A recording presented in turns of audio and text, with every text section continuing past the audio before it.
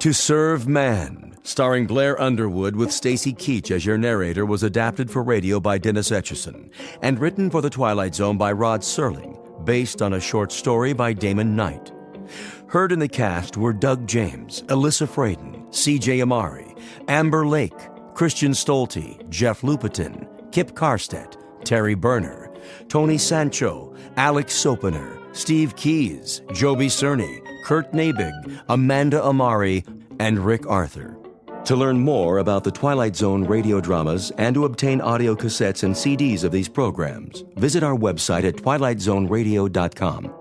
The producers of The Twilight Zone wish to thank CBS Enterprises, Carol Serling, Dennis Etchison, Dick Brescia Associates, Claire Simon Casting, Terry Jennings, XM Satellite Radio, Sirius Satellite Radio, our sponsors, and our radio affiliates for helping make this series possible. This copyrighted radio series is produced and directed by Carl Amari and Jason Mallow for Falcon Picture Group. Doug James speaking.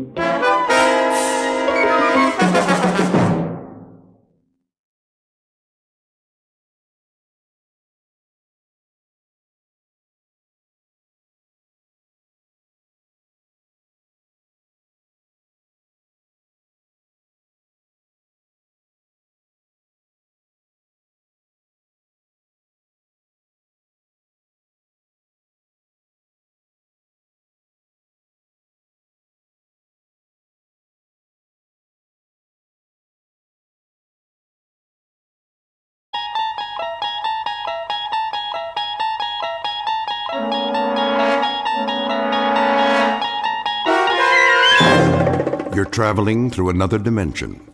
A dimension not only of sight and sound, but of mind.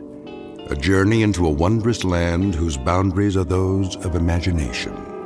Your next stop, the Twilight Zone.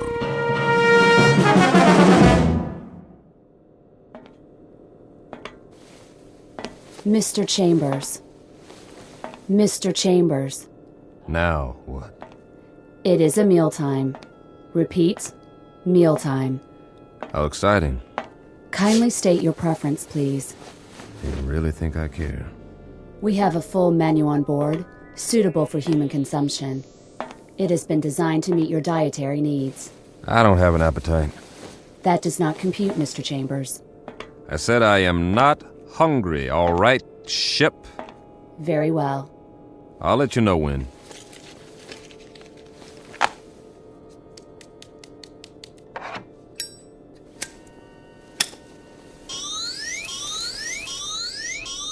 Safety alert. Oh, but it's just a cigarette. Please extinguish all smoking materials at once. Please extinguish. Okay. Deposit in appropriate receptacles. This is a mandatory safety measure. I heard you. Thank you for your cooperation. This is going to be a long trip. It is for your own good. Cigarettes are harmful. They are extremely hazardous to your health. And traveling through outer space, that's not... Comparisons are relative. Is that right? Please define your frame of reference. Well, here's a reference for you. The moon. Which moon? Anyone will do. As in, why don't you go take a flying jump at it? Kindly repeat. Forget it. You do not care for food at this time. Leave me alone. You do not care. Yes, I do not care for food at this time. Very well. Very well. Oh, ow! Oh, my hand. Please refrain from striking the walls of your sleep module. How do you expect me to sleep if you won't stop talking? We only seek assurance that your needs are being met. Your well-being is our primary concern. Yeah, right.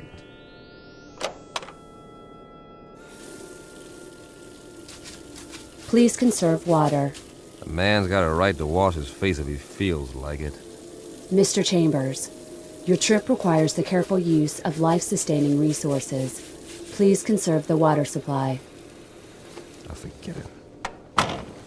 I'm going to lie down now. Try and catch some shut-eye. Nothing else to do. As you wish. Wait. Are you there, ship? Yes? What time is it? Your question is meaningless. Why? There is no time and space. Look, I only want to know. This is to say, there is no chronology that can be calibrated without a reference point. What time is it on Earth? Can you tell me that without an exercise in Euclidean geometry? Just tell me what the time is back home. What is the location of back home? New York City. In New York City, it would be 12 noon. 12 noon. Imagine that. I do not understand your request. Please rephrase. Leave me alone now. You wish solitude. Yes, I wish solitude. Very well.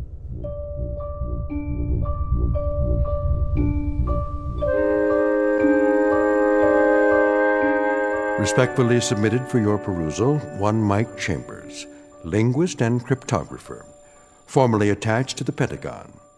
A highly educated individual who can break any code and decipher any language, at least on Earth. A man who shook hands, figuratively speaking, with a modern-day Christopher Columbus from another world. The height of this creature, a little over 9 feet, give or take a few millimeters. Weight, in the neighborhood of 350 pounds. Origin, unknown. Motives? Well now, therein lies the tale. And it's no ordinary one. You'd best hear the story from Mr. Chambers himself. Just remember, you're not on the Earth anymore. You're traveling at something close to light speed on a journey that will take you directly through the Twilight Zone.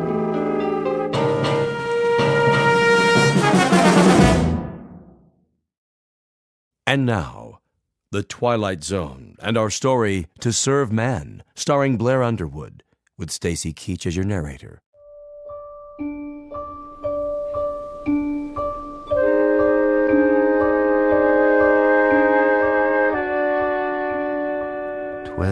Noon.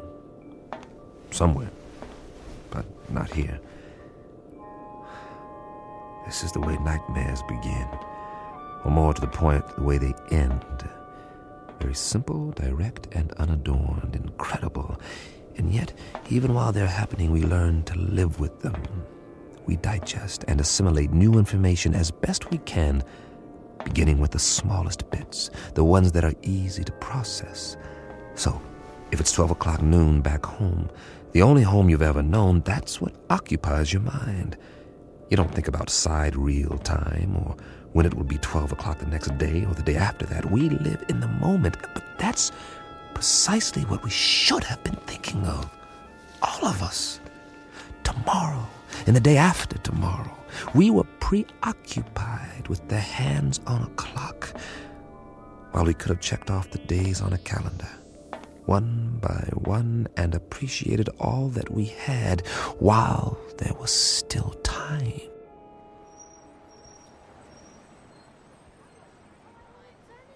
It started on an April day. It was noon then, too. And people walked and drove and bought and sold and fretted and laughed as they have always done. The world went on much as it had, with a tentative tiptoeing along the precipice of crisis. There was the economy to worry about, and wars, and the Middle East, and all the other myriad problems, major and minor, that had been with us for years, but they had somehow begun to lose their edge. I suppose because we had grown so accustomed to them. And that's when it happened. Mommy, what's that? Why, I don't know. Something flying over in the sky. It must be an airplane. But it's so bright. I know what it is. It's a flying saucer.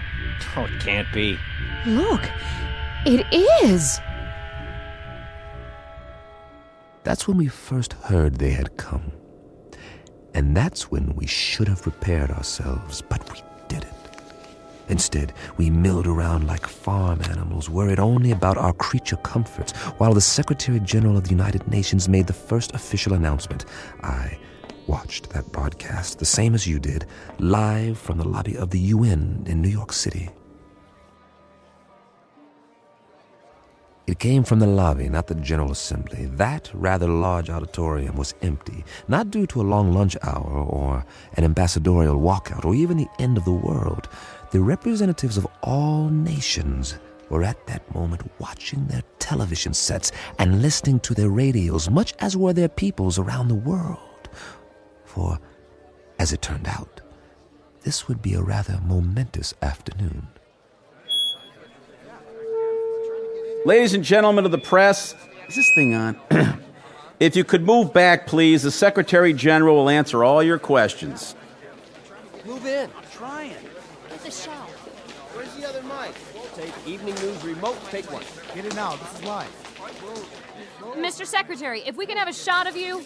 Look at the cameras, please. Please, ladies and gentlemen, may I have your attention? Quiet, please. No questions just yet. I have a prepared statement. I say I have a prepared statement. Would you give me your attention, please? I'll read it now, if I may. Ladies and gentlemen, I should like to recapitulate the events of the past 11 days. On the 14th of March, shortwave broadcasts were received in the principal capitals of the world. It was established that these transmissions did not originate on Earth. Rather, their origin was extraterrestrial. The first messages were merely announcements that there would soon be multiple landings at various points around the globe. We were assured that these landings would be peaceful and that there was no cause for alarm. Nevertheless, United Nations forces were put on alert.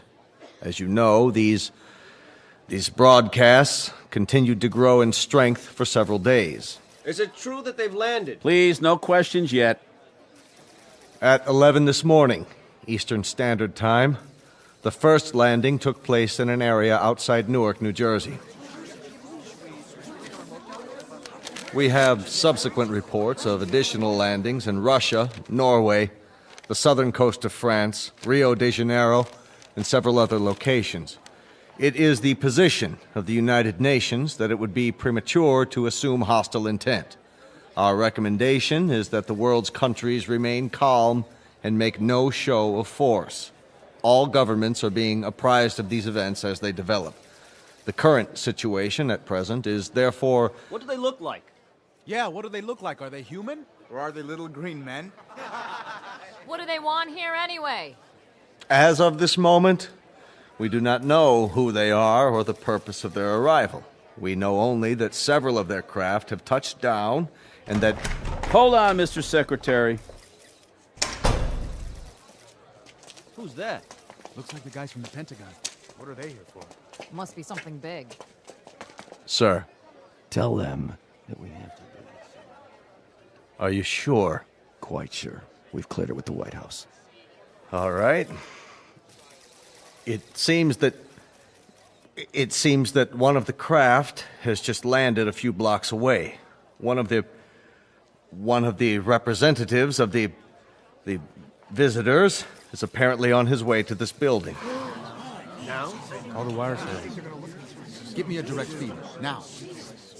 It appears that he has requested an audience with the General Assembly. That's correct. In a few moments, we'll reassemble in the... Good Lord.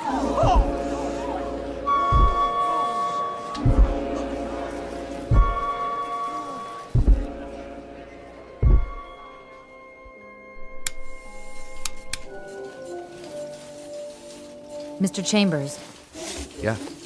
I think you'd better see this. What is it, a UN proclamation? They're not in session.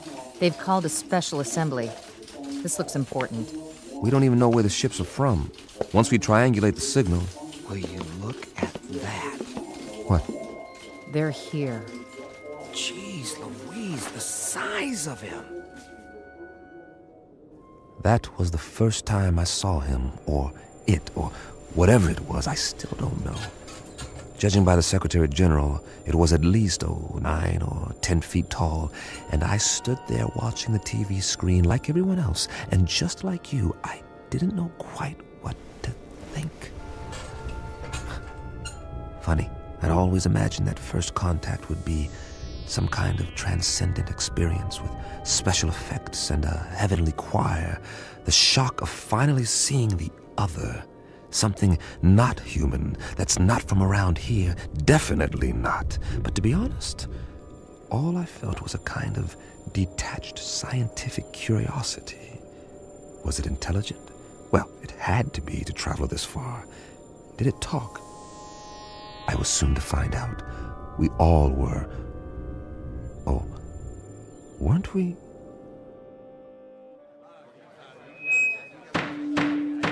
Come to order, please. May I have your attention? Not all of our member nations are here yet, but our visitor has requested an opportunity to address the assembly. So, for the moment, I would ask you all to be patient.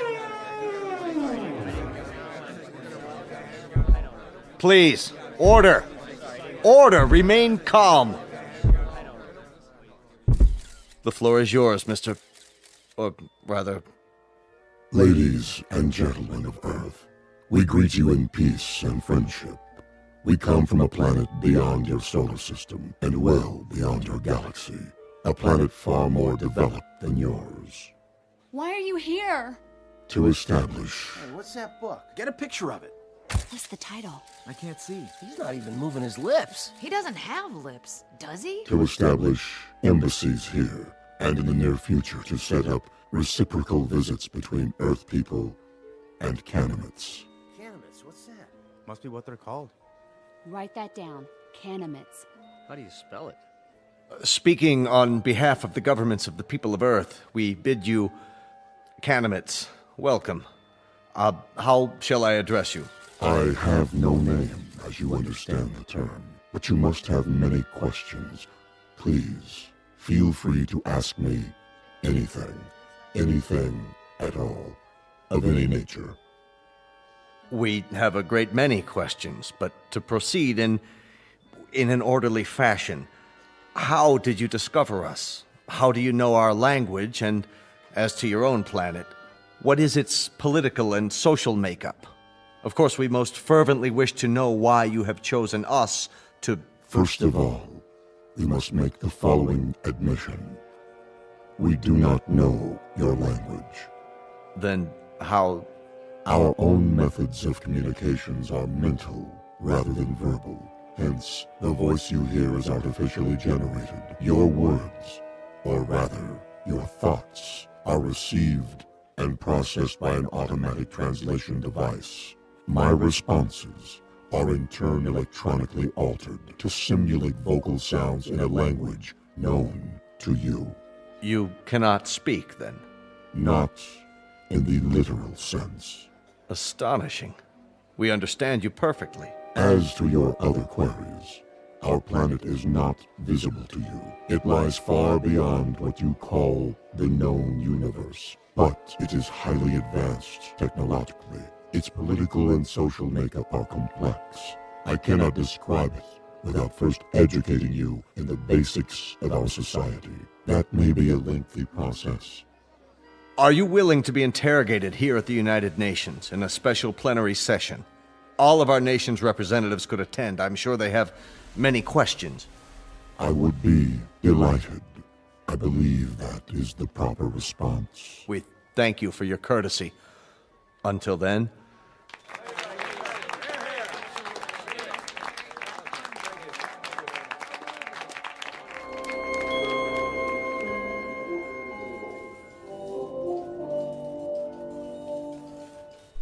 Well, that's it. For now. I can't get over the size of him. Are you sure they're not using trick photography? No way. It's a live feed on all the networks. What do you make of that little book? It only looks little in his hands. It's probably a perfectly normal hardcover. There's nothing normal about it if you brought it all this way. Maybe it's a dictionary. The most commonly used phrases. You wouldn't need a dictionary. He said they have an automatic translation machine. A guidebook, then. Protocols, that sort of thing. There's something printed on the cover. If we could just get a view of it. It's not in any language we know, that's for sure.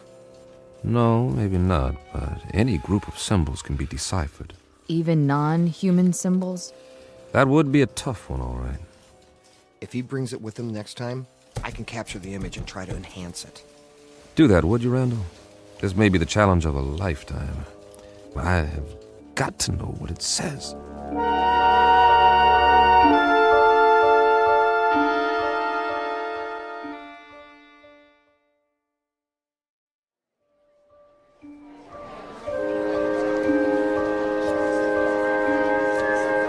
Come to order, please. Order. This meeting is now in session. Members of the General Assembly, our visitors, the Canamits, have graciously acceded to our request that their representative appear before us to answer further questions. The meeting is now called to order. We will proceed with the first inquiry. Senor Valdez of Argentina is recognized. Please use your microphone. You may remain seated. Why, may I ask, why exactly have you chosen our planet for this visit? It has come to our attention that Earth is plagued by many catastrophes, both natural and unnatural, all of which could be easily prevented. We are here to help you. Recognizing Dr. Denis Levesque, the representative from France. Your question, please. Monsieur Canamet, my government wishes me to ask you, what is the nature of your help? What form will it take? Indeed, if we should choose not to avail ourselves of this assistance you mentioned, your response would be? We will not force anything on you. You may accept only that which you choose. For example, on the morrow, tomorrow, that is, we will demonstrate an alternative power source, molecular in nature, which can supply a form of electricity to entire continents for the cost of a few dollars, or rubles, or pesos, or any other currency. You will find it extremely economical. Mr. Grigori. Mr. Grigori, the Russian delegate, you have the floor.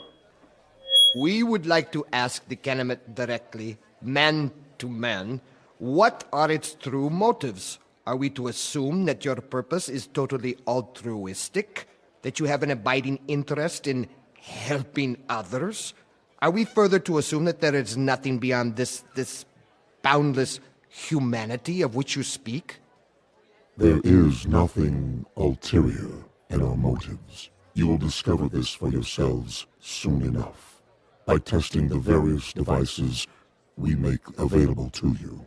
What devices? I think the representative has answered your question. For example, we can show you a simple way to add nitrate to the soil and end famine on Earth. We can demonstrate the principles of a practical force field to cloak each nation with an invisible wall, impenetrable by bombs, missiles, or any other weapons. This will bring international peace for all time, if that is what you want. Of course it is what we want.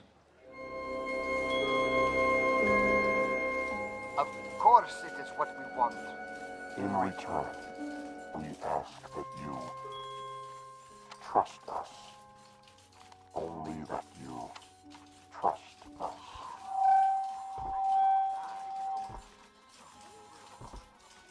All we're saying is give peace a chance. Well, why not? Nothing else seems to work. Wait a minute. Enlarge the image. Did I just see what I thought I saw? You sure did. The Canamit left his book on the podium. Well, I'll be. He doesn't seem to have noticed. Cross your fingers. I want that book. I have a feeling it'll tell us plenty. Everything we need to know. If we can decipher it. Get on the phone and call the floor now. Tell one of the aides to pick it up with a stack of papers. Anything. Stage a distraction if necessary, but get it. Okay. That book may turn out to be the most important one ever printed. Here or anywhere else in the known universe.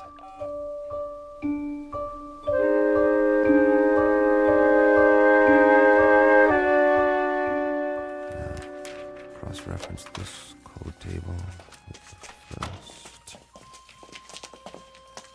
Well, Chambers? I've almost got it, Colonel. What have you got? For starters, a migraine headache and a bad case of eye strain. We're wasting our time. He can't lick it. Not in 8 hours, I can't, Colonel. It took almost a year to crack the Japanese code in World War II, and they had an army of experts working on it. This is the language of people from outer space, probably 500 times as intelligent as we are and 1,000 times more complex. You need help? All donations gratefully accepted. But, Colonel, I showed this book to everyone on my staff, and I've had a dozen people working on it since late last night. And? You must have some idea. See for yourself. We've tried pretty much everything. Single transposition, double transposition, every method of cryptography there is. Nothing seems to work on these pages. They're more like hieroglyphs, but with no known pictographic references. Is that what they are? Hieroglyphs? They have certain things in common with ancient Egyptian writing, but much more complicated. And we have no Rosetta Stone to decode it. So I can't honestly say whether we're any closer now or if we're still a million miles away. So you can't decipher it? We can keep trying, that's all. Standard, reverse, direct, systematically mixed, keyword mixed, random mixed, reciprocal conjugate, every sequence we can come up with. But I can tell you something right now, Colonel, both of you. This is a tough nut. A real tough nut. If it weren't so important. It must be. That Canamet, or whatever he calls himself, made reference to it every third line in his speech. The White House agrees. If we could understand this book, we might be able to decipher the Canamets themselves. I'm beginning to wonder if they need deciphering. What? Well, they've done all right by us so far. You mean they're demonstrations? As parlor tricks? They don't seem like parlor tricks. That nitrate device they used in Argentina this morning. Now the soil has more vitamins in it than a health food store. That doesn't prove anything. I know that part of the country. It's as barren and fruitless as any place on Earth, and there are actually weeds growing in it now. 6 hours after the nitrate process. And the answer is in this book. It might be. And we might lick it or we might not, but I've got a strange feeling that... That what? That we're looking a gift horse in the mouth, and I've got another funny feeling, too. And that is? That if these Canamets are as helpful as I think they are, you two boys will be out of a job, and so will I, in all probability. And very likely so will the whole UN. You won't need armies, or navies, or air forces, or security divisions, or world courts. They'll all be obsolete. Am I to assume, Mr. Chambers, that this is a scientific analysis, or just some Kentucky windage? I don't know what it is, Colonel, beyond an instinctive feeling. The same feeling tells me that when everyone on Earth gets enough to eat, when there aren't any more wars or diseases or famines, this world is going to be a Garden of Eden that stretches from pole to pole. Your optimism is refreshing, Mr. Chambers. But for the time being, I'd consider it a personal favor, not to mention a direct order from the Chief of Staff, that you continue your efforts regardless of how your feelings change. Keep deciphering until you break this code or language or whatever it is, and tell us precisely what the bloody book says. I'll do my best. No promises, though, gentlemen. Now, if you'll let me get back to work. Jim, I think we've... What is it, Pat? We tried a new computer sequence. And? Look at this. We've got the title, anyway. You translated it. Are you sure? What does it say? This is an overlay. Place it over the cover of the book, like a template. Brilliant. You're going to get a promotion out of this. You know that, don't you, Pat? No, it wasn't just me. Well, now, that makes the cheese a little more binding, doesn't it, Colonel? Let me see. It seems that our visitor's little textbook bears a very simple title right here on the cover. Well, what does it mean? What does it look like? I'd call that a fairly altruistic phrase, wouldn't you, Pat? I'd like to. It does seem unambiguous. It certainly does. It's a handbook. That's all. What does it say? Read the title for yourself. To serve man? This book is a set of instructions about how to do exactly what they've said. To help us, to help the world. How much clearer do you want it? They came here to serve man. That was the title of the book, no doubt about it. Pat and the rest of the staff had done it. They had come up with a template that deciphered the symbols on the cover, word for word. It was a place to start, and the most important one. At least we had confirmation of the Canamit's intentions. Everything they had said was quite literally true. They were here for our sake. Of course, not all governments would be as easily persuaded, so at a closed session of the Security Council, our visitor was put to the test. The Pentagon provided credentials so I could attend, and I jumped at the chance. This was one meeting I couldn't afford to miss. If it went according to plan, the world would find out once and for all what, if anything, the Canamites wanted for themselves, and whether the price, if there was one, was something the Earth could afford to pay. Though I, for one, didn't expect any surprises. Would you? Never in a million years.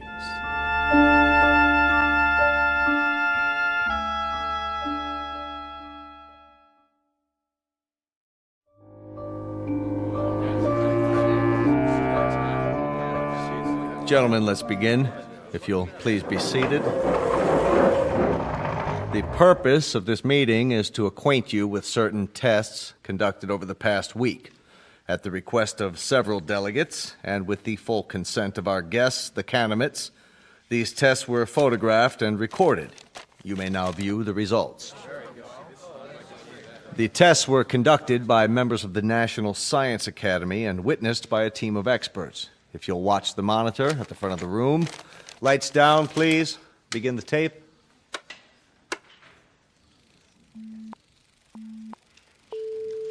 This machine is a polygraph, the standard instrument for measuring the proof or falsity of a statement.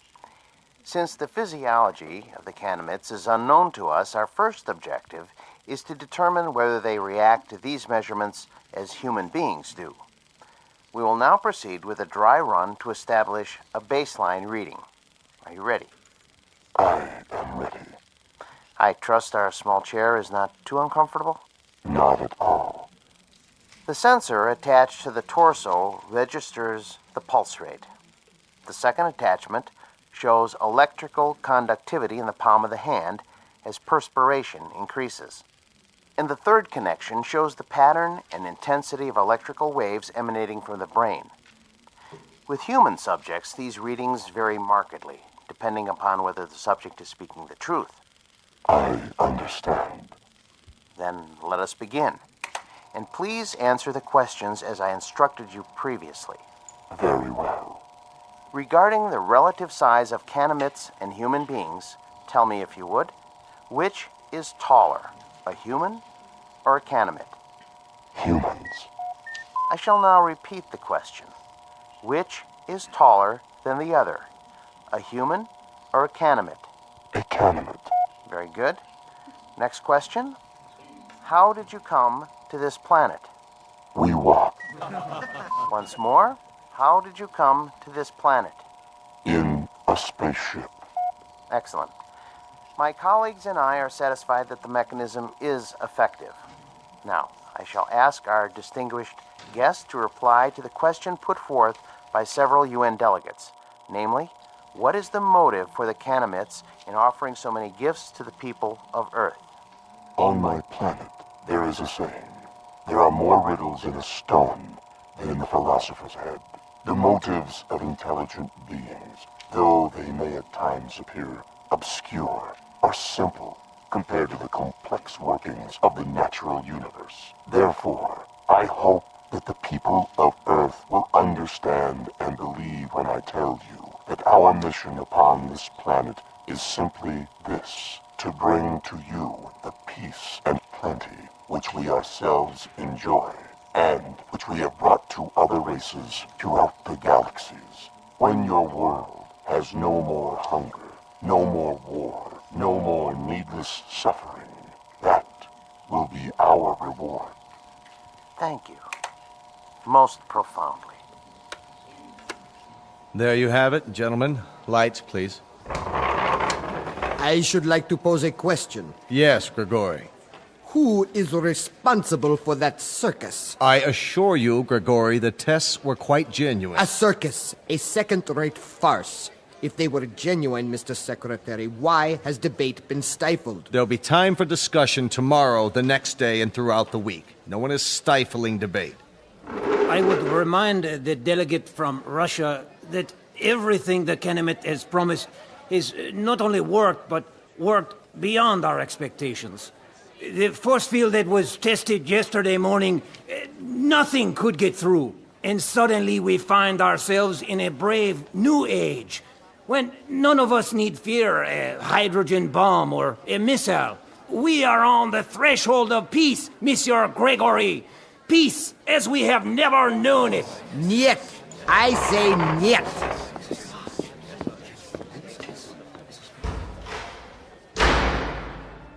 After that, there was no stopping the Kenemets. They were everywhere, performing miracles of one sort or another around the world.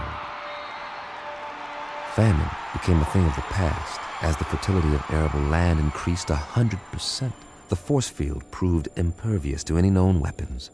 Then came a cure for cancer, heart disease, what have you, and all from a simple injection. It's hard to say whether the Kenemets enjoyed their role as saviors. Their eyes were so wide apart and set so deep in those big, bland faces that you couldn't read much of an expression.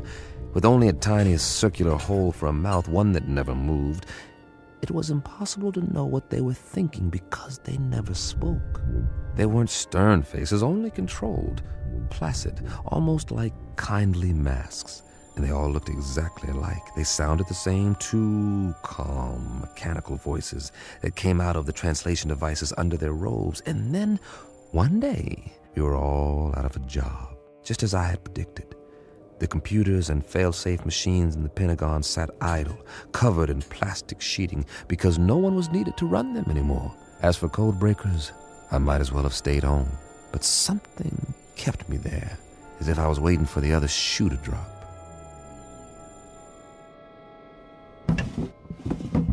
Mr. Chambers? Over here, Pat. I'm going home now, boss. Need me for anything? Like what? This isn't exactly a beehive of activity anymore. You can say that again. The new story of mankind. Nobody needs to decipher anything because, well, there aren't any more codes. Because there aren't any more secret messages. I know. Drink? Well... One for the road, on the house. All right. Odd. What is? I mean, not reading about wars or insurrections or anything anymore. There's a rumor that they're going to disband the United Nations inside of a month. Here you go. The new millennium. Cheers. Cheers. How many Kenemets are here? Anybody ever figure it out? A few thousand, I guess. They've got embassies in every country now, and for everyone that comes, 1,000 of us take off on one of their ships. The reciprocal visits they promised. Now that's the odd thing, the ease with which human beings adapt. It's fantastic. One day an astronaut orbits the Earth in a little rinky-dink tin can, and they think it's the biggest moment in the history of mankind. A few years later, they're standing in line waiting to get on a ship that'll take them 1 zillion miles into space, and they act like they're going on a picnic in the country. That's human beings for you. Nothing phases them. Are you going? The exchange program? I'm on one of their waiting lists. What about you, Patty? Oh, I'm on the list, too. The trouble is, their quota fills up 24 hours after they announce a new departure. But while I'm waiting, I may as well continue studying their language. Good idea. Words reflect the values of the people who use them. If we can understand the vocabulary... I've got a fair command of it now. It's not that hard, really. And there are hints. Huh. Of what? The shades of meaning, the nuances. Some of the idioms are quite similar to English. That's how we unlock the title of the book. I'll get through the rest of it one of these days. More power to you. I gave up a month ago. But if I can help you in any way... Sure, boss. Did I say something? If you can help me. That was the phrase, wasn't it?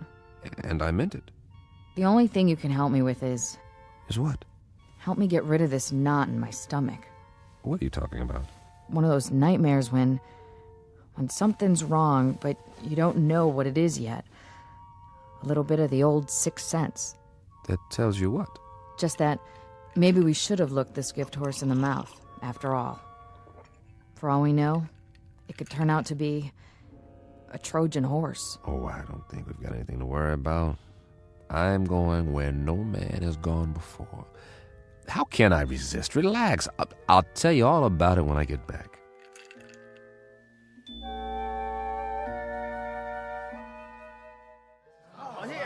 Please, get in line. One piece of luggage per person. This way to the loading platform. I'm so excited. I can hardly wait. What do you think it's going to be like? They say they got an average temperature of 76 degrees on their planet, and the sun never goes down.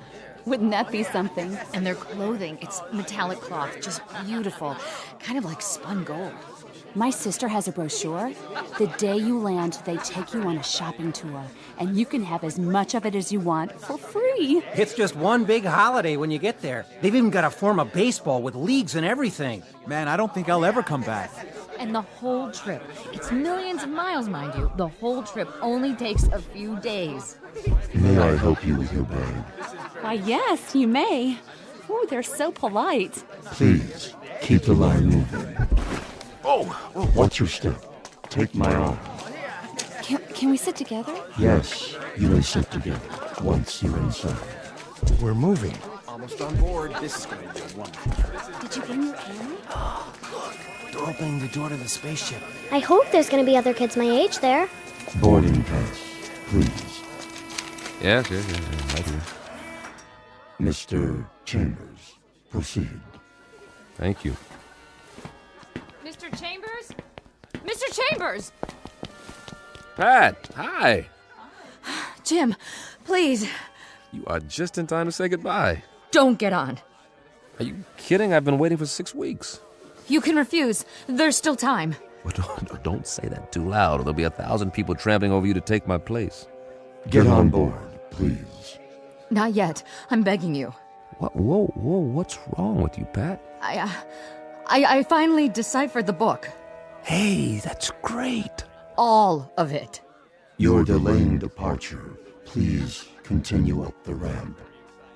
One moment. Well, Pat? Jim, the first page is just a collection of English phrases with their own translations. But the rest of the book, the rest of it. Will you move, mister? We're waiting to get on board. Step through the door, sir. Write me about it. I'll have plenty of time to read letters up there. Not as much time as you think. Jim. Now, Mr. Chambers, we must close the hatch. The rest of the book. It's not what you think. The title, To Serve Man, it's a cookbook. What? No, wait, what? Wait! No! A cookbook! A cookbook!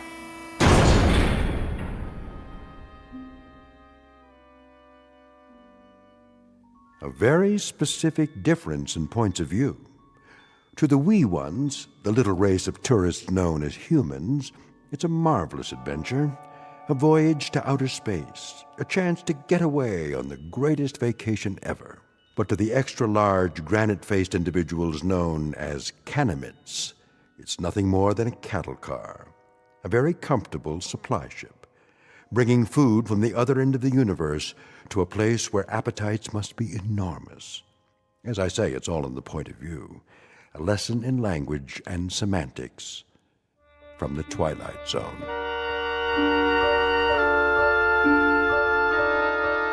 More from the Twilight Zone after this. Hello, I'm Stacy Keach. I hope you're enjoying this edition of the Twilight Zone radio dramas. To learn more about this series, be sure to log on to our official website at twilightzoneradio.com. You'll find special discounts on our Twilight Zone audio collections, listings of our radio stations, links to other websites, and a photo gallery of our recording studio and some of our stars in action. Plus ways to contact us with questions or comments about the show. And for a limited time, when you log on to twilightzoneradio.com, you can send in for a free CD of the show. So be sure to visit us at twilightzoneradio.com.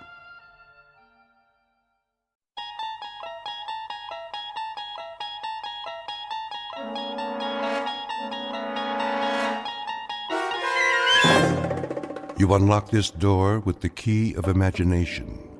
Beyond it is another dimension, a dimension of sound, a dimension of sight, a dimension of mind. You're moving into a land of both shadow and substance, of things and ideas. You've just crossed over into the Twilight Zone.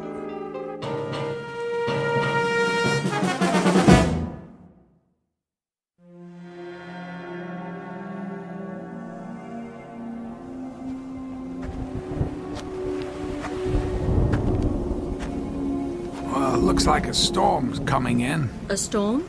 Did you say a storm? Don't you mean another storm? Like the one we had yesterday, and the day before, and last week, and all month? I'm sorry, Marie. Sorry? Like you were yesterday, and last month, and all year, and the whole 20 years we've lived on this freezing, nothing little island? I can't help it, Marie. I wish I could do my research somewhere else, but this place, this place, it's so special. Special? Yeah, that's a word you could use for it. I mean, there are no trees, no TV, no stores except that little grocery store next to that shack they call a restaurant. Yes, this is really a special place. Well, I'm sorry. I didn't know it'd take so long. I just didn't know. I wouldn't figure it out until now. Wait a minute. Figure it out? Now? You're done? I mean, are we really done here? Well, I think so. What exactly did you figure out? I mean, will it make us any money? Will you be famous? A Nobel Prize, maybe? Or a research grant? No one can know what I've discovered, Marie. It's just too dangerous. Oh, that is just great. I spent 20 years shivering in that stone shack you call our home, waiting for you to make your big discovery, and now you can't tell anyone about it? I think you can tell me. There's a large granite outcrop that underlies this small island. The magnetic field beneath it has created this very unique place where remarkable things happen in this particular spot. It's the only spot on Earth where it occurs. That's why this place, it's so special. A lot of physicists and geologists have theories about it, and I found it. What particular spot are we talking about? You mean that little sheet of rock that you point instruments at all day, every day? In 1908 in Siberia, there was an explosion. It was equal to a small nuclear bomb. Most people assumed it was an asteroid or a comet, but a few proposed that it was a collision with a rift in the space-time continuum. Another dimension traveling through space that intersected with the Earth and created a terrifying explosion. You want to blow up this island? The rift in this location is shifted somehow so it doesn't explode. I mean, I've been able to observe it occur 6 times over the 20 years we've been here, and I finally figured out how to trigger the shift. That small rocky shelf is a door to the infinite number of parallel universes. I should have listened to my father. He said you were a flake and I would never be happy. I'm going back into the house. Hey, Benny, come here, Benny. And then I'm leaving you. Wait. Let me show you, please. At least watch. I mean, you've waited 20 years. Don't you want to see what this is all about? I developed a handheld device that aligns the particles of the matter that fill that space a certain way. When I activate it, a shift occurs, a shift in dimensions. Now, just stand back from the rock shelf. I don't like this. It's not that dramatic, really. You see that small plant growing in the crack of that rock? That's a weed, Matt. Well, whatever. Now, just watch this.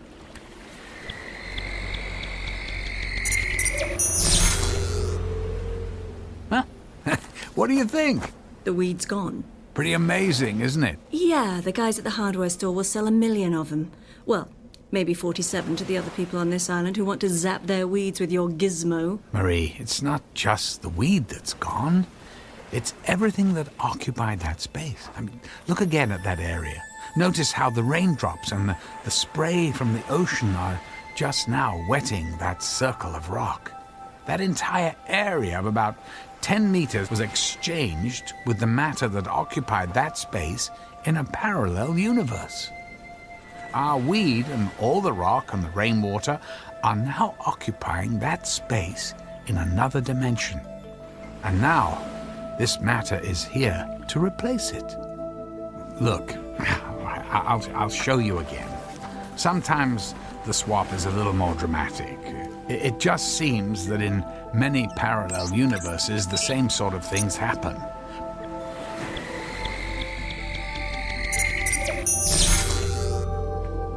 What do you think? Wow. You made the skeleton of a dead, rotting fish appear. In this dimension, at least up to a few seconds ago, that fish was alive and still swimming in the sea. In a parallel dimension, it was dead. Now it's here, and the fish that was in this dimension. The same fish is now alive in a parallel universe. Wait, you're telling me that fish isn't dead? But it is now, I mean, in this universe. But in the other universe, I just shifted from it's alive and frolicking. Are we alive and frolicking in another universe? There's no way of knowing. Although it's quite possible that we are. Only things could be different in small ways or extremely dramatic ways. The possibilities are infinite, which would indicate the potential for significant change. So, if I stood on that spot, would I disappear? Marie, yeah, well, that's not a good idea. Or would the Marie from the other universe show up? Oh, good God. The thought of an infinite number of copies of myself living on this island is horrifying. It wouldn't be a good idea to stand on that spot. I mean, there's no coming back. I mean, I can shift space and cause the rift to occur, but I can't bring anyone back. It just seems to be a continual exchange of other possibilities. I want to try. Try what? I want to stand on that rock mat, and you send me away. Maybe things will be different. Marie, you can't. It's irreversible. There's no guarantee you'll even survive the shift. The weed survived. You brought it from somewhere else and sent it somewhere else. You have to do this for me. But you're not really changing anything. You're just exchanging it for something else. If you or I were to shift to another dimension, our counterparts would suddenly find themselves in this dimension. I mean, things could be the same or very different for them. There's no way of knowing. But who's to say we're not having this exact same conversation somewhere else right now? If there are infinite numbers of us somewhere, there's a Marie who's making the trip, and I'm the Marie who's still stuck on this island. Give me that thing. How do you work it? No, please. Let go of the gizmo. I'm going. No, let's talk about this. You don't understand the consequences. Any consequence is better than this. Please, stop. No, let go. Benny, no. Come back here. Get away from that dead fish. Stay there, Benny. You're coming with me. Now, give me the... No! Oh, my God. Where's the dog? Matt, where'd the dog go?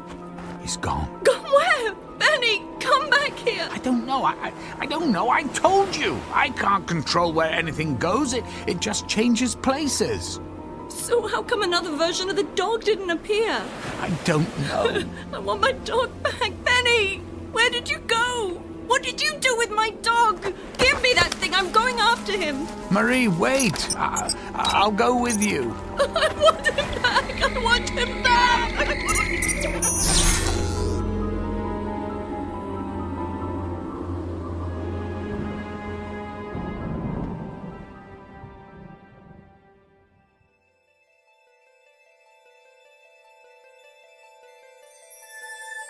Meet Marie Thompson, the wife of a physicist who spends his time studying infinite worlds, except the one that he shares with a woman.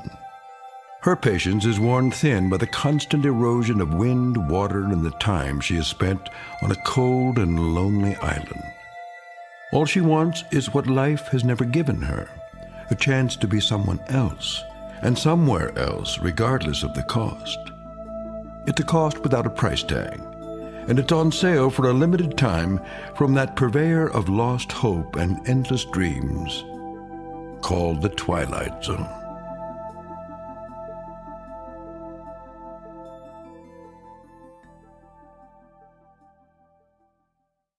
And now, The Twilight Zone and our story, Another Place in Time, starring Malcolm McDowell with Stacy Keach as your narrator.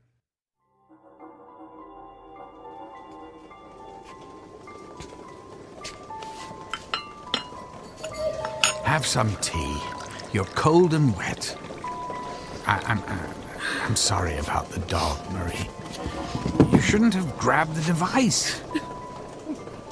We can get another dog. I mean, people do that all the time, don't they? I'm leaving you.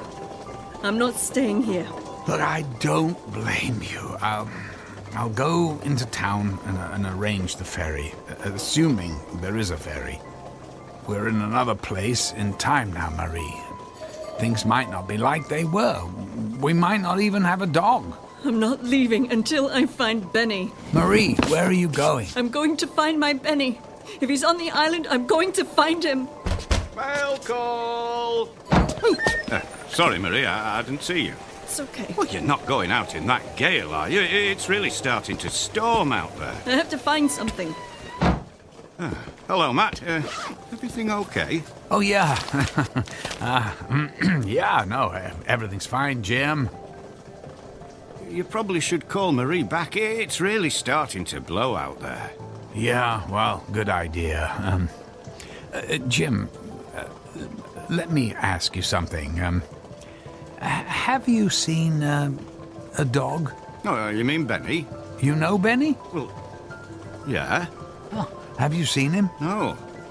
Well, I figured he'd be inside here with you folks. Marie, you found him. Yeah. He was running across the meadow. I called him, and he came running. He knows me. He actually knows me. Oh, that's great, Marie. I can't explain it, but that's great. Oh, Benny. Oh, look, Matt. Remember when that wolf bit his ear and tore it up? It's all better. Wolves? Yeah. Then he got cornered by a wolf and got a bit of a fright a while back. His ear was almost torn off, but it looks like it healed real well. Matt, I've lived on this island for 62 years. I've never heard anyone talk about seeing a wolf. Really? Well, that's great. Did you hear that, Benny? No more wolves to worry about. It probably wasn't a wolf. Must have been another dog or something. Yeah, I guess. Although I was always under the impression Benny was the only dog on the island. But look, you folks take care of yourselves. Well, we'll see you later, huh? Yeah, bye. Yeah, bye. Such a good dog. Good dog. You know, we should probably do more listening than talking until we get used to what's going on in this dimension. It worked, didn't it? I mean, it really worked. This is the best news I've had in a long time. You have fun here on your little island. You do whatever you want. I'm leaving. Yeah, I know. I'll get into town when the storm calms down and arrange the ferry to the mainland. Ferry? Hell with the ferry. Benny and I are going to take another little trip with your gizmo. His ear is all better, but look at this stone shack. Look, Matt, nice job on the dog's ear. Now let's keep this thing going. It's progress. You are aware of the word progress, aren't you? I'll set you up on the ferry, and we can pack you up whenever you want. Pack? What would I pack? Look at this collection of junk. I don't want a thing from this rock hut. It's all yours. Now get the gizmo and get me and Benny out of here. Well, I'm going with you. Oh, really? What's the problem? You looking for something better for yourself? Marie, I have to go with you. If you shift into a new dimension and it's a terrible place, you'll be trapped. The interface, the device, the gizmo, it's not easy to operate, but oh God, this is all wrong. Is that so, Mr. Wright? Well, you don't have to go if you don't want, does he, Benny? Marie, this isn't fair to either of us. I mean, not us here, but the Matt and Marie living in another dimension. I mean, when we shift to another dimension, we change places with them. there are versions of ourselves suddenly thrust into a different place and time that we wouldn't necessarily understand. Now let's get going. Now?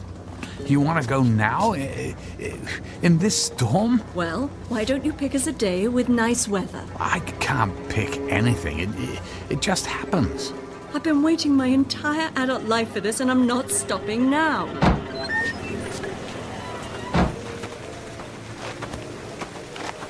Ready when you are, Matt. You are going to join us on this little rock stage, aren't you? Matt!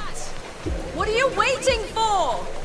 Get over here and let's get out of this storm! Grab hold of the dog and just do it! Fine, but we can't keep doing this, you know.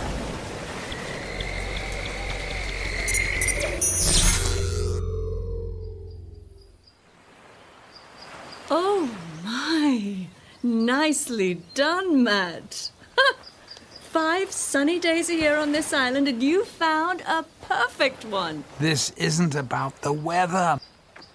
Marie, go slow. Ask questions, or better yet, just listen a bit. Listen? Okay, I'm listening. Oh no. Oh, don't tell me. Matt. Oh, Matt, not good. Not good at all. Glad you're here. We've got to go. What's the matter? What do you see? Hello? Are we listening? It's a baby crying. You know, maybe you're not so good at this shifting thing after all. I mean, it's coming from our house. Our same crummy little rock house, and now there's a baby inside of it. I told you long ago, no kids. Marie, that baby's parents, they're us. A version of us from this dimension who have suddenly found themselves in the place and time we just came from, only without their baby. I mean, think what we've done. That baby's parents are back in that storm we just left without their child. Do you realize what we're doing to people, ourselves? In an instant, they're in another place and their child is gone forever. Another version of ourselves will show up here. And what are they going to think? Oh, get over it. We're doing it to ourselves. No one's getting hurt except us, so what's the problem? Matt, grab the dog and set that thing, however you do it. This isn't right. Matt, shut up and get us out of here.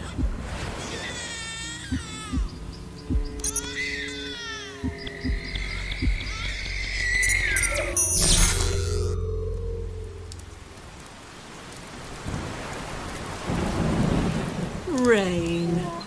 Perfect. What happened to the sun? God, this has to stop. Okay. Let's go take the break that you wanted. There's the shack waiting for us. Come on, Benny. All right, Marie, this is it. This is the last shift we make. Oh, really? Oh, no. This is the worst.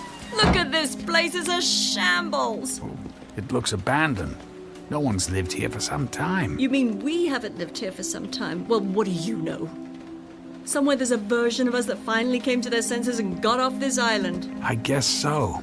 I wonder where we went. Oh, please, please, make it London, Paris, anywhere but here. Well, I don't think there's anything to eat here. I found a tin of tea. Let me get a little fire started and we'll see if we can improvise a place to sleep. We're sleeping here? We're staying here, at least I am. You said you were leaving and I'm not stopping you. The wood-burning stove still looks pretty good. It'll be warmer in a minute. How long do you think we've been gone from here? I'd say a couple of years, maybe more. Hard to tell. So if you're staying here, it's going to really confuse a lot of people if I show up in London and you're not around. If that's all you care about. Well, that fire's going good. We'll at least be warm. Now I'm gonna see if I can find some water to make some of this tea. I'll be here. Unfortunately.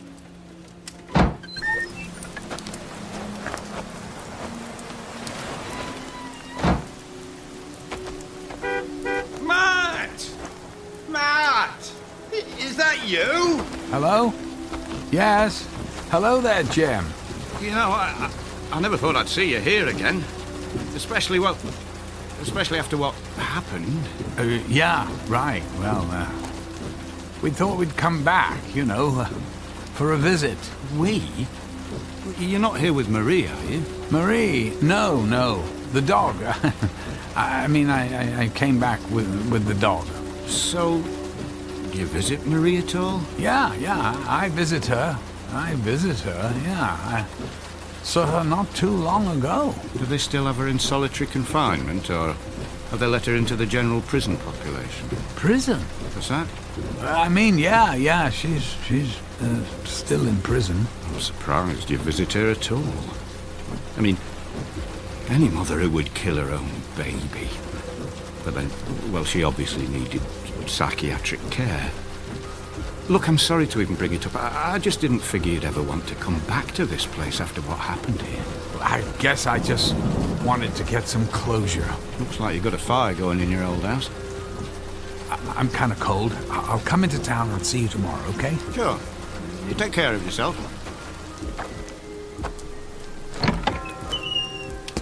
Find your water? Marie, we have to get out of here now. Well, listen to you, Mr. I'm not leaving.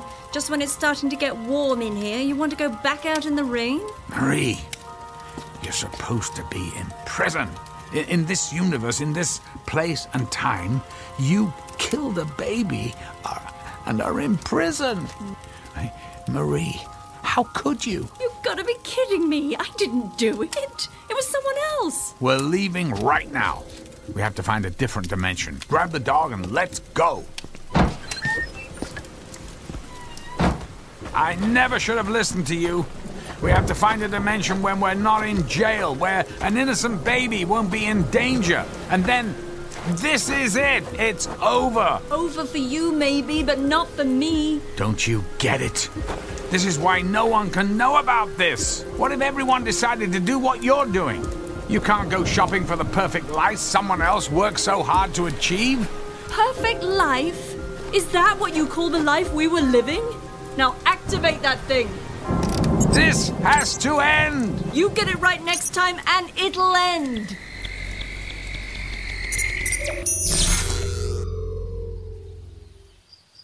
Ah, that's better. You're getting good at this. At least the weather part. Wait. Damn it, Matt! Now you've done it! I can't believe this!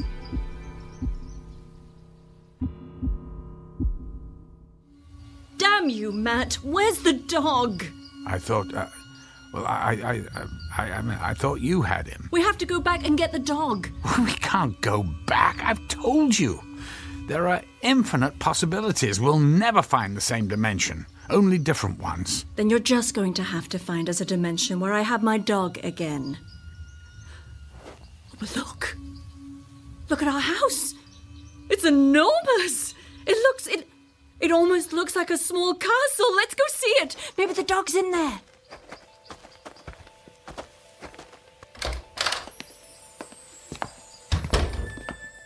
Benny? Are you here, boy? Is he here? I don't know, but... Hey, congratulations. The house is amazing. I never thought stone walls could look so good. Matt, we must be rich. Maybe you did sell your invention. Marie, this stops here. I'm going to destroy the device. Why? Don't you get it? Haven't you been paying attention to your own words? If everything in all of these dimensions are so much the same, who's to say there aren't other versions of you using your little gizmo to do exactly what we're doing? The only thing is, we're going to be without one, because you got a little problem.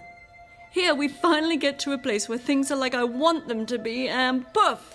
We're gone because we traded places with another version of me and you because they have the gizmo and we don't. I can only hope that if I make this decision now, there are other versions of me in other dimensions making the same decision. Fine. Destroy the stupid thing, but not until I have my dog back. You've taken everything away from me with your little lifetime of research. I finally got the house right, and now I want my dog. You should hide. For all we know, you might still be in jail. Don't you wish? Fine. I'll hide in one of the rooms. Look at all the rooms. Which one? Coming! Marie, go now. I'm going. Afternoon, Matt. Mail call. Hello. Hi, Jim. Oh, thanks. Why, Matt, you're not in uniform. That's quite a risk, you know. Right. My uniform. I spilled something on it, and Marie or someone's cleaning it. Marie's actually cleaning your uniform? I wouldn't have expected that. At least not with all the servants you have. I mean, well, you know what I mean. Why, hello, Marie. Jim, it's so nice to see you. I overheard you and Matt talking. Here's your uniform, Matt. I forgot we had another one hanging in the closet. Yes. Why, thank you, Marie. Good God. What is that on the arm? Is that a swastika? Yeah, I guess. Yep, that's what it is, all right. Oh, I can't believe it.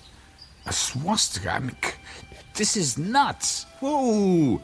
Be careful there, Matt. People don't take kindly to any disrespect for the Reich. Reich? Look, I'd best be going. You know, I saw your dog running around over by the base. I figured the Commandant might not take kindly to that, so I got your dog tied up outside. Benny? Matt, he remembers me. It's Benny. It's my Benny, and his ear is all fine, and the weather is fine, and this house is just fine, and I have never been so happy. Jim, thanks for bringing the dog back. I have to, get into uniform and head over to the base. Right. I'll see you tomorrow. You did it. Matt, you did it. Marie, God, it's a Nazi uniform. It has a swastika on it. Don't you see what this means? It means the Nazis won the war. Well, maybe they're not bad anymore. It's been a while since the war. I mean, come on. We got it all going here. Give it a few days. No. Out of the question. This is madness. Well, just listen to you. You can't wait to give it another go. Just remember to program your little gizmo for perfect house, beautiful weather, nice dog, no babies, and just for you, no Nazis. Oh, and can you make the house a little bigger next time? I mean, why not?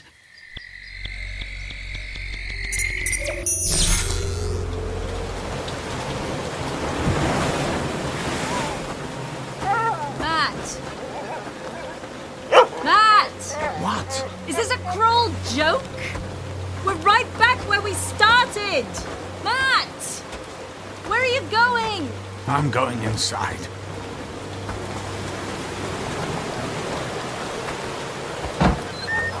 Well, at least someone had a fire going. But as for everything else, still the same. I'm tired. I want to rest. We're staying. We're staying? Are you sure? I mean, how do you know there aren't any Nazis here?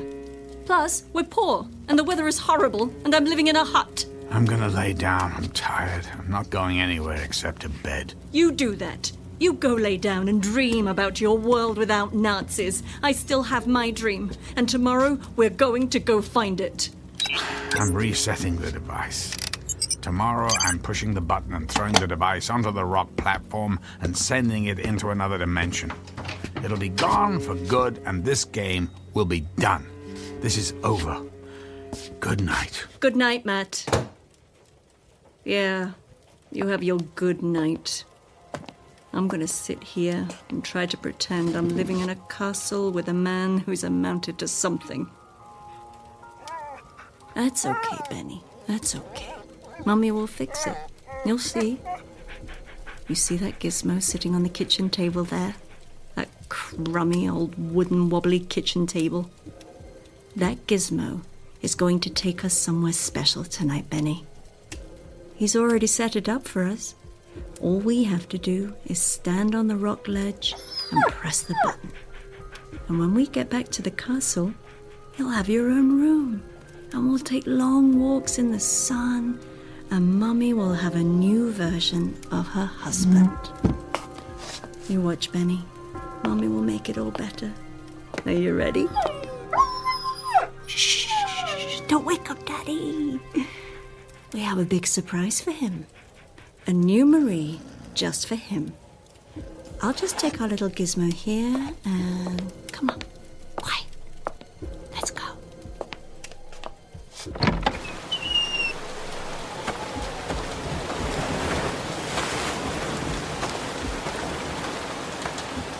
Benny! Get over here! Mommy's gonna push the button and we're going to the castle! Are you ready? Here we go! Benny! Benny! Come back here!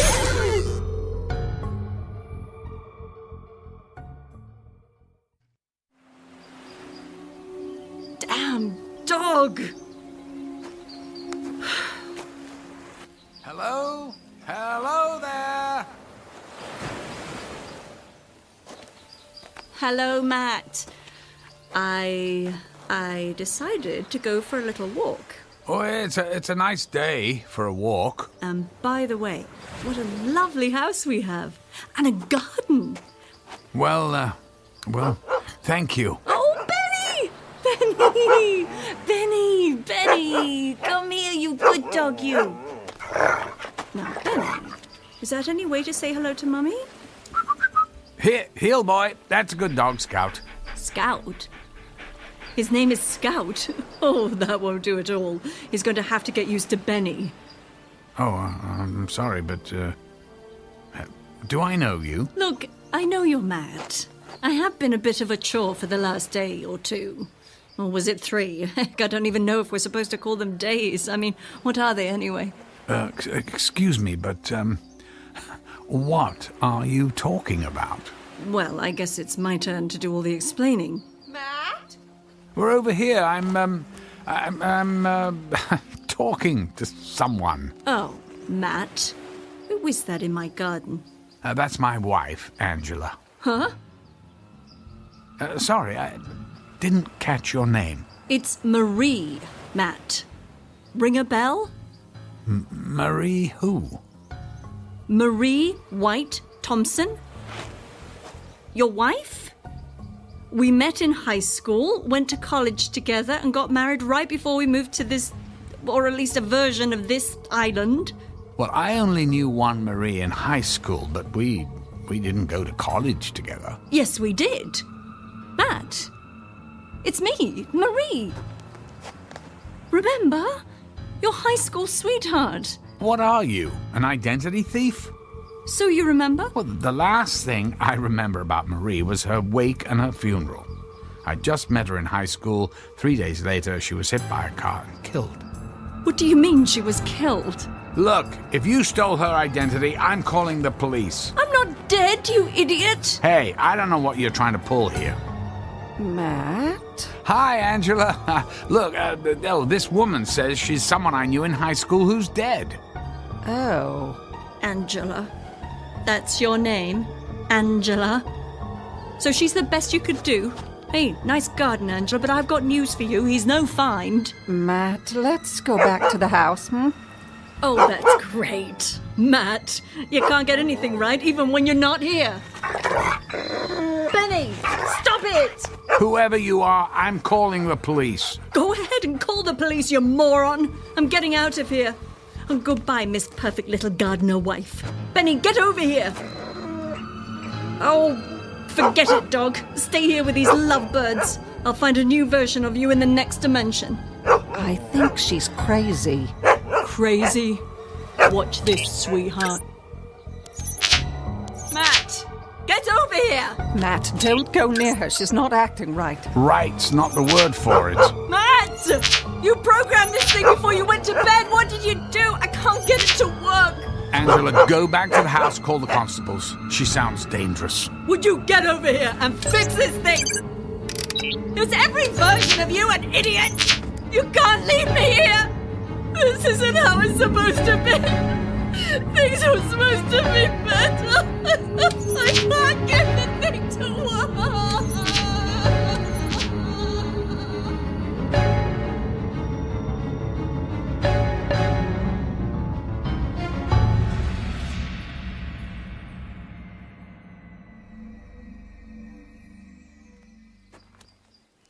don't know where she came from. I saw Matt talking to someone and went out to say hello, and she just started talking and acting very strange.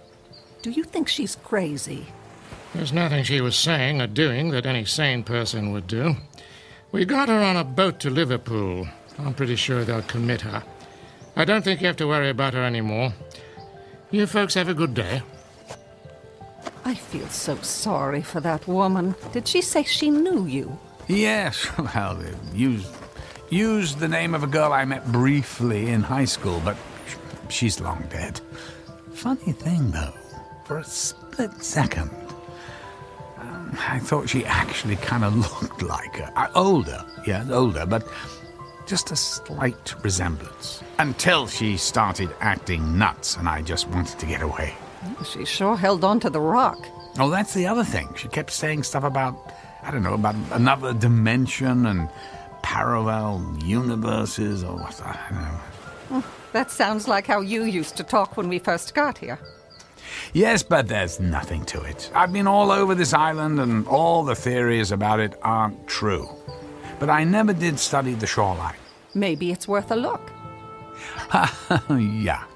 Maybe I'll get the old instruments out tomorrow and point them at that rock. And I'll paint a picture of you holding this.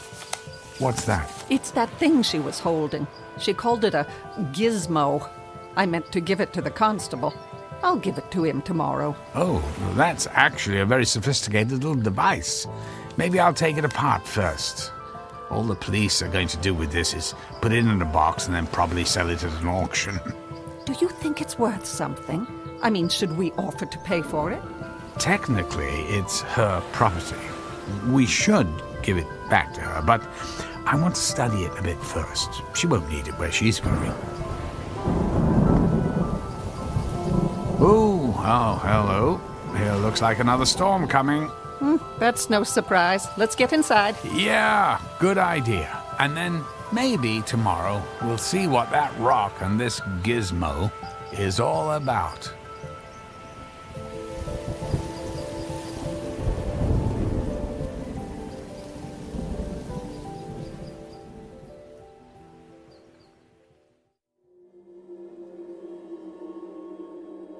Is it possible we all live in multiple dimensions?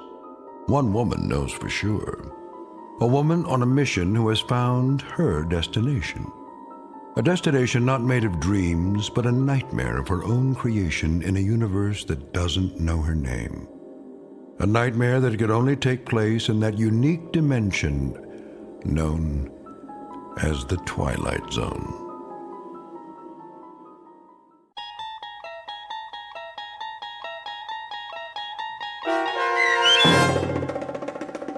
Another Place in Time, starring Malcolm McDowell with Stacy Keach as your narrator, was written for The Twilight Zone by Steve Newby.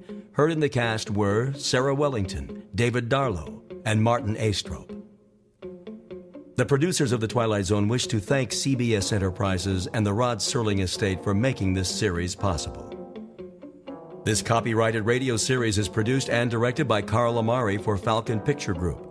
Sound design, custom Foley effects, recording, and editing are produced in the Cerny American Sound to Picture Theater by sound designers Craig Lee, Bob Benson, and Tim Cerny. Music for The Twilight Zone is provided by CBS and American Music Company Incorporated, New York. To learn more about the Twilight Zone radio dramas and to download episodes, including 6 free episodes on our homepage, visit our official website at twilightzoneradio.com. Doug James speaking.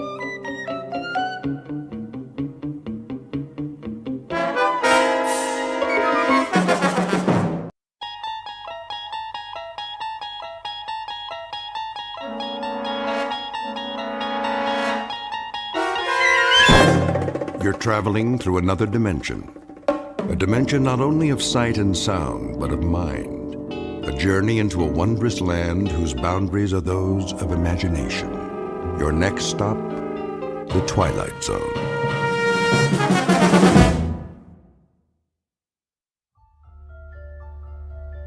It was the day no one would ever forget. Not next week, next year, or the year after. Not for the rest of their lives, no matter how hard they tried. All in? Yes. Yes. Anne? Yes, Daddy. Good. That's good then. Seatbelts, everybody. Where are we going now? Home. Oh. Unless anyone wants to stop for ice cream. Can we? If you like. I think your mother would approve. Don't you? Well, I guess so. What about you, Anne? I want to go home. I'm kind of tired. Me too. Very well then. Some other time. Dad, Yes? I was wondering, What, Tom? well, when they closed the Casket? are you sure they closed it real tight? So she would never be wet or cold or anything? You don't have to worry, son. She's resting now. In a much better place. I promise.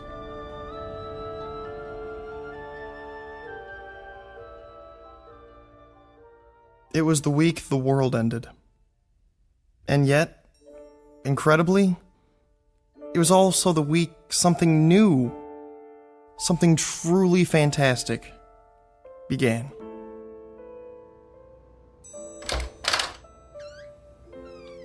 Anne, are you in here? You're supposed to not. This is my room, too. I'm going to bed. In the middle of the day. It's cold. Tell Daddy to turn on the heater. It is on. It's warmer downstairs. Who's that? Thank you for stopping by. The children need me. Come in. Nice of you to take the time. It's Aunt Clara. We know. Is she here to take us away? Let's go listen. I'll see about a sitter first thing tomorrow. They need more than that. A maid as well. And when you work late? They'll be in school most of the day. And what about after school? And who will see that they're dressed and fed every morning? A live-in maid, then. Ugh, maids and sitters never work out. Beyond intolerable, everyone. I'll do everything I can for them, Clara. It's not enough. They need a woman's touch. George, I'm going to tell you this once. Babysitters and nursemaids are not the same as parental care. It's been a week since their mother died, and little Anne is more withdrawn every day. Can't you see she's miserably unhappy? And it's only going to get worse. You're right about Anne. But Tom and Karen seem to be adjusting. Oh, nonsense. They're only covering up. They're sad, lost children. They have no anchor now. It's going to take time, Clara. Well, that's all well and good. But how much time? This is ridiculous. I know my own children. Do you? Clara, please. Daddy. Now you've upset the children. There they are. How long have you been listening?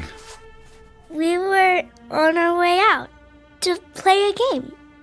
Weren't we, Tom? Yeah. We were just... Oh, come to me, my dears. No. Anne, please don't run away. I should explain. Your father and I were having a talk. A very important one. And I told him I'm not pleased with the way things have been in this house since your mother died. But I have some good news. How would you like to come and live with me for a while? Well, how does that sound? We're okay here. School starts next week and everything. Let us talk it over among ourselves. In private. Is that your final word? I'm afraid it has to be. In that case, you'll hear from me, George. You can rely on that, and the next time it may be in the form of legal papers. No doubt. My only concern is what's best for the children. Goodbye for now. Oh, you precious dears. She wants to take us away. Does she, Daddy? She doesn't approve. She says I'm too busy to bring you up properly. That's not true. Perhaps it is. I can't stay home from work forever. She says you're unhappy here. Are you? No. Well, if love were enough, you'd have all you need because I couldn't love you more.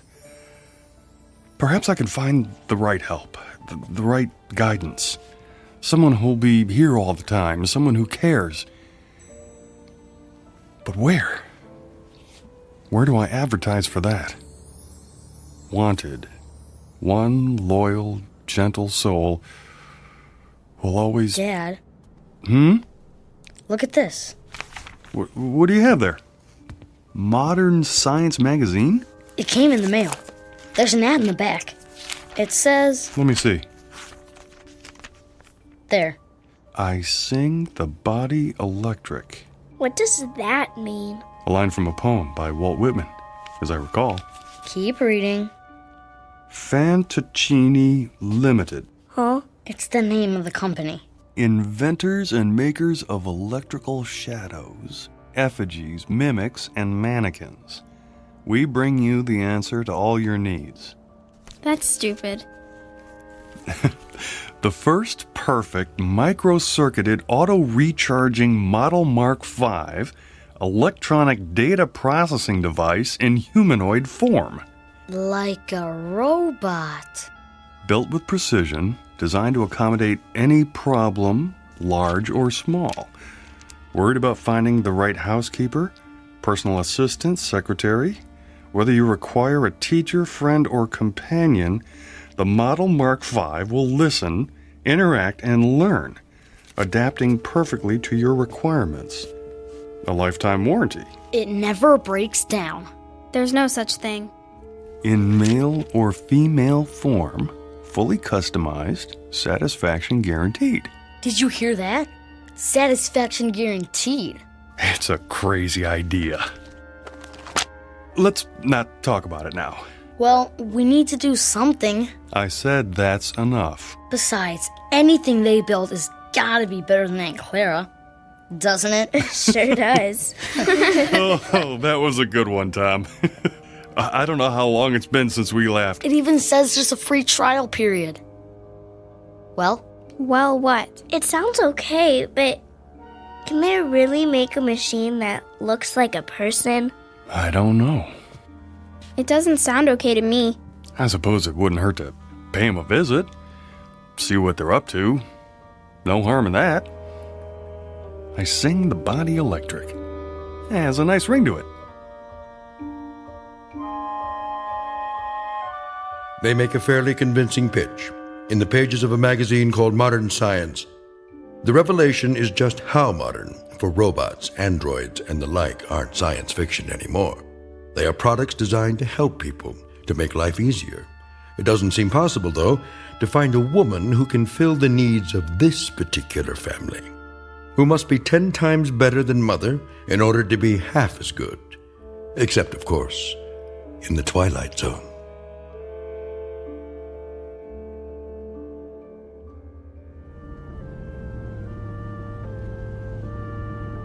There's the sign. Fantaccini. Why do they call it that? Who cares? We'll have to ask. As soon as I find a parking space.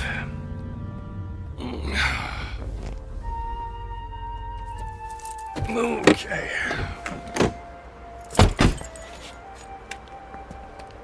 Can I ring the doorbell? You always get to do everything. Now, your brother found the ad. Wow, some bell, huh?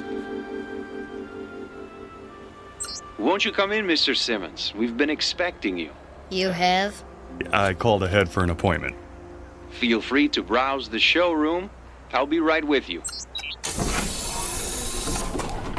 Wow, this is incredible. Look. What's that supposed to be? A whole table full of marbles? I don't think so, son.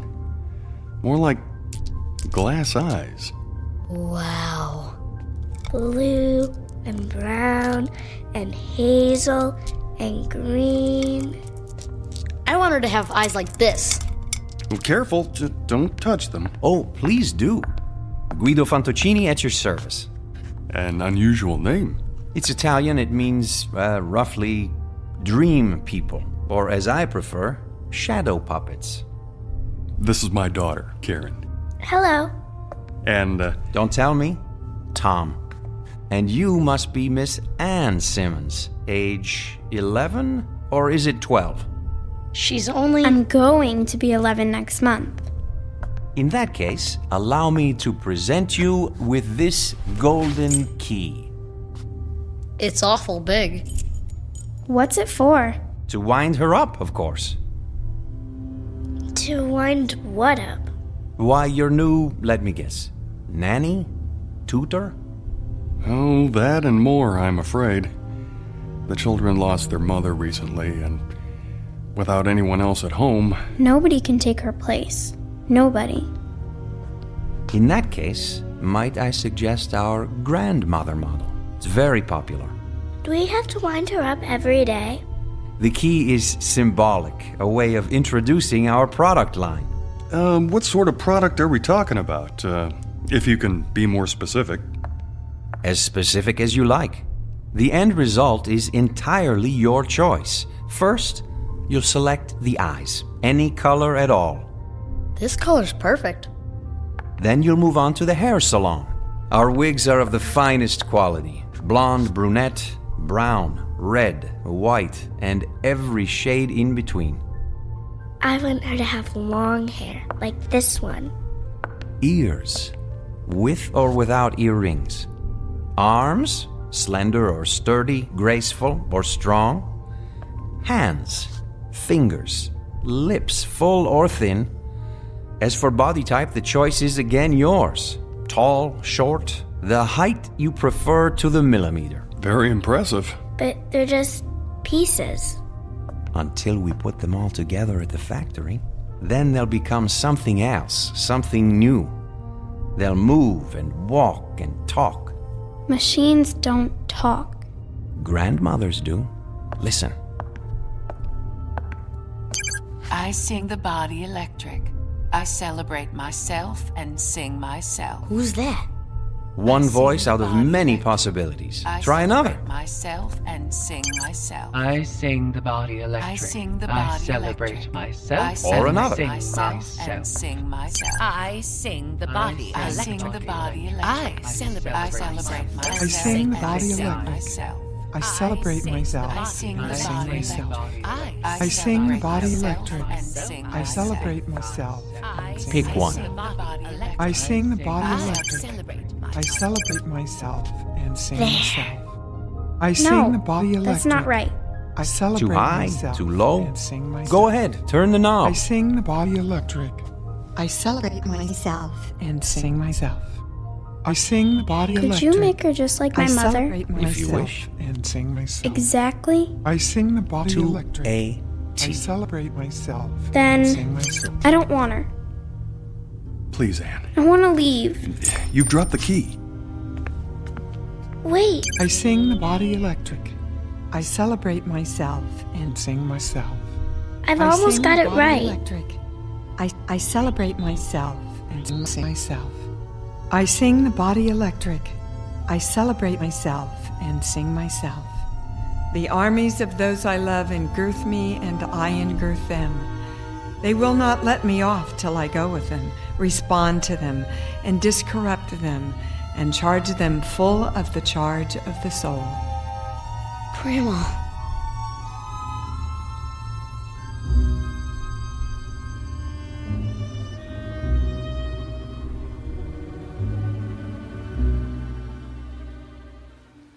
Hey, Ann, you want to help me fly my kite?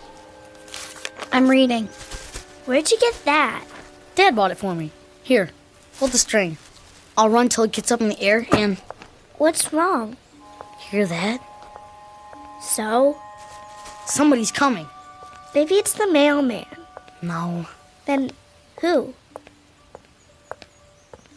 Hello. Hi. You must be Thomas. Do they call you Tommy? Just Tom. Well, Tom, then. Is that your sister, Karen? Yes, that's Anne over there. Of course. Who are you? Well, give me any name you like. Melissa, Lavinia, Malvina. Do I know you? Well, don't you? I think I saw those eyes before. So did I. You must be... Yes? Grandma? Say it a few times. You'll get used to it. But I thought you were gonna come in a big box, all wrapped up, like a... Mummy. Yeah. Well, then I'd need an Egyptian name, wouldn't I? Like Nefertiti? Oh, Nefertiti's a fine name. Do you know what it means? I believe I do. It means the beautiful one is here. Well done! George Simmons. So, we meet at last. A pleasure, Mr. Simmons. Welcome to our home. You're not my grandmother. Anne. Well, then who am I, pray tell? Nobody. Just a machine. Well, she doesn't look like a machine. Ah, but I am. A very special one. How shall I prove it? Let me see. Have you ever been to the beach? Yes. Sure. And when you were there, did you pick up a shell and hold it to your ear? Many times.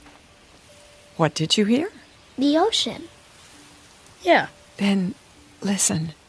I'll cup my hands together like this and hold them to your ear.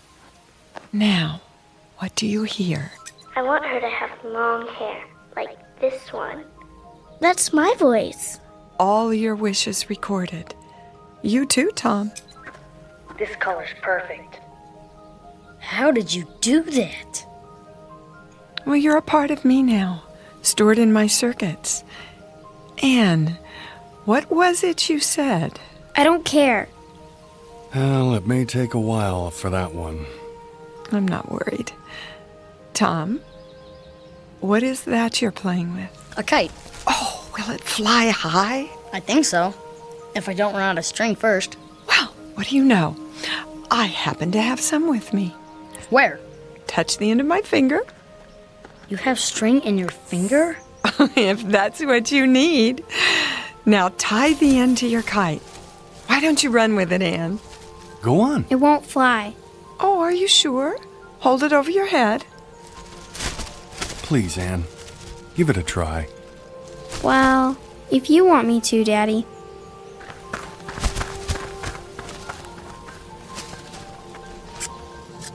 Hey, look at that! Don't let go of the string. Oh, I wouldn't think of it.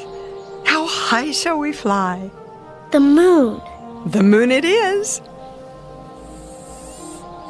It's almost out of sight. What do you say? Thank you. Yes. Thanks very much. You're a great kite flyer. Now, what's my name? Grandma. Anne, look at what Grandma did. Anne? I don't want to play.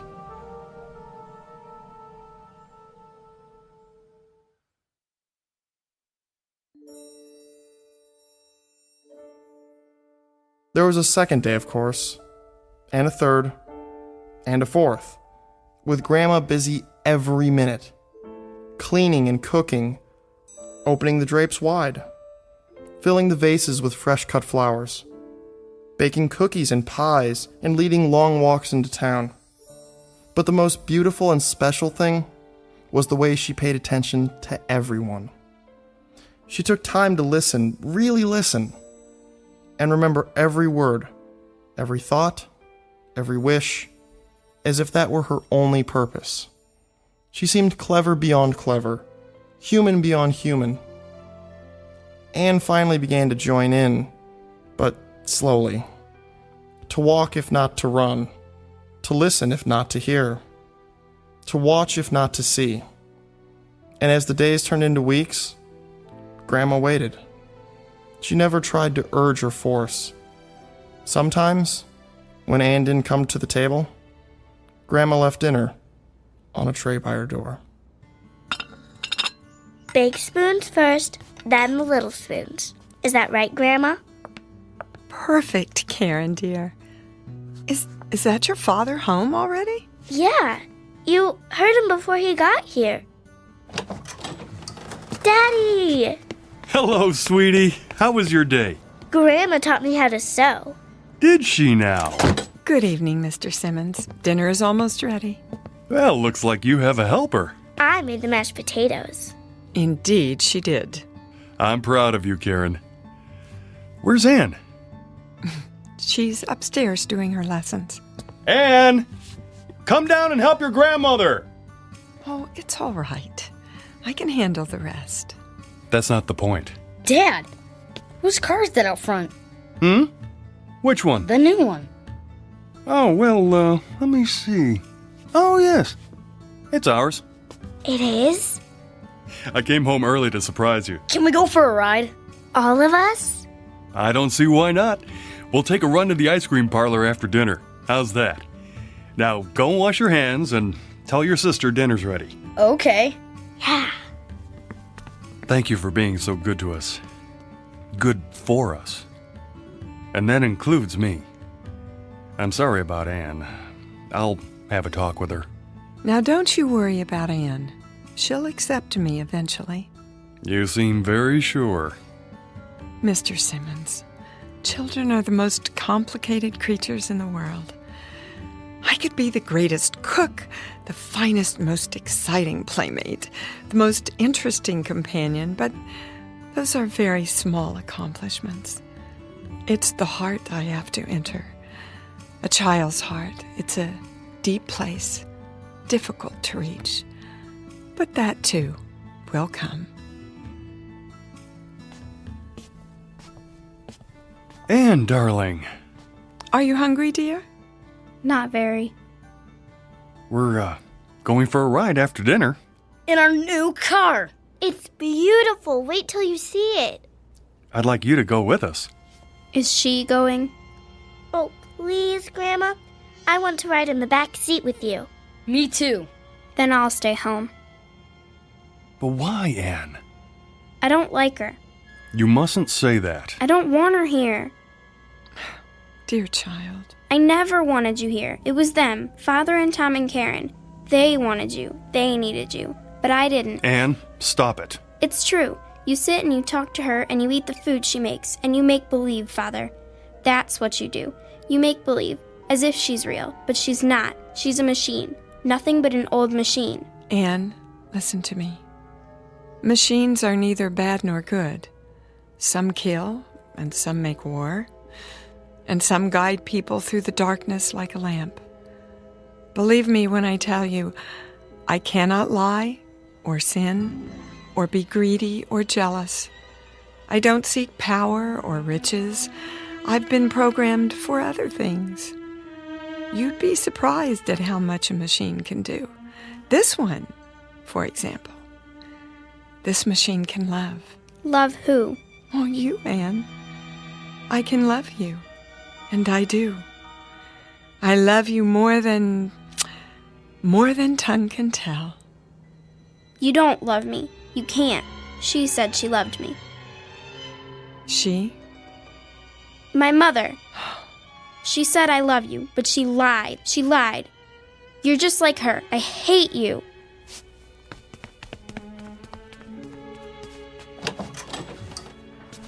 I'll go after her. Not this time. There's no place for her to go.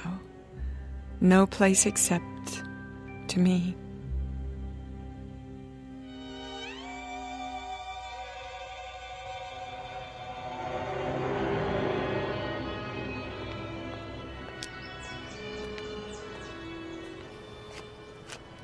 Anne, come home with me now. No, you're just old junk. Well, is that what you think? Is that why you hate me? You're just like her. Your mother. I hate her too. Because? Because she lied. She said she loved me. And didn't she? She ran away. Oh. Is that what you think? She did. Well, that's not true. It is. No. Death left her no choice. But she let herself die. She shouldn't have done that to me. She shouldn't. She left me. And do you think I'm like her? You are. You're only trying to trick me. Oh, it's not a trick. It is. I don't give you permission to love me. There she is. Anne, come back. No, I won't. I won't. Anne, stop! The light's red! Anne! No, child! You mustn't! There's a truck! Leave me alone. Then stay where you are. I'm coming.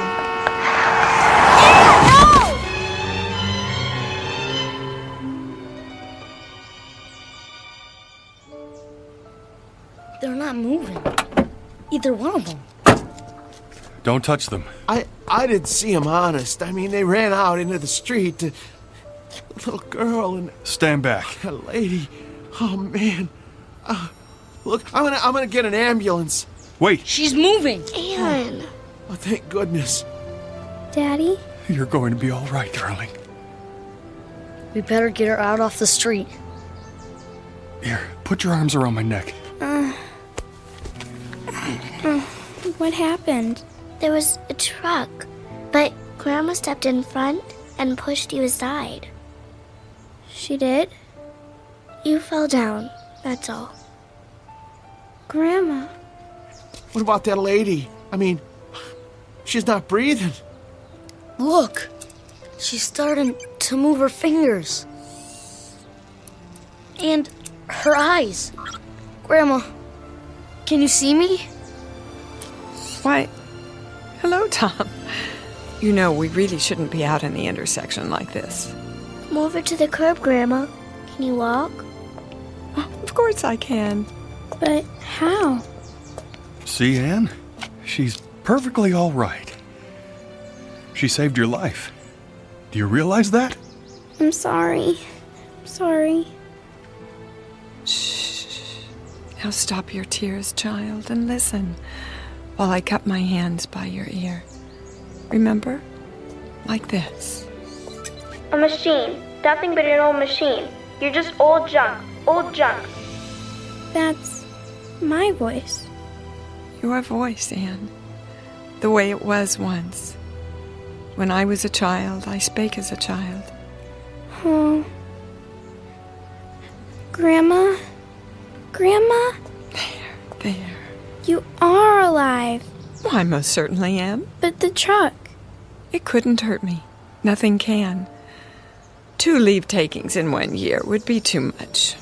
Then you're not like Mother. Your mother didn't run away. She was taken away by death. Do you understand now that I shall always be with you? You won't run away? Well, I can't. And I won't. Oh, Grandma. Thank you. You'll never know how much. She had nowhere to turn. She was afraid that everyone would leave her, even her Aunt Clara. Everyone except you. Well, how could I? It's my job to live forever. Now, let's all go home and finish our lunch, shall we? Give me your hand, Anne. You too, Karen. I'll bet we get there before those two.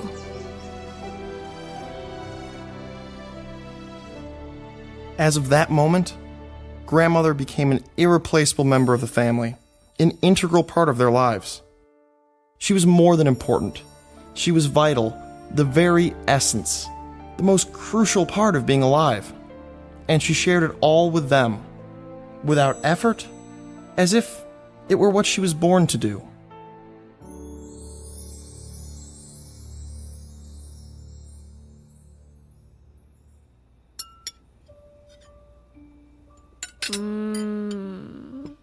This is so good. Delicious. Thank you. May I have some more, please? Well, if there's any left, I may have had more than my share. I take it you approve, Mr. Simmons. Oh, please. I'd prefer it if you call me George. Clean your plates, all of you, or there'll be no dessert.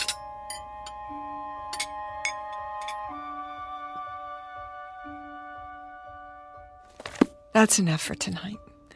Tomorrow we'll read another chapter from Moby Dick by, what's the author's name? Herman Melville. That's correct, Anne. Now, there's just enough time for your language lesson. Who can conjugate the verb to love in Latin? Me! I can. She taught them better than any flesh and blood teacher, in a manner perfectly suited to their expanding minds, until learning became a hunger that would never be quenched. Grandma? Are you asleep? Oh, you know better than that. Do you need something? Hot chocolate? A plate of cookies? It's the storm. They're scared of thunder. And you, Tom? Heck no. Oh, well, come over here just the same. Everybody crawl into my bed. That's it. We'll weather this old storm together. They would never see lightning, never hear poetry, never listen to foreign tongues without thinking of her.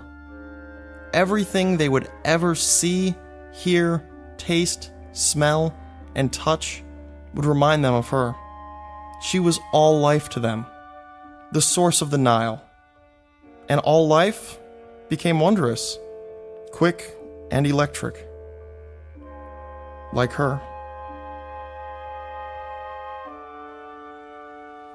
And one day, it came time for the inevitable, the unthinkable, the day of saying goodbye. Thank you for carrying my suitcase, Tom. Such a fine gentleman. It's the least I can do. The same suitcase you brought with you, how many years ago? Now, let's not get maudlin. Grandma, do you have to leave today? Oh, yes, Karen. It's time. We're going to miss you. And I you, Anne. But why do you have to leave at all? You're going off to college now, and you won't need me. That's the way it should be. But you've been our world. I'm not the world. The world's out there, and it needs you. What happens to you now, Grandma? Oh, back to Mr. Fantaccini and the rest of the Pinocchios. He should have called himself Geppetto. Don't joke about it. Oh, but it's true. You've been my family here, and now I must go back to my first family. My brothers, sisters, aunts, cousins, all the other robots. And do what? Some stay at the factory. They're taken apart and recycled. Not you. Or perhaps I'll be returned and sent out to help another family like yours. They can't destroy you. I won't let them. Nor will I. Destroyed? Oh, what a silly expression. I'll go for a while to the Room of Voices. The Room of what? Oh, a great dim room. A kind of parlor where all the other mechanical grandmothers are brought and stored for, a month or a year. And in that room we'll sit and rock and murmur and whisper to each other. And we'll listen and tell what we learned from the world and from the families we lived with. I'll share what I learned from Anne and Karen and Tom and even you, George. You didn't learn anything from me. Oh, didn't I? Don't be so sure. But you taught us. Is that what you think? Foolish lad. Why, now I have so much to share in the Room of Voices. Everything you ever said or did, everything you ever laughed or cried about. And someday... Someday what, Grandma? For reasonable creatures, we have an unreasonable dream. Someday, if we're very wise and very good, perhaps we'll gain the greatest gift of all. Oh, Grandma, you don't have to wait. You're alive now. You've always been alive to us. Well, there's my cab. I'll get your case. Oh, no, I wouldn't hear of it. Grandma, am I never going to see you again? Well, the world holds many surprises. Someday, when you're very old, with childish ways again, in need of help, send for me. The old nurse, teacher, companion. And I'll come back. Hard to imagine. No, we'll never be old. But then... you'll never come. I mean, if we don't, we won't ever... Do me a favor, would you? Anything. Go on upstairs. Quickly now. I'm not one for goodbyes. Grandma! There. Mind your grandmother. Quickly!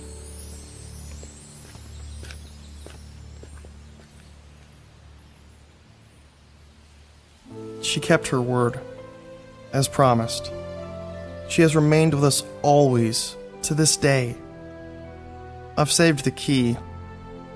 the golden key. In a special place. Sometimes when lightning rends the sky, I see her face flash before me in the dark. And sometimes I still hear her ticking and humming above our beds in the night, keeping watch. She passes like a clockwork ghost in the long halls of memory. The sound of bees swarming after the spirit of summer's lost. I remember the day no one will ever forget. Not for the rest of our lives. It was the week the world ended.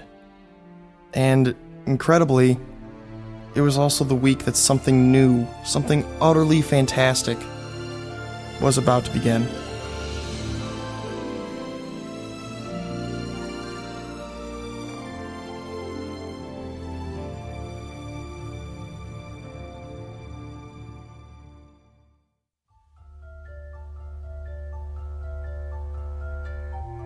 As of this moment, the wonderful electric grandmother moved into the lives of children and father. She became integral, important. She became of the essence. As of this moment, they would never see lightning, never hear poetry, never listen to foreign tongues spoken without thinking of her. Everything they would ever see, hear, taste, feel would remind them of her. She was all life, and all life was wondrous, quick, magical, and electrical. Like Grandma. A fable, most assuredly, but who's to say that at some distant moment there might not be an assembly line, producing a gentle product in the form of a grandmother, whose stock in trade is love. A fable, sure, but who's to say what's possible in the Twilight Zone?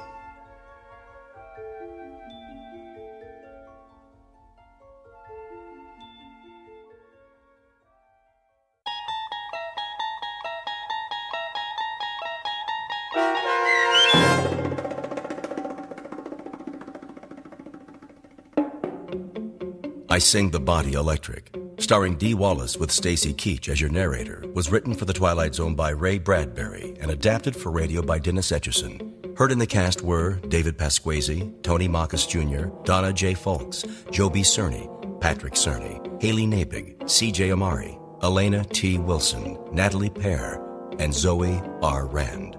This copyrighted radio series is produced by Carl Amari and directed by Joe B. Cerny for Falcon Picture Group. Sound design, custom Foley effects, recording, and editing are done in the Cerny American Sound to Picture Theater by sound designers Craig Lee, Bob Benson, Todd Beyer, and Tim Cerny. Music for The Twilight Zone is provided by CBS and American Music Incorporated, New York. To learn more about the Twilight Zone radio dramas and to download episodes, including 3 free episodes on our homepage, visit our official website at twilightzoneradio.com. Doug James speaking.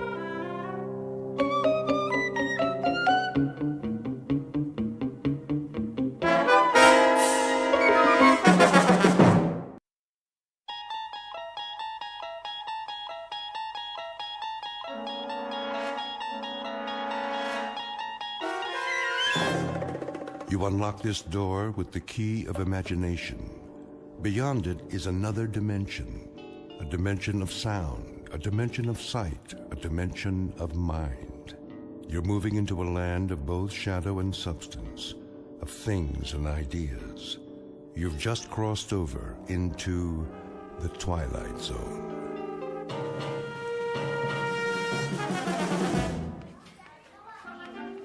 And finally, boys and girls, I hope you've all been to the school library. We'll begin book reports on Monday. Till then, have a happy Thanksgiving. Walk, please. No running. And button your coats. It's cold outside. Knock, knock. Oh, hi, Lynn. Did you get your car fixed? Not yet. You're kidding. It was supposed to be ready yesterday. Something about a part they had to order. Well, come on. I'll give you a ride home. It's only a few blocks. Don't be silly. You're right on the way. I have to straighten up first. Straighten what? Your classroom looks better than mine. You know, Helen, they have people who come in after we're gone. They're called janitors. I know. You're very kind, really, but I have to... Have to what? Who's that? Where? In the hall. I don't hear anything. That song. Hello? Is someone there? What's the matter? I thought I heard a child. Take a look. All the kids are gone, and we're off for 4 whole days, okay? Now grab your stuff and let's get out of here. We can have a drink if you want. I know a perfect little place. I don't know. I do.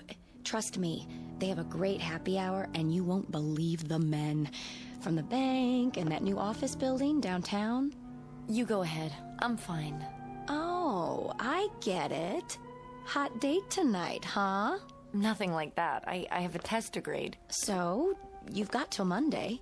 I know, but maybe some other time. All right, be that way. Get your papers. I'll walk you out.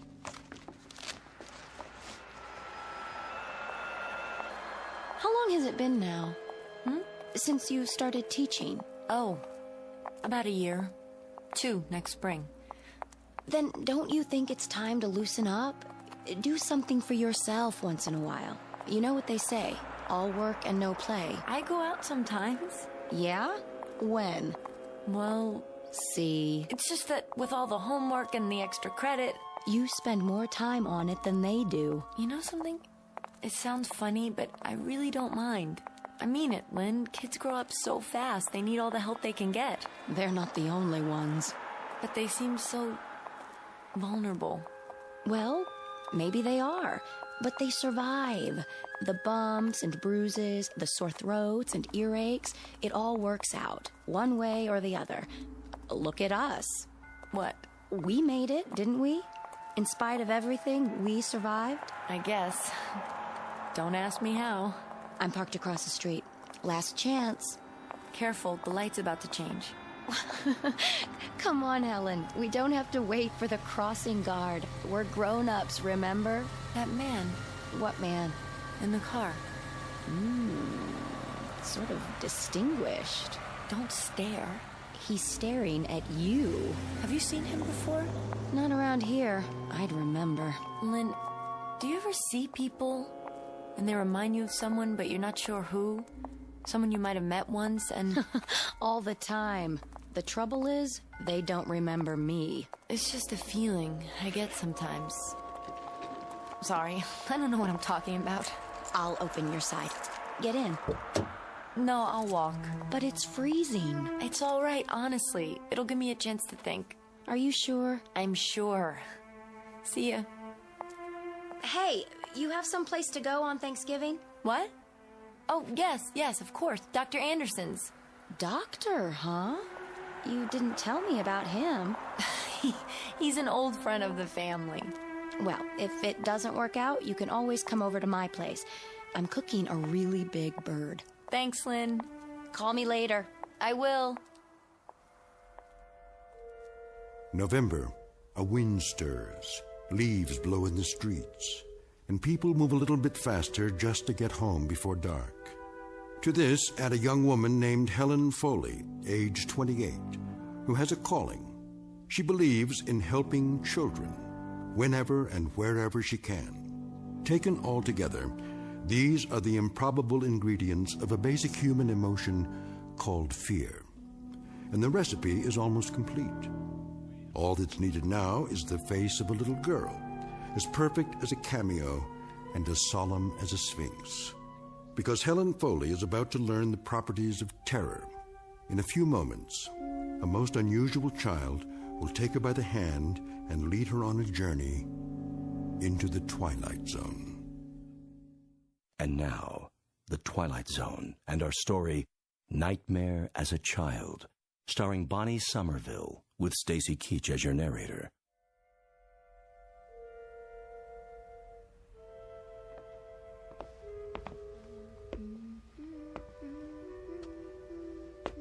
Hello? Is anybody there? It's all right, sweetheart. You don't have to be afraid. I'm not. Well, hi. Hello. And how are you?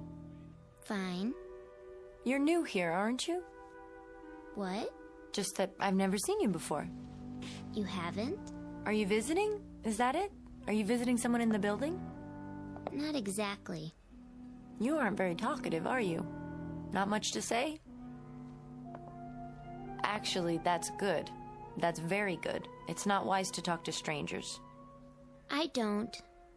I guess I'm a stranger. But it's all right. I'm kind of an expert on children. Quiet ones and noisy ones. All kinds. I know. You do? But how would you know that? I'll bet you don't know that I teach school. I know all about you. I see. I even know what you're going to do. Do you? You're going inside. 'Cause this is your apartment. You're right. It is. Would you like some hot chocolate, honey? Well... On cold afternoons when I come back from school, that's the first thing I usually make. A nice cup of hot chocolate.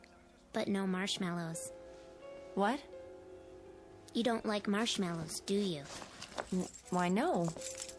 As a matter of fact, I've never liked them. I don't either. All right, then. Absolutely no marshmallows. Here we are. Aren't you coming in? If you want me to. Oh, you really should tell your mother where you are. Why? I wouldn't want her to worry. She won't. Well, if you're sure, go ahead and sit down. The couch is over by the... Oh, I see you found it. I'll just take off my coat before I put the milk on. You don't have to hurry. All right. But I can hardly wait to have that cocoa. It's awfully chilly, don't you think? Mm-hmm. So, tell me, are you in school? In a way. What grade are you in? Different ones. Different? It depends. My, you must be very smart then. What brings you to this floor? I mean, if you don't live in the building. Of course, if you do live here. I came to see someone. Oh? I thought so. A friend of yours? Sort of. What's her name? Maybe I know her. Maybe you do. Really? I must say, you've caught my curiosity. Don't let it get too hot. The milk. Oh, yes, thank you. It didn't start to boil yet. Good.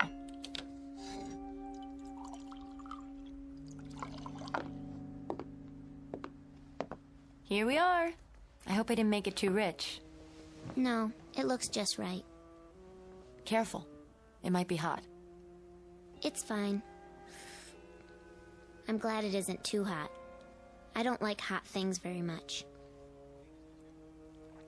I don't blame you. I don't either. I know. You got burned once. What? A long time ago. With hot tea. How did you know that? I just do. You still have a scar. Right below your elbow. But how could you... When you were a little girl, a pot of tea fell off the stove. You were playing in the kitchen. That's how you got burned. Is it? Don't you remember? Why, no, I didn't remember. Until just now, when you said it. My arm, yes. My arm. How could you forget that? There are a lot of things I've forgotten. What kind of things? Things that took place when I was a certain age. Seems like a different life now. Does it? Something else must have happened to me then a long time ago. I'm not sure exactly what it was. But there are some things that I'm rather vague about. I know that too. How in the world? I know all about you, remember? Yes. Yes, I do remember your saying that. What's the matter? Nothing, I think I've had enough cocoa for now. Is that why you're going to the window? To open it? Because you're hot? I'm not going to open the window, that's ridiculous. It's too cold outside to open the window. In fact, I hear there's a storm coming tonight. There is. You know that too, I suppose. Yes. What else do you know? About people. Which people? The ones you see when you're walking. When I'm walking? They look familiar to you sometimes. Now, why ever would you say that? When you pass them on the street, or see them in a bank, or they walk by you. They look like somebody you used to know, don't they? Well, once in a while. But when you try to remember where you saw them, you can't. No matter how hard you try. I wouldn't say it's quite like that. Yes, it is. It happens lots of times. Like today. Today? Did somebody go by you today who looked familiar? Why no. Really? It's not very polite to contradict people. I told you, I didn't... Didn't what? Nothing. You just remembered, didn't you? There was someone. That's right. Outside the school. You were crossing the street. There was a man in a car. A man in a car, yes. Stopped for a light. I looked at him through the windshield as I walked past, and then he drove on, but I wondered... You recognized him? No. No, I didn't recognize him. He just looked so... So familiar to you? Yes. He made you frightened, didn't he? I really don't know what business it is of yours. But he did. It's okay. He makes me feel that way, too. You know him? I don't know his name. He looks familiar, though. Like somebody I saw once, in a dream. And I know he frightens me. Just like he frightens you. That's ridiculous. Is it? Who are you? I told you. No, you didn't. Where do you live? Around here. What's your name? Don't look away from me. Do you have a name? Marky. That's not my real name, but that's what people call me. I said it's Marky. Did you hear me? Yes. Yes, I heard you. Marky. That's a pretty name. It's my nickname. Is that all you've got to say? I think it's a very cute name. What more do you want me to say? I thought it might remind you of something. Well, it doesn't. Feeling warm again? No, I'm not, thank you. Then why do you have sweat on your forehead? What? Oh. You're right, it does seem a little warm in here now. I don't think so. I think it's very comfortable. No, it's warm. Strange, I haven't turned the heater on yet. What's that? I didn't hear anything. I did. Oh, that was the front door of the building, down below. What floor is he going to? How would I know? He's coming here, to the 5th floor. Well, we're not the only people on this floor. There are 4 other apartments. I know, but he's coming to this one. Is he? I have to go. Honey, there's nothing to be afraid of, I promise. There is. Do you have a back door? Yes, but... I'm going now. Wait, please. Goodbye. I'll come back later.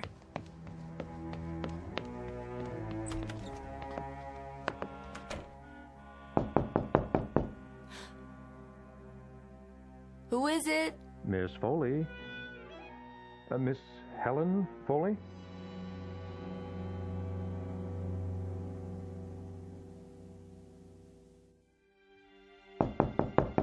Miss Foley, do I have the right apartment? Who is it, please? It's Peter Selden, Miss Foley.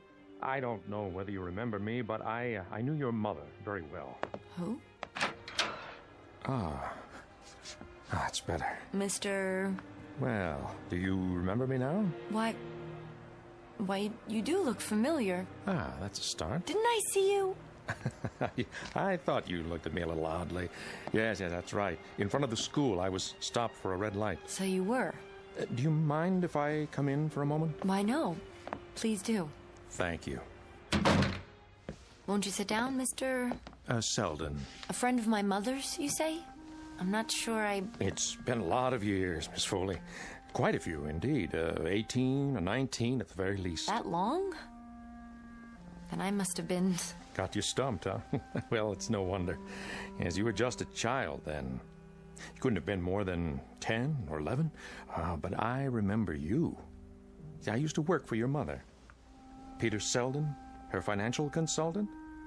Any bells yet? I do seem to recall the name. I'd heard that you... Well, after the tragedy, you were ill for a time. Isn't that right? Yes. Quite some time. What were you able to recall? Pardon? You said you seemed to recall... I'm not sure. It was all so terrible. In that time of recuperation afterwards... No, I shouldn't bring this up. No, it's all right. Well, in all those weeks and months, were you able to recall what it was that... What I mean is, Miss Foley, you drew a blank after that evening. I wondered if it ever came back to you. Any of the details to help with the investigation. That evening? The evening of the tragedy, when your poor mother was killed. I don't know that I... No, it must be very painful to even think of it. I should apologize. No, it comes back to me in pieces sometimes. Only vague, disjointed things, that's all. I suffered from shocks. Trauma, the doctors called it. And then it took me a while. I was in therapy for a long time. After I got better, I moved to Chicago. I lived with an aunt there. Yeah, so I'd heard. I've only been back here for a year or so. I teach elementary school. Yes, I'd heard that too. You'll forgive my interest, but I remembered you so well.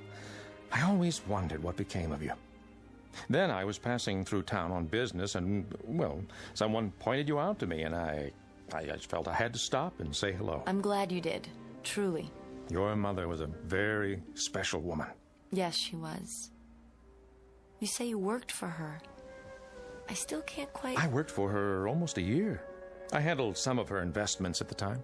Yes, there was someone. Selden, you say? That's right. But enough of the past. It's wonderful to know that you've grown up the way you have. I don't know how wonderful it is. And now you've become a special woman, too, in your own right. Very, very special. As anyone can see. I should have known. Couldn't have been any other way. Please, Mr. Selden. There's nothing in the least special about me. I live alone. I go to work in the mornings, come home. Nothing at all out of the ordinary, believe me. On the contrary. I was always quite fond of you. Such a beautiful little girl. Long, golden hair. All children are beautiful at that age. Not to such a degree. Then I'm afraid your memory may be playing tricks on you.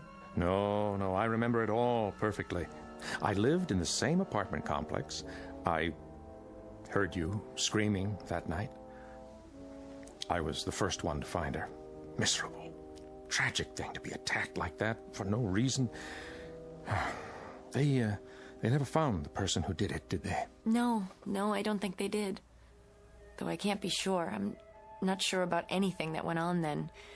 It just sort of left my mind, all of it. Oh, that's probably a blessing. At least for you. All I remember is a kind of vague, nightmarish feeling. Waking up in bed, hearing my mother scream, and seeing this person. You saw his face? I don't know. I really don't. If I did, it's one of the many things I've forgotten, or at least pushed out of my mind. Pity for the police. There's no statute of limitations on murder, you know. The police did all they could under the circumstances. So, tell me, Mr. Selden, are you here for a while? No. I'm just passing through. So you said. I forgot. Well, I'm delighted you stopped. The pleasure's mine. Excuse me for a second, would you? Certainly. Hello? Helen? Sorry to bother you. Dr. Anderson, how are you? Very well. And you, my dear? Oh, I'm fine. Just a little cold in the apartment is all. They say there's a storm coming. I don't mean to intrude, but I wanted to remind you about tomorrow night. Tomorrow? Thanksgiving dinner. Come as early as you like. And please don't bring a thing. We have more than enough food.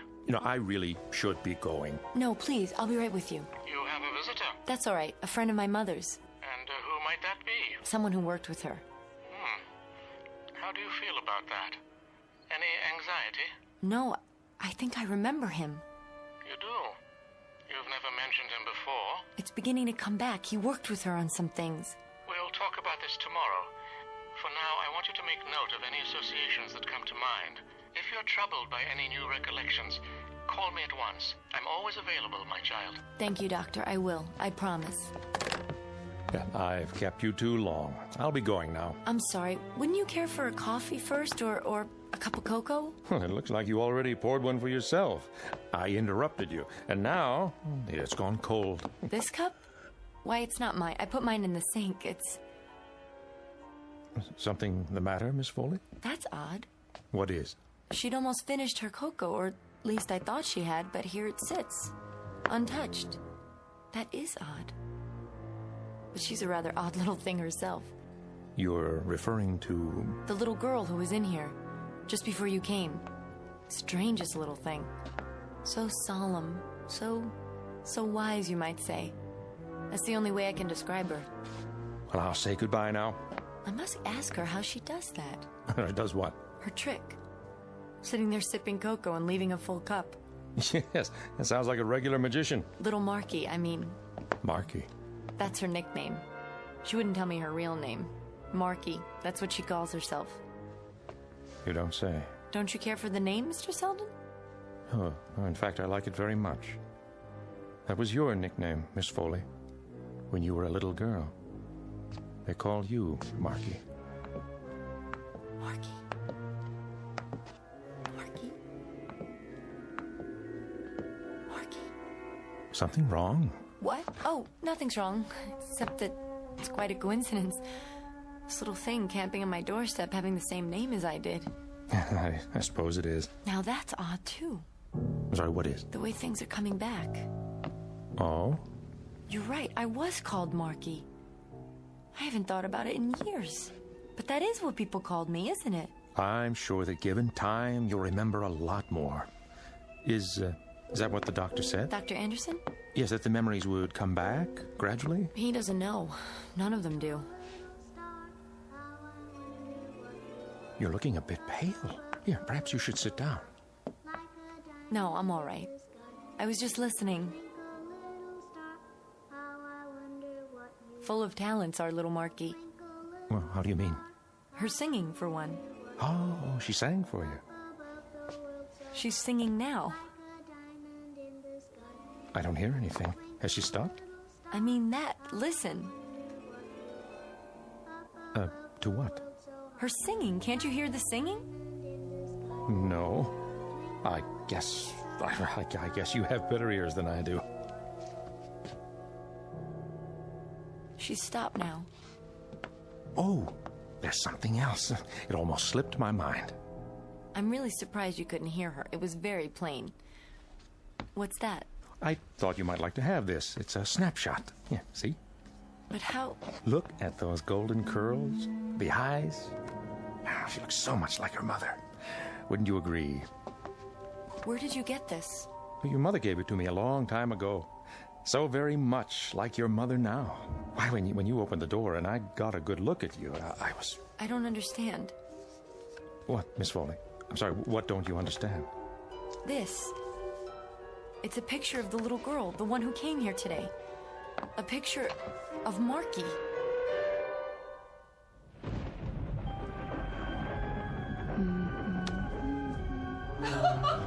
Don't laugh at me, I'm telling you. I'll do something about it. I will. Get out! Mommy? Help me! Please! Help me! Silence! Mommy!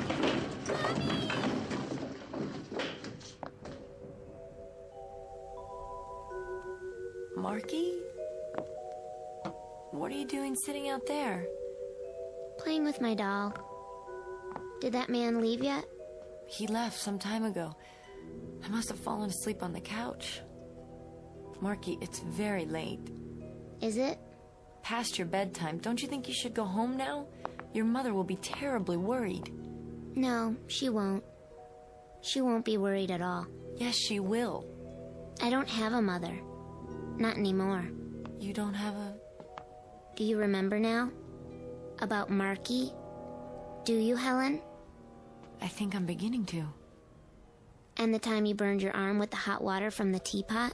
Yes. Yes, that too. You got a nasty burn. What are you doing? Showing you my arm. Here's the scar. Just below the elbow. Let me see that. The same as on your arm. Who are you? What's your real name? You better let go. You're hurting me. I'll let go, but first I want to know who you are. I want to know where you're from and what your true name is. Tell me. Do you understand? Tell me. You don't know? You don't have any idea? And you were doing so well, Helen. You were starting to remember things. What things? Remember what things? What's that? Where? On the coffee table. I wanted to ask you about this picture. Mr. Selden left it. Is it familiar? He said that's supposed to be me. That's supposed to be me when I was a little girl about your age. But it isn't. It isn't me at all. It's you, Marky. And that's impossible, too. How could it be? And you still don't understand, do you? Understand what? And that's that I'm you, Helen. And what? Now, and that's Dan, and do you? I'm you.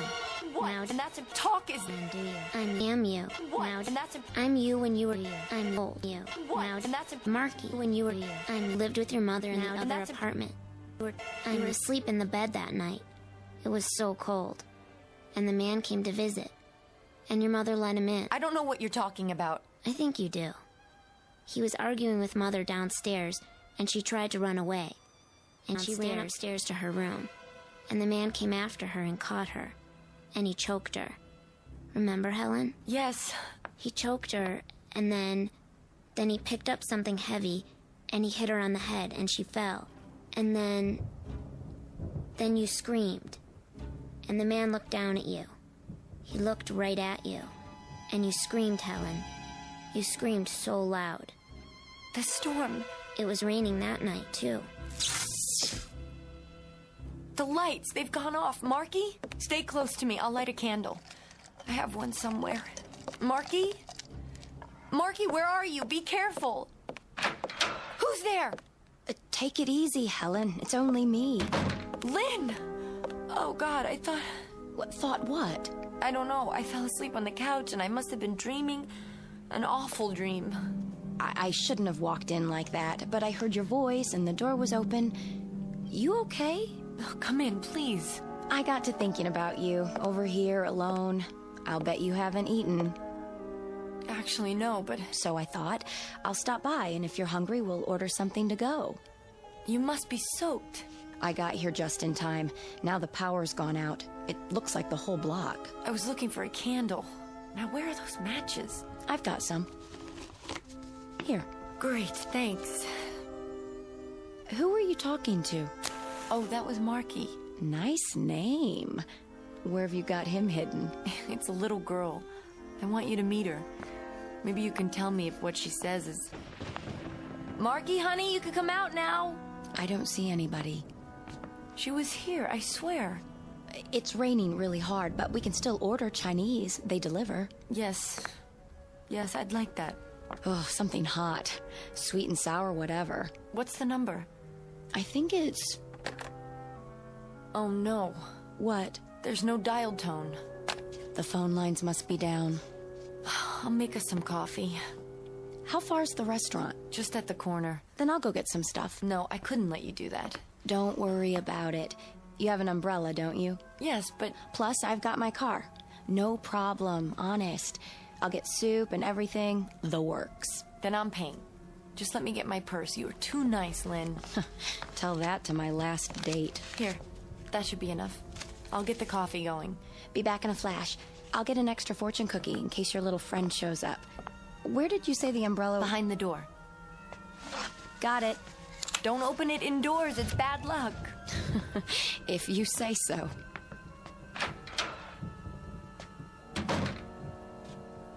Is she your friend? Marky! Her name's Lynn, isn't it? Where were you, in the other room? She's nice. Not like that man. Mr. Selden? You're wrong about him, Marky. He's very nice. He just stopped by to say hello. He's an old friend. No, he's not. You don't even remember him. But you've seen him before. I know I have. Is it coming back yet? Is what coming back? The last time you saw him, before today. I don't know what you're talking about. Now sit down, and I'll make you some fresh hot chocolate. Hear that? Someone's coming. She must have forgotten something. Lynn, is that... Hello again, Miss Foley. Mr. Selden? What are you... We didn't quite finish our conversation. Where's Lynn? Oh, I wouldn't worry about her. Why do you say that? That's just it, Miss Foley. There are things you don't understand. See, we need to talk. In private. I want to bring you up to date. You've been living in ignorance too long. My friend's coming right back. Any minute now. I seriously doubt it. At the moment, she's resting quietly in her car outside.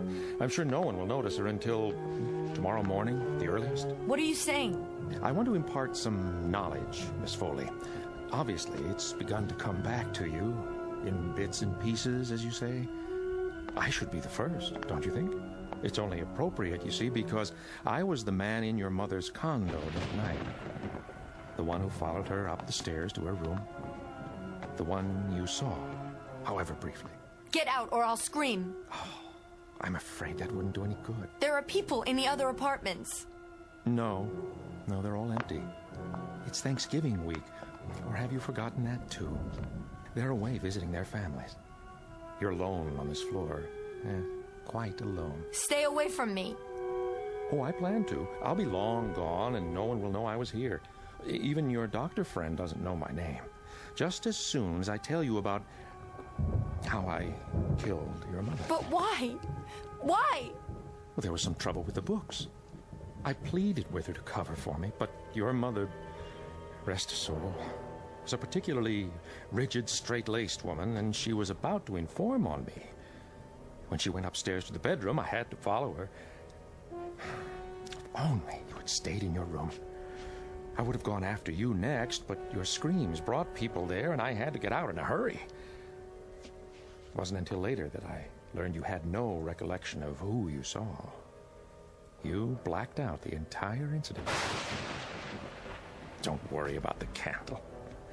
I can see you in the lightning. There you are. Let me go! You haven't been neglected all these years, Helen. I've kept tabs on you. Chicago, college, then here. Yeah, I knew there'd come a day when the pieces would finally fit together, and you'd start to remember. That's why I came back.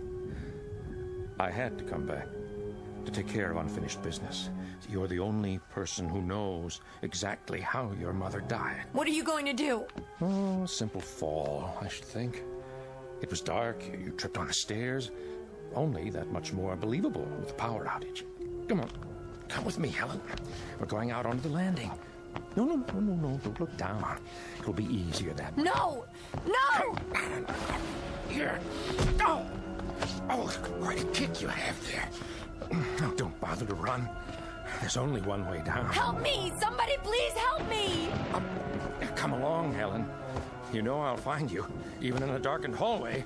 You keep away from her. Well. Who do we have here? Don't you know? That voice. I'll light the candle so you can see.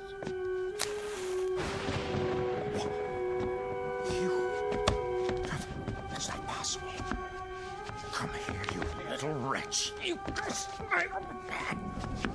Marky, look out! The stairs! Yes, the stairs. One more step, and up. Watch out, mister. Wherever I go, you're going with me. You... Marky! Marky!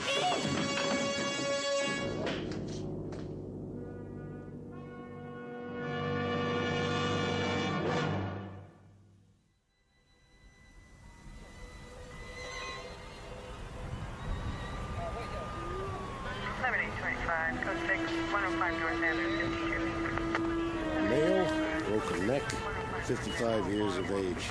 Hey, Fran, want to get a picture of the body? Sure thing, Lieutenant. How is she, Doc? Gonna be all right? I've given her a sedative. She's a very fortunate woman. If she were any less fortunate, we'd have a homicide victim on our hands. At least that's the way she tells it. So where's the other one? Other? She keeps talking about some kid. Says a little girl fell downstairs with him. There is no other body. Only the man. Name of Selden, according to his ID. The child she speaks of. That is her. What? A part of her buried deep inside. A memory that finally had to come out. It took the form of herself as a child. Too weird for me, Doc. The human imagination itself is weird. But sometimes in a crisis, it could mean the difference between life and death. Here's her other friend, Lieutenant. Just like she said. Found her in a car half a block down. Somebody slugged her on the head and dumped her inside. Helen? Where's Helen? Oh, she's doing okay. Just a couple of bruises. Take it easy, young lady. I want to see her. There's plenty of time for that. You're both going to County General to get checked out. Here's the ambulance now, sir. Lynn, is that you? Here. I'm here.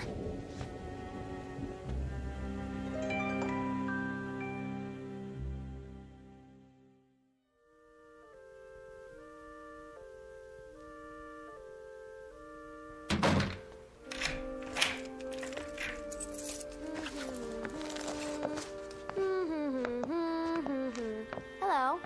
Hello, little one. Where are you going? Back to work. I was sick for a while, but now I'm better. I have a whole classroom full of kids about your age. They're waiting for me. Oh, are you a teacher? Yes, I am. You know something? What? You have a lovely smile. I do? It's wonderful, truly. Do me a favor? Don't ever lose it.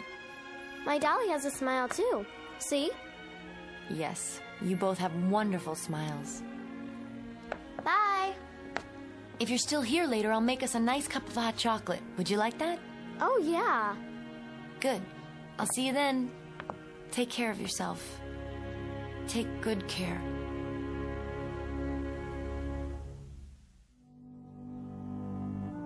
Miss Helen Foley, who lived for a time in darkness and woke up from a nightmare, who found a spot on the tapestry of her life and rubbed it clean, then stepped back and got a good look at what she had left behind in the Twilight Zone.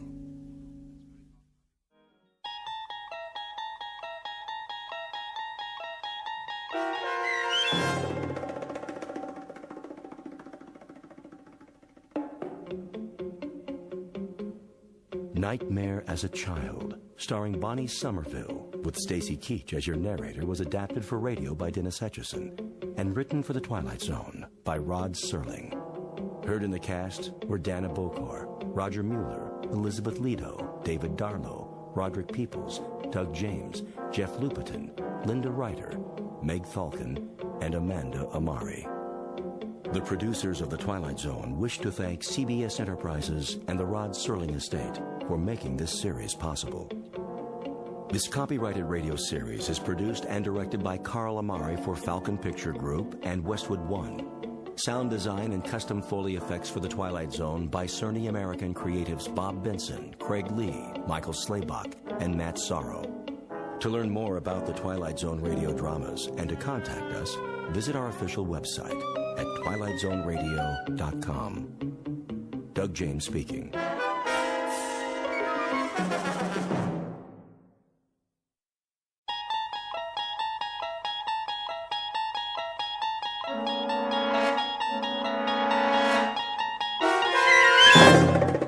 You unlock this door with the key of imagination. Beyond it is another dimension, a dimension of sound, a dimension of sight, a dimension of mind.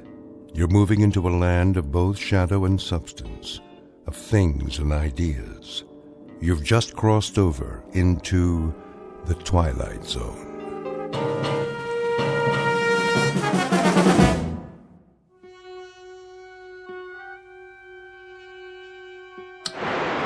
You see me, Harvey?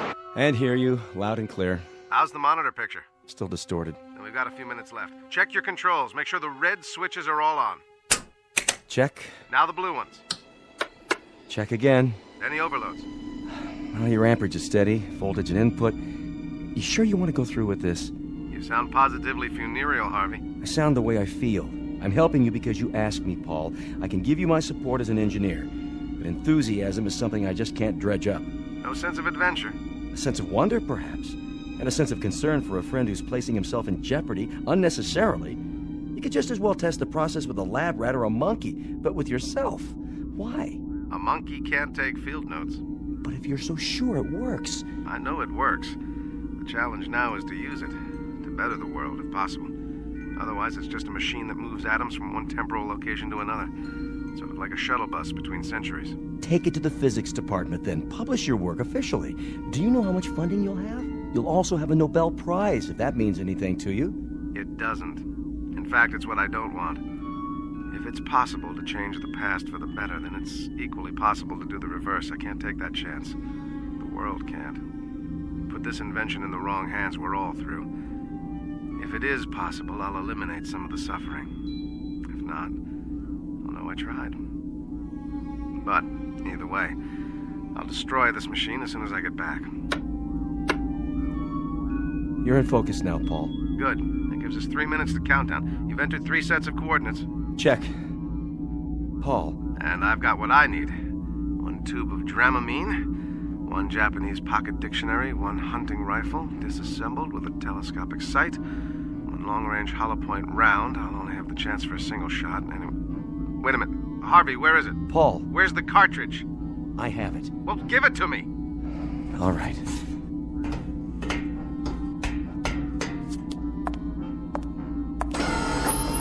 The cartridge, Harvey, now. I have a little over 2 minutes. Paul, this is crazy. It's too dangerous. Dangerous? Did you drink milk this morning, Harvey? What's that got to do with... What was the strontium-90 content in the glass? Did it occur to you that the things you've been eating and drinking might turn your bones to sawdust? Or guarantee that a child of yours might come into this world without arms or legs? But what you propose to do about it, to change history, is incredible. There is a logic and a paradox about time travel, you know. Haven't you read any science fiction? Granted, there's no guarantee, but if I fail, you simply cross off one insignificant human. One frail, protesting member of the race. Look at it this way. If I fail, if I wind up in hell or limbo or a cemetery, the responsibility is exclusively mine. Now do me one last favor, Harvey. Get back to the console and start the countdown. I should know better than to argue with you, Paul. I hope you make it. You know that. See you soon. Time will tell, Harvey. Time will tell.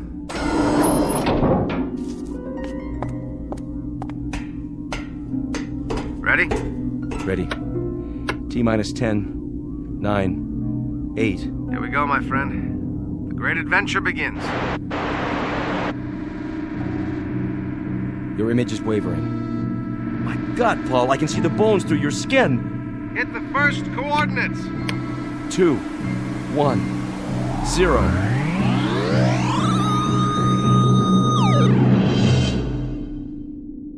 Godspeed, Paul. Godspeed.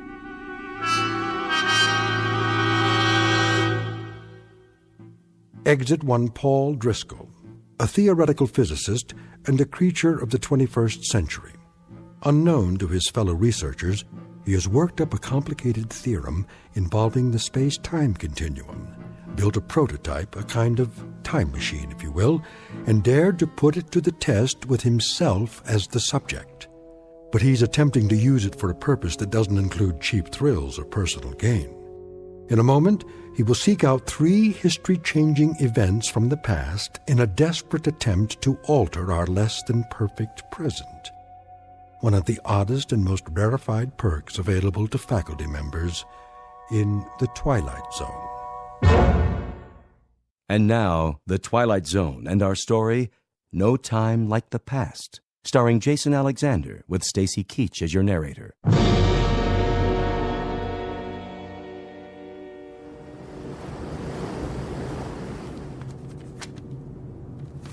There, I've finished my captain's log for tonight.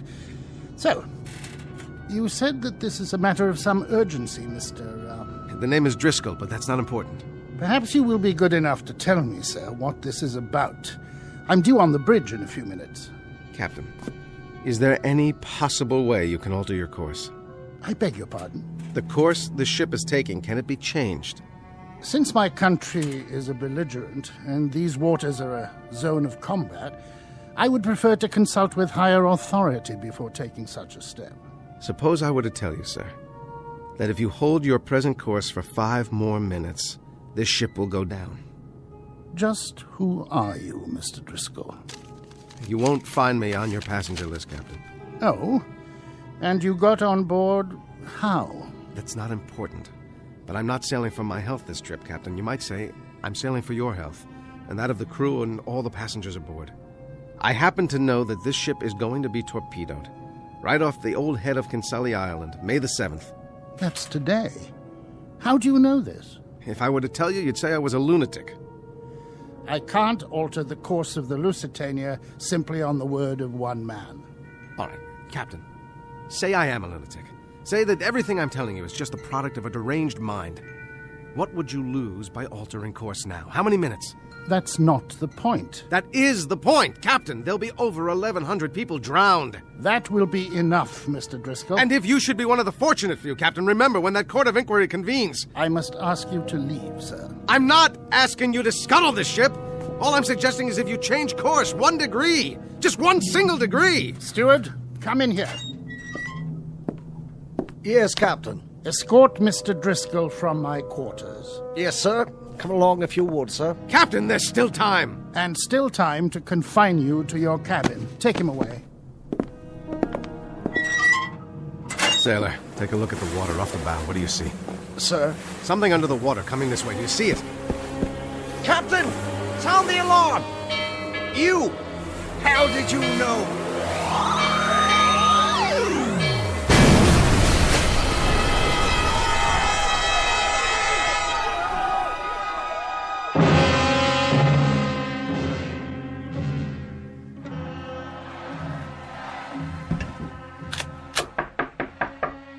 Yes? I am here to prepare your room, mein Herr. That won't be necessary. But I have clean towels, sir, and soap.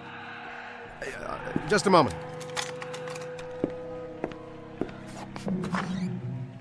Ach, you have the loveliest room in the hotel, mein Herr. Yes. It's a lovely view. More than a view, sir. In a minute, from that window, you will see history unfolding. Why do you know that this whole side of the building has been rented? Every floor. All because of the Führer, so they can see him. Down in the street is a madhouse. That's what I was told. You are not German? I'm an American. An American.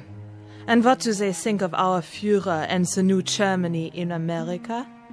We're quite neutral. You say neutral, but you mean something else.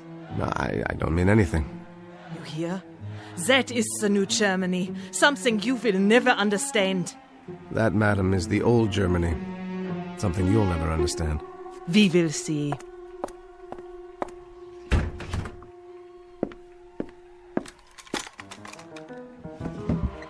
All right, just one shot. Not Goering, only Hitler, right through the forehead. Come on, buddy. Step into the crosshairs. No, it's jammed. Herr Driscoll, open up, bitte. Mach schnell, Herr Driscoll. You will open up the store. But I tell you, he was in here. Maybe you were drinking schnapps. There's no way he could have gotten out, except head first through that window. Look, was ist das? A rifle.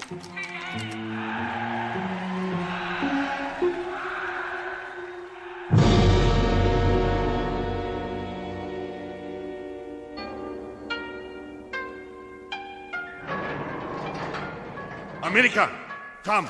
It's about time. Sit. You're the chief of police? I was told you speak English?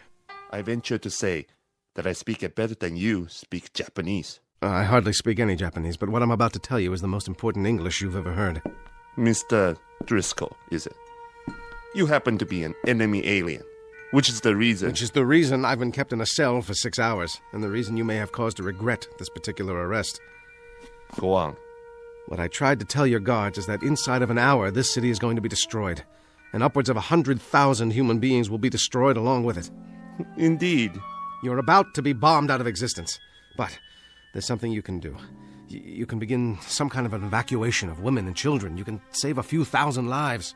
By who say so, Mr. Driscoll? Who do you represent? I don't represent anyone. Only the voice of history. That's extremely poetic, Mr. Driscoll. But, most unfortunately, while I am sufficiently educated to appreciate lyricism, my official capacity makes me less prone to enjoy the subtleties and nuances of language for their own sake. All right, look.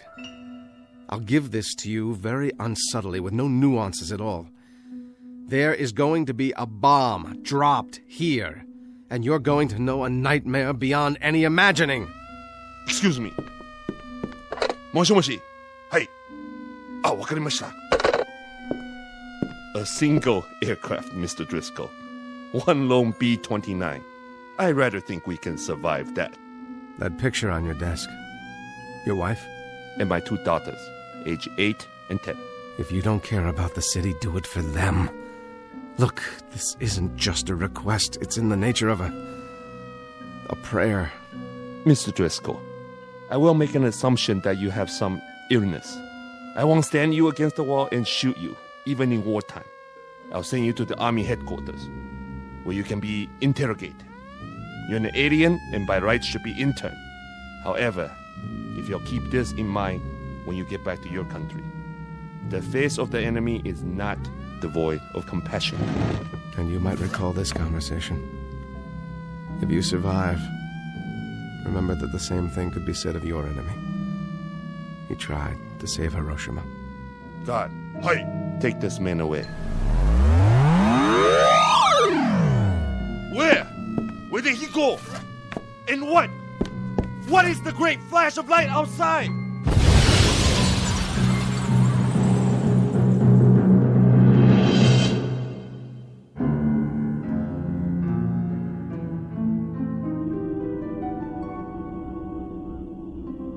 Go on, Paul. Then what?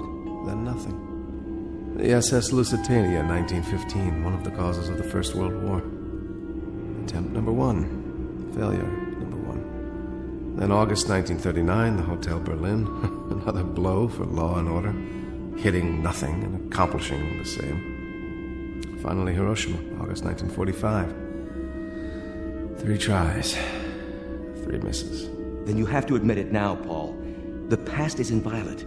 What's happened must remain as it was. You can't change anything. Yes, I believe you. And so it follows that there isn't anything we can do about the present.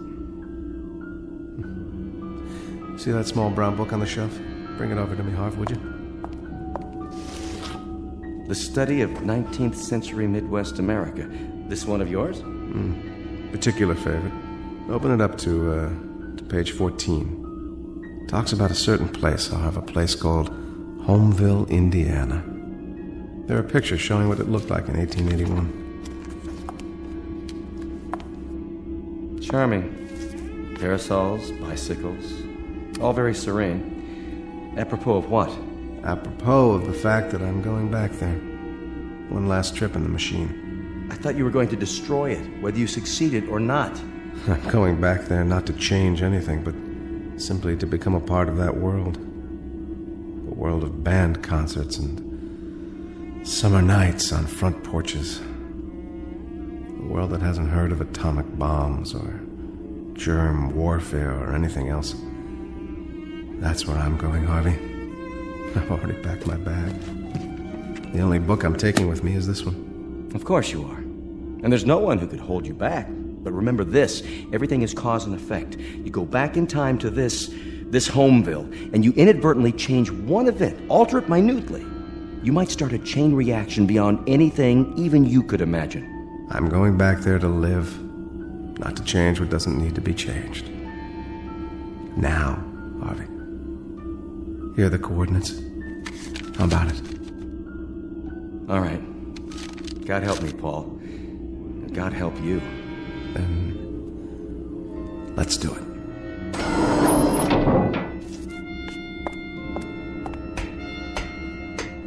How is it with you, Harvey? All set. The mechanism's still charged. Enter the coordinates. Here we go, then. 5, 4, 3, 2, 1.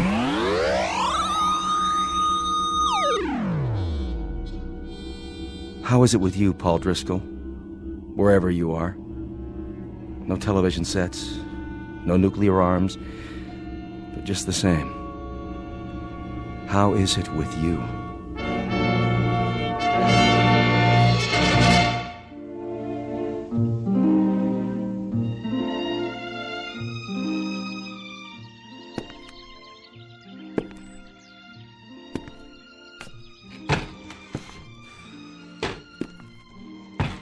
What's yours, sir? I think, a beer, please. That'll be a nickel. A nickel? That's the price tag. You got 5 cents? I think I might. That's a $5 gold piece. You from around here? No, from out of state. Just passing through? Well, as a matter of fact, I was thinking of settling down here. It's exactly as I thought it would be. Know anything about the boarding house across the square? Ma Chamberlain's. Real nice accommodations. Runs a clean place. Well, then I guess I'd better drink up and check it out.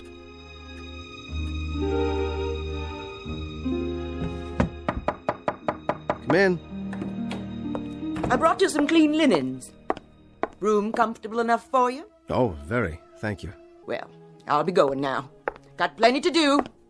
Will you be joining us for supper, Mr. Driscoll? I'd love to. That'll be a chance to meet the other boarders. Mr. Hoffman, Mr. Hanford, he's from the bank, and Miss Sloane. She teaches school here in town.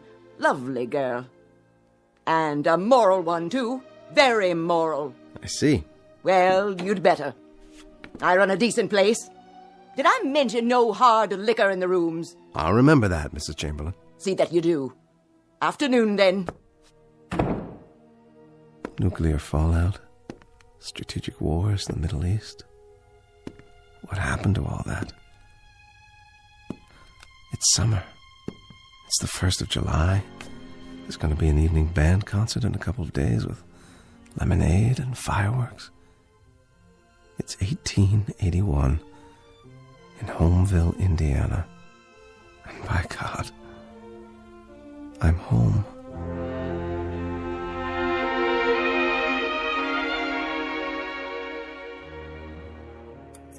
But I tell you, Mrs. Chamberlain... More apple pie, Mr. Hanford. Until this government assumes its rightful place in the world, we will remain an isolated, provincial community of states. You know what we should do? Oh, no, Mrs. Chamberlain. I couldn't eat another bite. We should take the American fleet, send it over to the Orient, and plant the American flag. And then down to Australia and back across the Pacific to South America, planting the flag as we go, planting her deep and planting her high, flying her proud. You ought to run for office, Mr. Hanford. Believe me, Mr. Hoffman, I've thought of it. My friends have urged me to make my opinions known on some official plane, but finance comes first. It's the lifeblood of the nation. The bank needs me. You there, Mr. Driscoll, what are your views? I don't have any, Mr. Hanford. Of course you do, man. Everyone has views on the destiny of our country. Now you take the case of the Indian Wars. All this nonsense about giving them land, as if savages could understand treaties. Why, we should have had 20 George Custers and 100,000 men and just swept across the plains, destroying every redskin in sight. I think the country is tired of fighting, Mr. Hanford.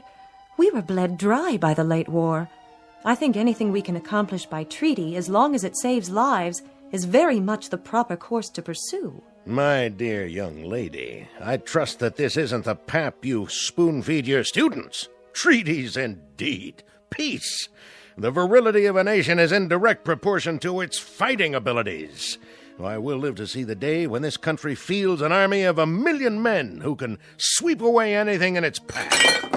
Oh, your pardon, Mrs. Chamberlain. I get carried away. You're not some kind of pacifist, too, are you, Driscoll? Me? No. I guess I'm just a poor fool who's seen too many young men die because of too many old men who fight their battles at dining room tables. Oh, my goodness. I take offense at that remark. And I take offense at armchair warriors who don't know what a shrapnel wound feels like, or how death smells after 3 days in the sun, or the look in a man's eyes when he knows he's minus one leg and the blood is seeping out of him.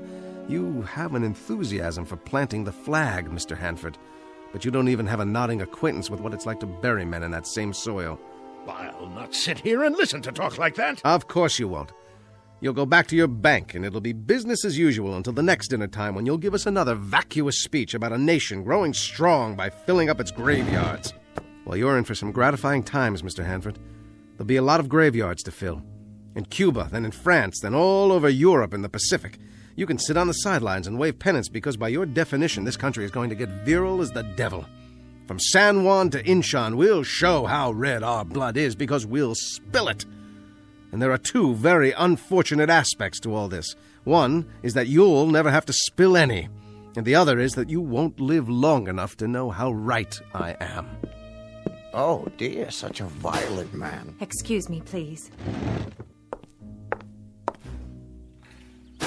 Mr. Driscoll. Well, have I properly endeared myself to everyone inside? I've been here almost 2 years, Mr. Driscoll. 2 years of meal times with Mrs. Chamberlain's homemade pies and Mr. Hanford's rhetoric. I lost a father and 2 brothers in the war. All 3 on a single afternoon. I was just an infant at the time, but for the 12 years my mother lived, we had a funeral every day. She never stopped mourning. I think they died for something, Mr. Driscoll. But tonight, for the first time, somebody made a point that patriotism doesn't have to mean dying. Thank you for saying that, Miss Sloane. Call me Abby, Mr. Driscoll. Paul. Do you know something, Paul? You look like a man in love. Not with a woman, with a moment, a place. What did you mean when you said other graveyards, other wars? Those names, what are those places? It doesn't matter. Why do I get the feeling that you're standing outside looking in, that you're just passing by? I don't want to pass by, Abby. I want to come in. I wish I could. Why can't you? Everything is possible. Everything. Is it? I wish I could be sure. I believe I already am. Garfield's been shot! Quickly, what's the date? Why, the 2nd of July.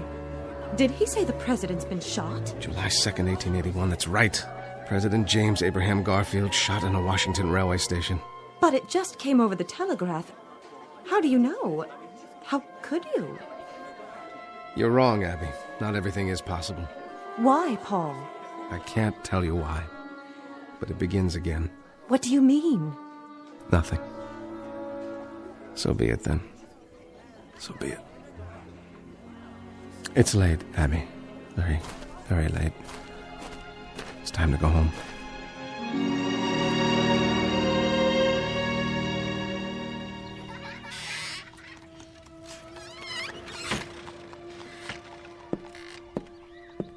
Oh. Good morning, Paul. Mr. Driscoll. We missed you at breakfast. Sorry, I must have overslept. Is that the morning paper? Yes. You may read it if you like. I'm finished. The president was badly wounded. So I see. But there's hope for his recovery. I guess sometimes that's all that's left, isn't it? Hope. I suppose so. Maybe that's wrong. Maybe we should be more realistic. If we find something that we want and need but can't have, perhaps we shouldn't give in to hope. Abby, I'm sorry. I wish I could explain it to you, but I can't. I couldn't make you understand. It's perfectly all right. Really, it is. You've got to forgive school teachers. They're inclined to read too many things into a glance, a word, a touch. Well, I've got a busy day today. So much to do preparing for tomorrow. Parade at 9, square dancing at 11, games from noon to 5, picnic supper, and then fireworks. And my children, of course. Your children? 27 flat little voices. 14 boys, 13 girls, who will entertain you with their rendition of Columbia, the Gem of the Ocean, sung in 27 different keys. I wouldn't miss it for the world. All right, then. We'll leave it at that.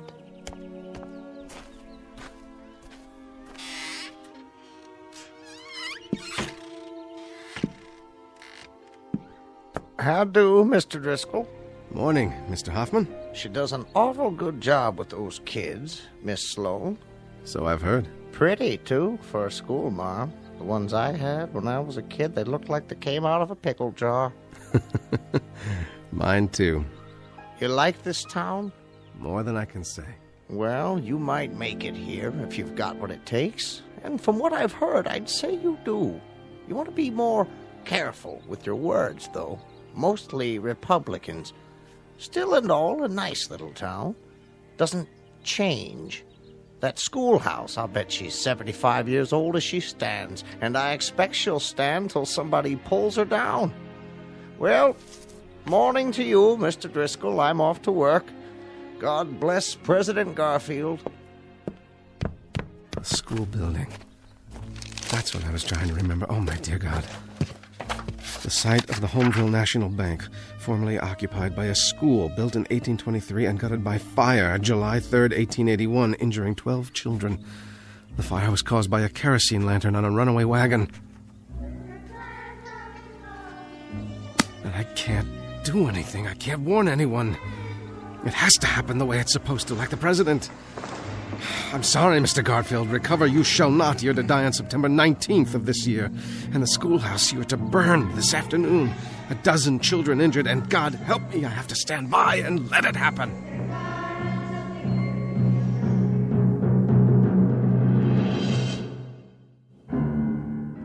The site of the Homeville National Bank, formerly occupied by a school built in 1823 and gutted by fire July 3rd, 1881, injuring 12 children. The fire was caused by a kerosene lantern on a runaway wagon. No! Everything is cause and effect. Go back in time to this Homeville. Change one event. Alter it minutely. You might start a chain reaction beyond anything even you can imagine.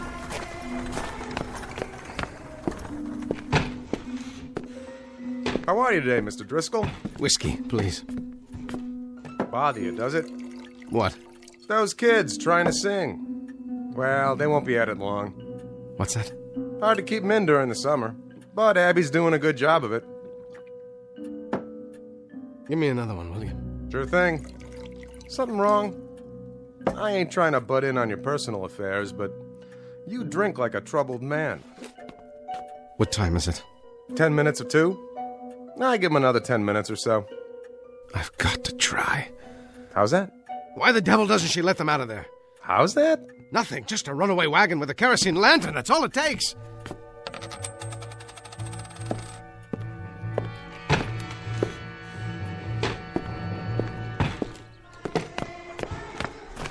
All right, neighbors, gather round and get ready for a revelation.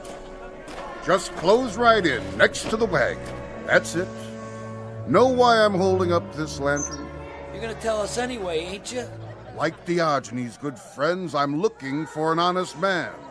Well, you ain't gonna find one here. An honest man who'll try one sip of Dr. Malone's alternative and tell me it's not the finest medicine he's ever tasted. This little bottle right here, why, it combines all the treatments for scrofula, King's Evil, ulcers, indolent tumors, rheumatism, gout, scurvy, neuralgia, enlargement of the bones, joints, and glands, not to mention the liver and spleen, also terror, ringworm, biles, and carbuncles. And the cost, friends? A mere 25 cents the bottle. Do me a favor, will you? What's that, young man? Don't light the lantern. Why, I have to light it, to shed light on the subject. Please, put it out! An incredible price, you say? I'm not in the business for profit. I travel the length and breadth of this glorious nation to cure the sufferings of mankind. The ridiculously low price barely covers the cost of ingredients, bottling, and my own primitively simple existence. How about you, madam? Nervous disease?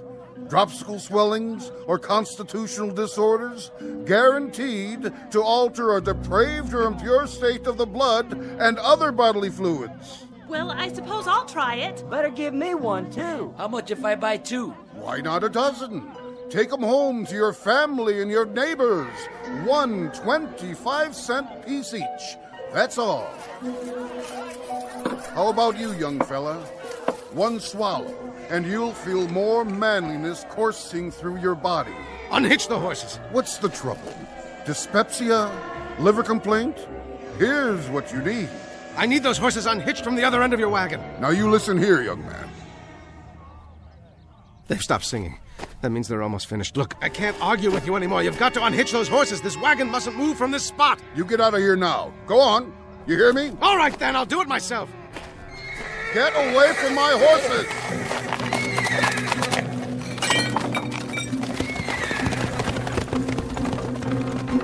Abby! Abby, get the children out of the schoolhouse! There's going to be a fire, do you hear me? There's going to be a... Ah! Oh there! Stop!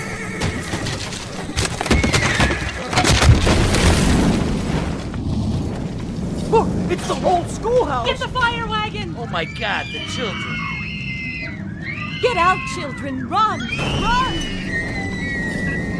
The children! Stay back! But I've got to get them out! Stop them! Hold them down! It's too late, mister! It's too late! The children. We got them out.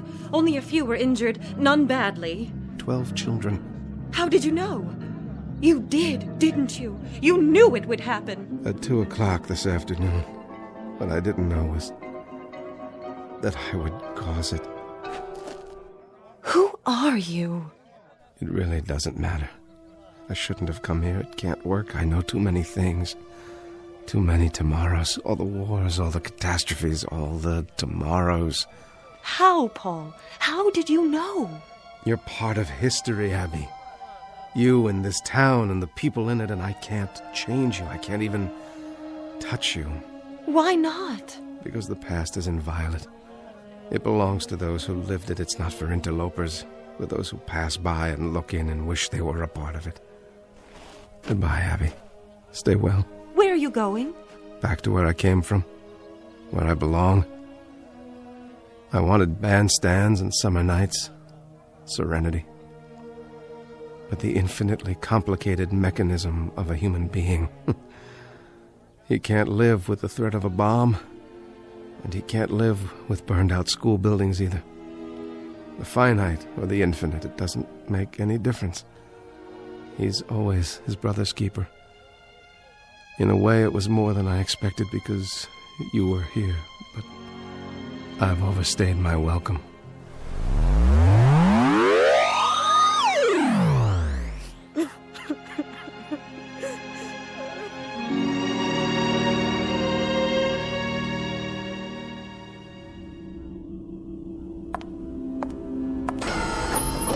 Hello, Harvey.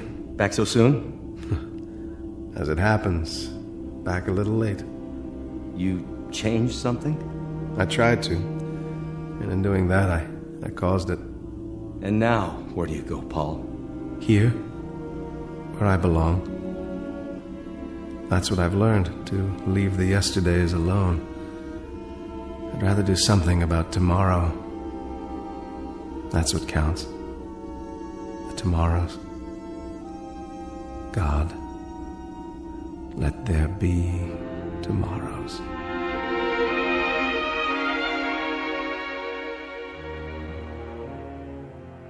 Incident on a July afternoon, 1881. A man named Driscoll who came and went, and in the process learned a simple lesson, perhaps best said by a poet named Lathbury, who wrote, "Children of yesterday, heirs of tomorrow, what are you weaving, labor and sorrow? Look to your looms again, faster and faster fly the great shuttles prepared by the master. Life's in the loom, room for it, room." Our tale of clocks and calendars in the Twilight Zone.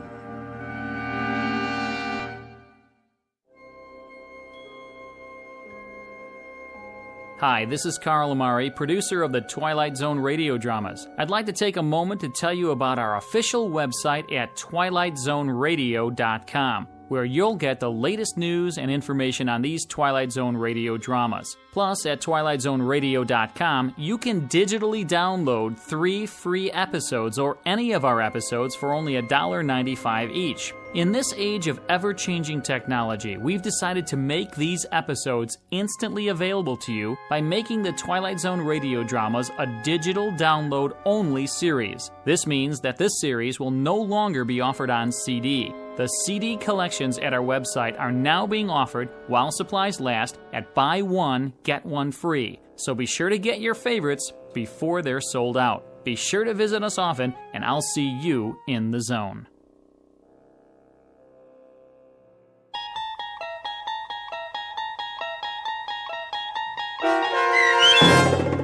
No Time Like the Past, starring Jason Alexander with Stacy Keach as your narrator, was adapted for radio by Dennis Etchison and based on a script by Rod Serling.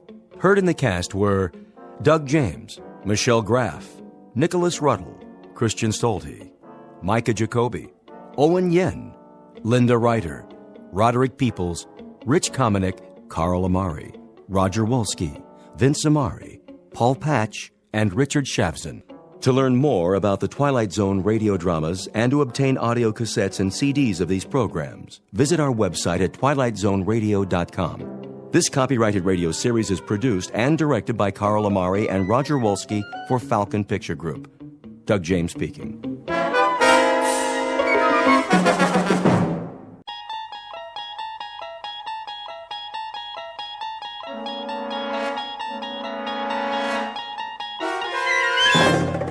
You unlock this door with the key of imagination. Beyond it is another dimension, a dimension of sound, a dimension of sight, a dimension of mind. You're moving into a land of both shadow and substance, of things and ideas. You've just crossed over into the Twilight Zone.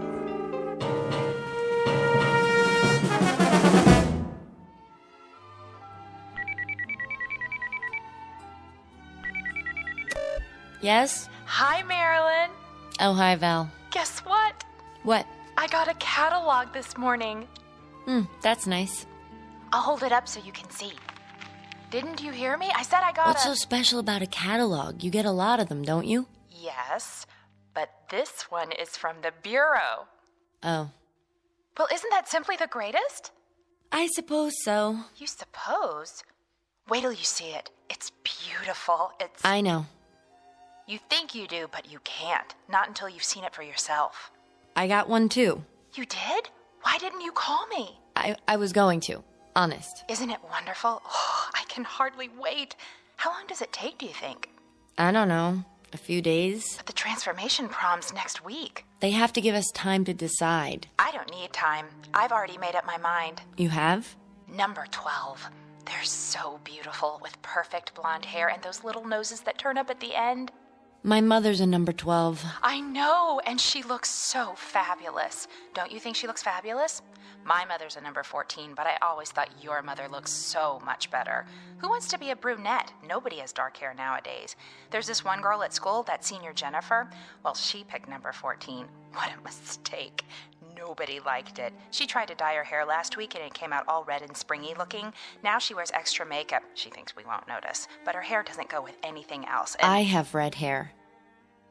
Oh, I know. Do you think there's something wrong with red hair? No, honest. It's great, really. But when you think about what you'll look like after the transformation, isn't it dreamy? Maybe I'll pick number 15. They have such nice long legs. Of course, number 11 does too, just like a dancer. Not as slim as number 12, but... I gotta go. To look at your catalog, I bet. Hold it up to the phone so I can see. It's not here. Well, where is it? You didn't lose it, did you? Better check, because if you did... My mother's got it. Oh, good. I mean, I want to ask her a question. Do you think she's happy being a number 12? If she could give me her opinion before... Yeah, I'll tell her. Bye, Val.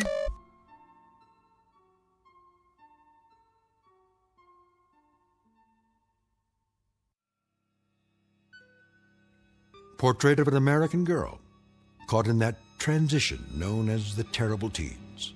The place? A world very much like our own, with all the modern conveniences that make life healthy, happy, and safe.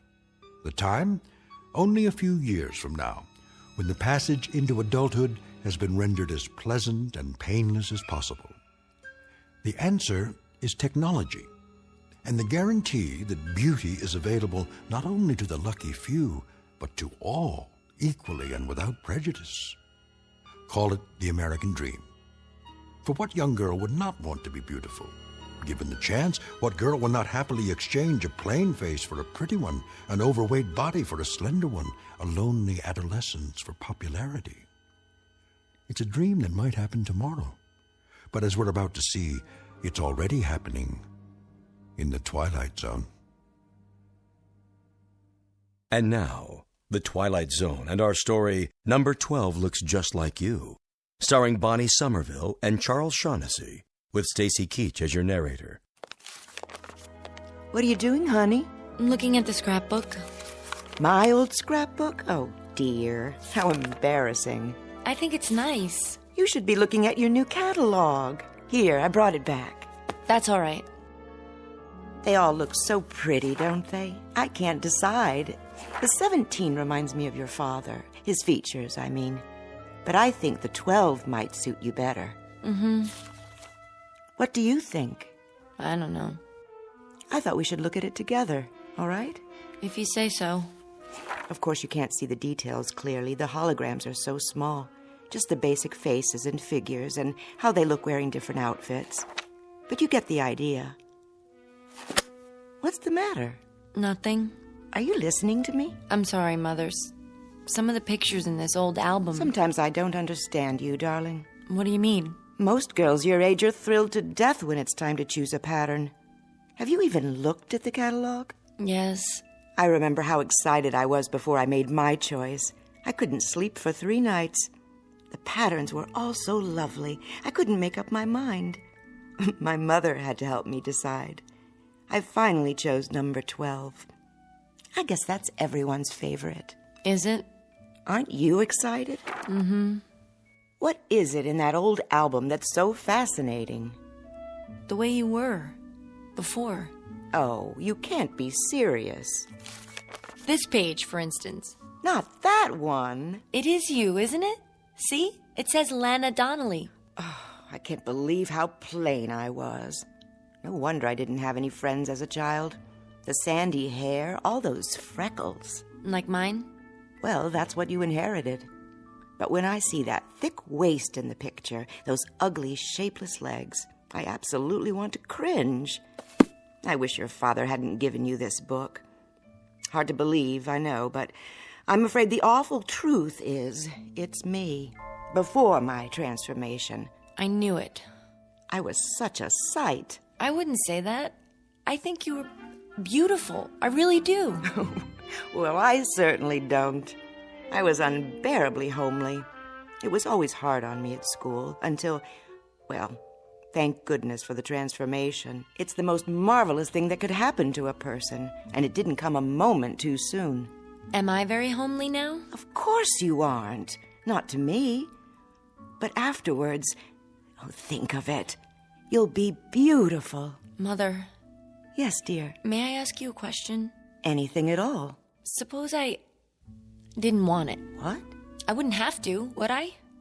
Darling, what are you talking about? At least I could wait a little while, couldn't I? Would that be all right? Oh, I don't think so. It has to be done at just the right time, a certain stage in your growth. Later, it's much harder. That's why the Bureau notified you. The time is now. But what if I'm not ready? You're just nervous, darling. There's nothing to worry about. Nothing at all. Say, I know what you need. You do? A glass of instant smile. I'll ring for Grace. I don't need anything. I think you do, if you could see yourself. But all of that will change. Just think. Turn it over in your mind and savor it. Very soon now, very, very soon, you can look like this.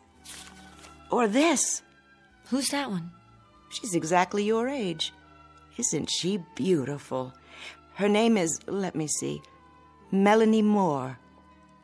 There's no reason why this couldn't be you. Wouldn't that be wonderful? You rang, Mrs. Q-Barrel? Lana. Pardon me, Lana. A cup of instant smile for my daughter, Grace. Yes, ma'am. On second thought, make it 2. I could use a little pick-me-up myself. Right away. Teaching the help to use first names can be a problem these days. But we're all equal, aren't we? Yes, Mother. Remember that. After all, Grace is a number 12, too. Even if she is our maid. Oh, Mother. Why so glum, darling? I'm tired.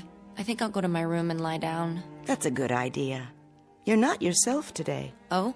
Who am I? You act as though there's something wrong with the transformation. I don't understand what possible objection anyone could have to being beautiful. After all, isn't everybody?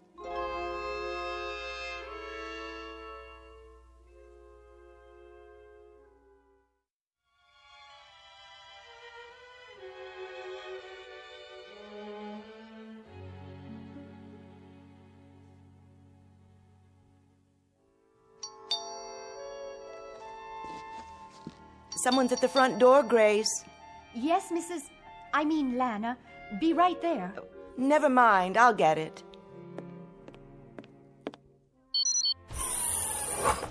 Hello, Lana. Oh, Rick. Thanks for coming by. How's Marilyn? The same. I almost couldn't believe what you said on the vidphone. I couldn't believe it myself. But it's true. She doesn't want the transformation. Can you imagine? Let me talk to her. I wish you would. Where is she now? In her room. I'll let her know you're here. Yes? Marilyn, are you awake? Why? Uncle Rick is here. He is? Be right there. That girl. You were her father's brother, Rick. What did he tell her? How do you mean? What could he possibly have said to give her these crazy ideas? It's an interesting question. Don't jump to conclusions. He was a good man. I know that. A little strange, perhaps, but a good man. I'll have a word with her. Might not have been his fault, you know. Then whose? Hard to say. They pick up so many peculiar notions from the Trivid and at school. Here she is now. Don't let on that I called you. I won't.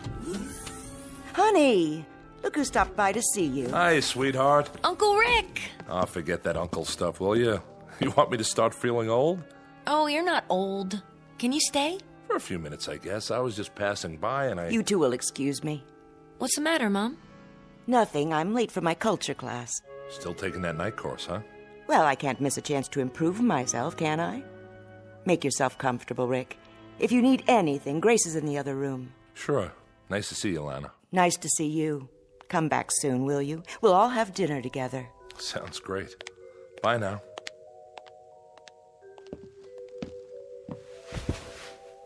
Now then, what's all this about?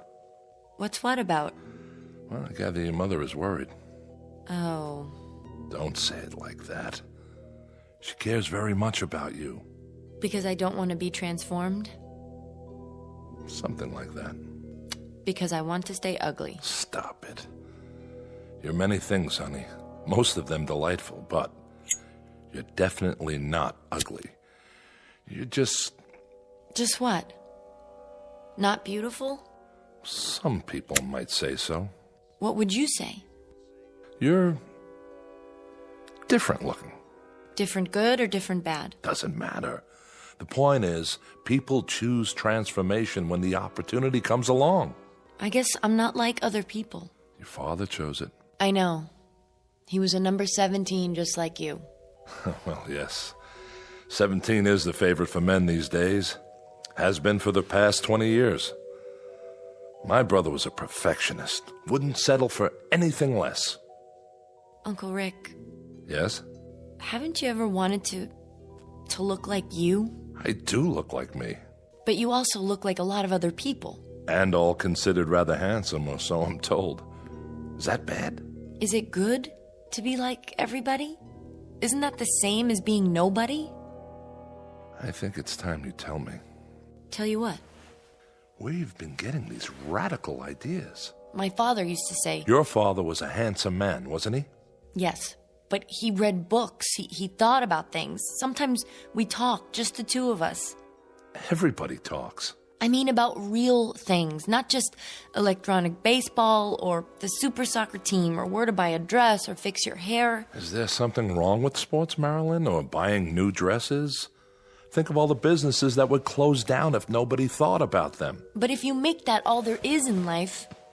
Sorry, sweetie, I have to be going.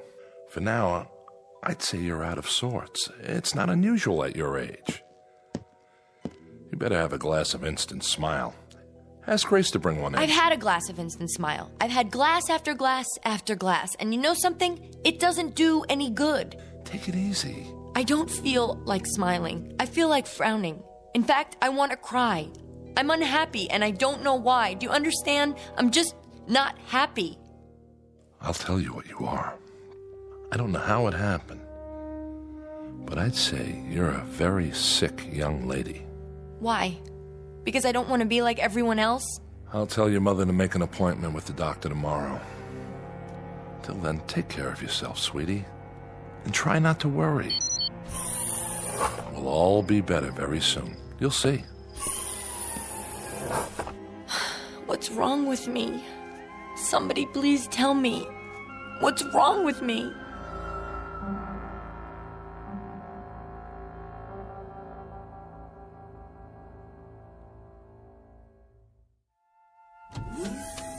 So glad you could come.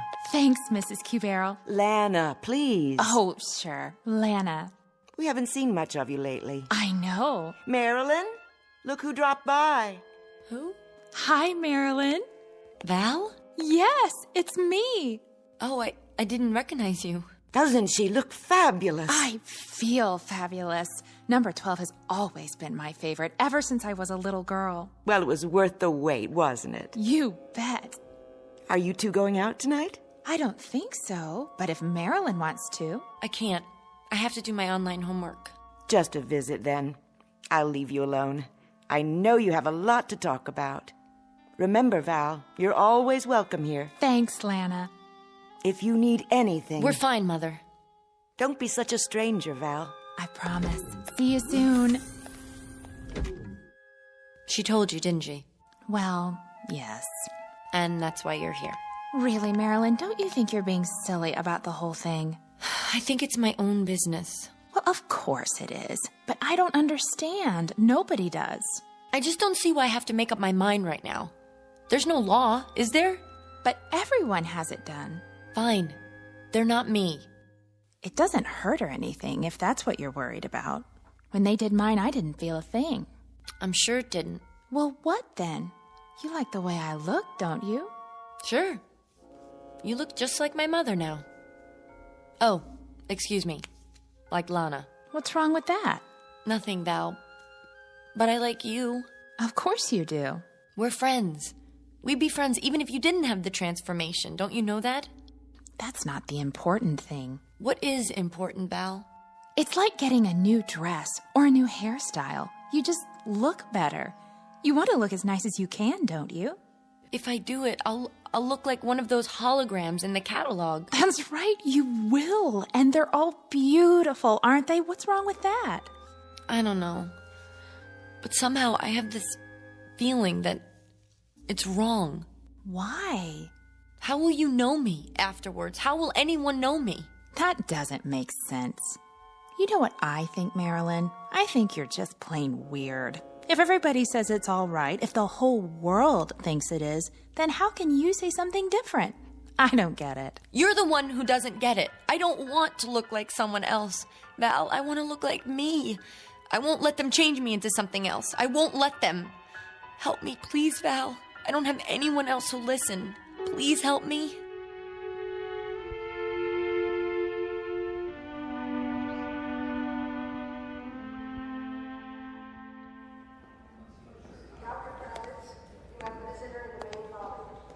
Marilyn? Mother? No, I'm Miss Simmons. Oh, you must be a number 12, too. Why, thank you, dear. As a matter of fact, I am. Doctor will see you now. Where's my mother? She's already in the office. Would you like to come with me? All right.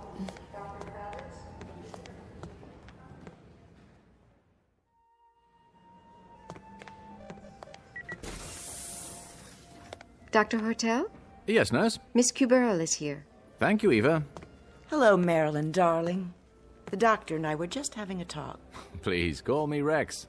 All right, Rex. Would you care for a beverage, Marilyn? No, thank you. That'll be all for now. Very well.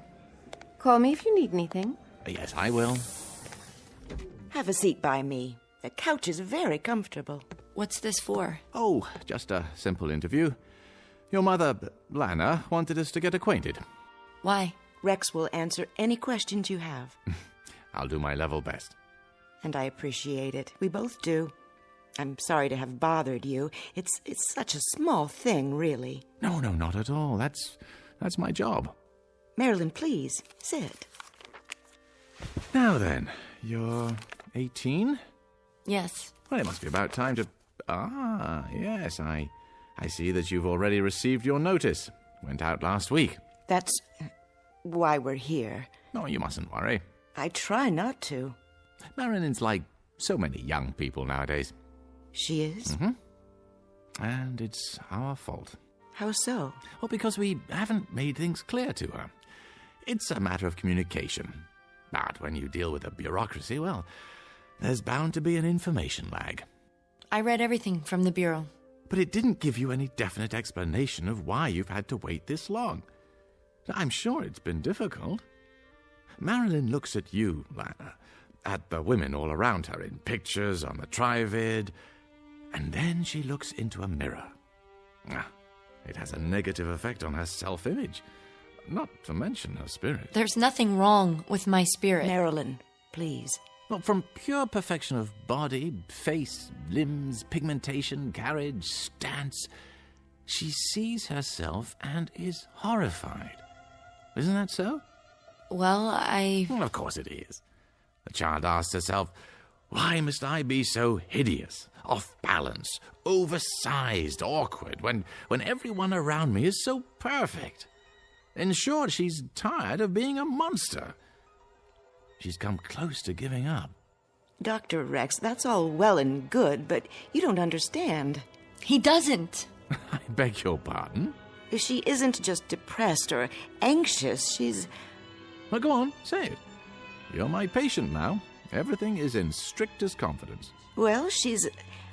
I don't know quite how to put this. I made up my mind. You have? I don't want to have the transformation. You what? I don't understand it either. She never said anything before, and now, suddenly... Is this true? Yes. Oh, perhaps you'd like to talk about it. Not particularly. She won't give any reasons. She just... Suppose you tell me, Marilyn. In your own words. There's nothing to tell. I just don't want to change. You do understand that transformation is a normal part of growing up. It has been for years now. In a way, it's a milestone. A sign of maturity. It means you're ready to take your place in the adult world. How? By being like everybody else? Well, I wouldn't say that. No, there are a great many styles in the catalogue. You're absolutely free to choose any one you like. There's no pressure on you at all. No coercion. Isn't there? No, that would be against regulations. But I have to choose one, even if I don't want to. That's the way it's set up. If I don't, well, I don't even know what would happen to me. You make it sound like you're being forced. No, that would be contrary to free will. And if there's one thing this country guarantees... But what would happen if I don't? If I stay the way I want to be? Why do people care so much? I thought this was supposed to be a democracy where we respect everybody. Marilyn. Even if they want to be different. Even if they want to live their lives the way You they... mustn't talk like that. Why not? You've been given every advantage, every privilege. We're talking about a chance to develop your full potential. Would you mind if I conduct a test? What kind of test? A personality profile. For my records. I don't see why not. Do you, Marilyn? Come over here, please. What's that machine? Oh, it simply scans your mental activity, then prints it out on a strip of paper. The whole process takes a few seconds. It's quite painless, I assure you. All you need to do is sit in this chair. It's all right, darling. I promise. What are you putting on my head? A cranial recorder. I'm sure you've had this done before. You did. When you first started school, remember? All right, close your eyes, please, and sit quietly. Now, you must understand, the transformation is desirable not only from an aesthetic point of view. It plays an important role in one's psychological adjustment. According to scientific research, it's absolutely vital. There, that's all there is to it. What does it say? Lana, was there anything specific that triggered your daughter's feelings? An emotional incident of some sort? Nothing that I'm aware of. She's never shown much interest in her appearance, but I honestly can't imagine anything that Your husband died in the Ganymede incident, I see. 5 years ago.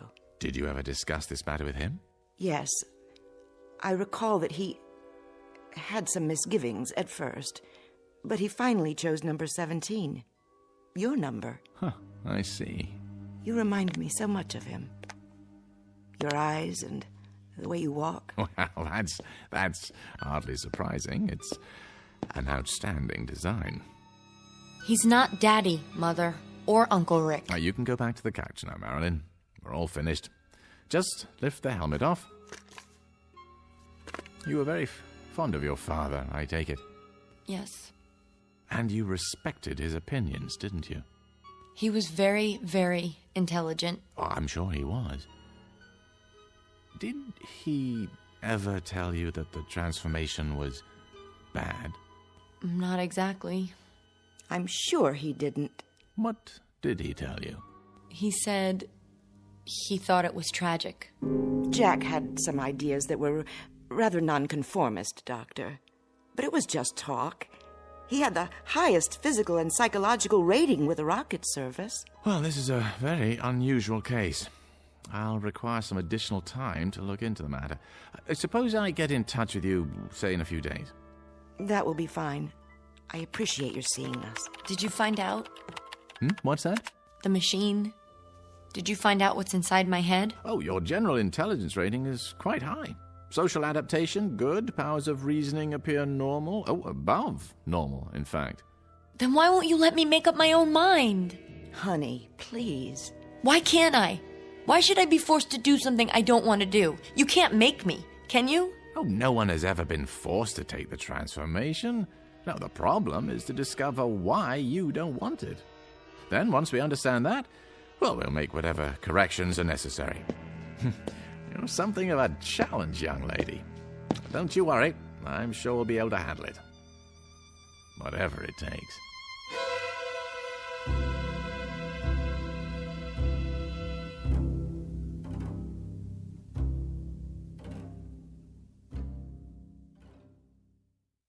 Dr. Forrest, dial 118, please. Where are we going? This way, please. It's just at the end of the hall. What part of the hospital is this? They have the private offices down here. I thought Dr. Hortel was going to meet me. You mean Dr. Rex? He'll be along later. Miss Marilyn Cubero. Come in, Marilyn. Sit down. It's too dark. I can't see anything. Walk toward the desk. Wait. See the chair? Yes, but I can't see you. Sorry, the lamp must be right in your eyes. Let me adjust it. Who are you? I am Professor Friend. Sigmund Friend. You must call me Sig. Dr. Rex has told me about you. I'm here to help. Sit, please. Help me? Help rid you of your fears of this necessary and important... No, that isn't true. It's not necessary. This very necessary, very important step in your life. But why? Why does everyone want to force me to do something I don't want to do? Why else but for your own good? That doesn't make sense. Why else would the state go to so much trouble and expense?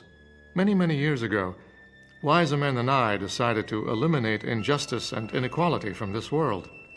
They saw in physical unattractiveness one of the factors that make men hate. And so they charged the finest scientific minds with the task of eliminating, or at least minimizing, ugliness everywhere. But I'm not ugly. I'm not pretty, but I'm not ugly either. To others, you may be. Not to those who love me. There's more to it than that.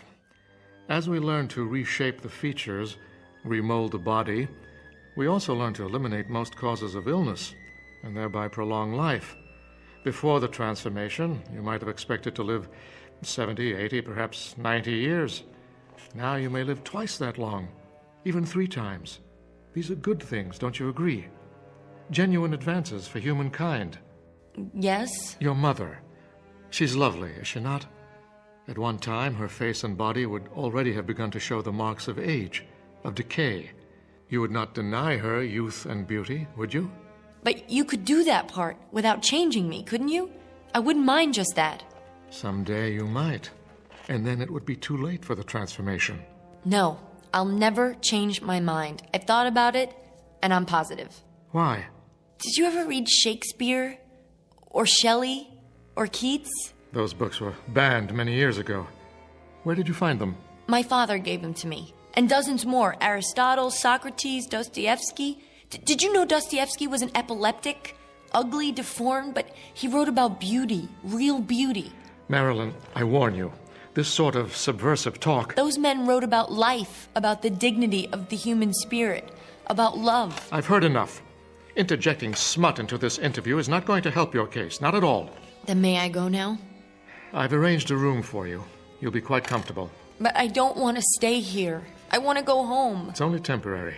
Your mother will be informed, and you'll be allowed visitors. Mother, did you hear what he said? They want... I'm not your mother, dear, but I am a number 12. This way. No, you can't make me stay here. I'm afraid you must let me decide what is best for you. This way. No, please. We're not going to hurt you. We're going to help you. Let me go! Let me go!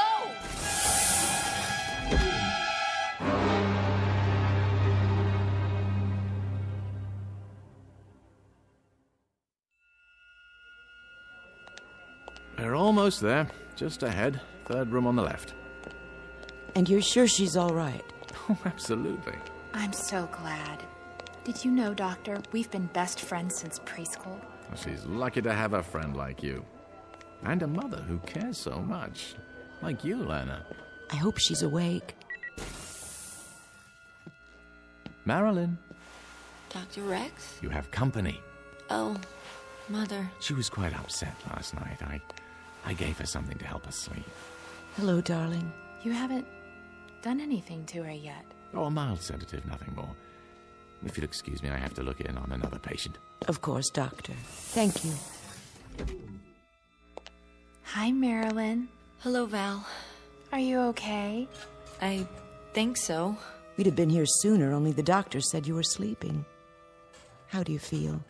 I don't know. What happened? Nothing. They just wouldn't let me go. Oh, Mother, they're gonna do it anyway. They're gonna make me do it. That's not true, Marilyn. Dr. Rex promised, remember? He was lying. Lying? Why should he? I don't know, but I know he has to say that to keep people from finding out. Finding out what? That they do the transformation whether you want it or not. Don't try to sit up. Didn't you hear what I said? I can't see why you're so unhappy, when all they want to do is make you pretty. But they don't. What? Last night before I went to sleep, I remembered something. I remembered what Father told me. He said, when everyone is beautiful, then no one will be. Because without ugliness, there is no beauty. Oh, Mother, don't you see? They don't care whether you're beautiful. They want everyone to be the same. That's all. They? Who are you talking about? I'm afraid it's time to go now. Already? If it's all right, I'd like to stay and talk to Marilyn some more. Well, just for a few minutes. Don't worry, dear. Everything's going to be fine. You'll see. What do you want to talk about?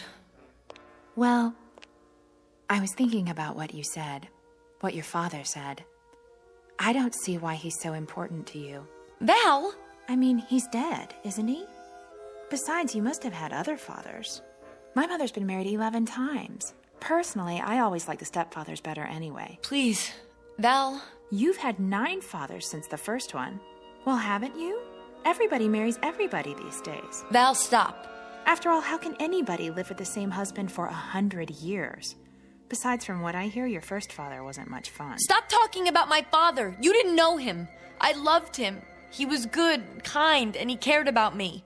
Not the way I looked, but what I thought, what I felt. And he cared about himself, his dignity as a human being. My father wasn't killed in the Ganymede incident, Val. He killed himself.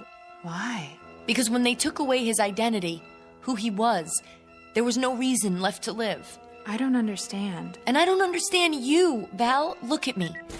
Do you ever feel anything? Sure. I feel good. I always feel good. Like that poem we learned in school. Life is pretty, life is fun. I am all and all is one. You don't get it. Get what? What are you talking about? You really don't. You can't. You can't understand anything. I gotta go, Marilyn. Goodbye.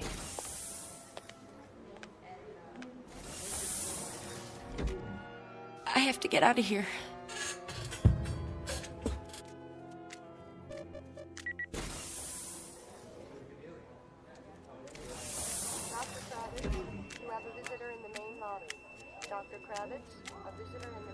You're number 14, aren't you? Yes. Do you like 14s? I do now. Have you had lunch yet? I was just on my way to the 22nd floor. That's amazing. So was I. Working a long shift today? Till 7. Then I'm free. That's great. Say, have you seen the Holo Lounge yet? If you like, I was thinking we could... Which is the way out? I can't remember. Must be those 2 doors at the end.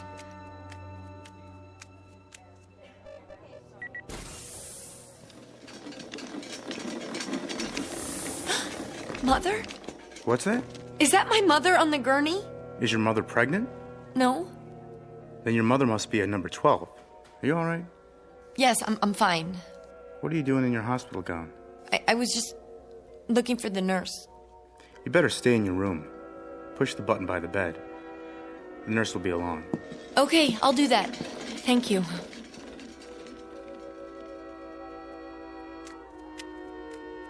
The double doors. This has to be the way.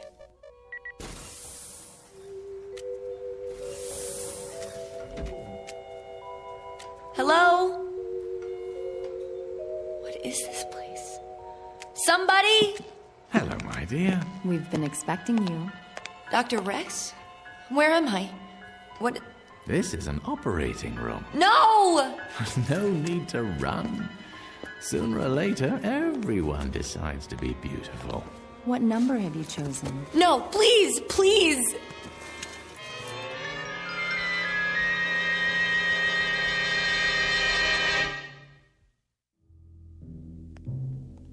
Ah, Mrs. Cubero. Val. Just in time. Is it all over, Doctor? All over. Is she okay? She's fine. You'll see for yourself. I've been so worried the last few days. She seemed in such a state. It's as I told you.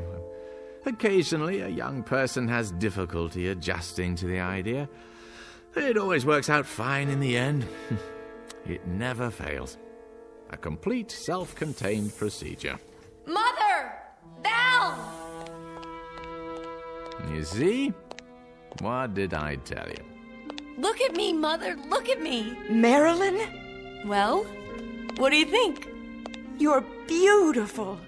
Simply beautiful. Wow, I love your long legs. And the nicest part of all, Val, now I look just like you and Mother. Turn around so I can see you. Do you like my makeup? They even gave me some high heels. Of course, I'll need a new dress to go with my new look. Yes, yes you will. Come along, Marilyn. We'll do some shopping on the way home. Then we'll have a party, and all your friends can come over. You're going to have so many new friends from now on. I know. Isn't it exciting?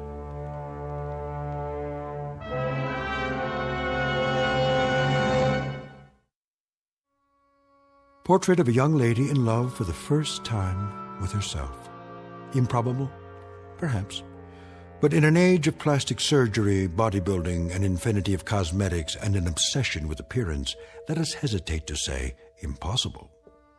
These and other blessings, some of them decidedly mixed, may await us in the not-too-distant future, or at least a future to be found in the Twilight Zone.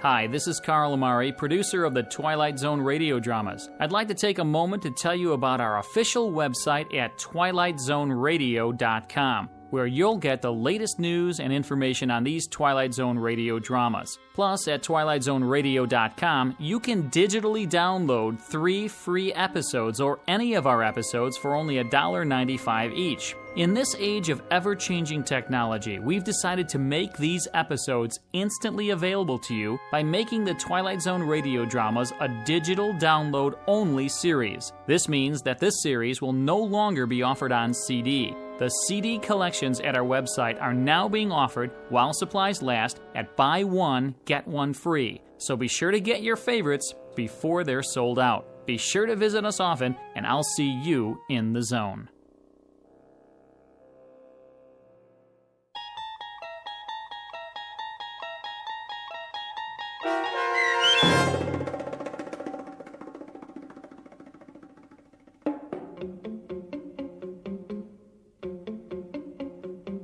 Number 12 looks just like you, starring Bonnie Somerville and Charles Shaughnessy. With Stacy Keach as your narrator, was adapted for radio by Dennis Etchison and written for The Twilight Zone by John Tomerlin from a story by Charles Beaumont. Heard in the cast were Mike Starr, Linda Ryder, Rebecca Spence, David Darlow, Nick Sandys, Nina Lascelles, Tom McElroy, Rick Arthur, Chobi Cerny, Fernette Lebo, and Terry Lopez. This copyrighted radio series is produced and directed by Carl Amari for Falcon Picture Group. Sound design and custom Foley effects for The Twilight Zone by Cerny American creatives Bob Benson, Craig Lee, Michael Slaybach, and Matt Sorrow. To learn more about the Twilight Zone radio dramas and to contact us, visit our official website at twilightzoneradio.com. Doug James speaking.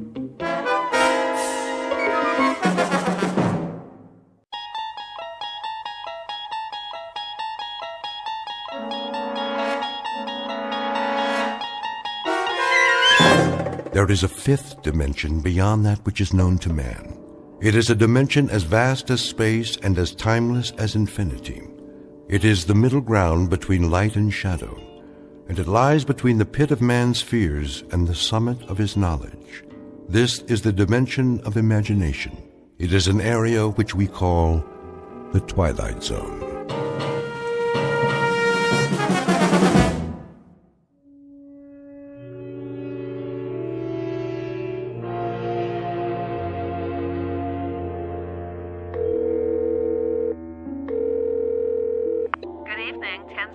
Hi, this is Joey Crown. Who? Joey Crown. I called before. Can you speak up, sir? I called a couple of times and I left a message. Do you have a reservation? Me?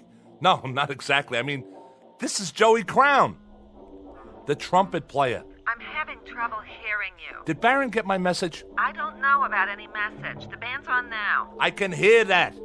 Boy, can I... And the second set is at 10:30. Do you want a table? I don't need a table. Tell Baron I'll fall by if I can. You know how it is. I got a gig all the way across town. How do you spell your name? Just tell Baron that Joey Crown's coming, okay, sweets? Man, oh man. Just wait till he sees me.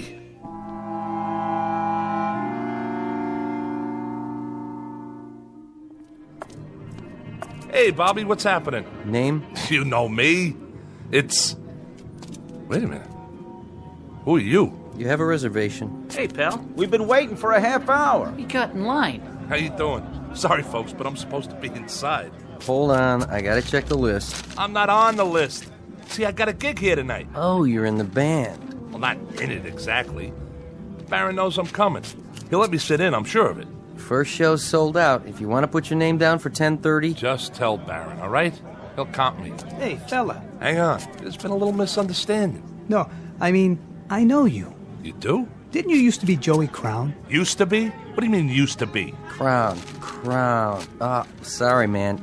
You're not on the comp list. If you want to wait in line... Hey, hold on. See this? It's a trumpet case. I'm not some piker. I played with Baron lots of times. I used to work the Page Tree and the Gate. What's the matter? Don't you believe me? Ask Artie. He owns the joint.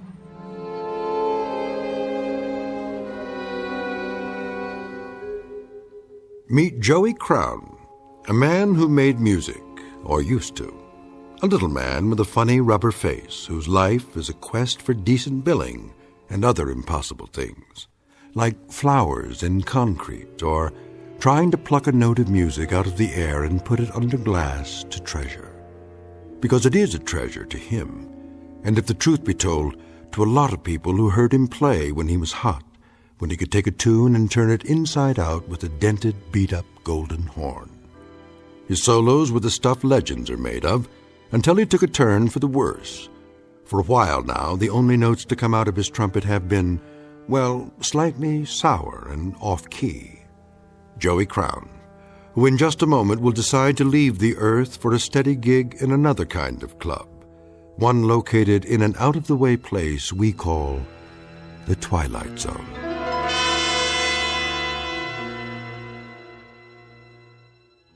And now, The Twilight Zone, and our story, A Passage for Trumpet, starring Mike Starr, with Stacy Keach as your narrator.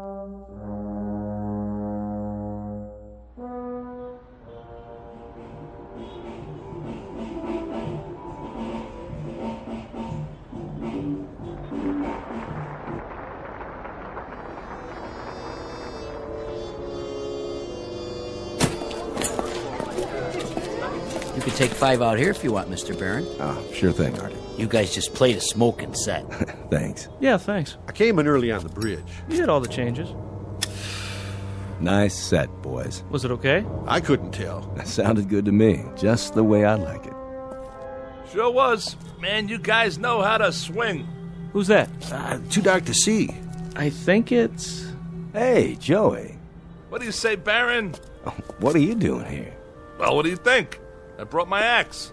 What for? I thought you might need somebody with a horn. I already got my sideman, Joey. Sure you do. But I was thinking I could sit in. You know, for the second set. Not tonight. Just a few choruses. Maybe some other time. Why not? You know how good I can play. Easy, Joey. But why? The last time you played trumpet for me, you lost it up. I did? I had to share you with a bottle. Bottle? Me? Oh, you get the wrong guy. You and that horn don't belong together on the same stage anymore. You mean 6, 7 months ago? That was just a bad night. I forgot what it tastes like. I'm on the wagon now. Way up. That right, Joey. Who's your brass section? Right here. Meet my new trumpet player. Yeah? That was him? Yeah, that was me. Don't get me wrong. He sounded great in there. Really cooking. But what do you think I am, some kind of a lush? Listen, Baron, I know what that stuff does to me. I ain't an old man yet. Me and my horn got a lot of years left. I could be a #1 boy again. Club dates, sessions, the whole bit. Hey, take it easy. What do you think I'm gonna do? Chuck it all away in some bum habit? Be serious. Listen, man, this is one mellow horn, and I got sweet music in me. A whole lot of it. You know yourself, when I open the case and pick that thing up and blow, I can make 'em cry. That you can, Joey. I remember. So what's the big deal? I can come in behind your man on the bridge. Then I sit out while he takes his solo. Then we trade choruses, and I... You dropped something, Joey? That's not mine, honest. I never saw it before. It was in your coat pocket. I saw it the minute you walked up. Come on, boys. Let's go back in. No, you come on, Baron. What are you trying to do to me? All I need's a chance. Okay, it's showtime. Go on. I'll be right there. All I need's a chance. One shot. That's what you need, all right. A shot. Better make it a double. That's not what I mean. Oh, don't worry about the mess, Joey. Somebody will clean it up for you. They always do. I'm sorry, Baron, but if you knew what it's been like to... One thing I don't know.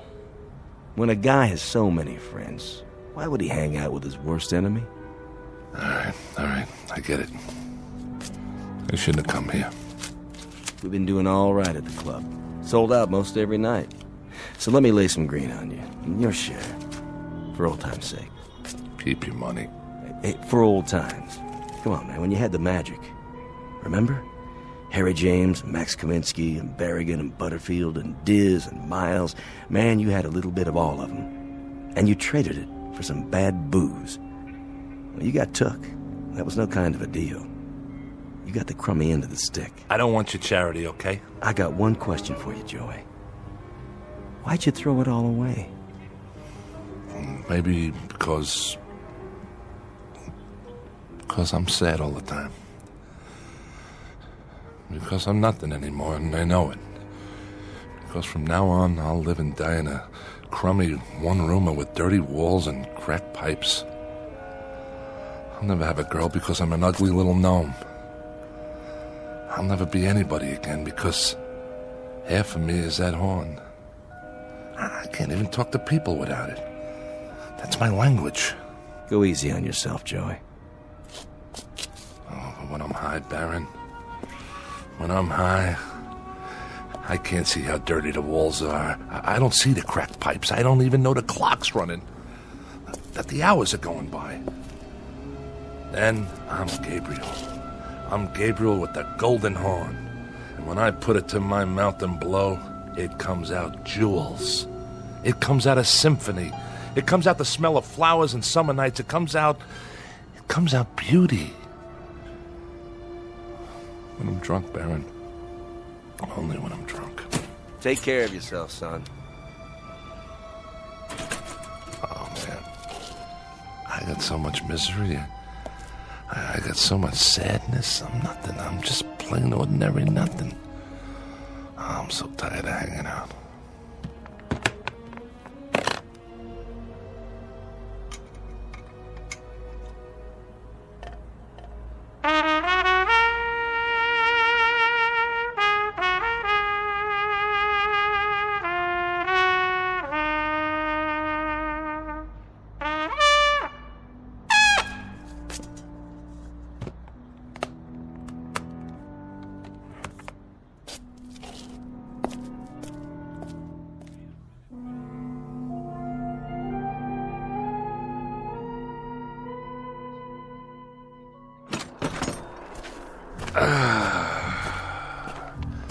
smell that good old polluted city air.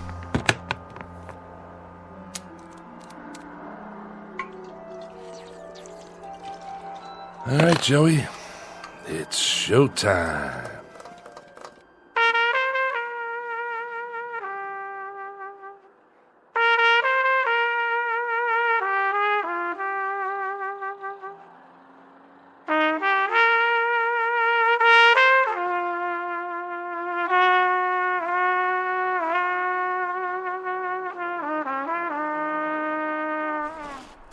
Here, I gotta write this in the blues, all right?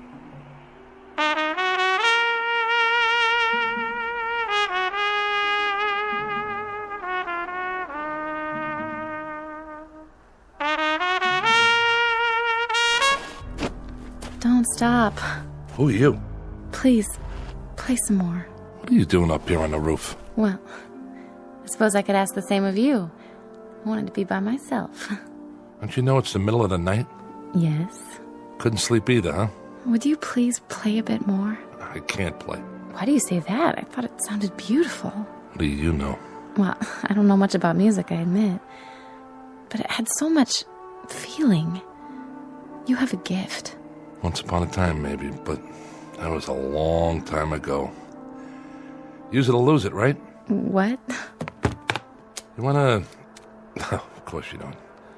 You look like a nice girl. A real nice girl. You haven't answered my question. What is this, a quiz show? Why can't you play? I just can't. Got it? Is it because that bottle's empty? Not yet, it's not. You want to know why? Okay. The reason I can't blow that horn anymore is that too much of me is in there. Too much of Joey Crown. Is that your name? It was.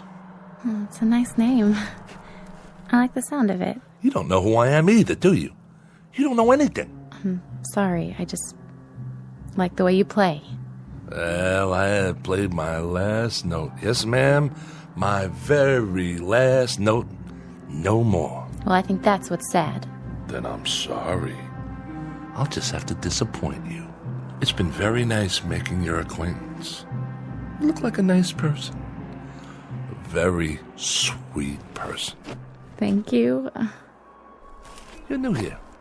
You come out from Iowa or Cincinnati or someplace like that, and you don't know anybody. I could have shown you around.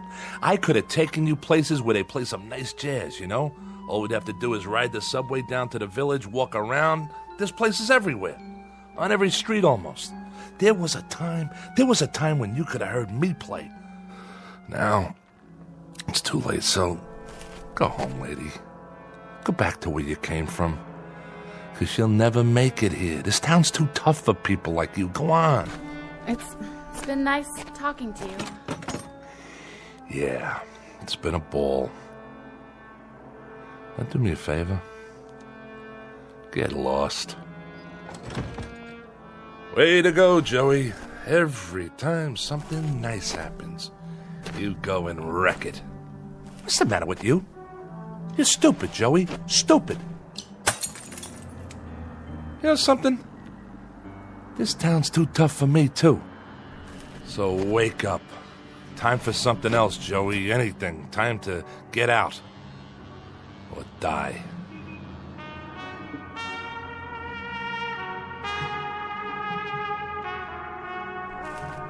Oh. Wait a minute. The heck is that? Nobody ever played that good, not even Joey Crown. Nobody on this earth.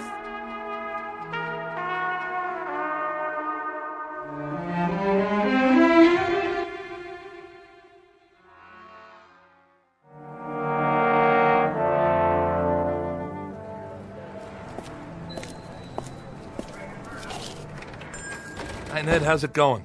Back again. I need some cash. You and me both. Look, Joey, I can't keep loaning you money on that beat-up old trumpet. What do you mean? You know this horn. It's got a tone you wouldn't believe. That's the trouble. They all sound great when somebody's playing them. Look around. I got enough instruments to equip Sousa's band. I need another bugle like I need my taxes raised. But this horn's been around. It's got character. I played it at Newport. I played it on so many sessions you couldn't count them all. Go over there and flip through those records in the box. I bet you got 20, 30 albums I'm on. You name it, this is the horn, the same one. Trumpet is a trumpet, Joey. It's the man who plays it. That's what counts.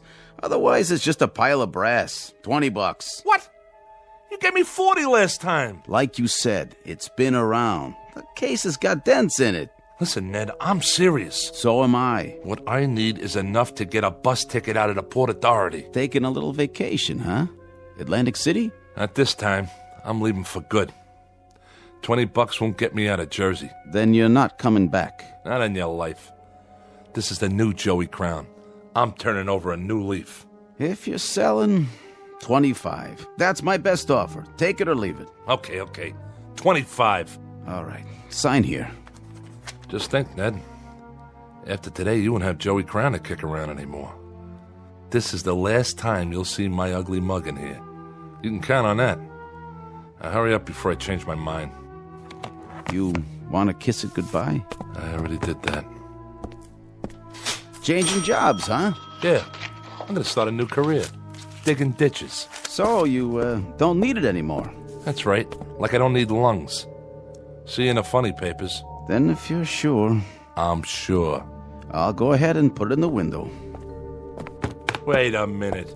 You put a sign on it. $75. Nothing personal, Joey. Business is business. A man's got to make a profit these days. Sure, but you only gave me a third of that. Guys like you just don't get it.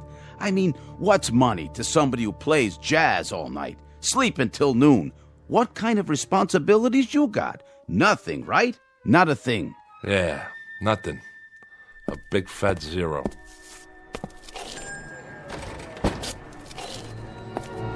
Hey, mister, watch where you're going. Get out of my way. Hey, don't cross the street like that. Mind your business. Hey, buddy, get out of the way. Leave me alone. Watch out! You think I care? You're gonna get killed! Oh my gosh! He just walked right out in traffic. Like he could care less. Somebody call an ambulance.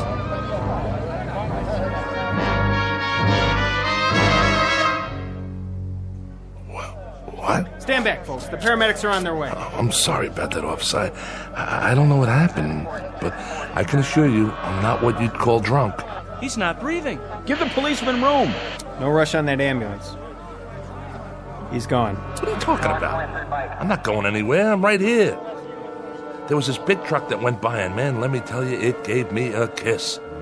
I don't see it now, but I'm not drunk.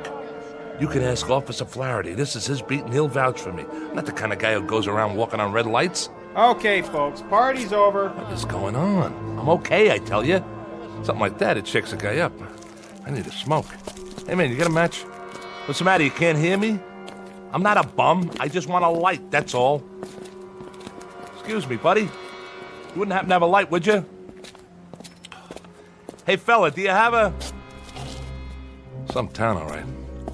Real friendly. I gotta sit down someplace. Step right in, folks. First show starts in 10 minutes. Hey, Mac. What's playing at the Bijou today? Anything good?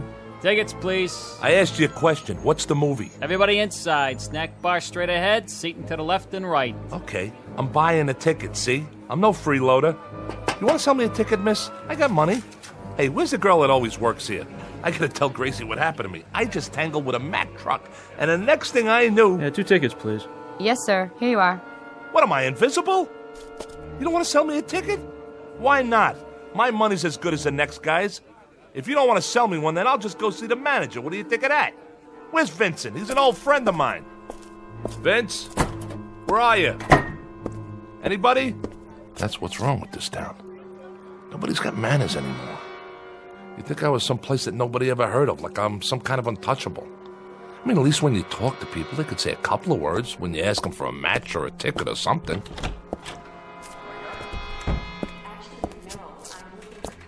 What's the name of this flick, anyway?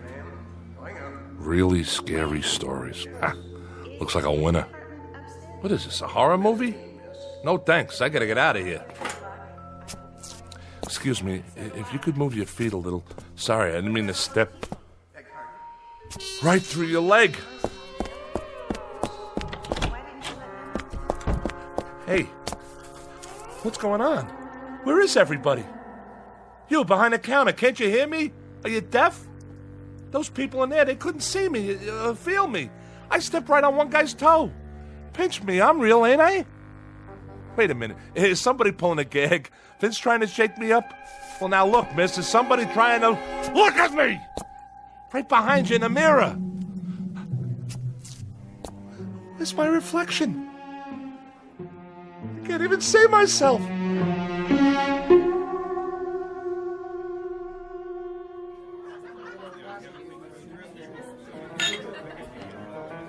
So, I'm dead.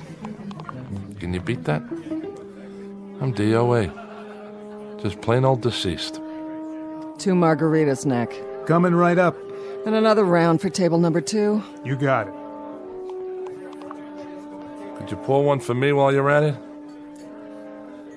Guess not. How does that go? Water, water everywhere, and not a drop to drink. You get it, don't you? I'm a ghost, see? That truck must have done it after all. Understand? I'm haunting you. Ain't that something? At last, for the first time in the short, miserable life of Joey Crown, he was finally successful at something. Hey, Nick. Hey, how you doing, Mr. D? Yeah, how about a Manhattan transfer? No ice. You got it. Nick, huh? Charlie must be off. Of course, if he was here, he couldn't hear me either. None of you can hear me. And nobody can see me.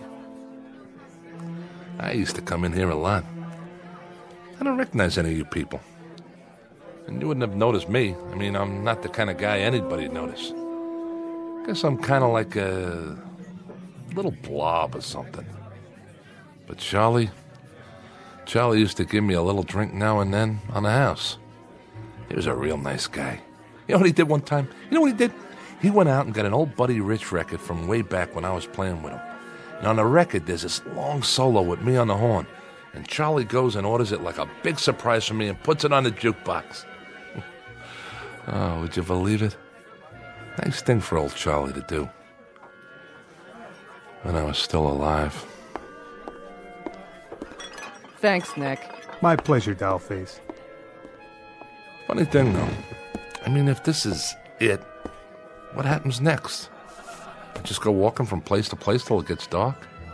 This could wear a guy down. I mean, nobody to talk to, nobody to listen to, not even a horn to play. Not anymore.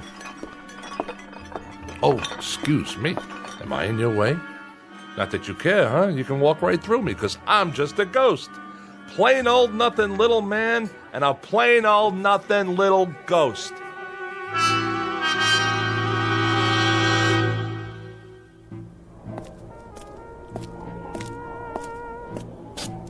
Hey, it's that trumpet player I heard. The same one.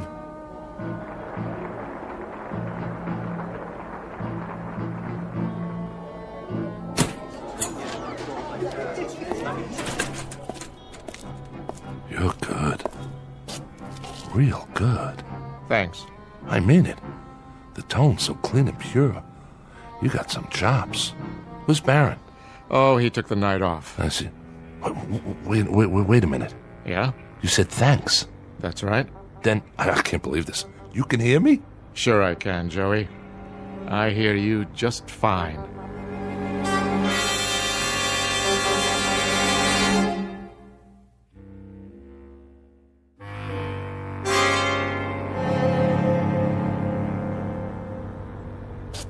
You really hear me? I hear you. You see me? Very clearly. Ah, I get it. Are you a ghost too? Not really. I am. I stepped in front of a large vehicle this morning. Is that right? It ain't good for the health, believe me. I'll bet it's not. Say, if you don't mind my asking, who have you played with before? Before what? Before now. What bands? Oh, I've played all over.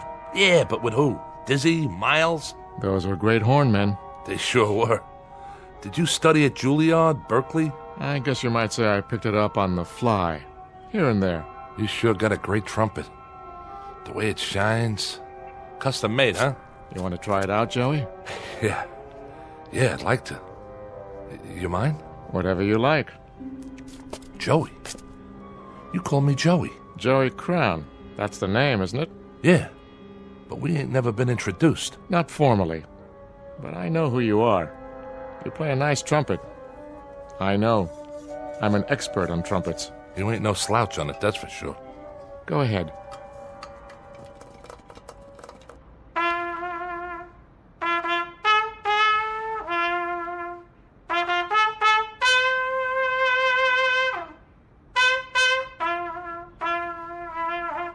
Not bad, Joey. Not bad at all. Yeah, ain't that something? I can play again. Now that it doesn't matter anymore. What do you mean by that? Now that I'm dead. How come you know who I am? You say you're not a ghost, you're not dead? Nope. And neither are you, Joey. I'm not? By no means. But what about that truck? What about it? And what about the people in the bar, in the movie theater, the girl in the ticket booth, the people in the street? Oh, them. Well, you see, they are dead. But that doesn't make sense. How? They're the ghosts, Joey. They just don't know it. Huh? You're losing me. Sometimes, to make it easier, we have to work it that way. We let them go on in a life that they're familiar with, and they never know for a long while.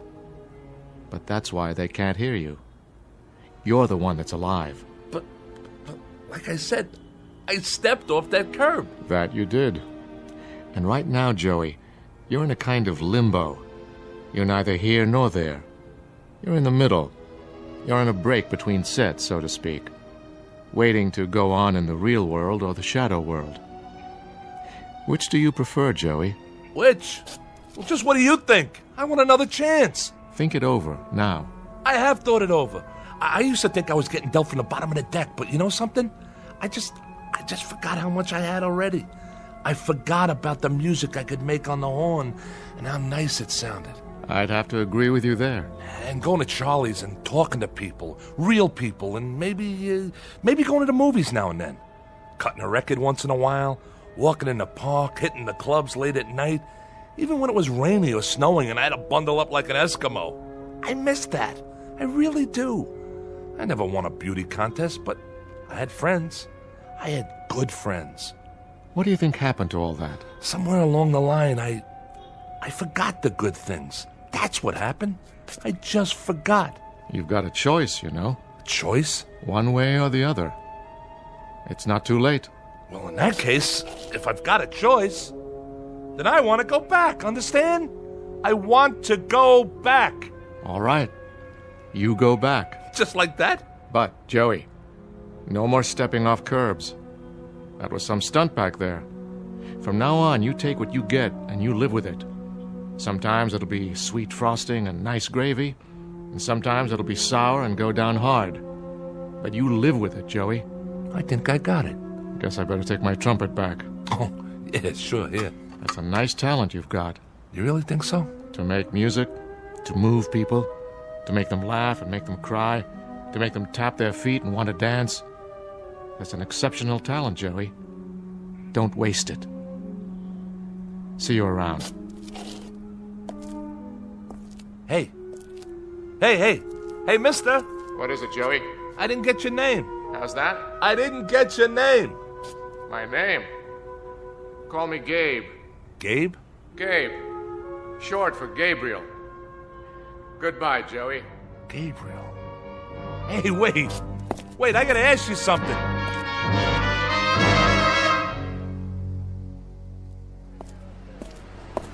Hey, mister, watch where you're going. Get out of my way.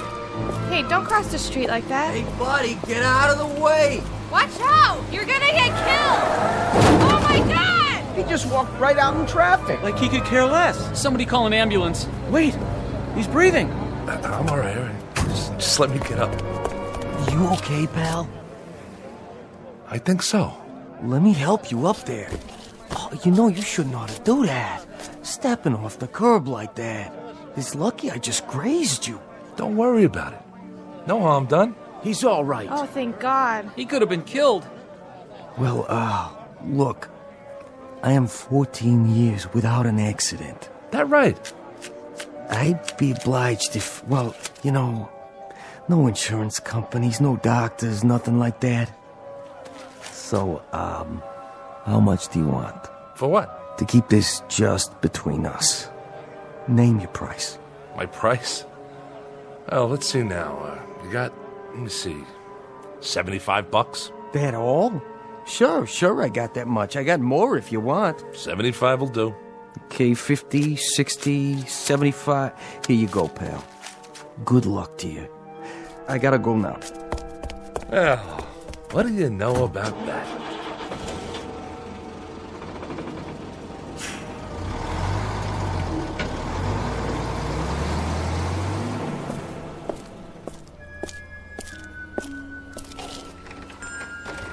Hello, can I...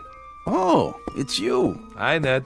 Change your mind already? Yeah, I changed my mind. They come and they go. But you, Joey, you're the first one to go and then come back. I know. I don't want to hear your argument. No argument. I guess I can let you have it. How much? 75? No. 25. You'll talk me back down anyway. How long has it been? 5 minutes? Not even enough time to accrue interest. Go. The sign says 75, and 75 it is. A man has to make a living. You tempt me, Joey. Right is right. It's only business. What did you do out there? Win the lottery? Something like that. Goodbye, Ned. You won't be seeing me for a while. Hope business picks up. You too, Mr. Jazzman. But tell me something. Anything. What have I done to deserve such good fortune? Nothing much. You've been my friend is all. For quite a few years, and I'll never forget that. Get out of here. Go on.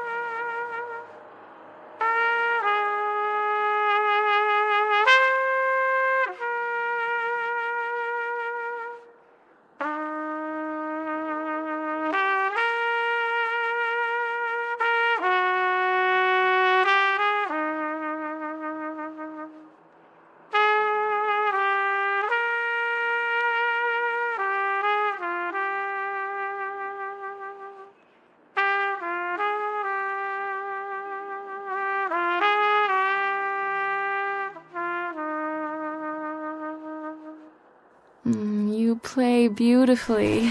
What? Oh, hi. Hi there. I mean it, you know. Thank you. I gave it up this morning. And I'm taking it back. Me and the bugle, till death do us part. I'm glad you changed your mind. So am I, you don't know. Still can't sleep, huh? I'm not used to the city. All the noise. I know. Like a regular symphony, isn't it? I guess so. I've never been to New York before. I just moved in. Yeah? You'll get used to it. It's an okay building. Better than the other ones I've lived in. Sometimes you have to bang on a radiator to get the heat going. Why do you do that? Why? Because the super hears you and then he fixes it. If he doesn't, just let me know. I'll talk to him for you. Name's Joey, by the way. Joey Crown. I know. How? You told me before. Oh, yeah. Listen, I'm sorry for that stuff I said. Don't be. My name's Nan. Pleased to meet you, Nan. I was hoping you'd come back. You are? You're the most interesting person I've met in New York. Yeah, sure. There's a lot of guys around here. Most of them ain't little apes like me. I mean it. The most interesting. And the nicest. I love your music. Honest? Honest. Will you play some more, Joey? Sure, I'll play some more. I'll play whatever you like, for as long as you like. What's your favorite song? I don't think I have one. Well, I know a couple you might like. Well, that would be nice. You know, you might get to like it here. It's not a bad town. I'm sure it isn't. Maybe you could show me some of it, Joey. If you have time. Me? Oh, I got time, all right. I got nothing but time from now on. I'll show you everything. The Battery, Central Park, the Village. I'll show you 52nd Street, and we'll hear some good jazz. I mean good. I'll take you to Charlie's. You'll like Charlie's. It's a great place. And you know what? You're not going to believe this, but he's got a record of mine when I was playing with one of the big bands. At least I think he still has it. If he doesn't, there's a little pawn shop I know that has all kinds of records in back, and we can pick up a copy and bring it home and listen to it.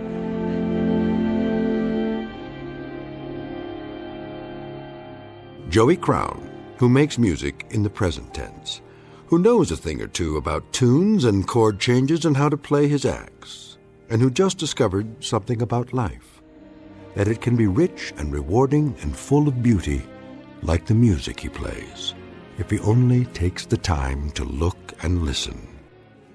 Joey Crown, who finally got a cue and a clue in the Twilight Zone.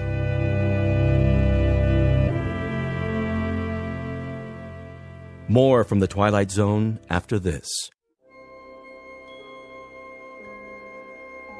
Hi, this is Carl Amari, producer of the Twilight Zone radio dramas. I'd like to take a moment to tell you about our official website at twilightzoneradio.com, where you'll get the latest news and information on these Twilight Zone radio dramas. Plus, at twilightzoneradio.com, you can digitally download 3 free episodes or any of our episodes for only $1.95 each. In this age of ever-changing technology, we've decided to make these episodes instantly available to you by making the Twilight Zone radio dramas a digital download-only series. This means that this series will no longer be offered on CD. The CD collections at our website are now being offered, while supplies last, at buy one, get one free. So be sure to get your favorites before they're sold out. Be sure to visit us often, and I'll see you in the zone.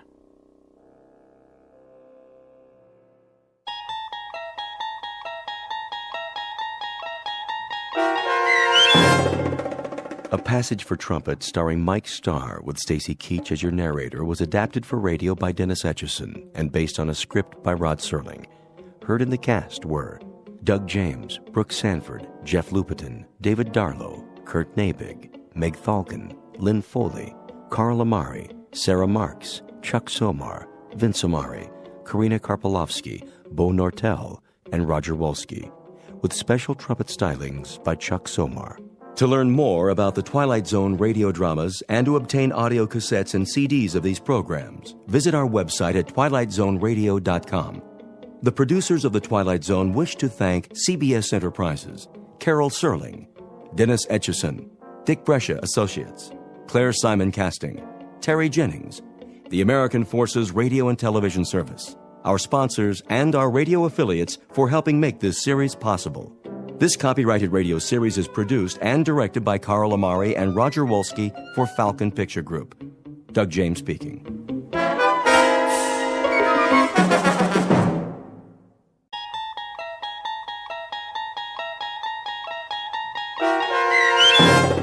The Silence, starring Chris McDonald with Stacy Keach as your narrator, was adapted for radio by Dennis Etchison and written for The Twilight Zone by Rod Serling.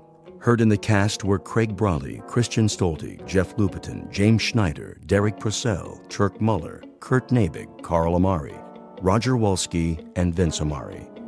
To learn more about the Twilight Zone radio dramas and to obtain audio cassettes and CDs of these programs, visit our website at twilightzoneradio.com. The producers of The Twilight Zone wish to thank CBS Enterprises, Carol Serling, Dennis Etchison, Dick Brescia Associates, Claire Simon Casting, Terry Jennings, XM Satellite Radio, Sirius Satellite Radio, our sponsors, and our radio affiliates for helping make this series possible. This copyrighted radio series is produced and directed by Carl Amari and Jason Mallow for Falcon Picture Group. Doug James speaking.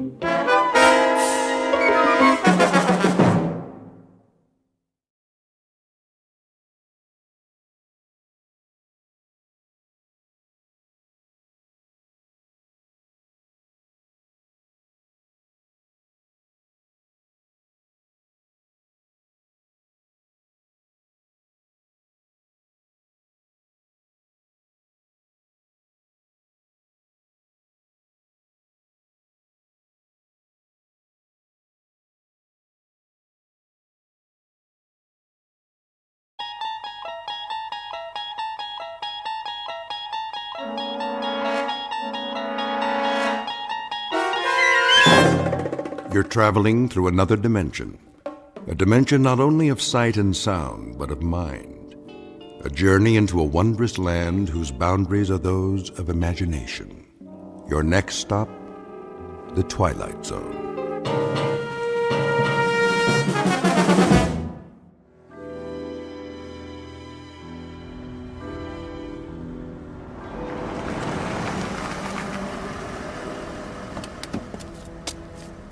Good evening, Colonel Taylor. Evening, Patrick. Has Mr. Alfred arrived? Not yet, sir. Warm for this time of year, would you say? I would. Quite balmy, in fact. I might have dispensed with the overcoat altogether. Martin? Yes, sir. See to the Colonel's car. Right away. Is he new? Just started this evening. Mind you, drive carefully now. Park it all the way in the back away from the other cars. Yes, sir. Here's a little proposition for you, my boy. See this bill? That's $50, sir. Indeed. And if there are no dents or scratches when you bring it back, not a one, mind you, this is yours. All of it. I promise, sir. Good. A man should always keep his promises. You shouldn't spoil the lad. Nonsense. A little incentive, that's all. How was it in the club this evening? The usual crowd. Is Mr. Tennyson here by any chance? Yes, sir. For some time now. Thank you, Patrick. Colonel Taylor, how nice to see you. Let me take your coat. Is there a table in the oak room? Yes, but I'm afraid the fireside chairs are all filled at the moment. Mr. Tennyson, I presume. Yes, sir, it is.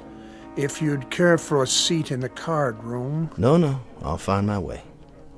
Mr. Alfred arrives, please send him to the oak room. Of course. Well, I'll tell you something else, gentlemen. The most idiotic thing occurred in the market today. Just idiotic. I've been doing a little dabbling in the syndicate. It still has some oil holdings in the western part of Texas. Well, anyway, Jack Brewer, he handles our New York operation for us. He comes in on the floor, and I happen to be there. This was, about 10:30 this morning, and he waves to me, and he's got a sheaf of papers in his hand, and I can assure you, if there's anyone I don't want to see before noon on any given day, it's Jack Brewer. Raucous sort, a little crude. Nouveau riche, you know the type. Yeah. Yes. Give you a light, Jamie? Not necessary. Not at all. Oh, this lighter? Solid gold. Gift from my dad when I got out of Princeton. Now, where was I? Jack Brewer. Oh, yes, of course. Charlie Sport, let me sit there, would you, old man? Your chair's much softer, and I'm afraid I'm just worn out. Not a problem. Much better. Now then. Oh, yes. Anyway, Brewer, I call him Brewer the Boar, walks across the floor to me with an intense voice, a voice absolutely shaking with intensity, sidles up and whispers. He's got a miserable habit of whispering sotto voce when everyone in the world can hear him. Anyway, he says to me, Jim, I've got to scrape up $250,000. Can you imagine? $250,000. The usual, sir? What? Oh, yes. The usual. It might be quieter in the blue room. No, this will do. Young Mr. Tennyson is in rare form tonight. Yes, sir. You're the only one who can handle it for me. This is Brewer speaking. To me. Well, anyway, to make a long story short. Mr. Jamie Tennyson, who at best is a dapper, albeit articulate ne'er-do-well. He is glib but shallow, well-groomed but worthless. His every gesture is studied, obvious, planned. He is a mannered dandy, devoid of character, and his presence in this gentleman's club is a social condescension on the part of the members. For this man's credentials are an accident of birth and nothing more. And across the room, a gray-haired ramrod of an ex-army officer, rock-hewn and coldly unemotional in his appraisal of others, but who was no longer able to conceal his distaste in an altogether gentlemanly fashion. And that distaste is about to take the form of a proposed wager. But it's the kind of wager that comes without precedent. It stands alone in the annals of bet-making as the strangest game of chance ever offered by one man to another. In just a moment, we'll learn the terms of the wager and what Mr. Tennyson does about it.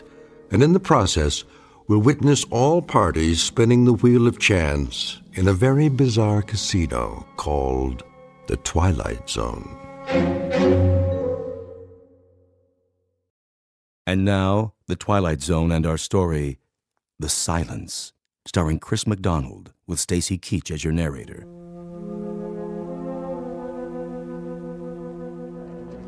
$250,000, mind you. And I'm supposed to scrape it up for him. I'm supposed to scrape it up as if it were some kind of residue lying around that literally can be scooped off a floor. There you are, Alfred. I just got your letter. Sit down, please. Look, Archie. Shh. Our young friend is discoursing again. The opening salvo and then the attack. That may well be. The only thing worse than his loquaciousness is his transparency.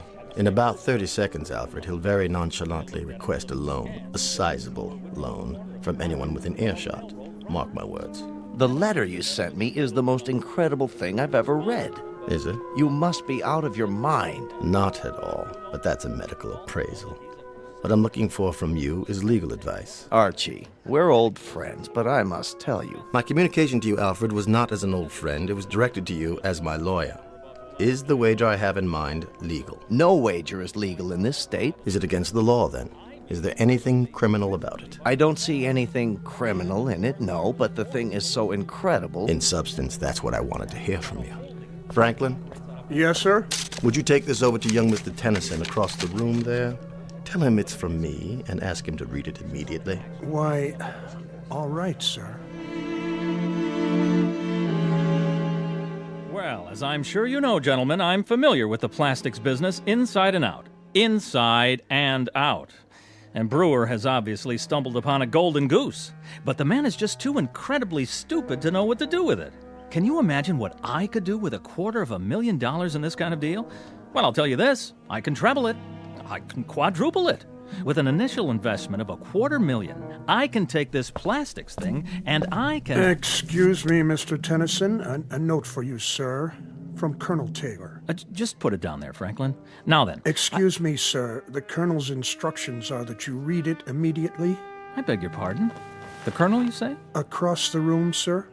Yes, the Colonel. He's waiting, sir. Oh, all right. Let's see what he has to say.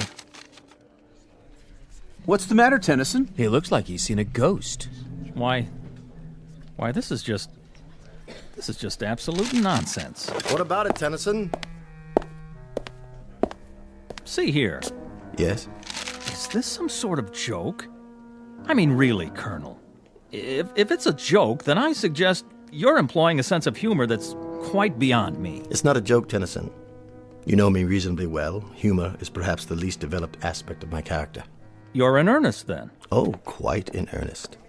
What's it all about? Come on, Tennyson, let us in on it. Yes, please. The suspense is killing us.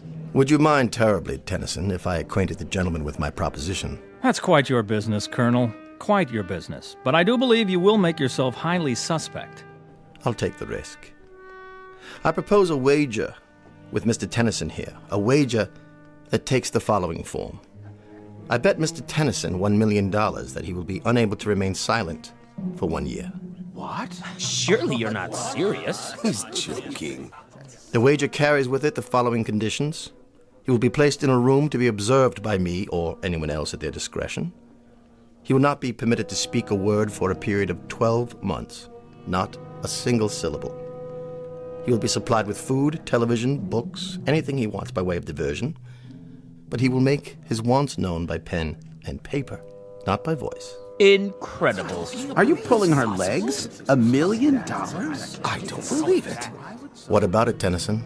First, let's establish that you're quite serious. Beyond any doubt. Then, may I ask the purpose of this wager? That should be obvious. That is, to anyone but you. I'm afraid it eludes me, Colonel. So perhaps you'd be good enough to explain to me why you're willing to risk $1 million? Risk? Hardly a risk, Tennyson. Well, hardly a risk at all. But if the wager is genuine... What I'm about to say would horrify the average man, but to someone as insensitive as you, it will probably mean nothing. Oh, is that right? I dislike you intensely, Tennyson. It goes well beyond the normal distaste I would feel for anyone without manners, without breeding, without principle. beyond and much deeper. You've become a cause celeb with me. Your voice has become intolerable. See here. Each night I sit here, and the sound of it makes me wince. I cannot ask you to leave the club because I don't have the right. So, the thought occurred to me that I would be happy to risk, as you say, a large sum of money, just to have quiet. You see, Tennyson, you couldn't possibly remain silent for a year. It's not in your nature. You're a shallow, compulsively talkative, empty-headed ne'er-do-well, and to remain silent would destroy you. Your kind has to seek out an audience. So what I assume will happen, what I more than assume, I fully expect, is that you will very likely be able to withstand the pressures for 3 or 4 weeks, perhaps a couple of months, and then you'll have to succumb. Again, that's your nature. So you won't cost me anything. But what I'll derive from it is a month or 2 of delightful and very precious silence. What about it, Tennyson? Appeal to your sporting blood? Oddly enough, it does. It does appeal to my sporting blood. And that, of course, is patently ridiculous. There's nothing sporting about you, Tennyson. But I happen to know you're rendering your nightly financial folderol because you're in desperate straits. You've run out of your inheritance, and your debts are insurmountable. In short, you're a desperate man, and you do just about anything for money, except, of course, to remain silent for 1 year. Colonel, if this were Europe and the company were a bit more sophisticated, I should be forced to invite you outside for the things you've just said? Would you now? Yes, but the ground rules here are somewhat different. As it stands, I can either ignore you or call your bluff. I'm going to do the latter. I accept your wager. Careful, Tennyson. Surely not. Watch what you're agreeing to. Just a few more questions. Where am I to be incarcerated? In the solarium upstairs. It's no longer being used. With the permission of the Board of Governors, I'll have some work done on it. It will be a glass-enclosed living room with a private bedroom and bath that will remain unobserved. Around the room will be placed microphones which you're to leave untouched. Your every movement will be recorded, and of course, as it follows, so will your voice. In the event you decide to give up, you will permit me or anyone else to observe you at any time. When will this start? I've been planning this for quite a while, and I've made all the necessary inquiries. The room can be constructed by tomorrow night. Oh, Archie, for the love You of... will enter any time after 10 p.m., and at 10 o'clock on June the 3rd of next year, you can leave the room. I'll have a certified check in the amount of $1 million waiting for you, assuming the impossible happens and you have remained silent for the full 12 months. Well, Tennyson, your questions answered? They are. I'll be back tomorrow night. Oh, and I would like the check placed on deposit in my name with a photostat of it available to be witnessed by every man in the club. Excellent. That's thoughtful and businesslike, Tennyson. You surprise me. That would be the normal procedure in a pawn shop or a fish market, but not in this club and not with me. My credit happens to be as well known as my honor, Mr. Tennyson, as any member in this room can attest. There will be no check placed on deposit. You will have to be satisfied with my word. Very well, then. So this will be a contest between my courage and your credit. And a year from now, 1 year from tomorrow's date, both can be proved beyond the shadow of a doubt. Precisely. Get my coat, Franklin. By all means, sir. Immediately. Until tomorrow, then, Colonel. And may the better man win, most definitively.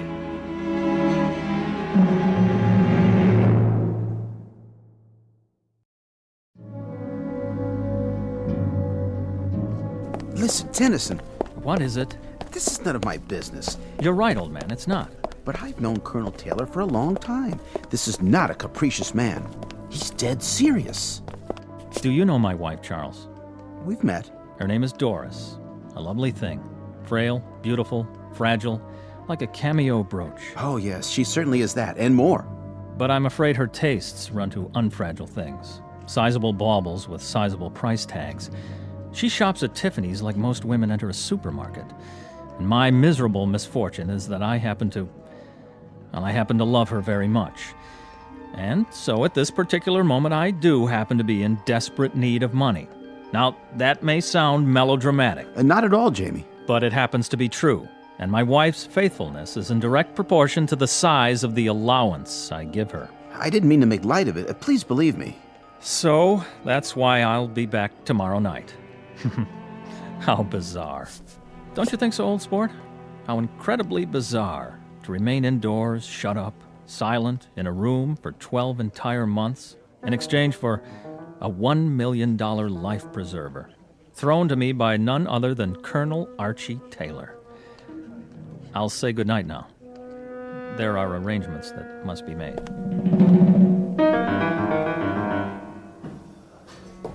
How's it coming, gentlemen? Right on schedule, Mr. Taylor. Almost finished. On the plumbing, the electrical outlets. Everything works. We'll give it one more inspection, but I'd say everything's about ready. What about the microphones? They're in position? Yep, and all around the room and plugged into this tape recorder. If he says one word, we'll know about it. You turn it on like this. Test 1, 2, test 1, 2. In that case, give the crew my thanks and my check for the agreed-upon amount. Thanks, Mr. Taylor. Will do. Anytime now, Mr. Tennyson. Anytime.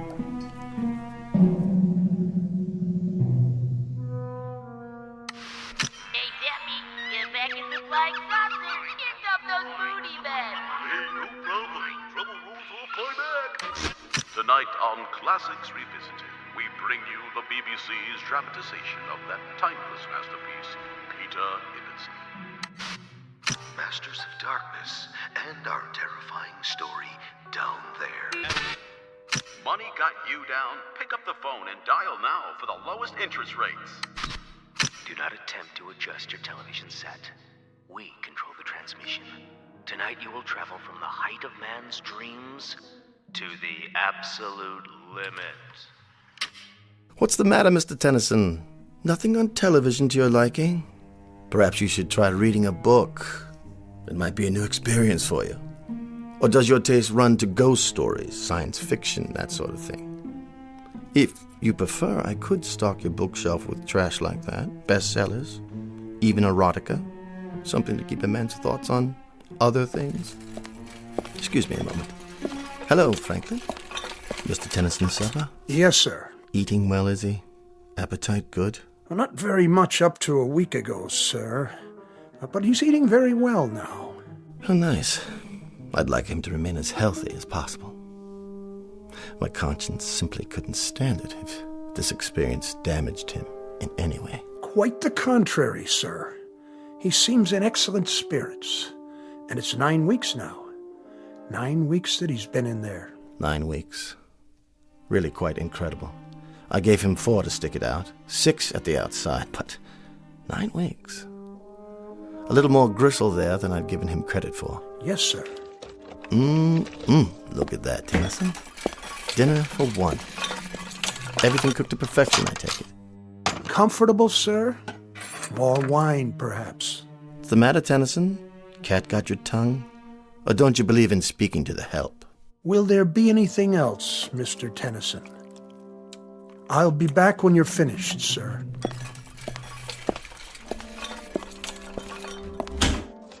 Enjoy your meal, Tennyson. Sorry I can't stay, but I have another engagement with friends. A lovely little spot downtown, so warm and friendly. Perfect for conversation. You understand, I'm sure.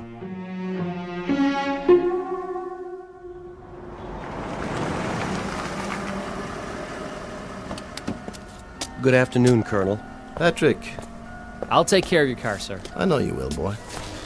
Mr. Alfred inside, is he? Yes, sir. Have a nice lunch, sir.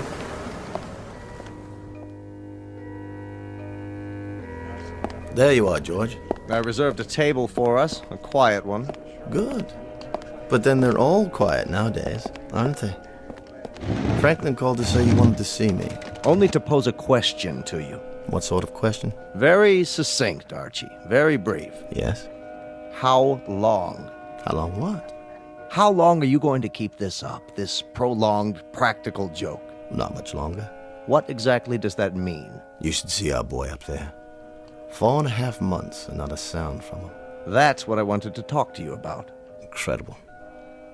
I've just been wondering how my fortune might accommodate the loss of a cool $1 million. For the sake of argument, of course, quite theoretical. That fop couldn't take it another month. This, I'm certain of.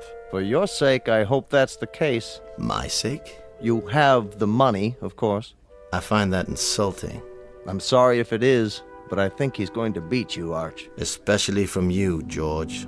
I'd say you owe me an apology. How are your holdings? What are you talking about? It's no longer theoretical. You might want to double-check your holdings now in preparation. My holdings? They're solid, dependable, 100-year-old firms. Why should I rearrange anything? You're insane. Merely careful. Look here. There isn't one chance in a million he'll last out the year. Not one in a million. I've watched him every day. He's beside himself. He's becoming bored to the point of irrationality. A week longer, 2 weeks, 3 at the most, he'll be crawling up the walls, screaming for us to let him out. I hope so. I sincerely hope so, but I think that boy up there will remain silent for the entire year. And I think you're going to owe him that cool million. Nonsense. I just hope you've got it. That's all. I'm not going to sit here and listen to this abuse. It's not in the least personal, only something I feel you need to hear from someone you'll listen to. The voice of reason, a word to the wise, that sort of thing. Then from now on, I'll thank you to disperse your wisdom elsewhere. Oh, for the love of... Consider yourself discharged. What? As of this hour and this day, you are no longer my attorney. But Archie... Goodbye, George. Goodbye to you, old boy, and good luck. Because by the look of things, I'd say you're going to need it.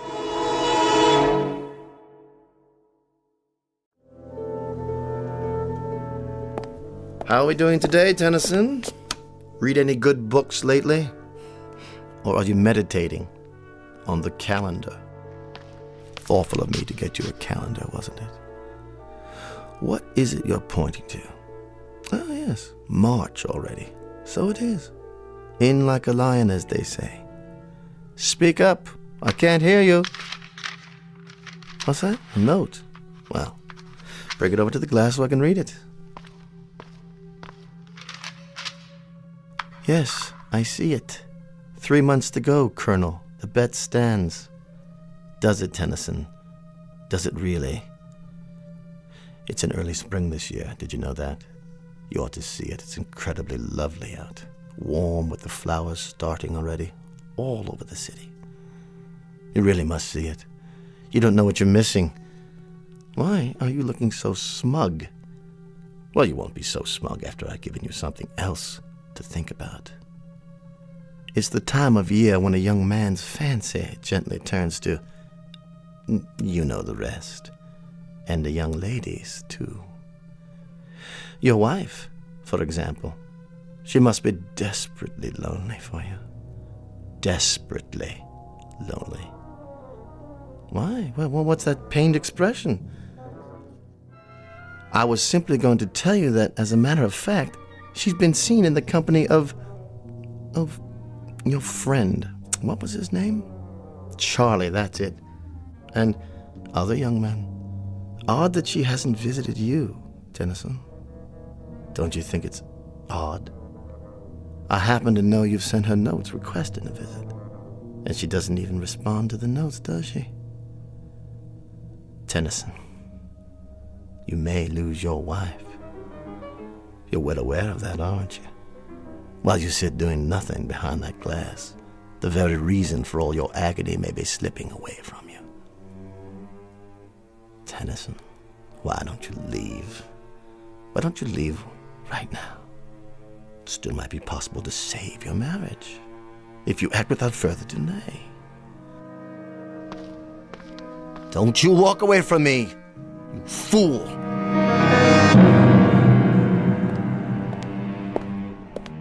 Tennyson, I know you can hear me. I saw your wife again. She's with that polo player fellow now. You know the one. The tall, attractive, blonde youngster. It's incredibly beautiful out today, Tennyson. Oh, it's incredibly beautiful. Birds and flowers and color. Absolutely lovely. And by the way, I saw your wife. She was getting into a little European sports car. Some young man was driving it. And here's Franklin with yet another meal. You must be quite bored with the club's menu by now, aren't you, Tennyson? Oh, Franklin? Yes, sir? Chilly up here, isn't it? I hadn't noticed, sir. Perhaps. The thermostat, Does it control the temperature in Mr. Tennyson's room as well? I believe it does, sir. Then I'll just turn it up for a while. I don't want you getting chilly, Mr. Tennyson. Certainly not. I want to warm it up for you. Nice and warm.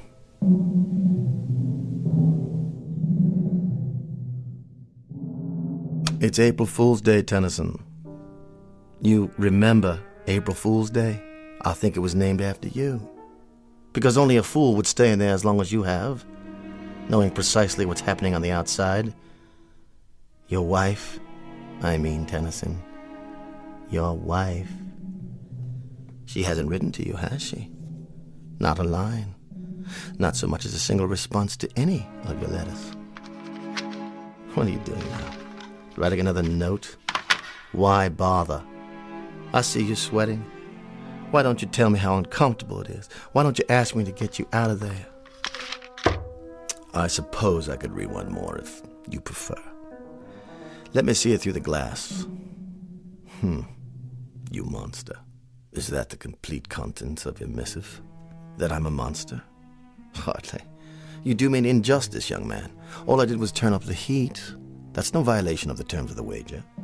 At no point did I indicate what the temperature would be during your confinement. As to other matters, I'm merely a chronicler of your events on the outside. I'm kind of your personal gossip columnist. Let's put it that way. Tennyson, this nonsense has to cease. You've got to get out of there. I could tell you some stories about your wife. Please don't strike the glass. You might have hurt your hand. Anyway, it's non-breakable. A kind of plastic, actually. But of course, you know all about plastics, don't you? Now, how about it, Tennyson? I might see my way clear to giving you $10,000. That would pay off a few of your debts and a little bracelet for the wife. Something to compensate you for months of loneliness. How about it, Tennyson? $10,000, man. $12,000. Say one word and I'll let you out. You're an idiot. You know that? You're losing your mind in there. I know you are. You're ready to crawl up the walls. Tennyson, listen to me. Make it $75,000 in cash. If you'll give up this ridiculous game and speak. Make it 100. No, 200. 250,000, Tennyson. Time is running short, boy. You can't stay in there another hour. Not another half hour. I swear to you, $250,000 in cash if you'll speak now. You accept? Hold it up. Let me read your decision. Go to... How dare you? You go there, boy. You! You will, I swear, if you don't act at once. I'm about to withdraw my offer. I'm counting down. Rather a monumental occasion, isn't it? I wouldn't have believed it. 1 year in that room and not a word out of him. 3 minutes is all the poor devil's got left now. 3 more minutes. Look at the colonel over there. Not the face of a happy man, would you say? At least he had the decency to show up. You're sure, George? I'm sure. This is straight off the wire, but it hardly matters now. 12 months ago, almost to the minute, you destroyed yourself. Much as I told you you would. Your little reminders are gratuitous at this point. And it's not even 10 o'clock yet. Whether it is or whether it isn't, the destruction I'm talking about has already taken place. There have been ugly rumors, Archie, things you've done to him. What things? Like little asides, innuendos, suggestions, gossip about his wife. Even intercepting letters he wrote her before Franklin could mail them. You place such a premium on honor, Archie. But you haven't acted like an honorable man. George, you don't believe Please don't go to the trouble of denying it. I'm sure much of it is true. But this ugly affair has proven 2 things, hasn't it? That the boy up there is stronger than you gave him credit for, and that you are considerably weaker. That boy up there. A weak, simpering half a mind, a fop with no guts, no courage, no nothing. How could he have done it? How could he have done it? I might just as well have made it 2 million or 3 million. Somehow it was impossible from the beginning. Gentlemen, Mr. Tennyson.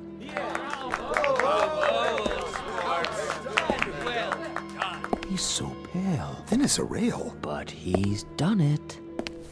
You hold out your hand to me, Mr. Tennyson. Not to shake it, I presume, but to receive payment. Well, sir, you have me at a disadvantage, a rather compromising situation. You forced me into a position of rather unpleasant candor, because it happens to be a fact that I'm a fraud. I don't have any money. I offered you $10,000 and then 12. The truth is, I would have had to go out on the streets to beg even that amount, let alone $1 million. I received a cable from London. Both the Birmingham Tool Company and Edinburgh Motors have filed suit for bankruptcy. Blue chip companies. Every nickel I had was invested with them, and they no longer exist. In short, I'm busted. Broke.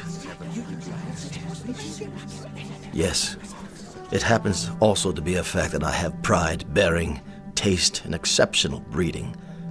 But I've lost. Proving, Mr. Tennyson, proving that you are by far the more substantial of the two of us. I will naturally resign. You have both my resignation and my apologies. I will not ask you to suffer my presence any longer. Look at Tennyson. They won't let him walk out like this. He'll demand satisfaction. Talk to him, Tennyson. Tell him whatever you like. Your time's up. You can talk, gurgle, sing, chortle, anything you want. You've won the bet, son. What's he doing? Writing another note? But why? What is it, Colonel? What did he write? Why doesn't he speak? Let me see. It says, 1 year ago, I had the nerves that my vocal cords severed. Good Lord. He's opening his collar to show you, Archie. There are the scars on his throat. I underwent this surgery because I knew I'd never be able to keep my part of the bargain. For the love of God, man. For the love of God.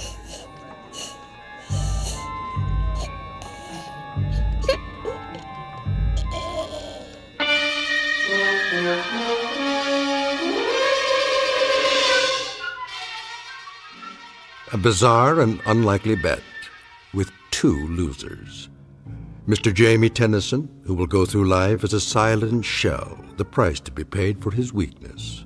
And Colonel Archibald Taylor, who will spend the rest of his days in naked humiliation. The cost to him for all of this is the most precious possession he owned, his pride. And the point of it all? Simply that two men discovered somewhat belatedly that gambling can be a most unproductive pursuit. For somewhere beyond these two, a wheel was turned, and both their numbers came up. The number was Black 13. If you don't believe it, ask the croupier, the very special one who handles high-stakes roulette in the Twilight Zone. More from the Twilight Zone after this. Hello, I'm Stacy Keach. I hope you're enjoying this edition of the Twilight Zone radio dramas. To learn more about this series, be sure to log on to our official website at twilightzoneradio.com. You'll find special discounts on our Twilight Zone audio collections, listings of our radio stations, links to other websites, and a photo gallery of our recording studio and some of our stars in action, plus ways to contact us with questions or comments about the show. And for a limited time, when you log on to twilightzoneradio.com, you can send in for a free CD of the show. So be sure to visit us at twilightzoneradio.com.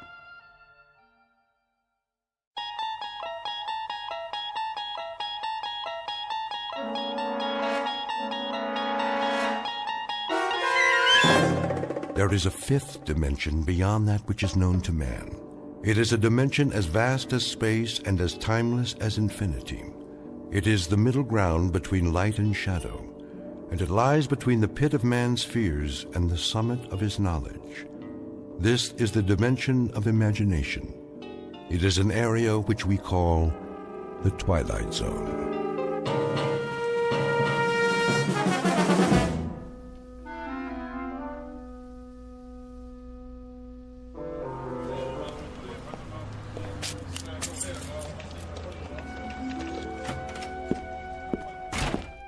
Good morning, Mr. Bemis. Oh, hello, Cheryl. How are you today? Fine, just fine. You're on time, I see. I was getting worried. Were you? I thought you'd be here already. Well, normally I would be before Mr. Carsville notices. Had a bit of a delay, though. What happened? Well, I decided to stop by the library on the way. A few books, to return. But they've changed the hours. They have? Yes. Do you believe it? Opening later, closing early. It's getting harder and harder to check out a book. Scarcely any time at all. Well, don't they have a slot or something for returns? Oh, they do. But what if you're interested, let's say, in scanning the morning paper without having to purchase a copy? Or a student trying to finish a last-minute assignment? And those who work during business hours, who won't be able to use the library now? The right to read is slipping away, and no one seems to care. Oh, here he comes. Get ready. Well, as ready as I'll ever be. Morning, Mr. Carsville. Morning, Miss Anderson. Bemis. Good morning, sir. Glad you decided to join us. Better late than never, I always say.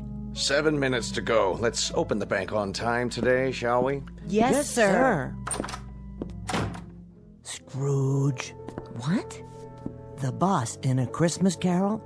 Doesn't Mr. Carsville remind you the least bit of Ebenezer Scrooge? Well, I don't think I've read it. Really? Well, you should. All of Dickens' Christmas stories, as a matter of fact. They serve as a fine introduction to his novels. Nicholas Nickleby, Oliver Twist. Time to open the front door, Mr. Bemis. They're lining up out front. Oh, yes, of course.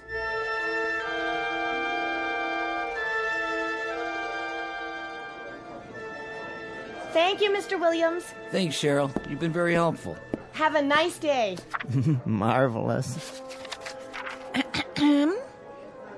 Yes, indeed. Well? Oh, hello, Mrs. Chesters. Nice to see you. Is this window open or not? What? Oh, of course it is. Sorry. I'd like to make a withdrawal. Certainly. For how much? There's the slip right in front of you. Can't you see? Yes, I see it now. Mrs. Chesters, have you ever read David Copperfield? How's that? Wonderful book.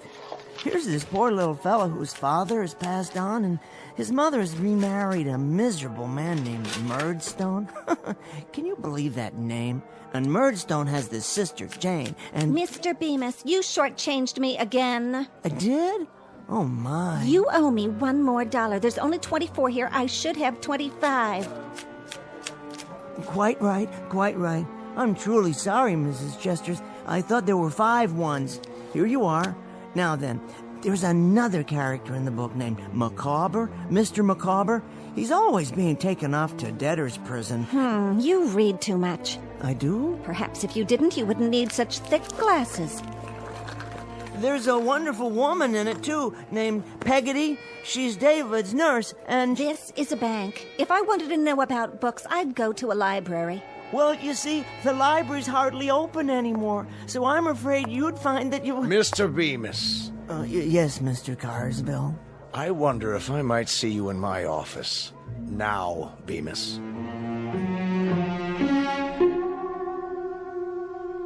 The time is the day after tomorrow. The place is anywhere, so long as it can accommodate a bank, a main street, and a library, along with a myopic little man with Coke bottle glasses named Henry Bemis. The gentleman in question has only one passion in life, and that is to read. Mr. Henry Bemis, conspired against by browbeaters and henpeckers, and by clocks whose hands waggle disapprovingly and always disallow the moments he'd prefer to spend on his favorite pastime. Today, however, Mr. Bemis will finally have his chance to read anything and everything, in a world much different from the one he knows now. A world without bank presidents, a world, for that matter, without anyone at all, located in a place called the Twilight Zone.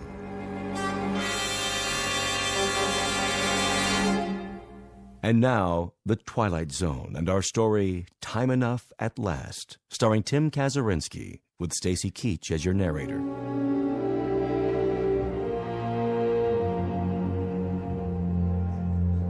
Did you hear what I said, Bemis? Why, certainly, Mr. Carsville. I don't suppose you've ever read David Copperfield, have you? No, Mr. Bemis, I have not. Now, if you'll be good enough to accompany me.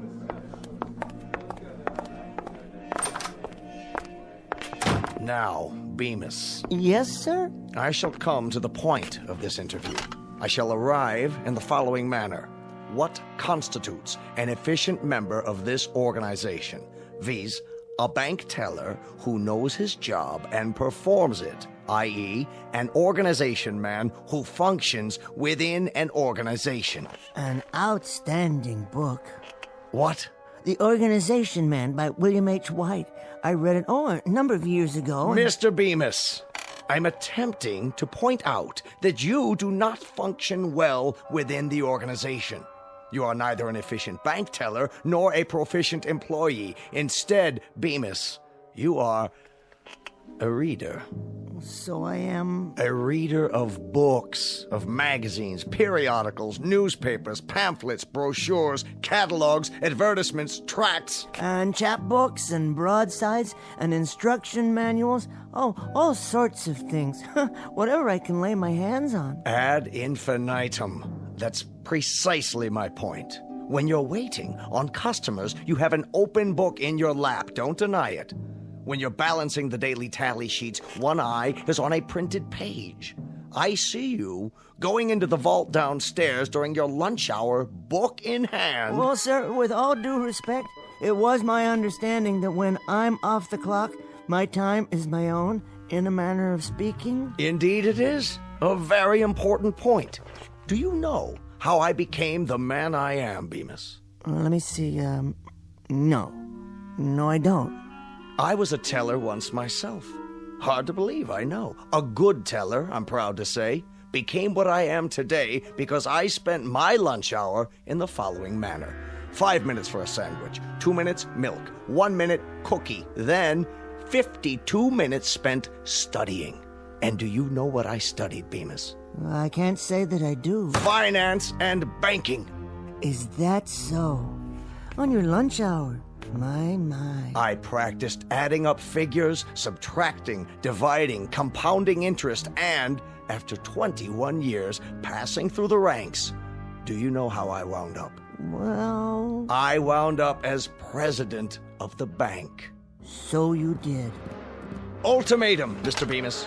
You will henceforth devote your time to your job. And that means forget about reading, or you'll find yourself outdoors on a park bench reading from morning to night for want of a job. Do I make myself perfectly clear? Oh yes, quite. Good. It's just that... Just that what, Bemis? Make it quick and then get back to your teller's cage. It's, well, my wife. What about your wife? I think she's taken up yoga. Now see here. She must have, or some similar form of self-denial. And now she expects me to live by the same philosophy. What philosophy? No bookcases, no magazines on the table, nothing at all. You see, she doesn't allow me to read at home. Oh, of all the... Nope, not on the premises. When I come home at night and pick up the evening paper, she yanks it out of my hand before I have a chance to open it. And then after dinner, when I try to look at a magazine, to relax, you understand, she's already hidden them away somewhere. It's gotten so bad that I find myself reading the labels on condiment bottles at the dinner table. Now she won't even let me use catsup. Unasked, let me give you my reaction to all this. Oh, please, please. Your wife sounds like an amazingly bright woman. Helen? Well, she is intelligent, but... To see the problem and zero in on it like that. Problem, you say? Your compulsive reading. Your addiction to printed words in any form. Do you really think it's an addiction? What else would you call it? You've obviously been suffering from it for years, or you wouldn't need such powerful glasses. Well, now that you mention it, I did read a lot as a boy. You know, I used to keep a flashlight under the covers so I could stay up late and finish a book. I remember... And I remember last November. You spent the better part of your days reading campaign buttons on the lapels of customers. You'll recall, Mr. Bemis, one particular young woman who took considerable offense. She tried to hit you with an umbrella for staring at her chest. I remember that too, Mr. Carswell. She never gave me a chance to explain. I only wanted to see who she was voting for. Indeed. Good day, Mr. Bemis. Good day, Mr. Carswell. What are you doing now? Oh, I was just reading the plaque on your wall. I see you graduated from... Out! Let's see now. Stocks down, more weapons testing. Henry? New bomb under development. An even bigger one. Now that's something to think about. Henry? Yes, dear. I'm in the living room. Do you want more coffee or don't you? No, thank you, dear. Well, then tell me that, but don't sneak off so that you can bury yourself in newsprint. Sorry. I was only checking the headlines. I think we've gone over this quite enough, Henry. I won't countenance a husband of mine sacrificing the art of conversation to... All right, what's so funny? Nothing, dear. Go on, out with it. Oh, it's just the way you worded that. A husband of yours. How many husbands have you had? I thought I was the only one. I would appreciate your not rubbing it in. Oh, Helen, that was a joke. Go into the other room and change your shirt. Now? Well, there's nothing wrong with this shirt. It's the same one I put on this morning. You ironed it yourself. We're playing cards tonight. I want you to look fresh. Cards? That's right. Cards. We're going over to the Phillipses. Oh, we are? Well, Henry, any objections? No, dear. I must have forgotten. What time are we due there? In about 15 minutes. That's why I want you to change your shirt. Try to look at least remotely respectable. I'll be ready, dear. See that you are. And clean your glasses while you're at it. What? Your glasses. You won't be able to see the cards with dirty glasses. Oh, that's true. I wouldn't be able to see anything without these.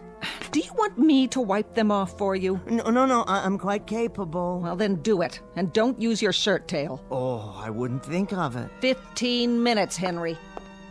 Aha, just enough time for a short read. Now, where did I hide it? Ah, in this drawer. That's right. Perhaps I can bring it along. One more thing. Yes, dear? Henry? I was just getting ready. What have you got there? Got? Under your coat. Why, nothing. Oh, then what's this? Ooh, that's odd. Wonder how that got in there. I could only hazard a guess. A handbook of modern poetry. Yours, Henry? Well, actually... Would you like to read me some? You mean aloud? From the book? Don't you want to? Why, Helen, I'd be delighted. This particular volume has some lovely things in it. Really, quite lovely. One or two from Edna St. Vincent Millay and Robert Frost. Let me see. Carl Sandburg, William Carlos Williams, Archibald MacLeish, Kenneth Patchen. Go ahead. I can't. Helen, look. Someone's made marks on every page with one of those thick black pens. Who could do such a thing? Who do you think did it, Henry? Well, you don't mean... You should thank me. A grown man who reads silly, ridiculous doggerel? It isn't doggerel. There were some beautiful poems in here. I say it's doggerel. I also say it's a waste of time.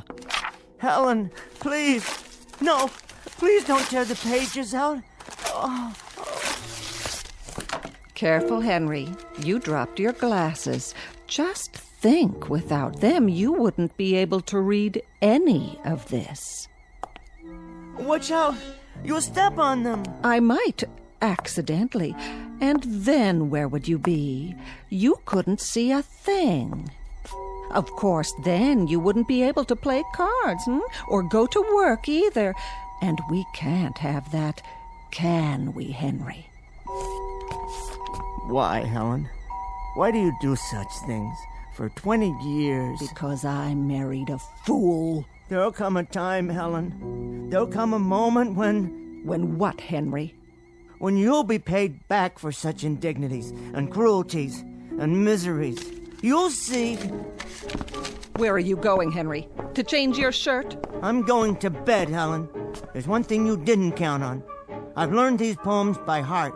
And you know what I'm going to do? I'm going to say them to myself aloud and listen to the music of those beautiful words, because you can't vandalize what's in my mind. You can't climb in there and scratch out and tear up and destroy such magnificent language. No one can. Henry? Henry, I'm speaking to you!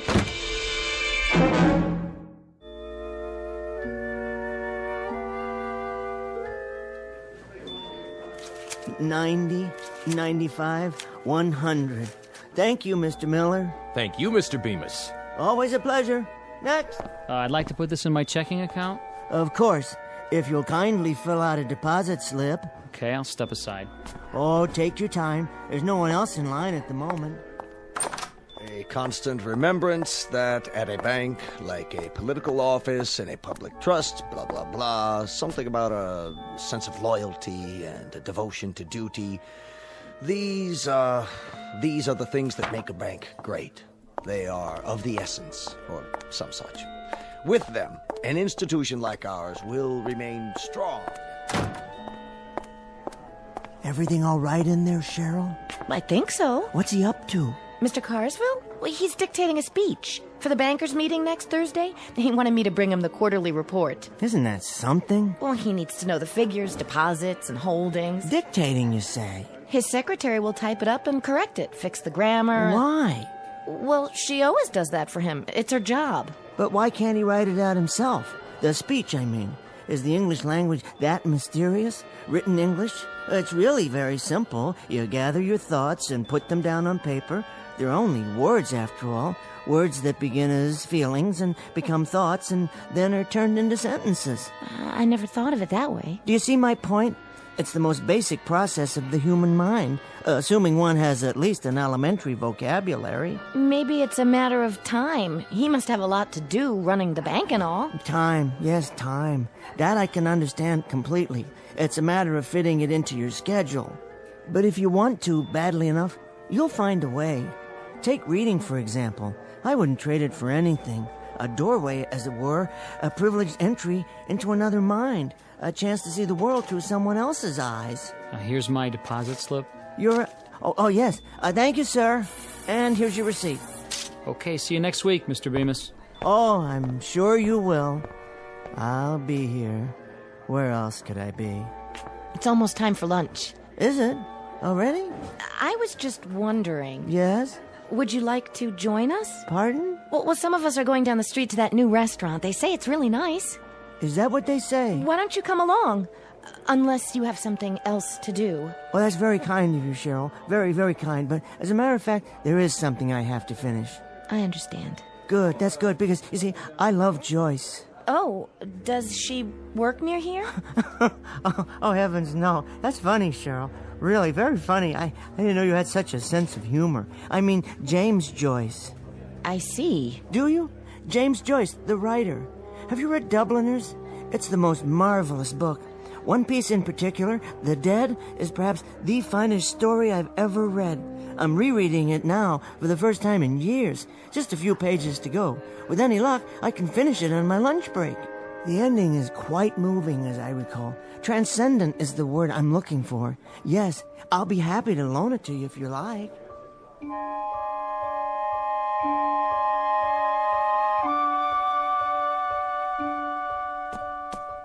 Oh, here we are. Peace and quiet at last. There just isn't any place quieter than the vault of a bank. All I have to do is pull the door closed and voila! My own private lunchroom and reading room. Now, let me see. What's for lunch today? Sandwich? Apple? Something to drink? What more does a man need? A jug of wine? A book of verse? Well, a thermos of coffee at least. The morning paper and my book. Where was I? The scene at the Christmas party. A house in Dublin. It's snowing and... Oh, wait, better check the time. 12:17 by my watch. Exactly 43 minutes to finish The Dead. After a quick scan of the front page of the paper. New bomb would mean total destruction, says scientist. Oh my, here's hoping they never have to use it. What in the world? That sound, what is it? Is something outside? My pocket watch. The crystal's broken. Not in my glasses, thank the Lord. Whoa, no, the lights have gone off.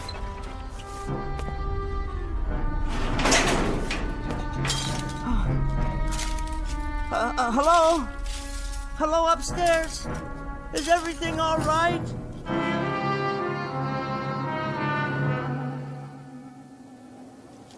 It's all smashed. Ruined. There's money everywhere. Will you look at that? Ladies, gentlemen. Mr. Carsville? A constant remembrance that at a bank, like a political office in a public trust, Are you in here, sir? what matters is a sense of loyalty and devotion to duty. Mr. Carsville? So in conclusion, etc., etc., that's my speech for the Thursday night banquet, Miss Jackson, with revisions. Would you type that up in triplicate for? Type that up in triplicate for. Type that up in triplicate for. Type that up in triplicate for. That's only the dictation recorder. Mr. Carsville's phone. I don't suppose it still works. No dial tone. Nothing. Helen. Helen! The inside of the phone is burned to a crisp, as if it melted. What's happened here? Why, there's no longer any window or wall, just a huge hole. Cheryl?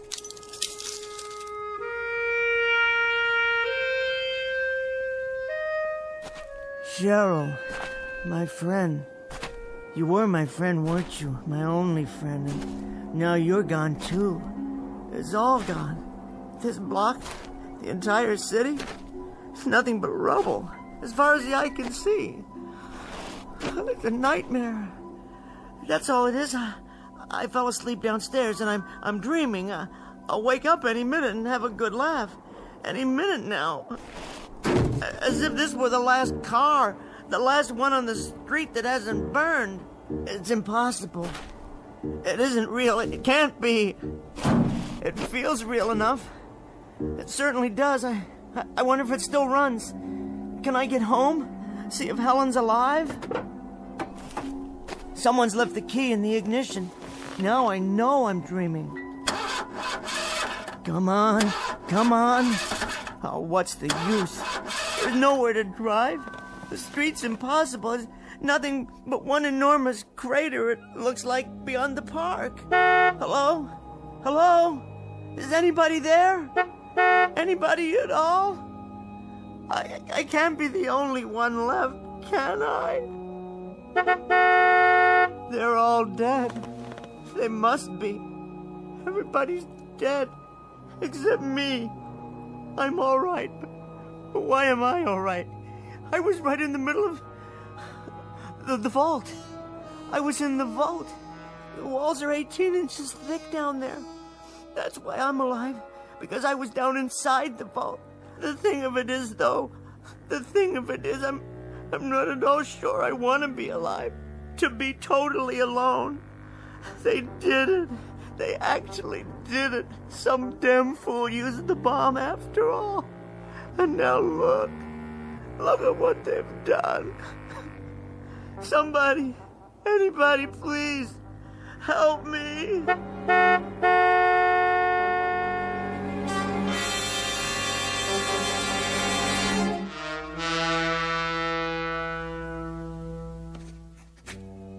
I am born. Whether I shall turn out to be the hero of my own life, or whether that station will be held by anybody else, these pages must show.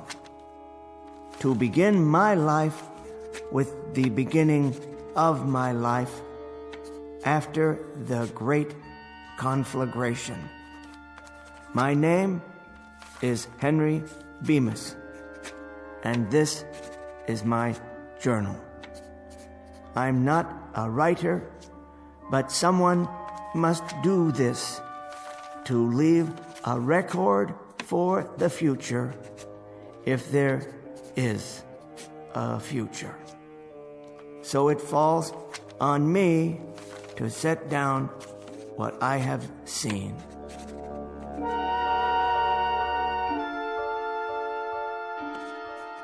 Day 2, as far as I can tell, the city is without life.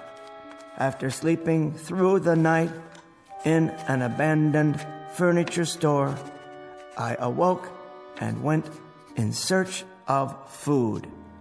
The markets in the area are fully stocked. The canned goods appear to be undamaged.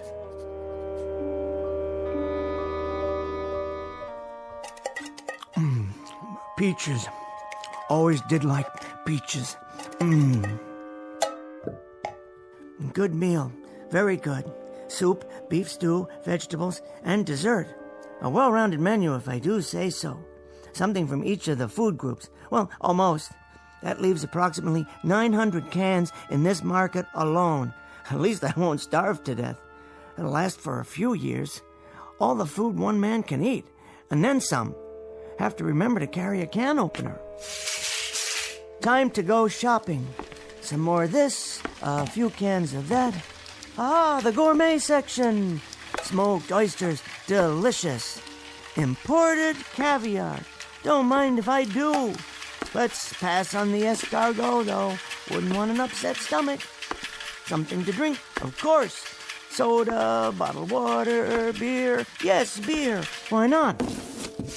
And onto the checkout. Which line is the shortest today? How about this one? Attention, A&P shoppers. No waiting on register 7. Put it on my tab, will you please? No, I don't need any help with the groceries. In fact, I'll just leave them here for a while. Don't worry, I'll be back. And now what? Go down the street to the Bijou Theater? See what's planned? Well, of course, they're dark today, no electricity. How about an after-dinner cigar? What a splendid idea. Is that a tobacco shop across the street?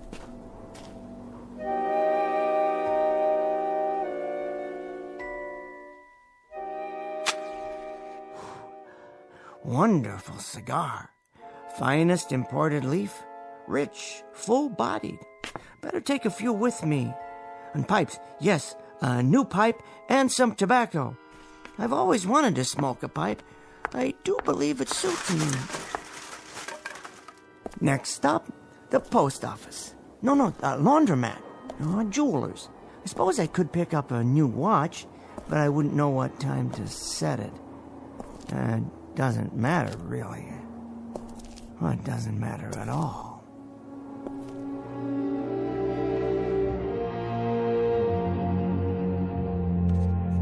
I was happy to find a newsstand on the corner. By some miracle, not all of it had burned or blown away. There was one copy of the New York Times. All the news that's fit to print.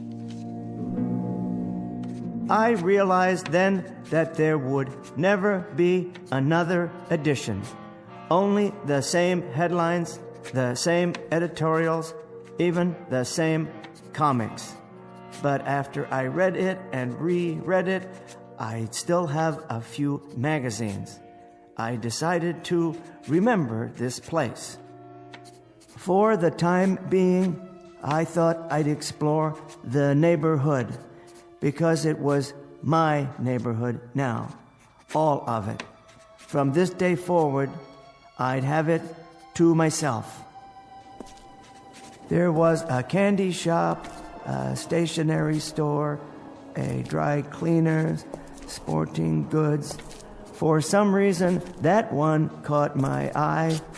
Besides, I had to sit down somewhere and rest. The worst thing was being alone. Utterly, completely alone. And this was the way it would always be from now on.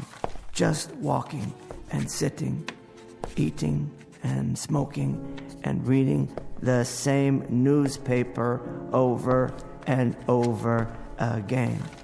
But for now, I needed a flashlight and some candles or a lantern for tonight. There were tennis rackets, rods and reels. I could always go fishing if there were any more fish.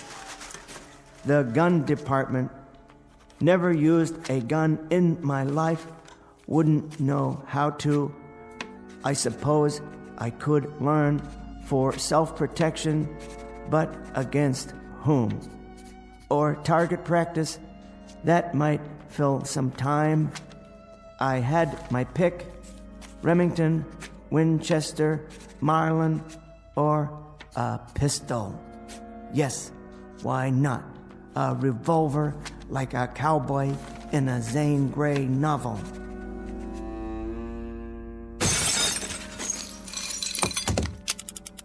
It felt strangely heavy but balanced, as if it belonged in my hand. Without thinking, I began to load it. And then something came over me, settling on my shoulders like a great weight. The sadness of it all, the pity, the loneliness, and the sheer, utter waste. I thought, what does it matter now? What does it matter? Who will know? Who will care? It doesn't matter one bit. So I raised the gun and looked at it. How well made it was, finely machined, polished to a bright silver shine, and so carefully balanced the way it rested in my hand. It doesn't make any difference. It doesn't make a bit of difference. This is perfectly all right. I mean, this is solitude. I should be grateful. I've never had much of that. I've got things to occupy my time. I've got enough food. I'm really extremely fortunate. If it weren't for the loneliness, the sameness, if there were just something else, someone, I'm sure I could be forgiven for this, the way things are now. I put it to my head and cocked the hammer. If there is a God, surely I'll be forgiven.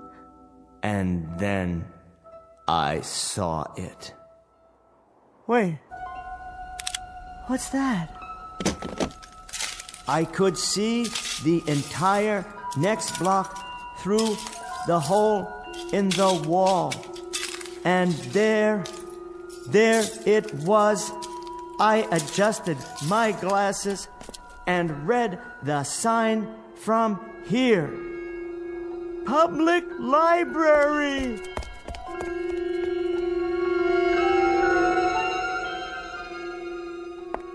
Yes, oh yes, I forgot all about it.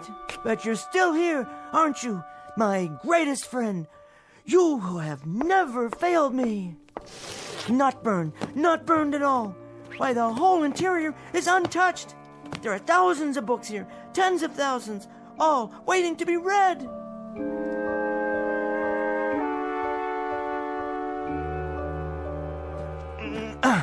Collected works of Shakespeare, complete works of Dickens, collected plays of George Bernard Shaw, poems of Browning, Shelley, Keats, great dramas of the world, books, all the books I need, all the books I want or have ever wanted.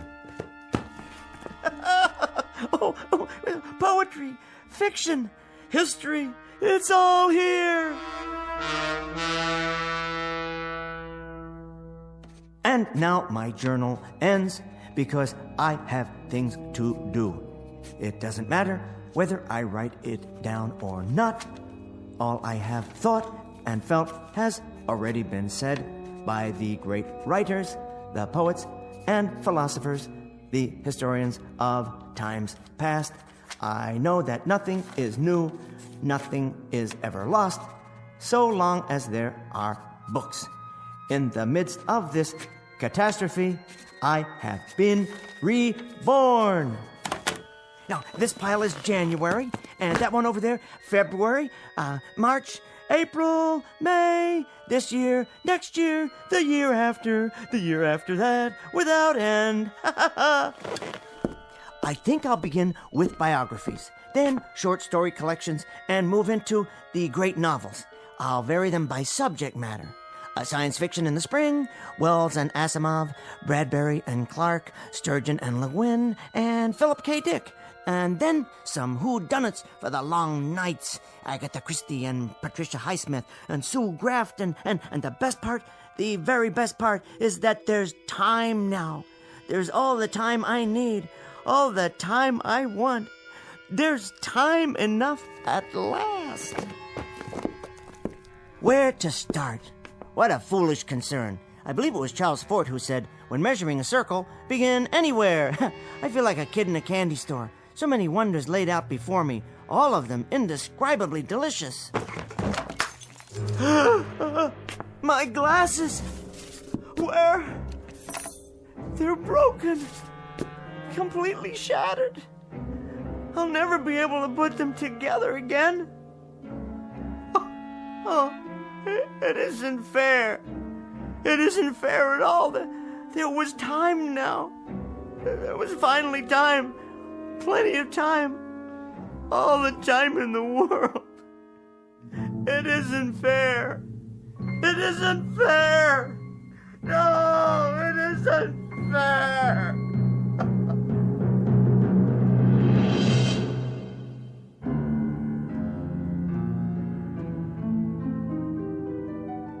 The best laid plans of mice and men, and Mr. Bemis. The small man in the thick glasses who asked very little of life, who wanted nothing but time to read. Only a moment out of an eon of moments, a mere instant out of eternity. For himself. Henry Bemis, now just part of the landscape, smashed beyond all recognition.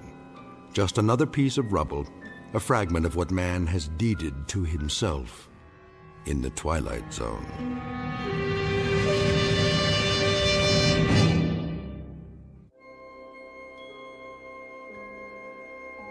Hi, this is Carl Amari, producer of the Twilight Zone radio dramas. I'd like to take a moment to tell you about our official website at twilightzoneradio.com, where you'll get the latest news and information on these Twilight Zone radio dramas. Plus, at twilightzoneradio.com, you can digitally download 3 free episodes or any of our episodes for only $1.95 each. In this age of ever-changing technology, we've decided to make these episodes instantly available to you by making the Twilight Zone radio dramas a digital download-only series. This means that this series will no longer be offered on CD. The CD collections at our website are now being offered while supplies last at buy one, get one free. So be sure to get your favorites before they're sold out. Be sure to visit us often, and I'll see you in the zone.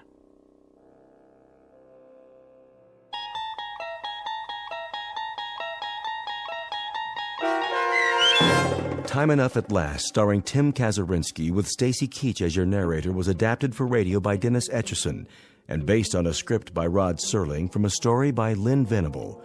Heard in the cast were Meg Falcon, Christian Stolte, Deb Dotzer, Carl Amari, Vince Amari, and Vince Gerasoli. To learn more about the Twilight Zone radio dramas, visit our website at twilightzoneradio.com. This copyrighted radio series is produced and directed by Carl Amari and Roger Wolski for Falcon Picture Group. Doug James speaking.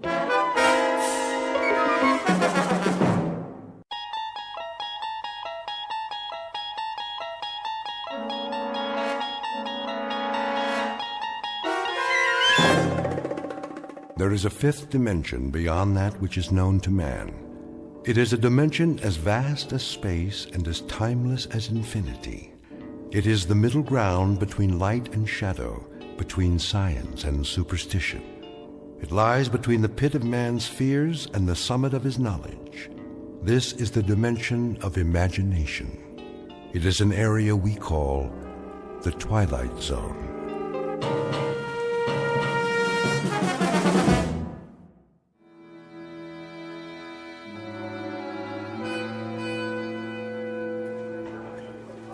Where is he? We should start anyway. Pass me the coffee, Bob. How long are we supposed to wait? Gentlemen, I called you here for a meeting, but I don't have all day. You try my patience, Mr. Williams. Yes, sir. I want the figures on the account now. I'll try to reach him again, sir.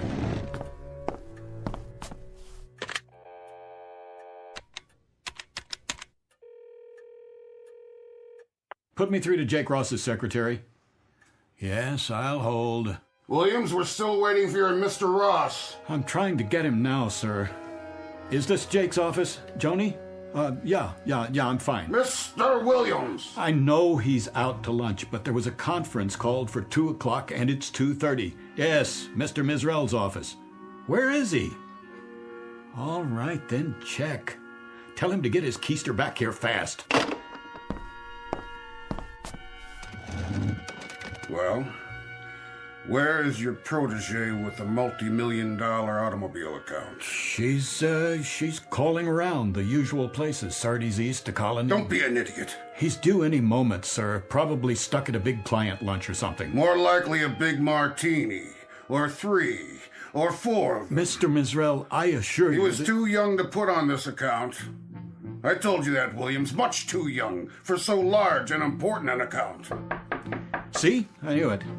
Here's Jake now. Message for Gart Williams? Give me that. We have been here now for 34 minutes, Mr. Williams. This is a note from Jake Ross. Would you be so kind as to share its contents with us? I can tell you the sense of it very quickly, Mr. Mizrell. It's Jake's resignation. He's moving to another agency. And he's taking the automobile account with him. That account represented a gross billing of millions of dollars a year. And how many times have you promised it to me? This is as much a shock to me as it is to you, Mr. Mizrell. Don't con me. It was your pet project, yours. And it was your idea to give it to that little college greenie. Get with the program, Williams. Get with it, boy. I'm sorry. So what's left? Not only has your pet project backfired, but it sprouted wings and left the premises. I'll tell you what's left for us in my view. A deep and abiding concern about your judgment. Please. This is a push business, Williams. A push business. Push and drive, but personally hands-on. You don't delegate responsibilities to little boys. I don't feel well. You should know that better than anyone else. I have to leave now. It's a push all the way, all the time, right down the line. Hey, you don't look so hot. What's the matter with him? Why don't you just shut your mouth, fat boy? And who precisely are you addressing? Who do you think, you ugly, bloated, self-important old...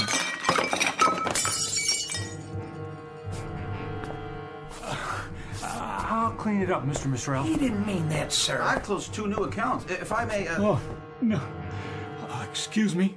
Please, excuse me, all of you.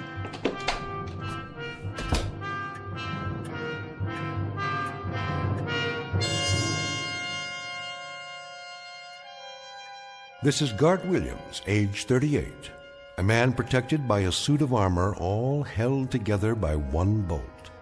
Just a moment ago, someone removed the bolt, and Mr. Williams' protection fell away and left him a naked target.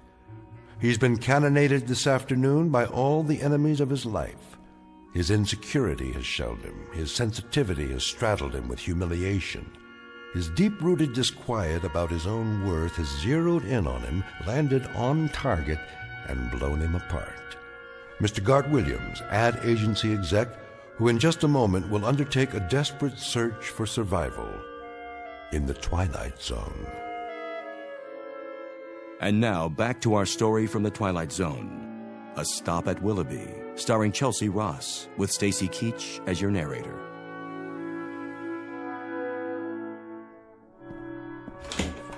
Oh, hi, Mr. Williams. You have some messages. I put them on your desk. Thank you, Helen. Are you okay, boss? Just let me sit down for a minute. You don't look so good. The ulcer's acting up again. Oh, no. Don't worry about it. I'll be fine. You should take it easy. I can get you some lunch. No, thanks. Sure? Something plain? I think I'll go home early today. Oh, good idea. Well, can I get you anything first? Yeah. Anything at all? A sharp razor. What?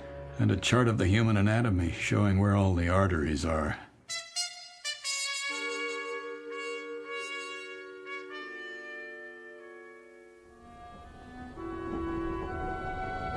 Tickets, please. Ticket? Oh, right here. How are you tonight, Mr. Williams? In the absolute pink. Cold winter this year. Seems to get darker earlier than it ever has. That's the way of the world. The rich get richer and the days get shorter. Isn't that the truth? Here's your ticket. Enjoy the ride. Tickets, please. It's a push business, Williams. A push business.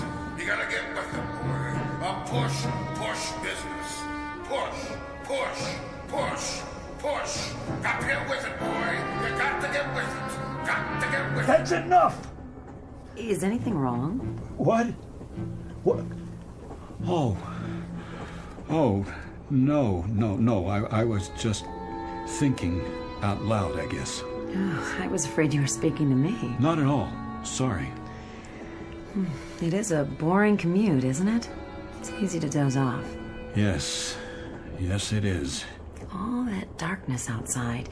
You can barely see the landscape. To tell the truth, I never paid much attention to it. But, well, now that you mention it. I used to read, but I got motion sickness. So now there's nothing to do but wait for the next station, and the one after that, and I don't even know where we are at the moment. I can't see any lights. What's the next stop? I've lost track. That's funny. It is? Lost track? Oh. At least we're not off the track. Not yet, anyway. Give it time. Oh, I suppose we could be anywhere. Wait, do you hear that? Hear what? What's happening?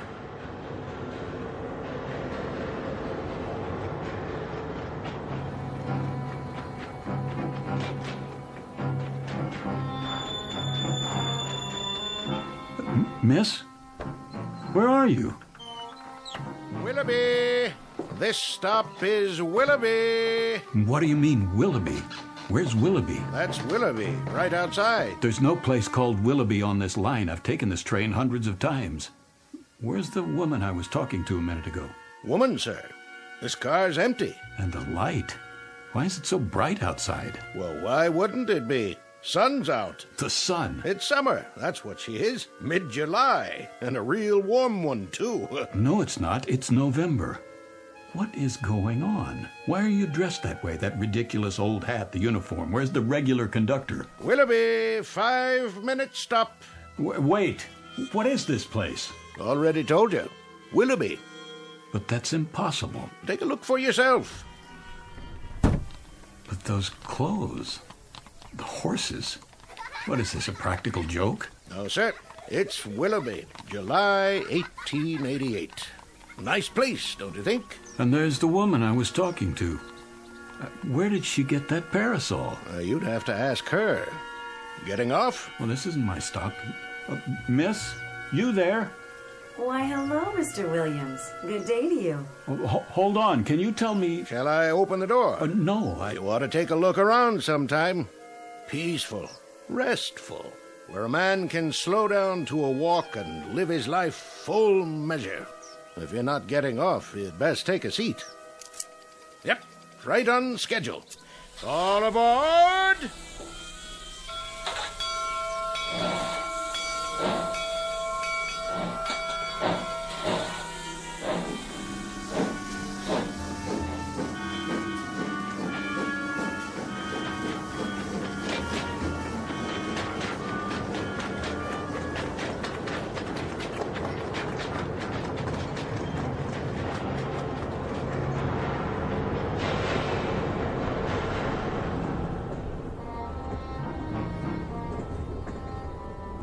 Westport, Saugatuck.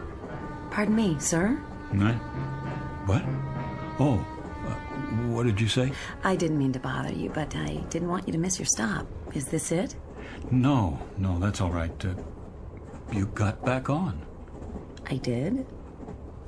Oh, I must have dozed off again. I don't blame you. At least you got a little rest.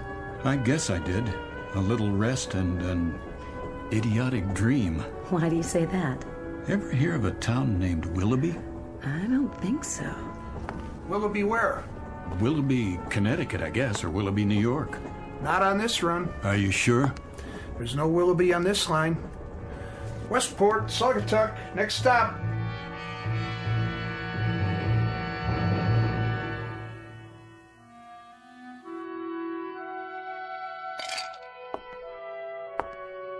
Hello, Gart. Jane? I didn't hear you come home. That's all right. I figured you'd notice sooner or later. Oh, I see. So that's how it's going to be. If you say so. What are your plans this evening? Do you care? So you're going to get quietly plastered and sing the old college songs. No songs. I'm all sung out. Then you're just going to get drunk while I sit here and watch. You can join in if you like. No thanks. I don't have anything to celebrate. Neither do I. It was just one of those days. I guess it was. How would you know? Bob Blair's wife phoned. She said he'd been in a meeting with you. You got hysterical or something. She called to find out how you were. They were all very solicitous, all the boys at the meeting. The kind of free-flowing compassion that spells relief for everybody because it means I'm the victim, not them. That's a big word with you, isn't it? Victim. Pour me another drink, will you, Jane? Would you spare me your little homilies for once and just give me a simple, honest answer? Did you throw away your job this afternoon? Did you wreck your entire career? It appears not. Mr. Mizrell phoned before I left the office. And? He has found it in that giant, oversized heart of his to forgive me. Forgive you for what? What's the difference? That gracious, somewhat obese gentleman will allow me to continue in his employ simply because he's such a human-type fella. Real people person. And one small additional reason. If I were to go to a competitive agency, I might take a lot of business with me. Go on. That's it. That's all of it. I'm tired, Janie. I'm tired and I'm sick. Then you're in the right ward. We specialize in people who are sick and tired. Gart, I'm sick and tired of a husband who lives in a permanent state of self-pity. A husband with a bleeding heart sensitivity. He unfurls like a flag whenever he decides the competition is too rough for him. Some people aren't built for competition, Janie, or big, pretentious houses they can't afford like this one, or rich communities they don't feel comfortable in. Comfortable? Let me get this straight. You're not comfortable here? That's the one thing. Country club memberships that they wear like a badge of status. And you would prefer... I would prefer, if anyone cares, a job, any job at all, where I could be myself. And who's that? You know, where I wouldn't have to climb on a stage and go through a masquerade every morning at 9 and mouth all the dialogue and play the executive and make believe I'm the bright young man on his way up, because I'm not that person, Janie. You've tried to make me that person, but it isn't me. You're right. It isn't. It isn't me at all. And I'm not very young. I'm a soon-to-be old, very uncompetitive, rather dull, quite uninspired, average type of guy with a wife who has an appetite that won't quit. And where would you be if it weren't for my appetite? I know where I'd like to be. And where is that? A place called Willoughby. A little town I chartered inside my head. A place I manufactured in a dream. An odd dream. Very odd dream. Willoughby. It was summer. Very warm. The kids were barefoot. One of them carried a fishing pole. Oh, please. And the main street looked like a Currier and Ives painting. Bandstand, old-fashioned stores, bicycles. I've never seen such serenity. It was the way people must have lived 100 years ago. Crazy dream. Gart. You should have seen it, Janie, this Willoughby. It wasn't just a place or a time. It was like a doorway that leads to sanity. Nothing serious, Gart. It's just that you were born too late, and your taste is a little cheap. You're the kind of man who could be satisfied with a summer afternoon and an ice wagon pulled by a horse. My mistake. My error. My miserable, tragic error. To marry a man whose big dream in life is to be Huckleberry Finn. That's what you want, isn't it? Something like that. A place, a time, where a man can live his full measure. And what does that mean? I don't know, but I'd like to find out. It's what that conductor said. A place where a man can live his full measure. That's where I'd like to be.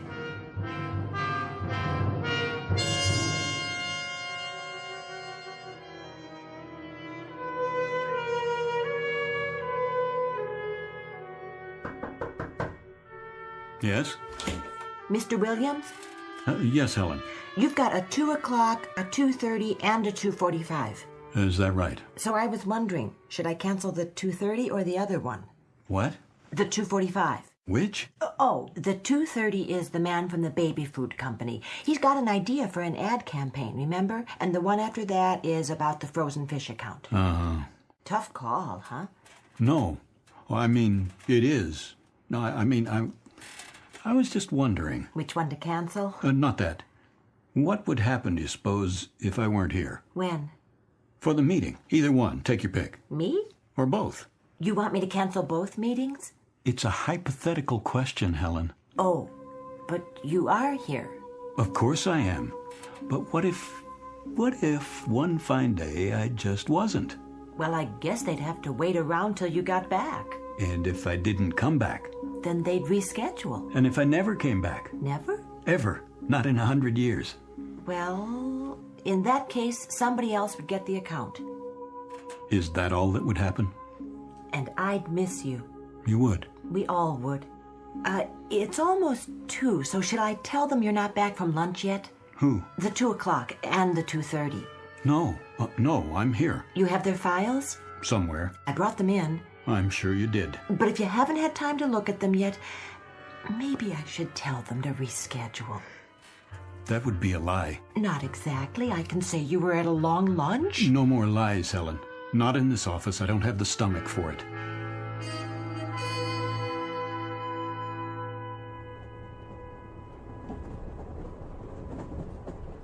Hello again. It's you. Please, have a seat. You look like you caught up on your sleep. Feeling better? Oh, tolerable. And you? No complaints. It is a bit of a grind, though, isn't it? These long commutes. Well, actually, I only take this train for the scenery. Some view. Mm-hmm. The scenic route. If you like miles and miles of pitch-black fields, you can't even see the towns. So there's nothing much to do but grin and bear it. It's an opportunity. It is? For conversation. Do you know I've never spoken to another soul on this train? They're all so wrapped up in their own melodramas. Misery loves company. So, we might as well be miserable together while we're sitting here. Has to be more interesting that way. Did you ever... What? It's silly. But did you ever want to get off at a stop where you've never been before, just to see what it would be like? Which stop are you thinking of? No, I don't know. It doesn't matter. Pick one and see what happens. Well, you'd be on your own. Nobody waiting. No car. I wouldn't mind. There's nobody waiting for me anyway. Would you? Not anymore. Forgive me. Did I say something wrong? Oh, it's just this is going to sound strange. I didn't mean to get personal. I think we're having the same dream. What? Sharing the same fantasy in a way. Remember the last trip when I dozed off? We spoke and I asked you about the next stop. I was afraid you'd miss your station. You see, I dreamed we came to a station I'd never seen before. You got off as if you lived there. I saw you outside walking around. In the dark? It was a bright summer day. I'm beginning to like this dream. And did you get off the train so we could have an adventure? That's the problem. I wanted to, but I didn't. Why not? I wish I knew. Willoughby. What did you say? Well, last week you asked me about a town called Willoughby, Mr. Williams. Oh, yes. I looked it up. No such place as far as I could see. You're sure? Every old timetable I could find. Nothing with that name. Not even close. Thanks anyway. Where did you hear about it? Oh, I must have dreamed it.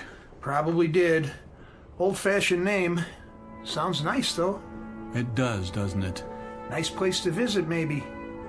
Don't know if I'd like to live there. You never know. No, you don't. Take it easy now, Mr. Williams. Next stop, Stamford. Stamford, next stop. Is that the name of it? Willoughby? It was. You know, it seems familiar. They used to have different names, these towns, a long time ago. It could be you read about it in a book. It could be we both did. I don't have much time to read. It's almost as if I'm remembering something. Don't tell me you believe in past lives. That's nonsense. No, it's not that. But the name does sound familiar, and I do like the sound of it. I do too. Willoughby. Willoughby.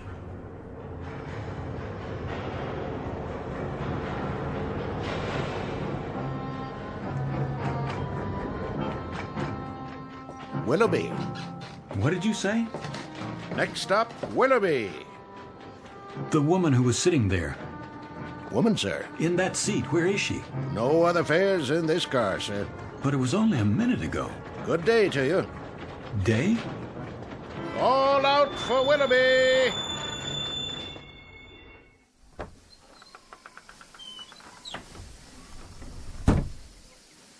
It is day. Getting out, sir? Quick, what year is this? Why, 1888, sir. What else would it be? I don't know. I've been away for a while, have you? Lost track? Yes, in a sense. How long is the stop at this station?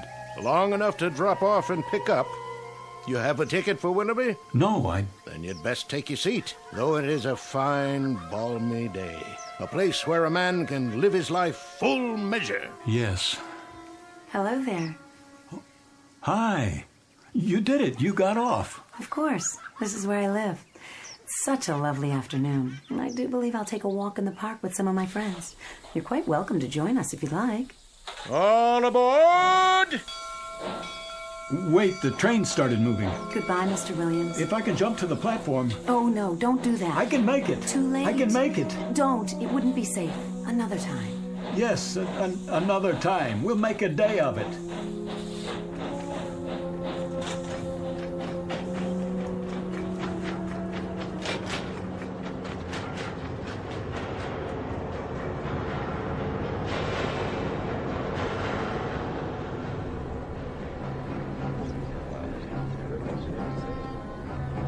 All these people.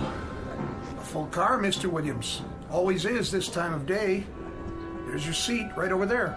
The woman I was talking to. I'm not sure that... She's not here now. Oh? Maybe she went to the club car. Or got off. Where? No stops so far. She got off at Willoughby. You on that kick again? I told you there's no such town. I know. That's what you said. Sounds like a nice place, though. A real nice place. Tickets! Next time. Next time, I swear I'm going to do it no matter what. I'm going to get off at Willoughby.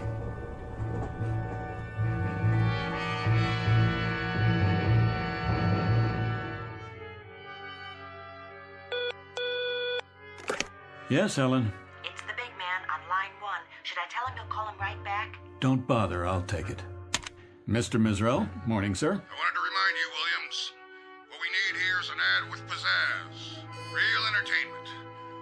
take the audience by the ears and give them a yank. Rock 'em and sock 'em. Give them the old push, push, push. My thoughts exactly. Got to be bright, Williams. Bright with patter, hipness. And the whole thing push, push, push, push. That's what the client wants. I'm working on it.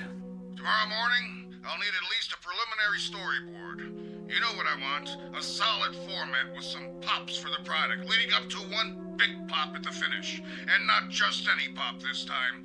Light, color, explosions. I see it as a field artillery attack.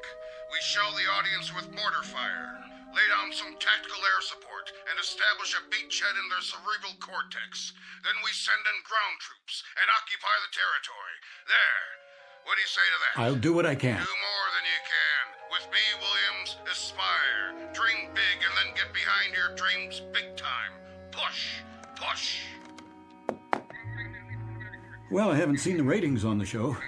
No, but it was the time slot the sponsor wanted. Hold on a second, will you? Yes? They were what? No, wait. Helen? Yes? What film outfit did the commercials on the Bradbury account? The negatives are all scratched. They're screaming bloody murder at me. I'll send a fax. Oh, and Mr. Misrell would like to see you in his office. I'm going to have to check it out for you, okay? Mr. Misrell, sir, he got disconnected. He seemed rather insistent. Are you all right? You look so pale. Oh, I'd like to be alone now. Not the ulcer again? Oh, please, just go. I'll be right outside if you need me.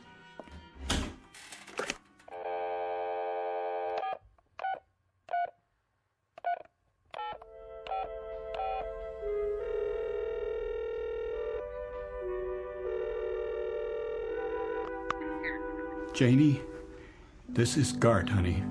Stay there, will you? Things are going to be different from now on, you'll see. I just want you to stay there. I'm coming home. Janie, please listen. I've had it, understand? I can't go on for another day, another hour. This is it. I've got to get out of here, Janie. Janie, help me, will you? Please? Please help me. Janie? Janie?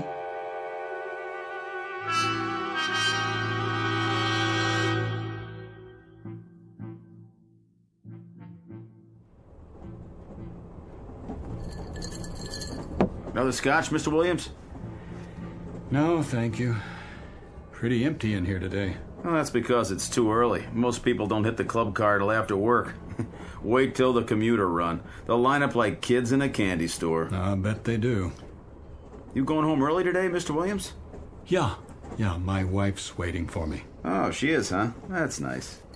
At least I think she is. You call her and tell her? That I did. I just hope she got the message. Oh, I bet she did. Gonna take her out for dinner and everything? If she's there. Well, if she's not, you can just kick back and watch the game. Have the place to yourself. You win either way. That's right. I'm the winner, not the loser. That's the way to look at it. Let me ask you something. You know that woman? Which one? She rides the train the same time I do. Except today because I'm running ahead. Uh-huh. What does she look like? Well, she wears an old-fashioned long dress and she carries a parasol. In here? Oh, no, I'm sorry. Not in here. That's not what she wears on the train. Only in Willoughby. Willoughby? Where's that? That's just it. I don't know.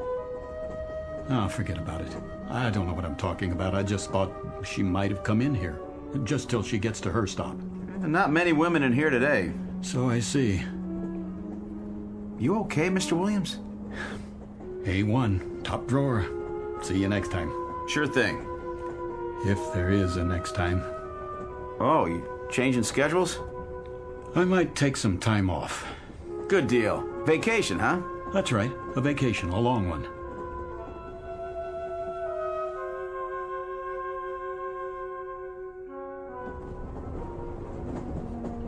Ticket? Hey, you're early, Mr. Williams. What? Decided to call it a day, huh? Yes, yes, you could say that. Well, enjoy the trip. Oh, conductor. Something else? You wouldn't happen to have a light, would you? You want a cigarette? They have matches in the club car. No worse than a drink, I guess, if that's your poison. But you can't light up here. You have to wait till we stop at a platform. Of course. I was just wondering if you could bend the rules this time. It's been quite a day. I need to unwind before I get home. I used to smoke 2 packs a day. Had to give it up, though. Doctor's orders. Right. Said it was cutting years off my life. So I decided to stick around. You want to do that, don't you? Yes. As a matter of fact, I do. That's why I'm going home. There you are, then. I have another question for you. Yeah? That woman, the one I talked to. Which woman is that now? Have you seen her in the other cars? Can't say as I have. Would you take a look? If I see her, I'll let you know. Thanks. I appreciate it. Some people didn't go to work, though. Cold day. Yeah, maybe that's it. Be colder tonight. That's what they say. Looks like snow. You keep warm now. I'll try. Next stop, Stanford. Stanford.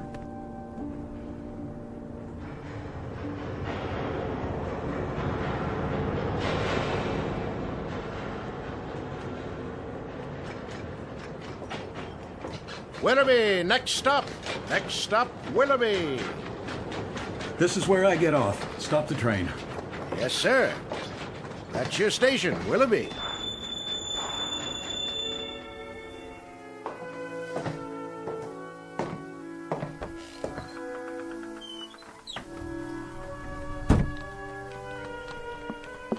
Need a hand with your baggage? I don't have any. Nothing at all? Not a thing. A good day to you, then. Yes, it is. It really is a beautiful day.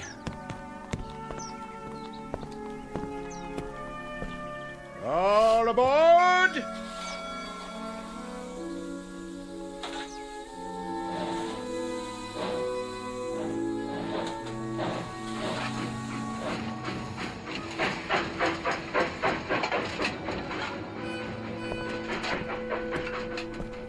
Hi, Mr. Williams.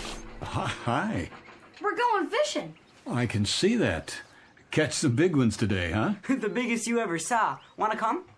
Maybe some other time. It's pretty hot today. Yeah, we're gonna get a sunburn, then go swimming. That'll be fun. Come on, we got an extra pole, and there's plenty of fish. I'll bet there are. Bye, boys. Catch one for me, okay? Sure.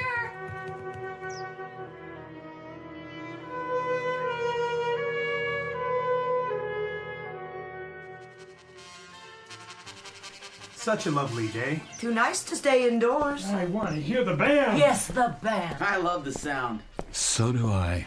Beautiful. Did you say something? Not really. It's you. Hello. Oh, it is you. I'm glad you decided to join us. I was on my way down to the park. Where? Oh, that's right. You just got here. Come with me. It's not far. I'll introduce you to all my friends, just as I promised. Then they'll be your friends, too. I'd like that. I feel as if they already are. Then later, perhaps we'll take a stroll by the lake. It's truly splendid with the moon and the stars and... I like it here right now, with you.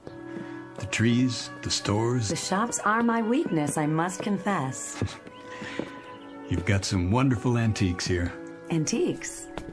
That beautiful grandfather clock in the window, for example, a classic. Wonder how much they're asking. It's quite reasonable, I'm sure, even though it's new. But it can't be. Come along now. We'll be late.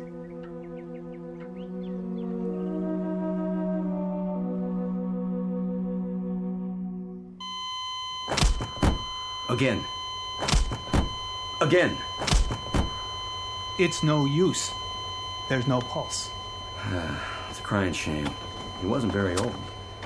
You say he just jumped off the train? Right here, in the snow, in the middle of nowhere. Never saw anything like it. Poor Mr. Williams. He shouted something, ran out, opened the door, and that's the last I saw of him. Thought he went to have a smoke or something. Well, a heart attack probably. Yeah, if the fall didn't get him. Well, he must have died instantly then. At least he didn't suffer. Look at his face. Like he's at peace. Yeah. That's the way to look at it. All clear. Let's move it out. Where should we take the body? The local mortuary for now. Willoughby's funeral parlor? That's the one. They'll hold him till somebody contacts the family. All right, let's put him on the stretcher. Okay, you ready? 1, 2, 3, lift!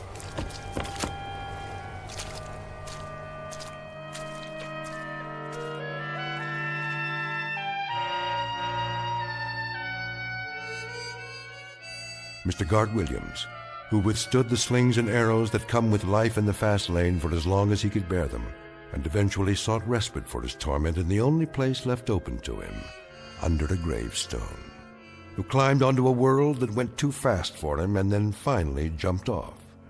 Mr. Gart Williams, who might now tell us what really awaits us in the great beyond, because this too is very much a part of the Twilight Zone.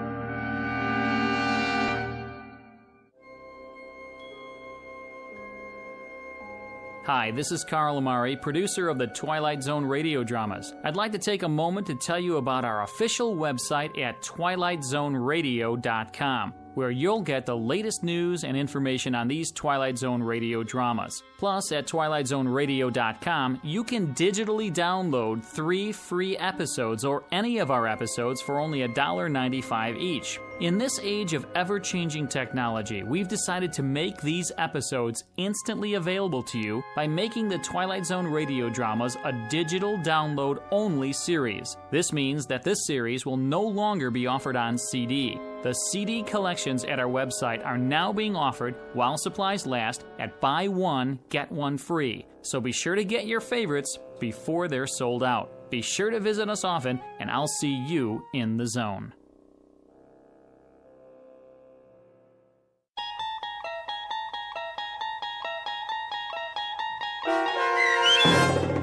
A Stop at Willoughby, starring Chelsea Ross, with Stacy Keach as your narrator, was written for The Twilight Zone by Rod Serling and adapted for radio by Dennis Etchison.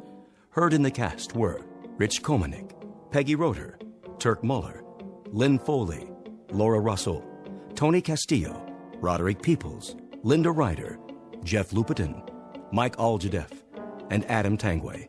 To learn more about the Twilight Zone radio dramas and to obtain audio cassettes and CDs of these programs, visit our website at twilightzoneradio.com. This copyrighted radio series is produced and directed by Carl Amari and Roger Wolski for Falcon Picture Group. Doug James speaking.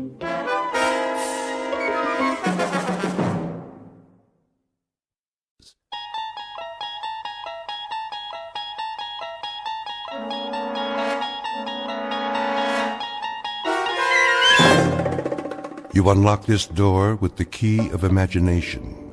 Beyond it is another dimension, a dimension of sound, a dimension of sight, a dimension of mind. You're moving into a land of both shadow and substance, of things and ideas. You've just crossed over into the Twilight Zone.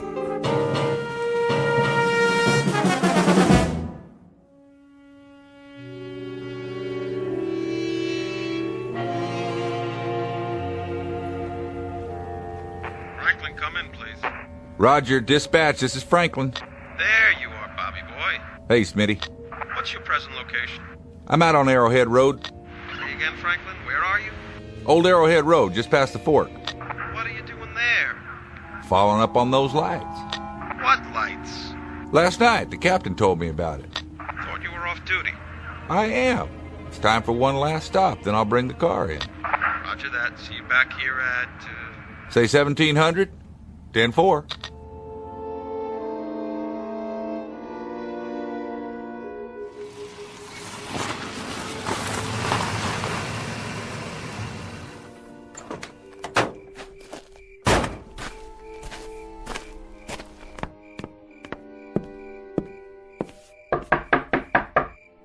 Yes? Miss Scott? That's right. I'm Trooper Franklin, Miss Scott. May I come in? Okay. Nice place you have here. How gracious of you to say so. I see you got a fire going. Smoke from the chimney. I don't have much choice. You know how cold it gets up here? Matter of fact, I do. I don't know whatever possessed me to take a cabin in the mountains. Excuse me while I put another log on the fire. Yes? Were you in town this morning? Guilty as charged. It's an unhappy pilgrimage I'm forced to make once a week. Unfortunately, no one will deliver my supplies, so I have to go down and get them. Set for a few more days. Was there something else, Trooper Franklin? Mr. Barth, the general store said something about... Did I forget to pay him? No, nothing like that. Well, what did he say? Apparently, you told him you saw some lights in the sky. Oh, that. I may have mentioned it. So? Well, I thought I'd stop by, ask you a few questions. That's very intrepid of you, Trooper. Just following up. Actually, I did see something in the sky last night, and I did mention it to that pickle barrel wheeler dealer.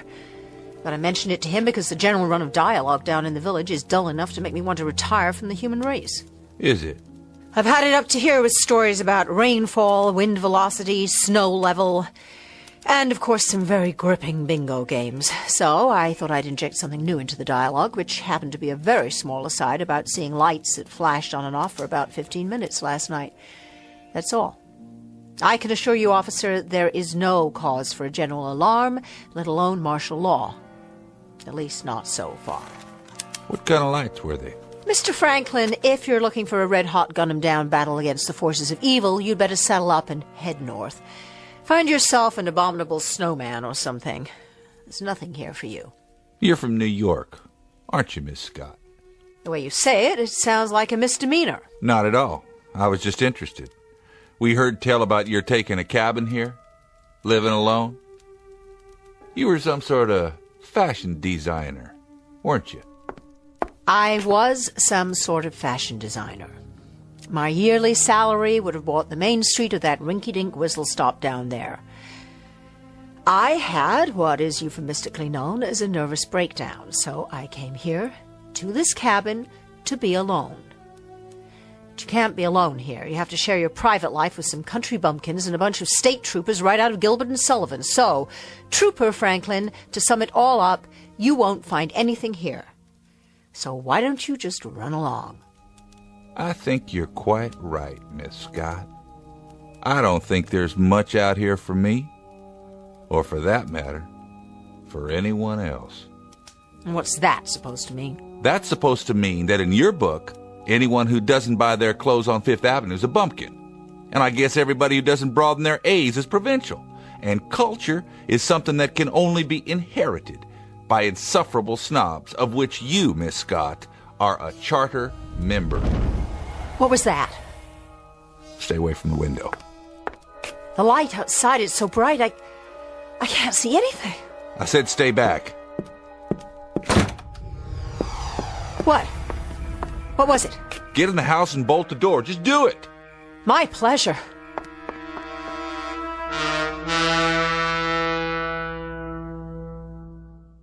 The major ingredient of any recipe for fear is the unknown. And here are two characters about to partake of that particular meal. Miss Charlotte Scott, a fashion editor recovering from a nervous breakdown, and Mr. Robert Franklin, a state trooper, a gentleman of average imagination who up to now has dealt only in unimaginative realities. And the third member of the dinner party? The unknown that has just landed a few hundred yards away. This person, or thing, is soon to be introduced.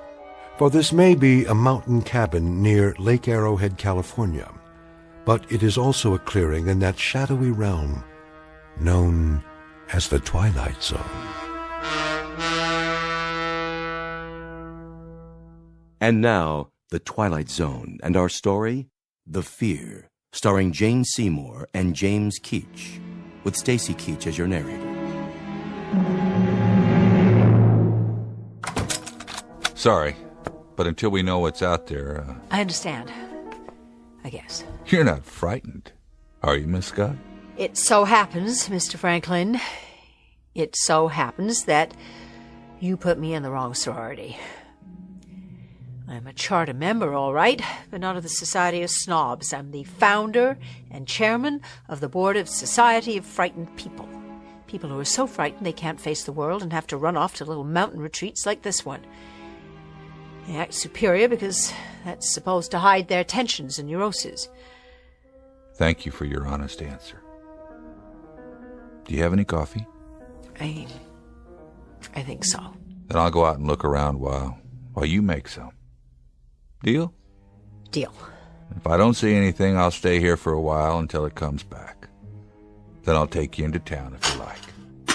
I doubt that'll be necessary, but what was that?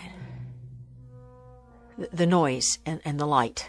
Could have been a meteor, I suppose, or an aircraft off its route. But you don't really think so. Those would be rational explanations. Give me an irrational one, then. Go ahead. I can take it. Take your pick. Maybe something from outer space. Right. Take a look out that window. Do you understand everything out there? I sure don't, especially up here. There are more things in heaven and earth, Horatio, than are dreamt of in your philosophy. If I remember my English class, that's Shakespeare. Isn't it, Miss Scott? Yes, it is, but the question is, what's that? Where? You can see it from the window, over there. Just beyond the trees. It looks like a light of some kind, a white light. Yes. I see it. About 400 yards. Now you tell me, am I imagining things, or is that light blinking on and off?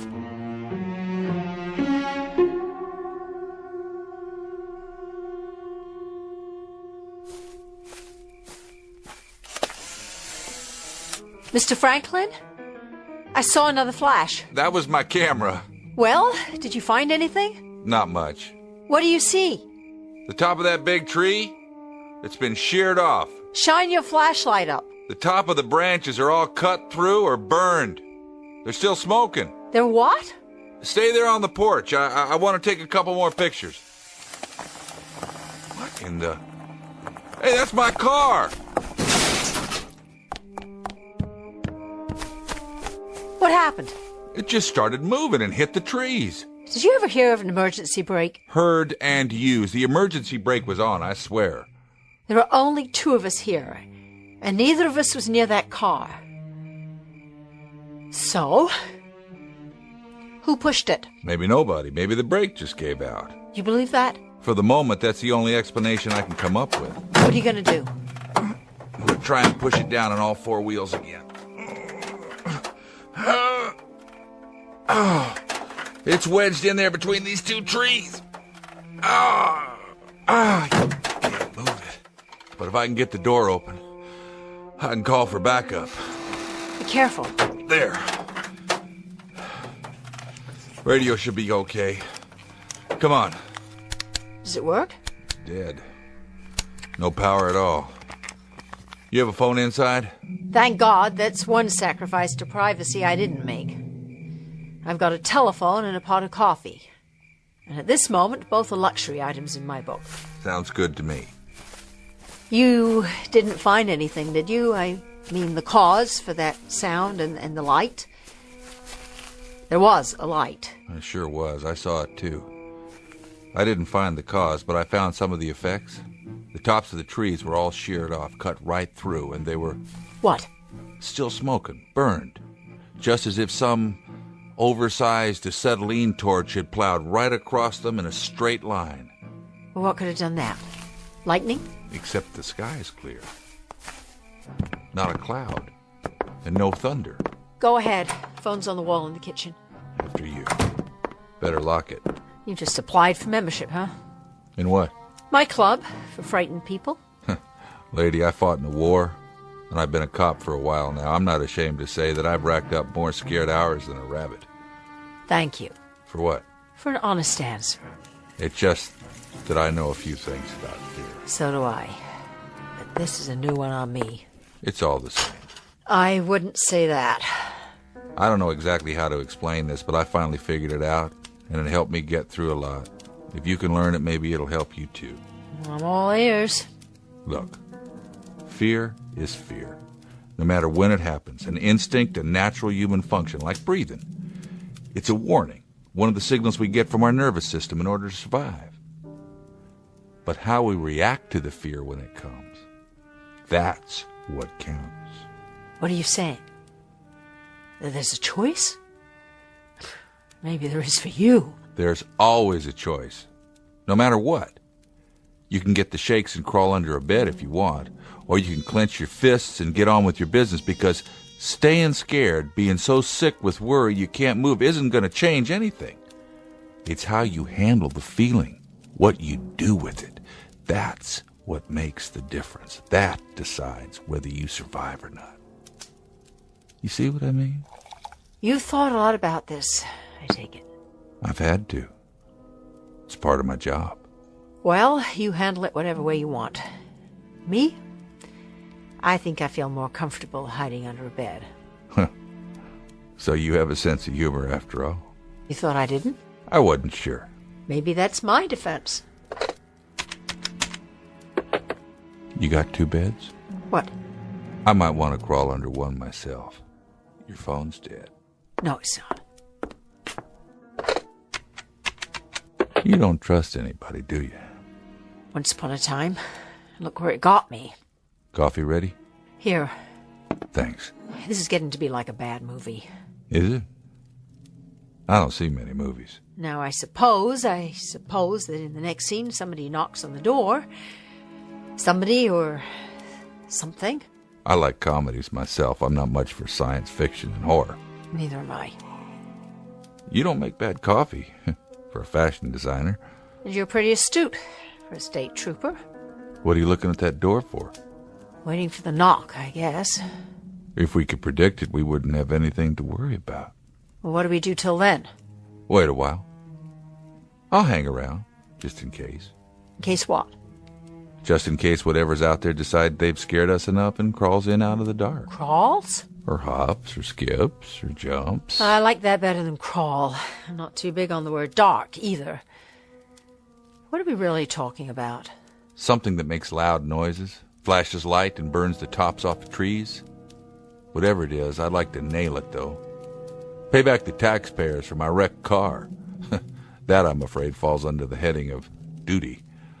I call it an admirable attitude, especially under the circumstances.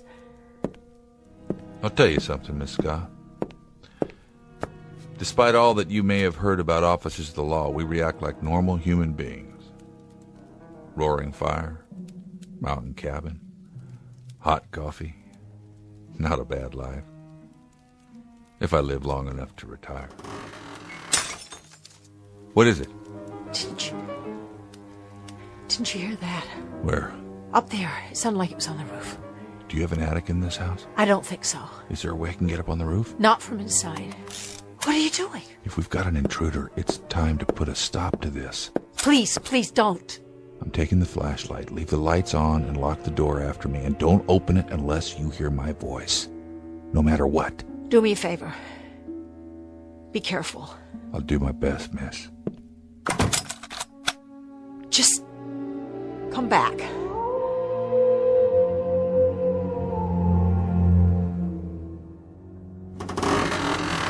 Oh my God!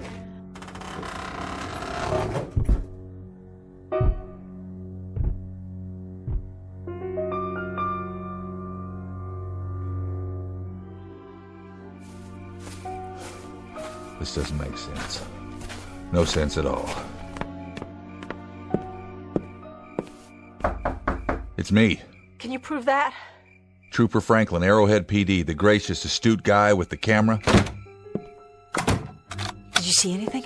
Not on the roof. I couldn't have just imagined it. There was a sound up there. It was like footsteps or something. Nothing. No sign of footprints. Nothing at all. Not on the roof, anyway. Well? What did you see? What did you find? I climbed down and checked out the area. And? Maybe there's just a little too much imagination going around tonight. Maybe it's the darkness. Or the isolation up here, but if anything was on the roof, I'm afraid it would have crushed this house flat. Why? Because this thing, or whatever it is, moved the car back to where it was. What? Sometime in the last few minutes. Lifted it up and set it down the same spot Exactly. But that's impossible. It was stuck between two trees. I think I know how it happened. Well, will you just say it? Somebody carried it in his hand. That's not very funny. Take a look. These are the pictures I took out there. There's the hood of the car and the sides. What does it look like to you? What does what look like? There's the driver's door and the top. 3 different angles. You can see it in the flash. It stands out. Oh, I do see something, some kind of design. What? Take a good look. Swirls? Circles? I've seen a lot of them, just never this big. What is it? A fingerprint. Oh, you're joking. One big fingerprint about 2 feet wide. The car was lifted up and carried in somebody's hand. If you're trying to scare me, you've made your point. You can stop now. And if it is a fingerprint, then we shouldn't have any trouble finding our invader because he must stand better than 100 feet tall.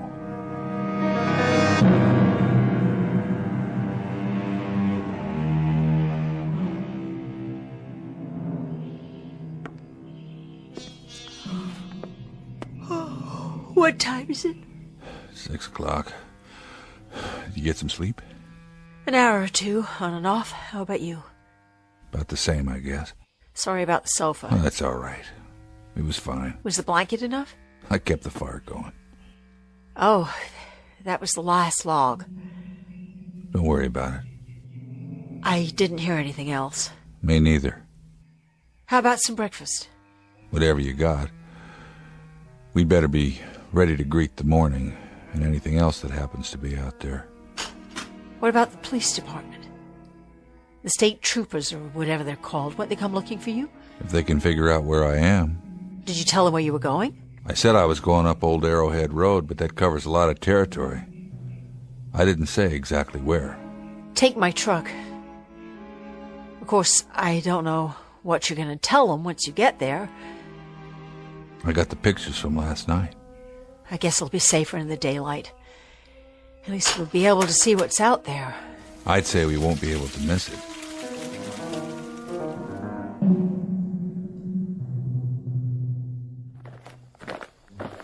There's the car. Just where you parked it the first time. With the dent still in it. I guess they don't do body work. Oh, my God. It really is a fingerprint. That or a practical joke. You got any friends out here who'd go this far? Little bent, maybe. If I did, they'd have been committed by now. Where's your truck? Behind the house, I'll get it. Keep your eyes open. Oh, I will. I'd better check out the radio one more time. Just don't go anywhere, all right? Bring it around. Still dead. Miss Scott? Oh, dear Lord! What? What happened? Come and see. Is the truck gone? No, it's there, but just come. It's... You've got to see this. There. Now you tell me something, will you, trooper? What's that? The sinkhole? Will you look? It's more like a crater, actually. All the way from the back of the house to the trees? It wasn't there before? No! To tell you the truth, it looks like a... Go ahead, say it. A footprint. Right, a footprint. That's 20 feet long. That's what it is, all right. A footprint. But this part is only the toe. What? The whole thing is more like 50 feet across. Let's get out of here. I gotta make a record of the evidence. Are you crazy? Run. Run where? The village, down the road. Who cares? Someplace, any place, as long as it's away from here. Use your head. It's 30 miles to the village, and no matter what direction we go, something that tall could just block the way or reach down and crush us. Besides, whatever it is, it's as big as the mountain. Then what can we do? Try and fix the car radio so we can phone for help. And then pray that whoever's walking around out there has a name like Gulliver. Just an overgrown, nice guy who doesn't mean any harm. You do anything you want, but I'm not staying here. I'm getting right out now, and I'm not coming back, and I don't care if I ever see this place again. Miss Scott? Miss Scott! Stop, please! Where are you? Down here! Don't try to get up. Don't try. Did you break anything? Shh. What? Stay down. It'll see you? What will? That thing. There's no... It was there. I looked through the top of the trees. It was in the tree? It was behind the tree, standing above the branches. Where? Where? I don't see. It's gone now, but it was there. Its legs. It started walking this way. Its legs were standing right in front of me. Come on, we're going back. No way. There's nowhere else to go. I can't. Do you break anything? I don't think so. Then hold on to me. I'll help you. We have to hide. There's no place left to hide. Down there in the gully, under a tree, under the leaves, all right? Anywhere, just don't let it see us. We're not going to hide. We have to. We can't. You didn't see it. I thought you was from New York. What's that got to do with anything? New Yorkers are supposed to be tough, aren't they? Oh, so this is a macho thing. I'm talking about survival. So am I. Well, if you're a precious male eagle... Listen to me. You don't survive by running scared. Nobody does. Do that and they're controlling you like a rat in a maze. The only chance is to take control of yourself. And how do you do that? Make a plan and carry it out no matter what.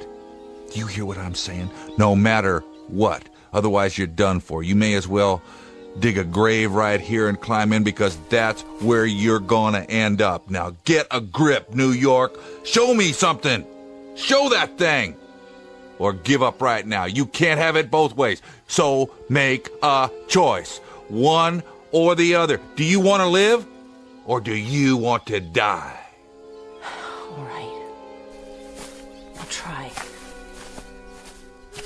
You were wrong about one thing, Trooper. What's that? I saw it. And it had a big, round head with one eye right in the middle. But what? It's not 100 feet tall. From where I was, I'd say at least 300 feet tall.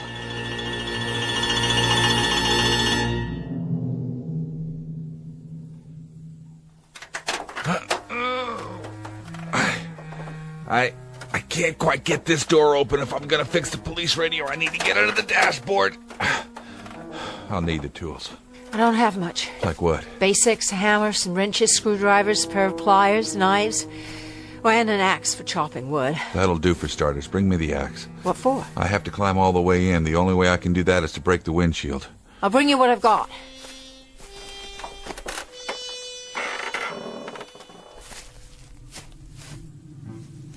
Miss Scott? Charlotte! I brought what you asked for. Come here.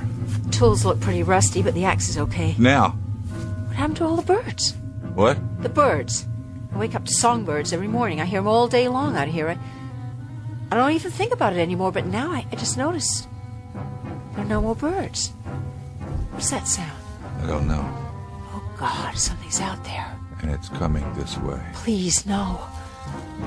Get behind the car. What good will that do? Now. It'll see us. I hope it does. That's the Arrowhead police copter. Down here! Hello, we're here. Look down here. It's heading north. They didn't even fly over the cabin. What's wrong with them? They must have come looking for me after all. When I didn't check in. They'll make another pass. When? On the way back. After they get to the top. And what if they don't? Give me the axe. Now the hammer so I can clear out this glass. Let me help you. Use the axe. Clear the hood if you can. So I can climb in. Wait. You've cut yourself. Don't worry about it. Your arm's bleeding. I'll go get a towel or something. Forget it. Put a couple of logs out in the clearing. I don't have any then more use logs. Branches, deadwood, anything. Pile some leaves around them and light it. Maybe the copter will see the smoke. You got any matches? In the house. I'll find the wood first.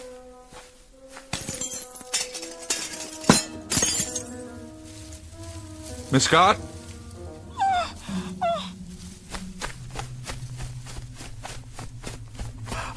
It's coming! I see it. Tell me what you see. I've never seen anything like it in my life. 2 legs, 1 head, 1 big eye. Why doesn't it see us? Maybe it does, or maybe... Something's wrong with it. Stand back. What are you doing? Take the truck. Get going. I'll try to keep this nightmare busy.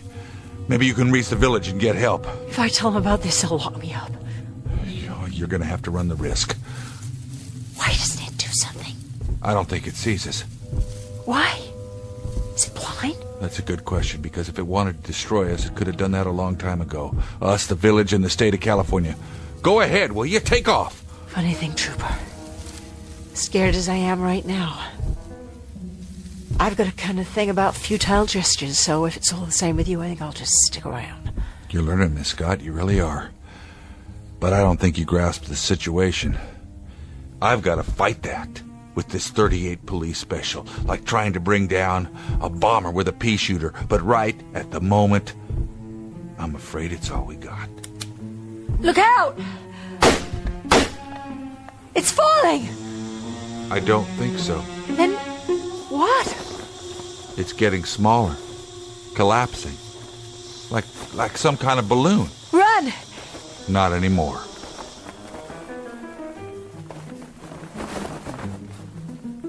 It's all it was. A balloon of some kind. As fantastic and unbelievable as that sounds, that's exactly what it was. The whole thing's made out of plastic. Mylar, I'd say. And a head with a face painted on it. That's all it is. A great big inflatable monster. Like in the Macy's Thanksgiving Day Parade, but who did this? Over there, on the ground. That's what did this. You mean that little toy? It's not a toy. Why, it looks like a model of a spaceship. Right. A flying saucer. A model? Take a look.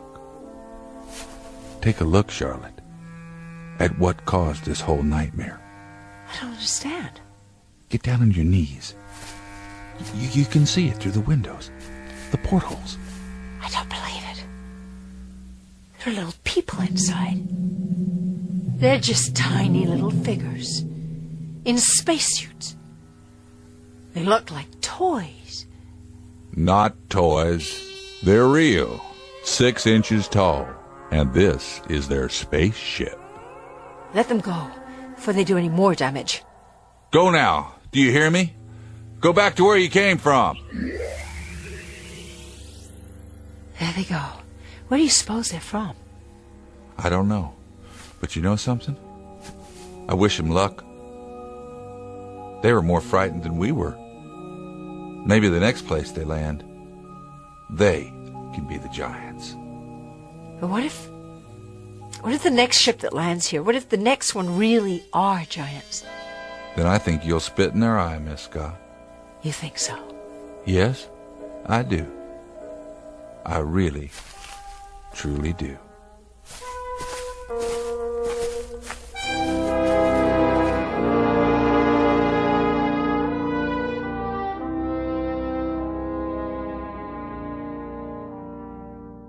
An experiment in fear, conducted by beings bent on exploring a planet called Earth. A simple laboratory exercise with 2 isolated humans as the subjects. The purpose? To determine whether this planet is suitable for a race of creatures only 6 inches tall. Too small to frighten anyone without the help of some rather basic special effects. Because fear, like size, is extremely relative. It depends on who's looking down and who must look up. It also depends on other variables, like the time of day, the mood, the atmosphere, and the sound of things that can't be seen in the dark. But it's been said before, and with great validity, that the very worst thing to fear is fear itself. So the next time you hear something go bump in the night, take a deep breath and count to 10 before you give in to panic. The truth is, what's out there may be even more frightened of you. A tale of irrational terror and tiny visitors from the Twilight Zone.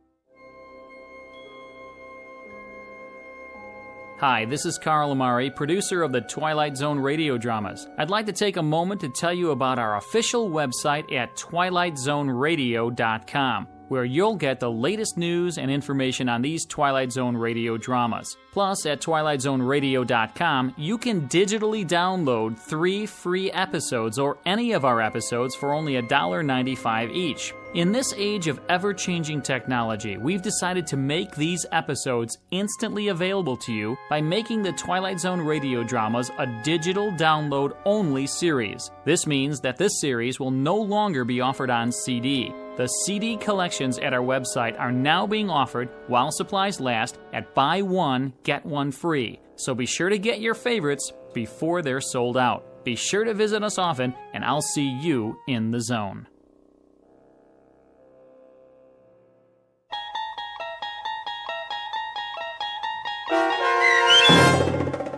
The Fear, starring Jane Seymour and James Keach, with Stacy Keach as your narrator, was adapted for radio by Dennis Etchison and based on a script by Rod Serling. Heard in the cast was Bruce Grossman. To learn more about the Twilight Zone radio dramas and to obtain audio cassettes and CDs of these programs, visit our website at twilightzoneradio.com. This copyrighted radio series is produced and directed by Carl Amari and Roger Wolski for Falcon Picture Group. Doug James speaking.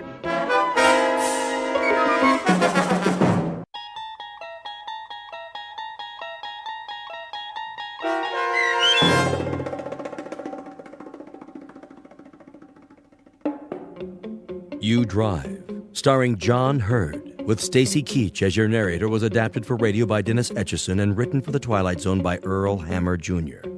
Heard in the cast were Meg Thalken, Jeff Lupetin, Ann Whitney, Doug James, Darren Stevens, Carl Amari, Alyssa Fraden, Elizabeth Lido, Kip Karstedt, C.J. Amari, and Christopher Bolf.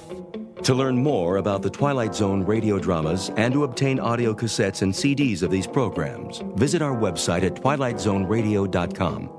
The producers of The Twilight Zone wish to thank CBS Enterprises, Carol Serling, Dennis Etchison, Dick Brescia Associates, Claire Simon Casting, Terry Jennings, XM Satellite Radio, Sirius Satellite Radio, our sponsors and our radio affiliates for helping make this series possible. This copyrighted radio series is produced and directed by Carl Amari for Falcon Picture Group. Audio editing, sound design, Foley effects, and mix for the Twilight Zone radio dramas are by Cerny American creatives Craig Lee, Michael Slaybach, Bob Benson, and Jason Rizzo. To learn more about the Twilight Zone radio dramas and to contact us, visit our official website at twilightzoneradio.com. Doug James speaking.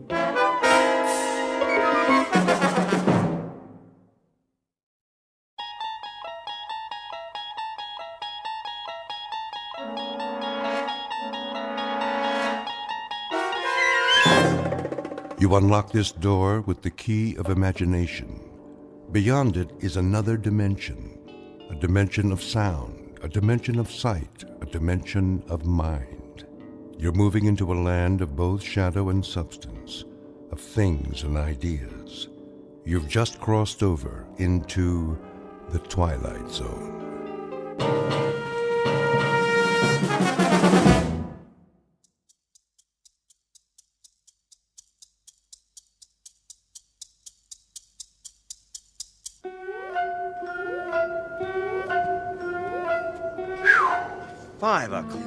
Finally. The day's getting longer or what? Too long, if you ask me. It's that time of year. What do you mean? It gets dark so early. Then we ought to knock off sooner. 4 o'clock instead of 5. Oh, old man Roscoe would love that. Hey, Mary Ellen, let me get those files for you. You want to carry my books, Rich? No problem. I guess not, for a big, strong man like you. I was wondering, how about I buy you a drink? No thanks. I have to drive home. Just one? Some other time. Besides, it looks like it's gonna rain. We could stop off at the corner. Leave her alone, Rich. Can't you see she's not interested? Just trying to be friendly. Good night, Mr. Pope. Don't work too late. I won't. Look at them go. Never worked overtime in their lives. You still at it, Ollie? Few more minutes, almost done. I was about to leave. Go ahead, I'll lock up. Let me give you a hand. What do you got left? Why does he always want to give me a hand? Thinks I can't do it, is that it? Oh, no, not that much. Just some letters. Well, give them to me. I'll do them for you. What's he trying to prove? Don't worry, I can handle it. I know you can, but I'm your assistant, Let me assist. Yeah, assist me right out of a job. That's what you're after, isn't it, Pete? That's all right. Come on. I'm your friend, too. Sure, Pete, a real friend. You want my desk, don't you? Go on home. You know, Ollie, you don't look so good. You're working too hard. You gotta take it easy, I'm fine. I'm fine, really. Just get out of here. Well, if you're sure. I'm sure.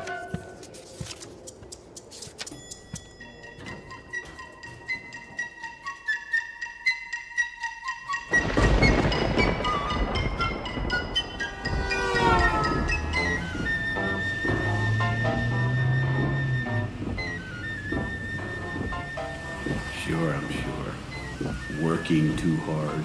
What does he know about it? What do any of them know about it? Look at this traffic. You'd think it never rained in this town before. Pull over, let me pass. What's the matter with these drivers? All a man wants is to get home after a hard day. They probably don't even have a home. Creeping off to the nearest bar, knock back a few. Make the light! Go on through! Punch it! Come on, it's still yellow. Make the turn!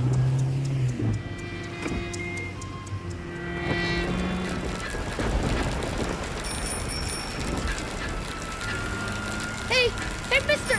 Don't you see me? Help! He tried to hit the newspaper boy. I saw the whole thing. Stop! Somebody stop that car! Help! Police!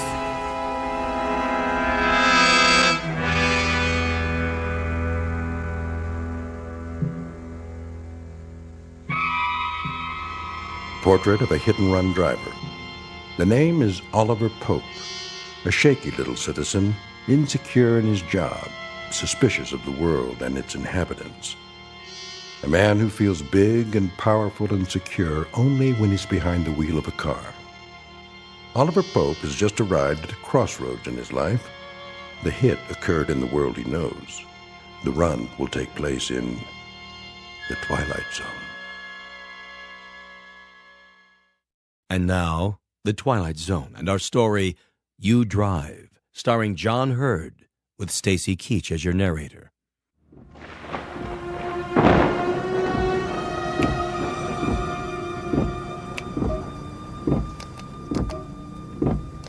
Come on, garage door. Open! What's the matter with this thing?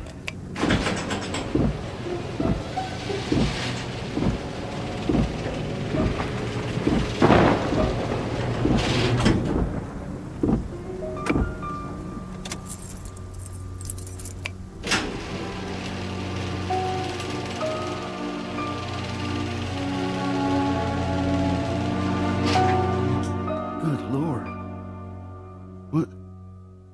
What have I done?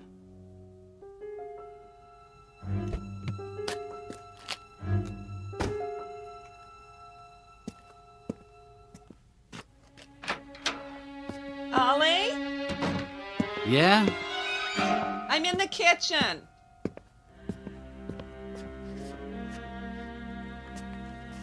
Did you put the car away? What? The car. Why did you put it in the garage? I thought we were going to the movie. It's raining, Lillian. Well, still, it was supposed to stop. Well, it hasn't. Where are you going? Dinner's almost ready. We can still make the first show. I have a splitting headache. Bad day at the office? They're all bad. Well, then, the movie will take your mind off it. You've been under a strain. I'm not under a strain. It's just... Just what? I think Pete Radcliffe wants my job. Oh, come now. He doesn't impress me as that kind of person at all. Well, why does she disagree with everything I say? Lillian, please.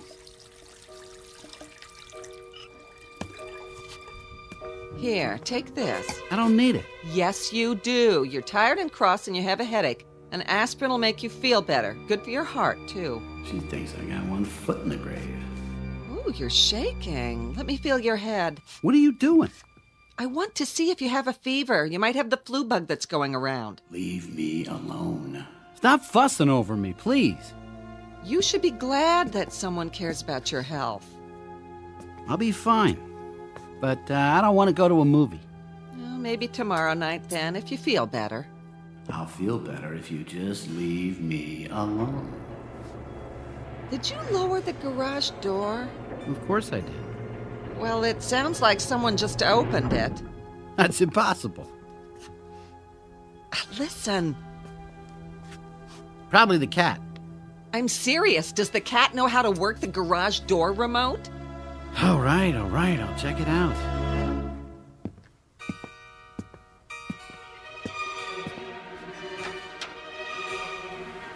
Who's there? Thought I closed it.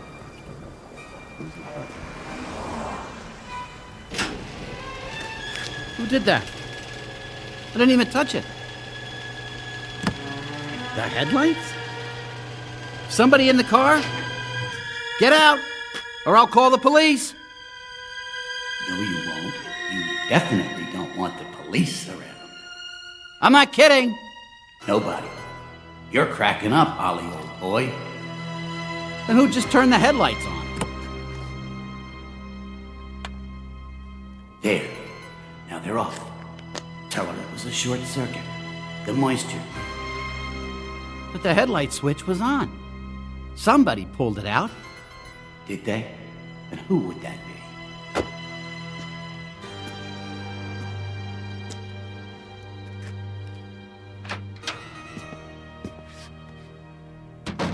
Well? That must have been a short, rain and all. Was it the cat? I don't know, Lillian. Did you turn the car lights on? Yes. I mean, no. I mean, I turned them off. You mean they turned themselves on? Faulty connection or something? Shouldn't be acting that way. We just had a $200 tune-up. You didn't see the paper out there, did you? No. Oh, the boy's late tonight. I guess it's the rain. Here's your supper. I don't have much of an appetite. Oliver, sit. You need your nourishment. I'm gonna lie down for a while. I got a lot on my mind. Oh, no. You'll eat your salad and then we'll see. Greens for what ails you. Sit.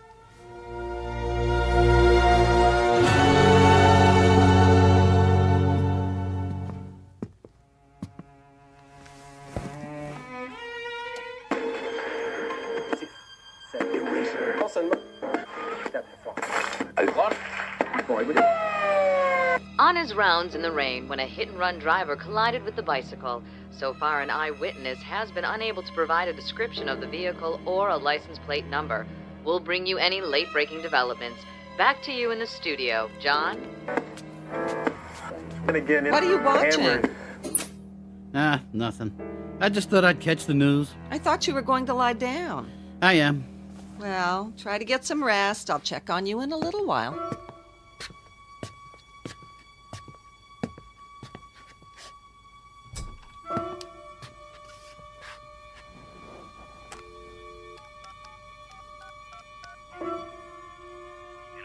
Yes, is this the TV station? I'm calling about one of your news stories. There was an accident tonight on the corner of 3rd and Elm. Could you tell me... Oh, I'm a friend of the family. That's right. Could you tell me how the boy is? I see. Yes. That's terrible. Terrible. Critical condition. What do I do now? What if... You don't do anything. You'll be fine. Nobody saw you clearly. Put it out of your mind. That kind of thinking makes a man crazy. But it was me. I did it. Did you? If a tree falls and nobody hears it, did it happen? Answer me that. But I have to do something. That's right. Be a man for a change. In the morning, it'll be nothing but a memory. You'll see.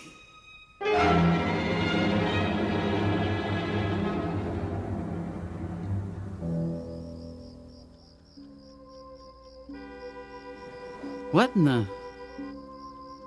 Ollie? Ollie, what is it? Nothing. Go back to sleep.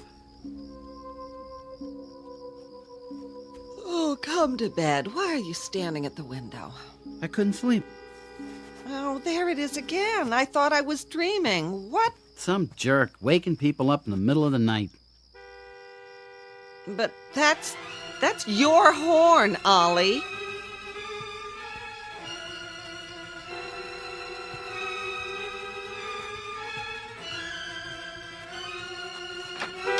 Who's out there? Who's doing this? Huh. Wires must be wet. Take care of it first thing in the morning. That's enough! I had it with this piece of junk.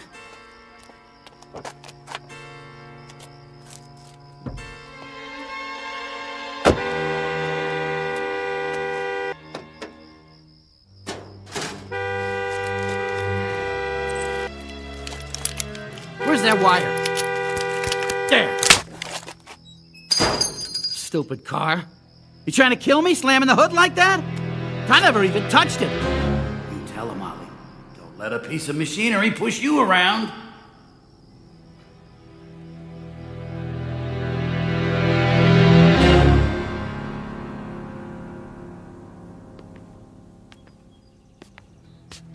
There you are. 1 egg or 2. Just toast. Oh, the morning paper came. Oh, terrible about that little boy, isn't it? What little boy? Oh, right there on the front page. Just 12 years old and they don't expect him to live. Oh, I hope they catch the man who did it so he gets what he deserves. How'd you know it's a man? Oh, didn't you read that far? There was a witness. Oh, drink your juice. I'll make your toast. You gotta have more than that. How can you expect to do a day's work on one piece of toast? I'm not going to work. I don't feel so hot. I thought you said you fixed that. I did. Are you sure there wasn't someone in the garage last night? I told you, okay? The car's old. Nothing works right on it. Our other car was old and it didn't go honking its head off in the middle of the night. I'm gonna get rid of it. Oh, well, that's just great. Then what will we drive? You know we can't afford a new car. I don't care. Well, I do. I'm going to take it down and have it looked at right after breakfast. You do that if you want, but I'm still getting rid of it. That's it, Ollie. You tell her. You're the boss of her and that car, aren't you? Well, aren't you?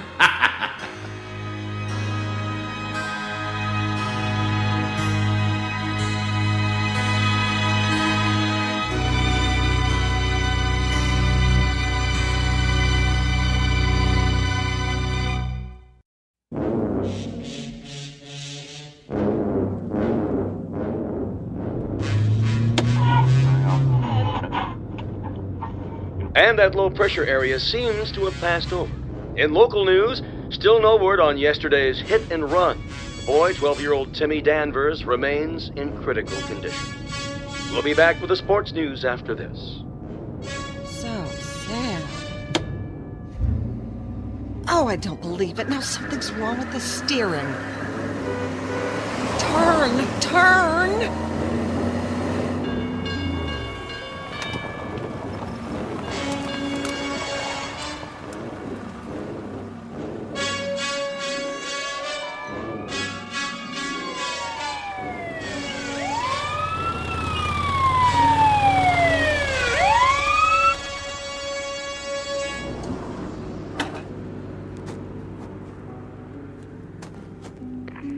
A big rig on Old River School Road. 10-4. Help you, ma'am? Oh, officer, I am so glad to see you. My car seems to have broken down. Do you know where there's a payphone? Back a block at Lincoln. You'll see it. Thank you. Not out of gas, are you? No, the tank's full. Here, let me try to get it started. No, I'm afraid it wouldn't do any good. This car is nothing but trouble.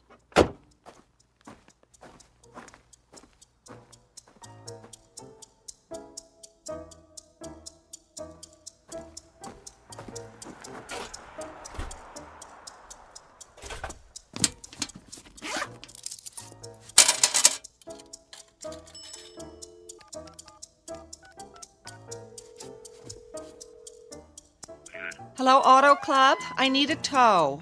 Yes, at 3rd and Elm. I don't know what the trouble is. It just stopped and now it won't start. Would you please send the truck right away? It's in the middle of the street.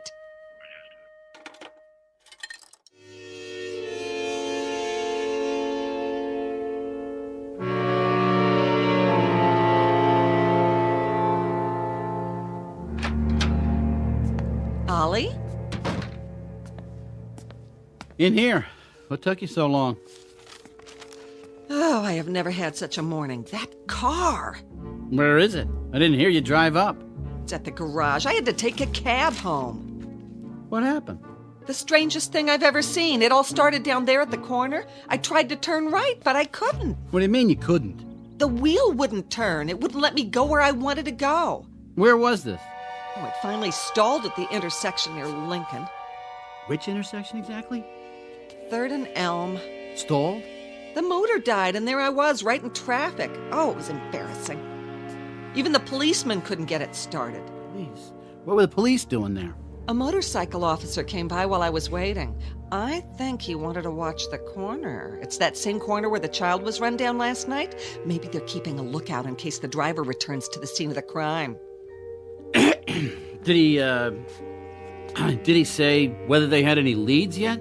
Why, yes. As a matter of fact, he said they were very close to making an arrest. Is that right? The witness can almost remember the license plate. Oh, I hope they get him soon. None of us are safe with a madman like that around.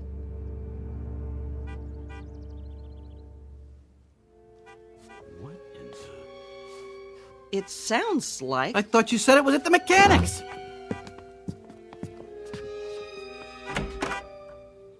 Oh, no! What are you trying to pull? Oliver, what are you talking about? You just told me you had it towed for repairs. I did! I tore out the wire to the horn last night. But what is it doing here? That's what I want to know.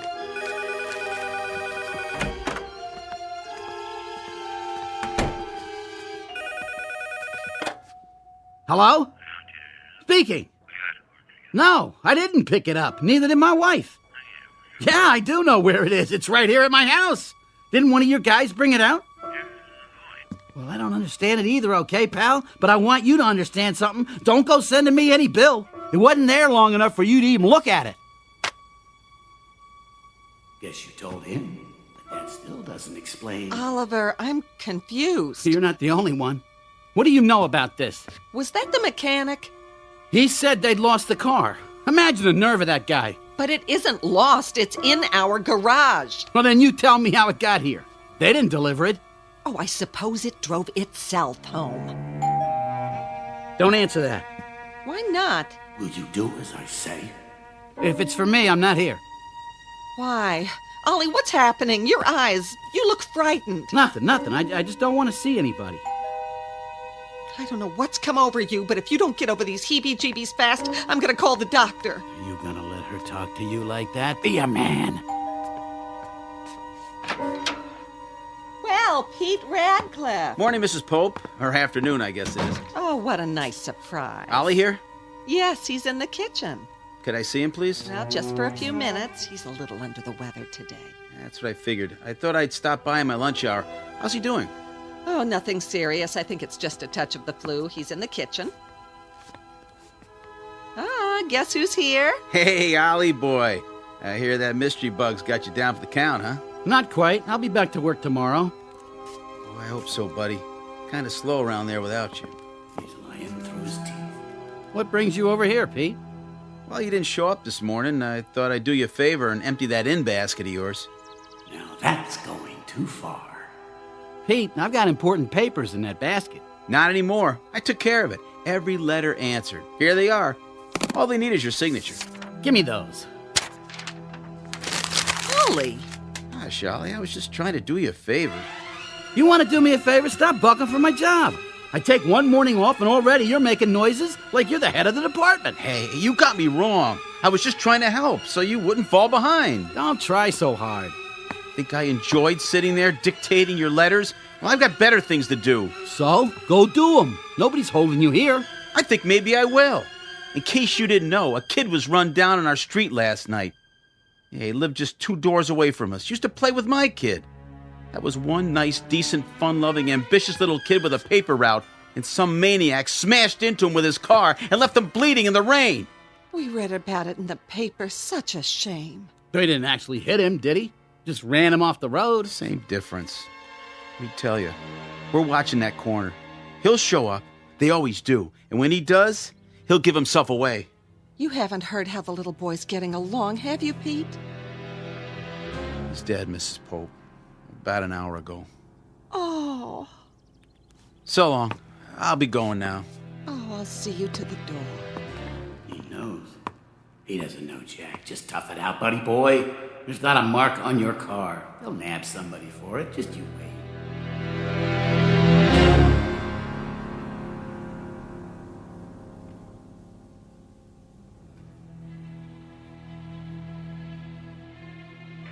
Where are you, 51? Check in. Stakeout, corner of Elm and 3rd. No luck yet. The chief needs you back at the station. That's Big 10-4. Are you leaving, officer? For a while, ma'am. I'll try again at rush hour. You see a suspicious car, you get the license plate this time. Should I try to stop him? No. No way. Keep your distance and call it in. We'll follow up. You simply have to stop him. That little boy was very special on this block. Everyone loved him. I'm sure they did. Officer! Yes, ma'am? I think that's him. Are you sure? No, but That won't do. You've got to make a positive ID. he's getting away. You know, if I had something more to go on... The car's the same color. Yes, he's the one. I'm sure of it. Wait here.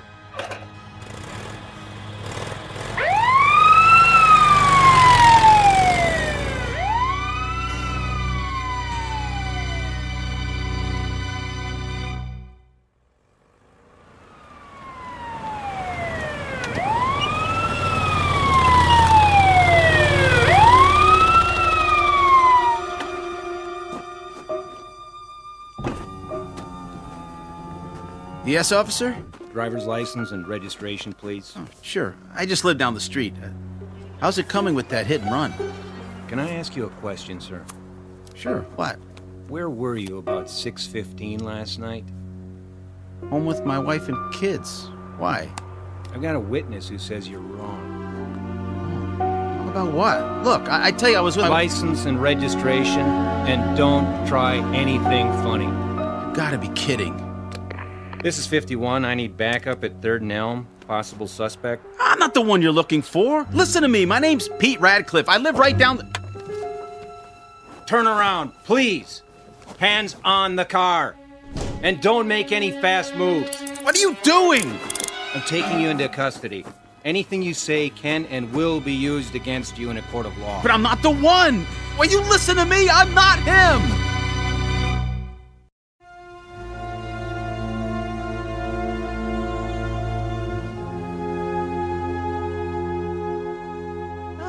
You are, just in time for dinner. You feeling better after your nap?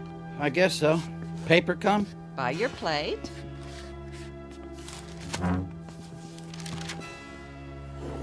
I'm just giving you a little chicken broth and some crackers tonight. Nothing too heavy. I know you want to get back to the office tomorrow and... Ollie, what on earth is the matter? Did you see the headline? No, dear, I haven't opened it yet. What does it say? They've made an arrest. About what? You're not making sense. The hit-and-run driver. Really? Well, I'm glad to hear it. But is that any reason for you to take on so? You're as white as a ghost. The man they've arrested is Pete Radcliffe. Let me see. I just can't believe it. Read what it says. Positively identified by an eyewitness. Well, I still don't believe it. Why not? You can tell when a man would do a thing like that. Pete just isn't the type. You don't know him like I do. No, I suppose you're right. You've always claimed he was sneaky after your job and all. Yeah, I guess I don't have to worry about that anymore. Ollie, I'm surprised at you. How can you take satisfaction out of someone else's misfortune? I don't get any pleasure out of it. I just said that I don't have anything to worry about at the office. Oh! Stay calm. Ollie, there is someone in the garage, and now I'm not imagining it this time. There's nobody there. Don't you tell me it was my imagination. You heard it. Aren't you going to look? A little noise, that's all. Could have come from anywhere. It came from the garage. If you're afraid, I'll call the police. No. No police. I'll go.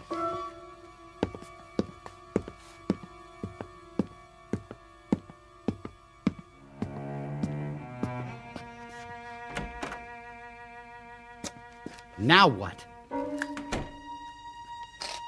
The whole front bumper. Looks like it fell right off. Or somebody pulled it off. Who did this? Who's in here?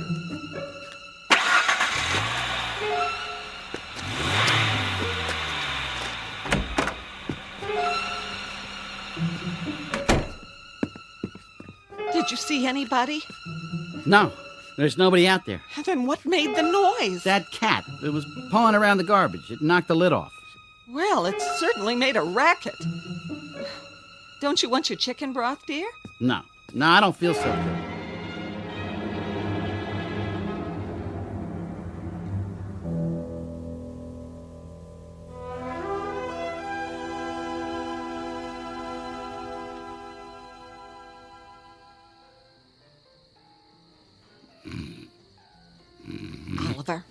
Oliver, wake up!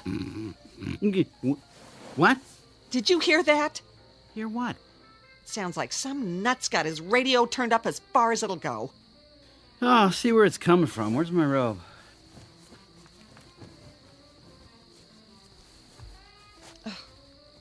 It must be coming from next door at the Cassidys, that teenage boy of theirs. Cut out that noise! People are trying to get some sleep around here! Dad's telling them. Hey! Over there! Did you hear what I just said? Is it at the Cassidys? I think so, but it's so loud they can't hear me. I'll go over. Oh, what can those people be thinking running a radio like that at this time of night? I'll take care of it. Attaboy.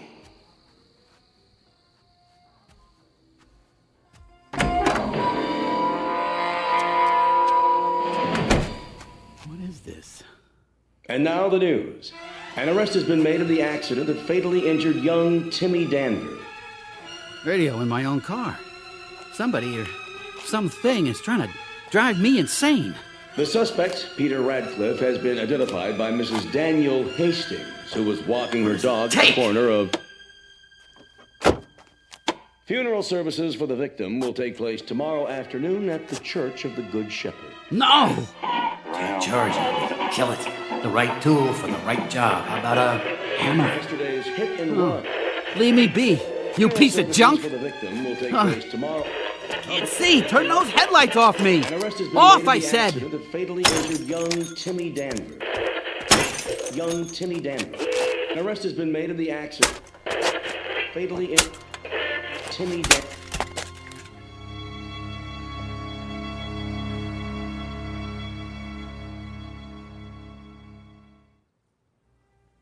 Oh, Ollie, I wanted to surprise you. I don't need any more surprises. I was going to bring you breakfast in bed. I'm not an invalid. A fever and a little lost sleep doesn't make me bedridden. Well, eat as much of it as you can. I still think you should have called the police. Why? To find out why prowlers are coming into our garage. This makes 2 nights running. I'll install a new lock when I get home tonight. Ollie, you haven't eaten anything. Not hungry. Ollie? Ollie, are you sure? Please, stop fussing. I have to get ready for work.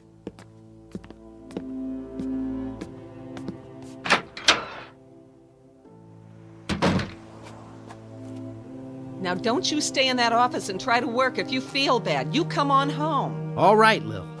Aren't you going to drive? I thought I'd take the bus. Now? I don't trust the car. It's falling apart. So what should we do? Are you just going to let it sit in the garage? No, I'll put an ad in the paper. Maybe we can unload it on somebody. For now, leave it as it is. If you say so. Bye. Bye. Morning, Lillian. Oh, good morning, Alice. How's everything? Fine, I guess. Are you sure? Oh, it's Ollie. He's so nervous lately. What's wrong? Well, he's not getting enough sleep, for one thing. Neither am I. All that noise in the middle of the night. I heard it. Was it the Cassidys? That's what I thought, but... Oh, you won't believe this. Someone broke into our garage. No. I told Ollie to call the police, but you know how men are. If it happens again, though, I'm calling them myself. You should. Did they steal anything? I don't think so, but they fooled around with the car, turned the radio on and off. It was terrible. Oh, I bet. I hope they didn't do any damage. Well, Ollie says it isn't serious, but he wants to sell it. Now I suppose we'll have to buy a new car. Well, at least it runs. There he goes now. Oh, looks like it's going to rain. But Ollie's not driving to work. He's walking to the bus stop. Then who's driving your car? Watch out! Alice! Lillian, maybe I'm going blind, but I'd swear there's no one at the wheel.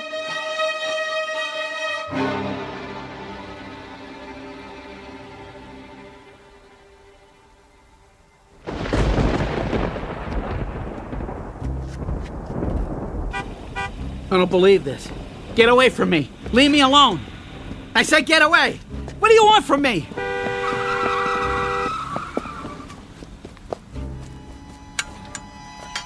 Hey, mister. What are you doing in my yard? I have to get to the next block. Out of my way.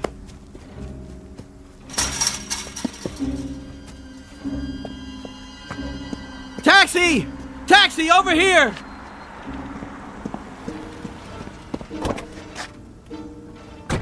Thank God. So where are you headed? Anywhere away from here. Yeah, sure thing, pal. Just let me turn around here. No. Stop! Well, who's that? Hey, what's going on here? It could have totaled my head. Hey, listen, fella, watch where you're driving. Don't. Just go. Get out of here. Yeah, not till I give that guy a piece of my mind. Hey, who's driving?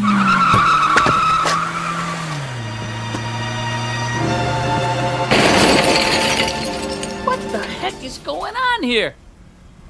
Hey, cops! Somebody's tearing up my cab!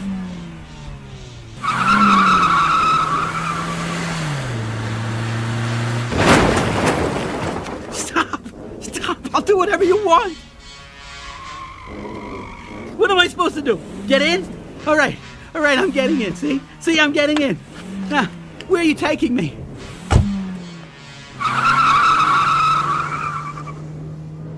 Now you've done it.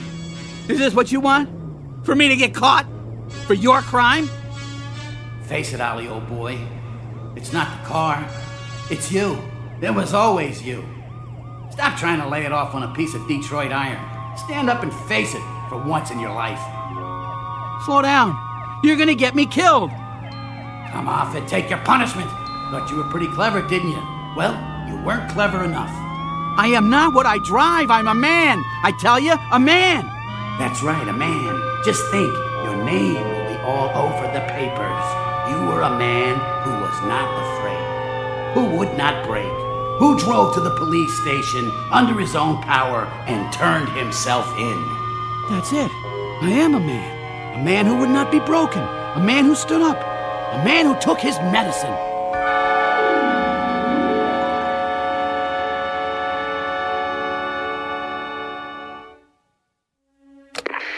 This is an all-points bulletin for drivers within the sound of my voice.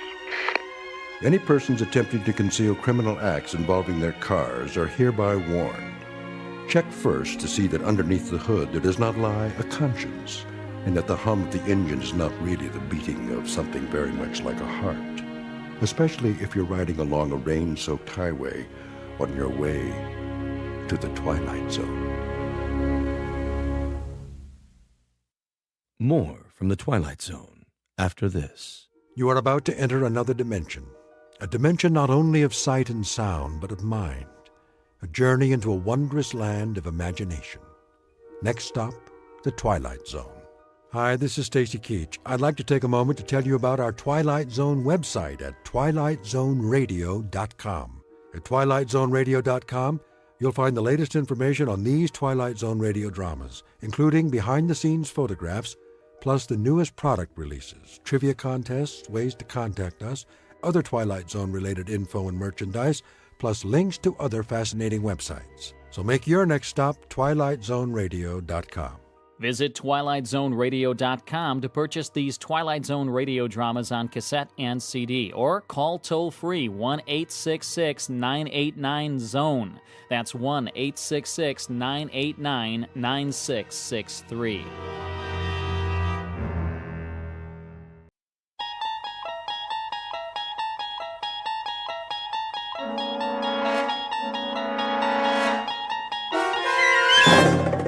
You unlock this door with the key of imagination. Beyond it is another dimension, a dimension of sound, a dimension of sight, a dimension of mind. You're moving into a land of both shadow and substance, of things and ideas. You've just crossed over into the Twilight Zone.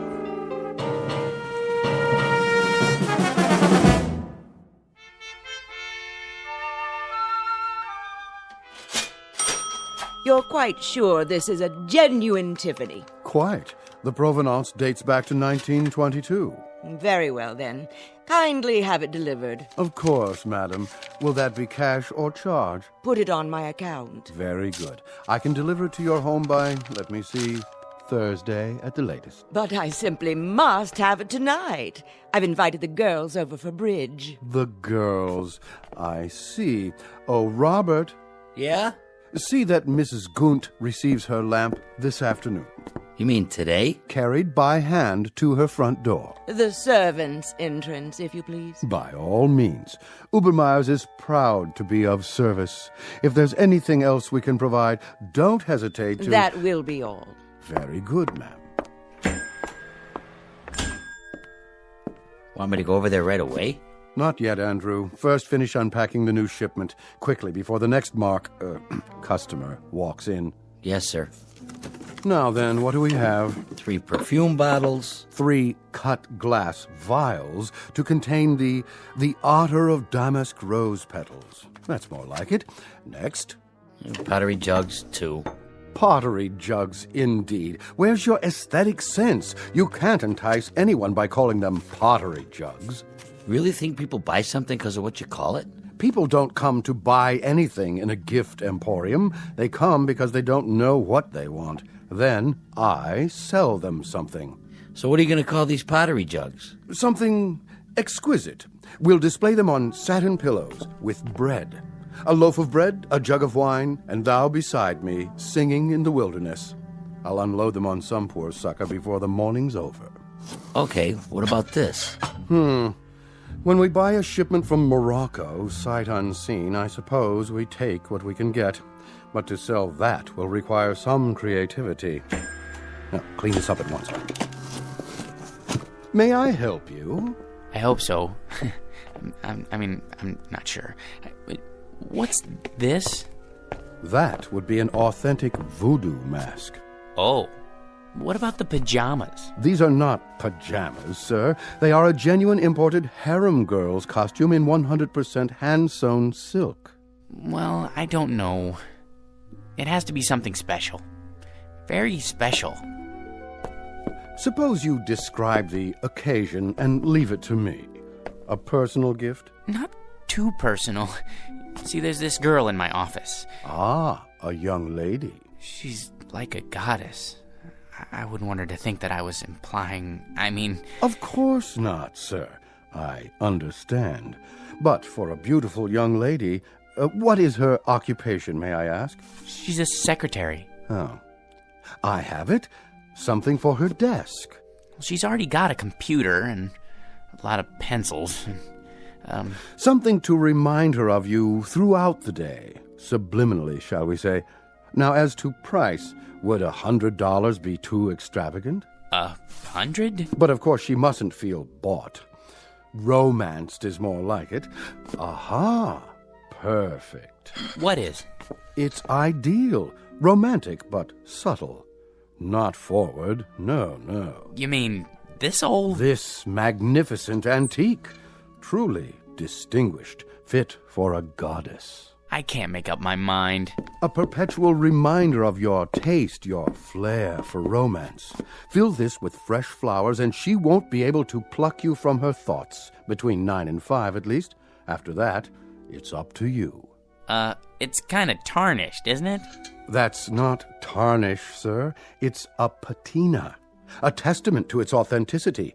And only a mere $20. Well, that is more reasonable, I guess. Put this in a gift box, will you, Robert? For a most discriminating gentleman. Sure thing. Thank you, sir, for making such a wise choice. I hope you'll allow us to serve you again when it's time for the engagement. Don't mention it. Cash, I presume.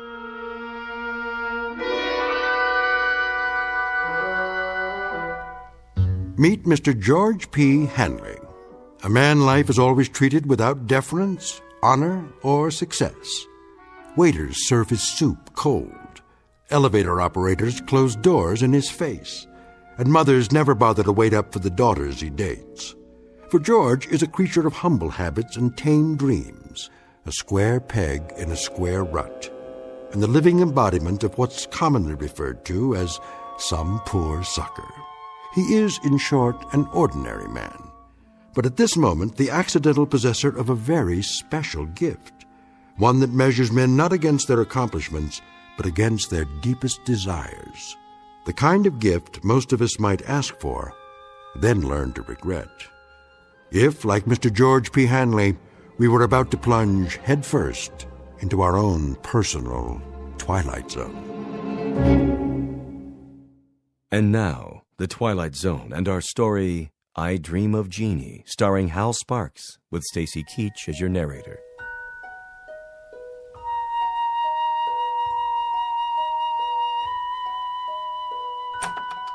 Good. Everybody's still at lunch. I'll just leave this on Anne's desk. No card. She'll just figure out who it's from, right by her keyboard. No, a little to the side. Oh, maybe on her chair. No. Oops. Better put this away for now. Where? In my drawer.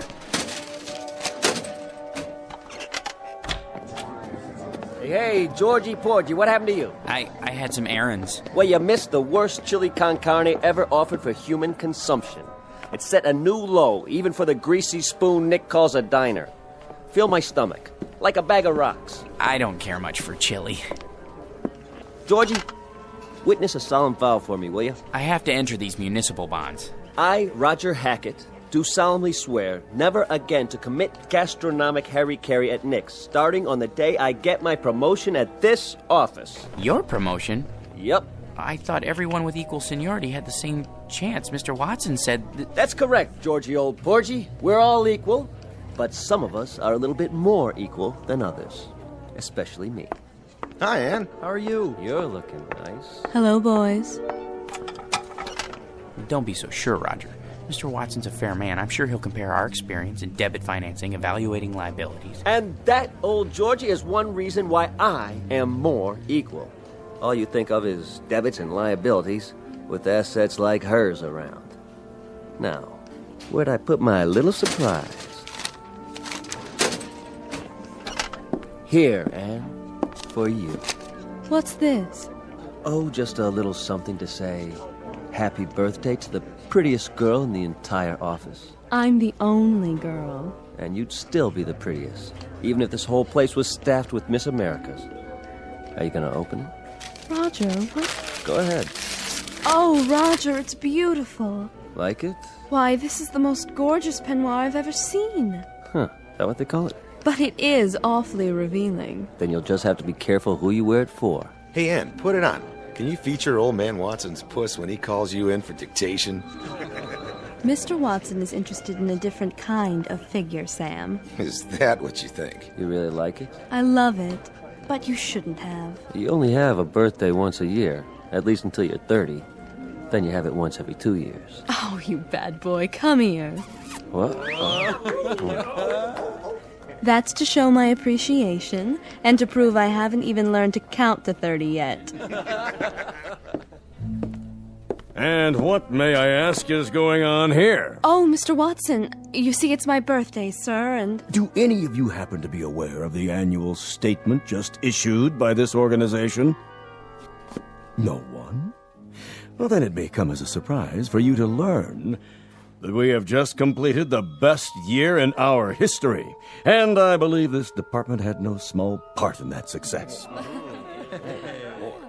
So, as a token of my appreciation, I think this is an appropriate time to invite all of you to be my guests at a private party, beginning just as fast as you can get yourselves over to the Tiki Club. And as for you, young lady, I just want to say, they aren't the only ones who appreciate you. Would you mind looking in my office? There should be a rather large crystal vase on my desk, full of long-stemmed red roses. They're for you.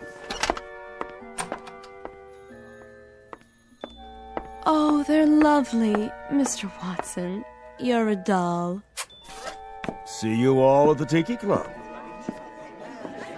Let's go, kid, before he realizes he's off his nut and has himself committed. He's a sweet, dear old man. Anne, I just wanted to, Yes, George? Come on, Anne. I just wanted to say happy birthday. Why, thank you, George. Aren't you going with us? I'll be along. See you there. Come on, Roger. I guess some people are more equal. Might as well throw this in the wastebasket. Can't give it to her now.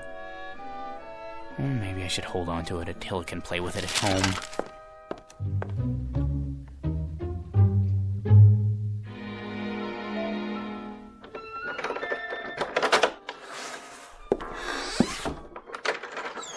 Hello, boy. Have a good day. Yeah, mine was lousy, too. You know what they all think I am, Attila? A #1 jerk. And they're right. What a job title, huh? George P. Hanley. Jerk. Take it easy. There's nothing to worry about in the package. Come on, I'll show you. See? It's only a box with a beaten-up old lamp in it. A magnificent antique. Yeah, right. Probably came from a junkyard. Well, if being a jerk is my calling in life, at least I'm good at it. Look, it's so tarnished it's almost black. That's telling him. Well, let's clean it up and see what it looks like. I just used my necktie. It needs to be dry cleaned anyway. What in the... Easy, Attila.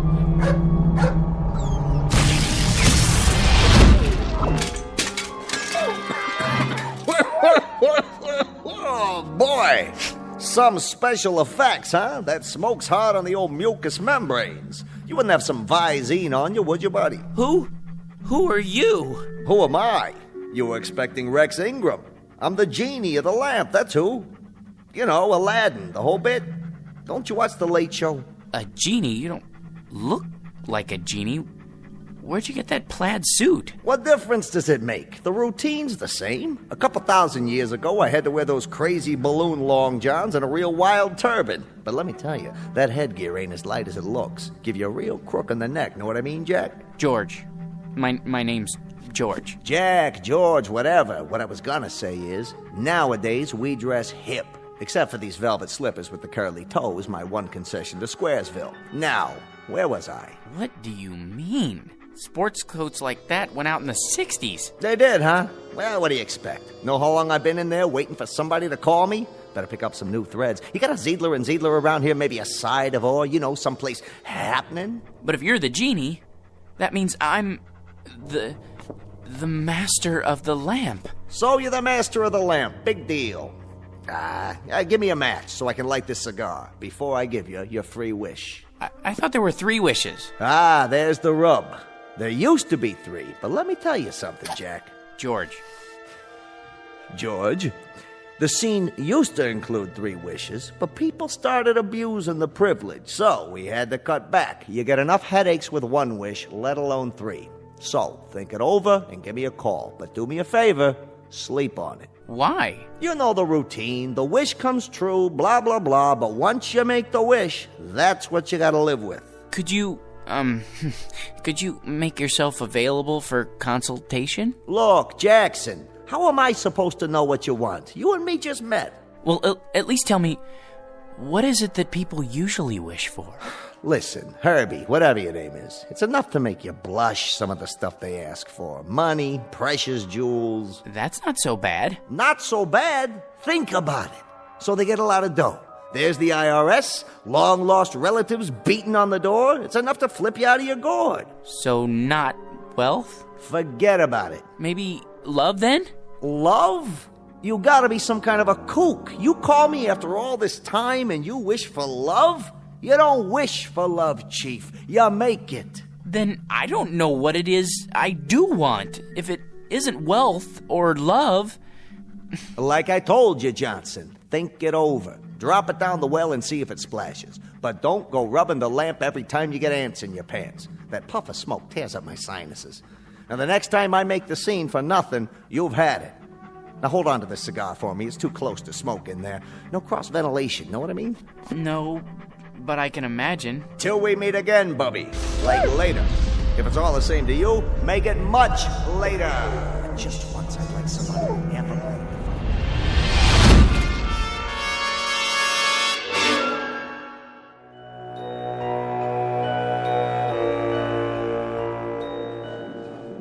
All right, everybody. Places, everybody. This is a run-through. Stand-ins, please. Positions. Lighting. Lights on. Camera. Ready with the camera. Excuse me. Hey, buddy. Don't you know this is a closed set? It is? Who let you in here? They said it would be all right. I'm George Hanley. Who? Her husband. Miss Alexander's, I mean. Oh, yeah. Haven't seen you around here in a while. It's been months, actually. Well, this is the big one, huh? I beg your pardon? The last shot of the picture. Once we get this one in the can, it's a wrap. It is? Say, can I ask you a question? What's that? What's it like being married to her? Well, I don't really know. That is, Man, I sure wish I was you. You do? I mean, lucky stiff. Yeah, I mean, yes. I guess I am. Where is she, by the way? Anne? In makeup, where else?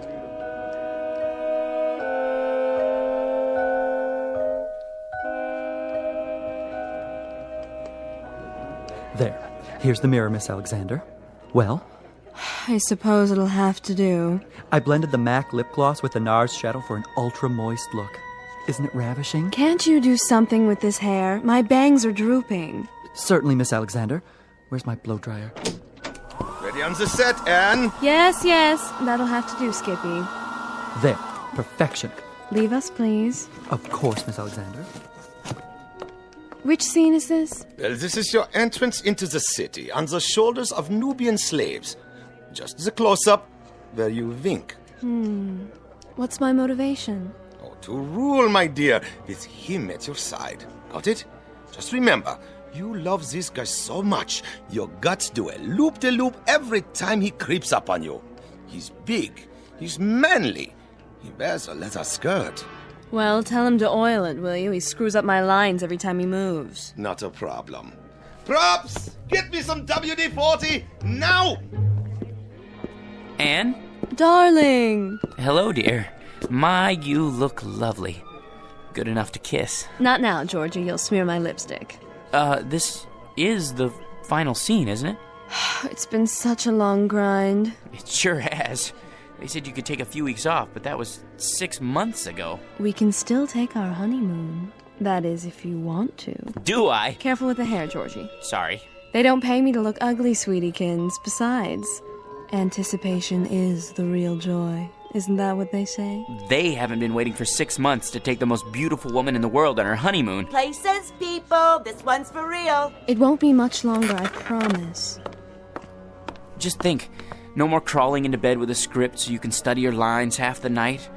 After today, no more getting up at 4:30 in the morning to go to the studio. And when we get home, you can take a nice hot bath. Maybe even let me wash your back.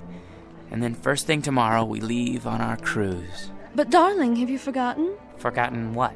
The wrap party, here on the set. There'll be 1,000,000 photographers. There's no point in going home. Not tonight. Not tonight, huh? Sure, Anne, I understand.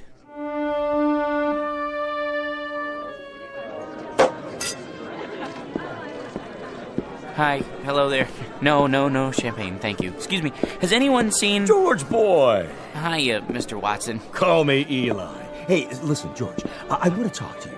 Anne said something about your needing a vacation. Not me, her, both of us together. I'm not going to mince words. I want Anne to star in my next picture right away. It's a guaranteed smash. Not a chance. What's the matter? Money? Okay. I'll double her salary. It's not the money, Mr. Watson. Eli, you see, it's our honeymoon. Great! I'm shooting on location. Make a great honeymoon trip. First-class hotel, all the trimmings. Some honeymoon.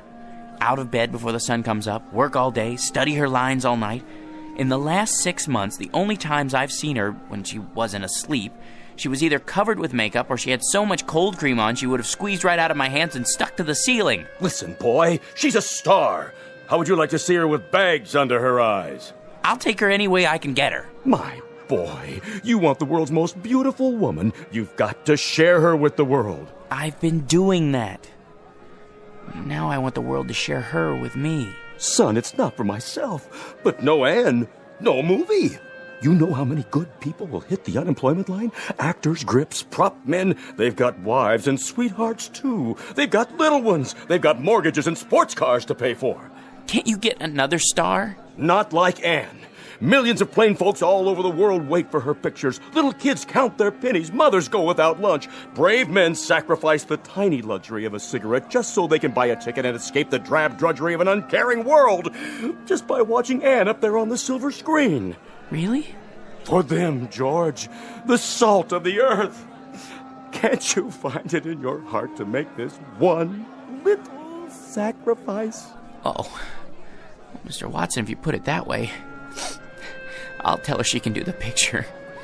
It'll be tough, but we'll get through it together. Good. You tell her. She's right over there. Roger, good news.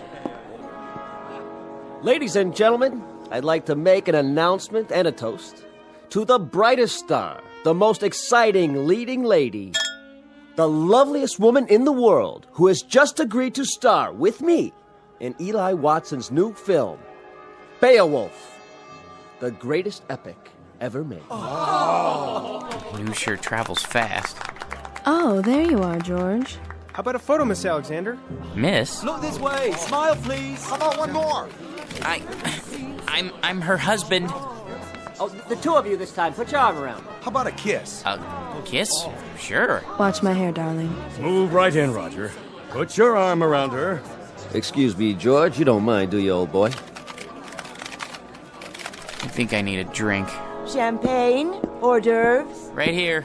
Of course, sir. Hit me again. Twice. 2 more champagne, sir? Yeah, this one's for my wife. I'll take them to go. Excuse me, if I could just get through here. Anne, don't you think it's time to go home? Anne, where are you? She went that way. I don't think they want to be disturbed, though. What? Anne? Aren't you glad you stayed tonight? Don't be so egotistical. I had to be here. Sometimes I don't understand you. You're not supposed to. That's a woman's prerogative. I know, but why? What's his name? George? He's the perfect husband. That absurd little mouse? Why do you keep him around? A handy excuse when I need one, and when I don't, no problem. I'll spoil your makeup. Oh, who cares? Anne, your lipstick. George? Are you still here? Sorry, old boy. Just congratulating my co-star. I think we'd better be going. You go ahead. You should be home anyway to feed Attila. Attila? Yes, George, and he needs his walkies. Do be a dear. You want me to go home because of Attila? Be a good boy and run along. Roger will drive me home later. Won't you, Roger? With pleasure. But Attila's a dog. Aren't I more important to you than Attila? I mean, Attila?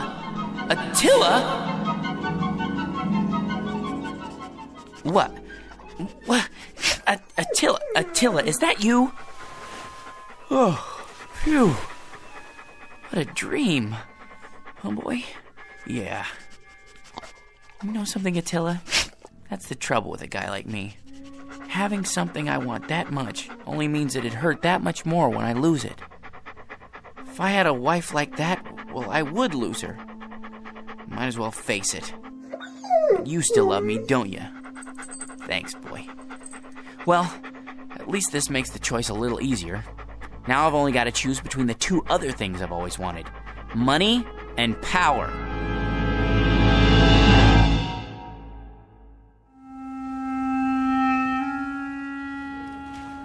Morning, Georgie. Morning. Well, today's the day, huh? For what, Raj? For what? Will you listen to this guy? Watson. Has he said anything about the promotion yet? Oh, the promotion. Forgot. He forgot. Roger, Mr. Watson would like to see you in his office. Well, George, this could be it. You wanted to see me, sir. He'd never pick him. Never. Hey, George, the old boy wants you to double-check these entries. I did that already. It's a waste of time. Look, how much do we make a week? Well, look at this account. Guy makes so much dough, he sweats more than that every time he ties his shoelaces. So waste a little time, all right? My gosh, net worth $260,832,461. What would it be like to have all that money?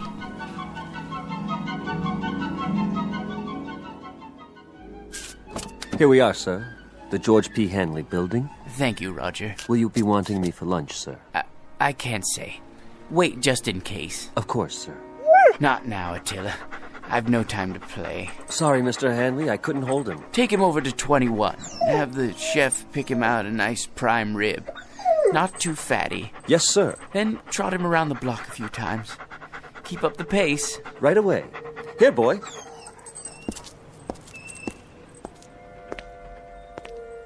Paper! Get your morning paper! How old are you, son? 9, sir. 9? I see you every morning. Aren't you missing school? Oh, no, sir. I wouldn't miss school. I get up at 5 for my papers, and then I go over to PS 31 for the afternoon session. Incredible. What about your parents? My mom is dead. My old man had a store, but it went broke. Sorry to hear that. I'll have a paper. Golly, I can't change a $100 bill. I didn't expect you to, son. Gee, thanks.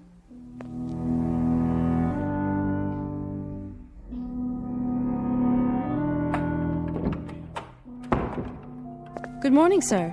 AT&T's up 7 points in the morning ticker. Glad to see you back. Thank you, Miss Alexander. How was the Riviera? Oh, all right, I guess. Kind of like a suburban tract with castles. I see. Well, sir, shall I send in your first appointment? Might as well get started. Mr. Hanley will see you now. Watson, what are you doing here? Begging again, I'm afraid. These days, a college president has to worry more about salesmanship than scholarship. Then you came to the right place. Hanley, you've already done more for your alma mater than we have a right to ask. How much? Just enough to start the ball rolling for the alumni. Don't be coy, sir. Give me an amount. Altogether, $10 million. If you could possibly start us off with, say, $1 or $200,000. Done. You're a generous man, GP, but you've made a mistake. This is the entire sum. Don't worry. It's deductible. Besides, I want you to have it. Well, so would others, GP. Thousands of alumni, not as successful as you. Giving, sharing the burden and the satisfaction. It's the cement which binds them to our institution. I only wanted to help. I can't accept this. Send me a check for, a few $100,000. Very kind of you. Don't mention it. Miss Alexander will show you out. Oh, nonsense. I know the way by heart. Send in the next one. Right away, sir. Hello, Masters. Well, Mr. Hanley, ready to add to the old empire? I suppose so. I brought along a few new catalogs. I thought I already owned one of everything ever made. can't keep up with Yankee productivity. We have to buckle down and do some serious spending. Is that really necessary? If we don't, the government's liable to invent a new tax bracket just for you. Now, here we have an attractive little yacht. Already have one. A 94-foot job up at Newport. This one makes it look like an absolute dinghy. You know, Masters, there's no fun left in buying things anymore. Once I looked forward to a second-hand car like a kid waiting for Christmas. Now there's no anticipation, no hunger. Oh, perk up. I used to enjoy the little things. An ice cream cone, a ball game, going out for a walk in the park. Now people run up and ask if I'm going to subdivide it. No, I've had it. Sir, that's un-American. Think of all the men living on blue sky and a prayer who depend on you for their daily commissions. They have little ones, mouths to feed. Mr. Hanley, you can't stop buying. Please see yourself out, Masters. If you're absolutely positive, sir? Out! I don't know who let them in, Mr. Hanley. That's all right, Ann. Why, hello, son. Is this the man? Yes. Here's the C note. Awful sorry. What else did he lift? I don't know what you're talking about. I told you, Pop. He gave it to me. You gave my boy a $100 bill? He's a fine lad. Listen, you fathead. Know where I found him? Trying to lay the whole 100 on a 2-horse parlay. Herbie Boy and War Biscuit. But what about the newspapers? 5 o'clock in the morning. How can I teach the kid the value of $1 if you toss C notes around like they grow on trees? I was only trying to help. If I ever catch you giving dough like that to my kid again, I'll bust you right in the chops. Millions or no millions. You're a man of integrity, sir. I congratulate you. Congratulate you. Congratulate me. George, I said congratulate. Congratulate? You're looking at the new head bookkeeper. Hey, way to go, Raj. Speech. Thank you. But the first thing I want to tell you guys is I intend to keep my vow. From now on, no more lousy lunches at Nick's. Can't believe it. He wasn't even a good chauffeur.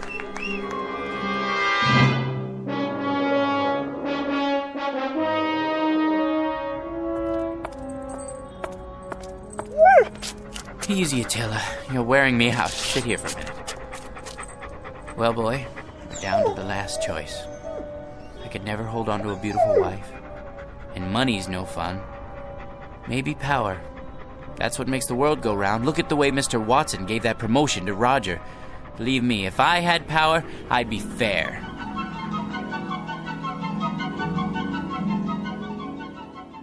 Here, sir. This copy and this. Just your initials on that page. Mr. President, you can't sign any more bills today. You're exhausted. Watson, the people elected me. They placed their individual destinies in my humble hands. I can't betray them. In that case, they're getting the best in leadership. The very best. Sir, the congressman is waiting. Send him in. Mr. President, this pension legislation will tear the party in two. If you let it come to the floor, I, for one, won't get a single vote in November from anyone over the age of 10. Check with the majority leader. See if he can kill it in committee. Yes, sir. Right away. Yes? The situation in Asia is fraught with tension, Mr. President. We're not getting enough intelligence down there. Have the CIA prepare a full study. Your appointment schedule, Mr. President. Thank you, Sam. Move the press conference to after lunch. I need a haircut. For the UN speech, have someone whip up a draft. Tell him I need jokes. Yes, sir. Who are Sonny and Mickey? Those scrub scouts who wrote the letter about citizenship. You asked to be reminded when they arrived in the capital. I know there's no time. Make time. The boys and I can get haircuts together. Pass this on to the Secretary of Defense and mark it expedite. Save this for the Economics Advisory Council. Top priority. On the double, sir. Decisions, eh, Attila? Mr. President, I had to see you. Who let you in here, woman? I hid in the building all night. Don't send me away. I'm down on my knees. Kindly get up. How can I help you? It's my grandson. He's just a boy of 18. He fell asleep on guard duty, and they said it was treason. They're going to hang him. Easy, ma'am. He's in the service? Special duty at a missile base. Serious offense. Only a presidential pardon can save him. Please, sir, he's a good boy. just a little tired. It could happen to anyone. Indeed, it could. Then you'll do it? You'll pardon him? Ma'am, the world will little note nor long remember what I say here. But this nation, this government, and its president are no more and no less than people. Of, by, and for them. Freedom is our battle cry, justice and mercy our glory. Tell your son when you see him tomorrow that I'll have the Attorney General prepare an order for executive clemency. Bless you, Mr. President. You're a great man. Here, Attila. Up on my lap. You know, I think we found our niche. Who said power was hard to handle? All you have to know is how to use it, right, boy?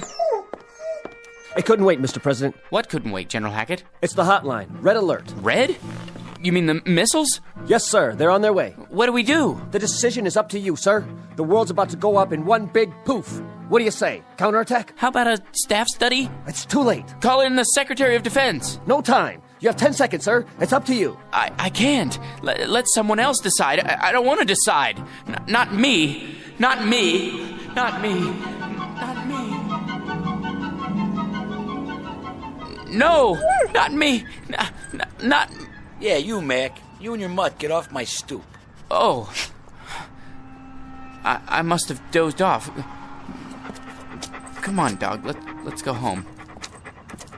Well, Attila, we've got a magic lamp waiting for us back at the apartment. Anything I want, just for the asking, and I can't even figure out what to wish for. I never even thought it through until now. You know something? No matter what I wish for, it won't change a thing.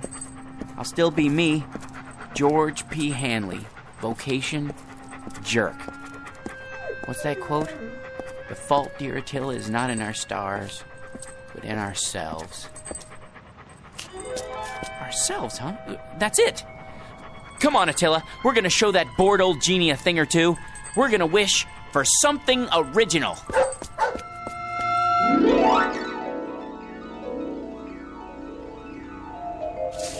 I'm tired, I wanna go to bed. I had a little drink about an hour ago.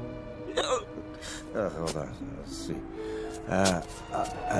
What's in the dumpster? Let's see.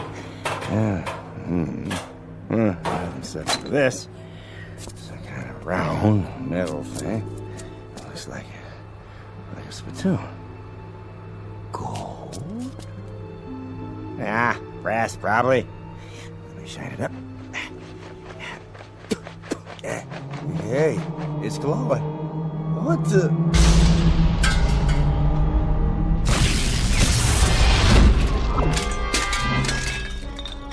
Yes, master?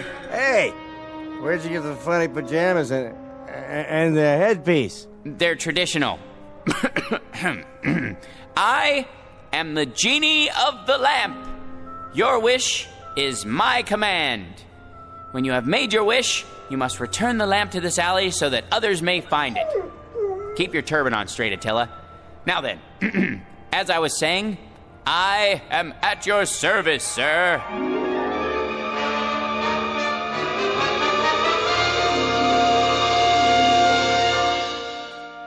Mr. George P. Hanley. Former vocation, jerk. Present vocation, genie. Once a most ordinary man, treated without deference, honor, or respect. But a man finally wise enough to decide on a most extraordinary wish that makes him the contented, permanent master of his very own Twilight Zone.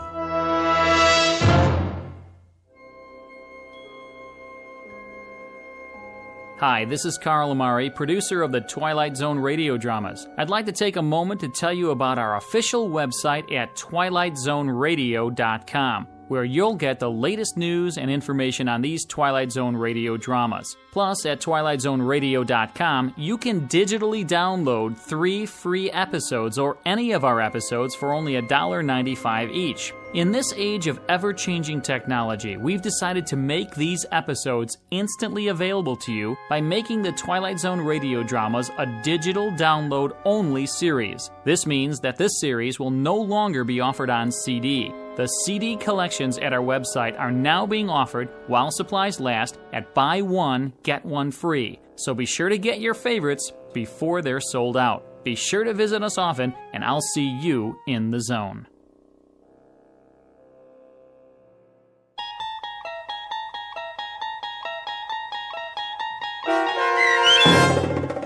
I Dream of Genie, starring Hal Sparks with Stacy Keach as your narrator, was adapted for radio by Dennis Etchison and written for The Twilight Zone by John Furia Jr. Heard in the cast were Christian Stolte, Lisa Joyce, Steve Key, Doug James, Richard Hensel, Derek Purcell, Brooke Reed, Linda Ryder, Charlie Kummerer, Bill Kummerer, Vince Amari, Roger Wolski, and Carl Amari. To learn more about the Twilight Zone radio dramas and to obtain audio cassettes and CDs of these programs, visit our website at twilightzoneradio.com.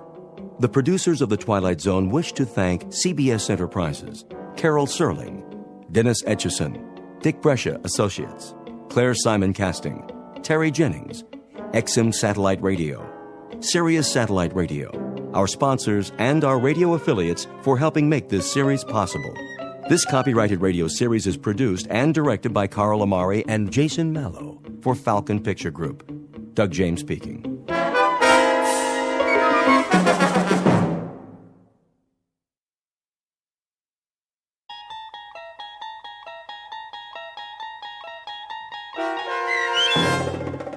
Ring-a-Ding Girl, starring Sarah Wayne Callies with Stacy Keach as your narrator, was adapted for radio by Dennis Etchison and written for The Twilight Zone by Earl Hamner Jr.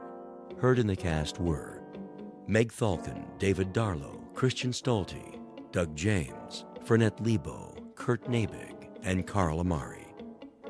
To learn more about the Twilight Zone radio dramas and to obtain audio cassettes and CDs of these programs, visit our website at twilightzoneradio.com. The producers of The Twilight Zone wish to thank CBS Enterprises, Carol Serling, Dennis Etchison, Dick Brescia Associates, Claire Simon Casting, Terry Jennings, XM Satellite Radio, the American Forces Radio and Television Service, Sirius Satellite Radio, our sponsors, and our radio affiliates for helping make this series possible. This copyrighted radio series is produced and directed by Carl Amari and Roger Wolski for Falcon Picture Group. Doug James speaking.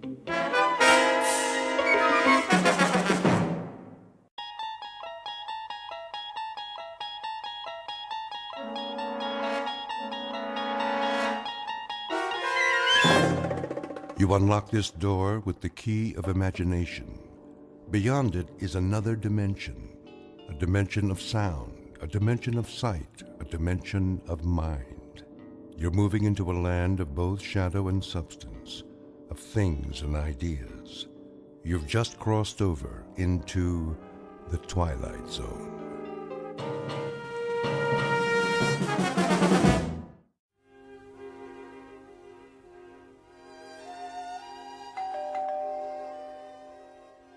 Cece? Yes? Get that, will you? Right away. Just a minute.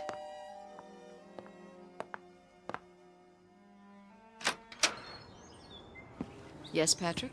Well, She'll be down in 5 minutes.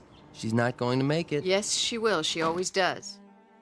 Here, What's that? a package. The mail truck just brought it. I'll take it up to her. You get the bags at the foot of the stairs. It's 30 minutes to the airport. Then you'll just have to drive faster. I can't work miracles. Yes, you can.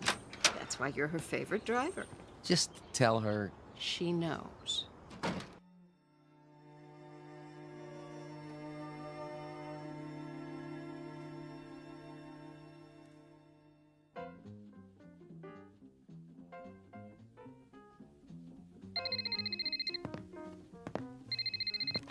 Ring-a-ding girl.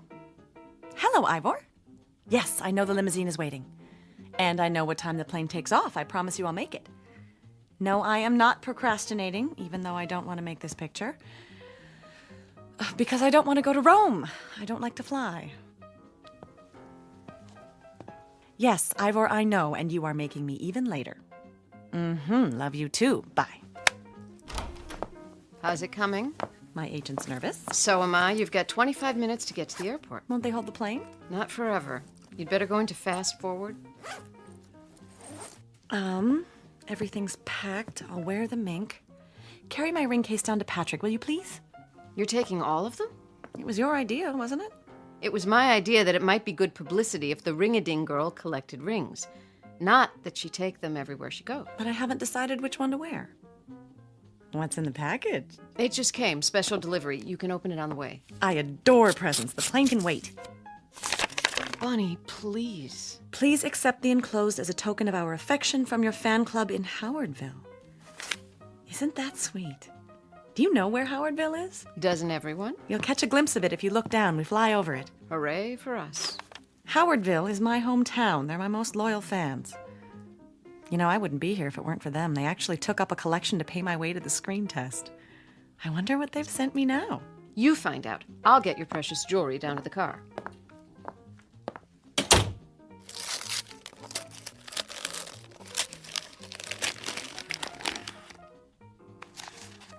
Oh, look, such a big ring.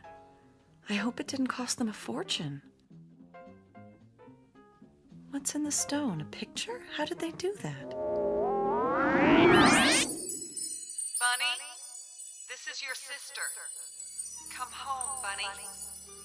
Please, I need you. Come home right now.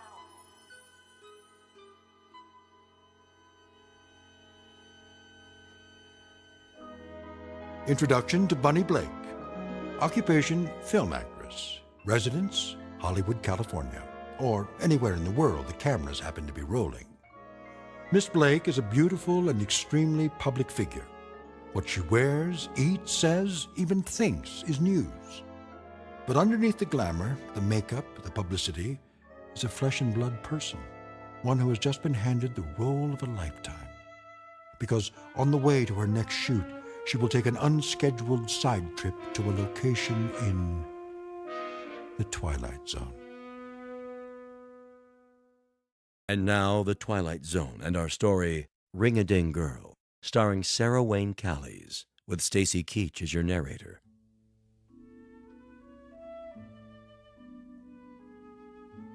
And I'll have the sports scores plus the top stories from Howardville and the surrounding area. But first, the weather. Hurry up. Looks like we might be in for some showers. There's a low Bud. pressure trough moving in from the northeast. Yeah. Let's take a look at the Doppler. There we go.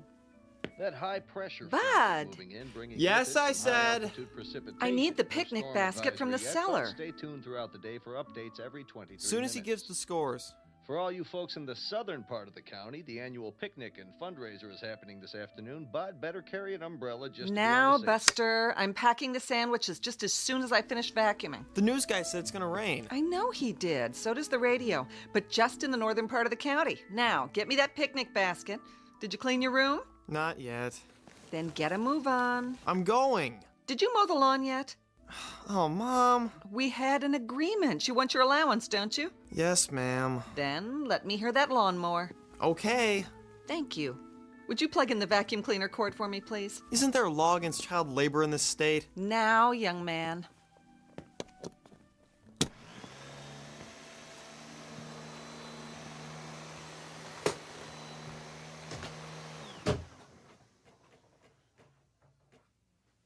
Bud, what happened to the electricity? Bud? Who pulled the cord out of the... Boo. Oh! Bunny! She remembers. Oh, come here. Let me get a look at you. It's been so long. I can't believe I've it. been looking forward to this. I think about you all the time. So good to be home. Why didn't you let us know?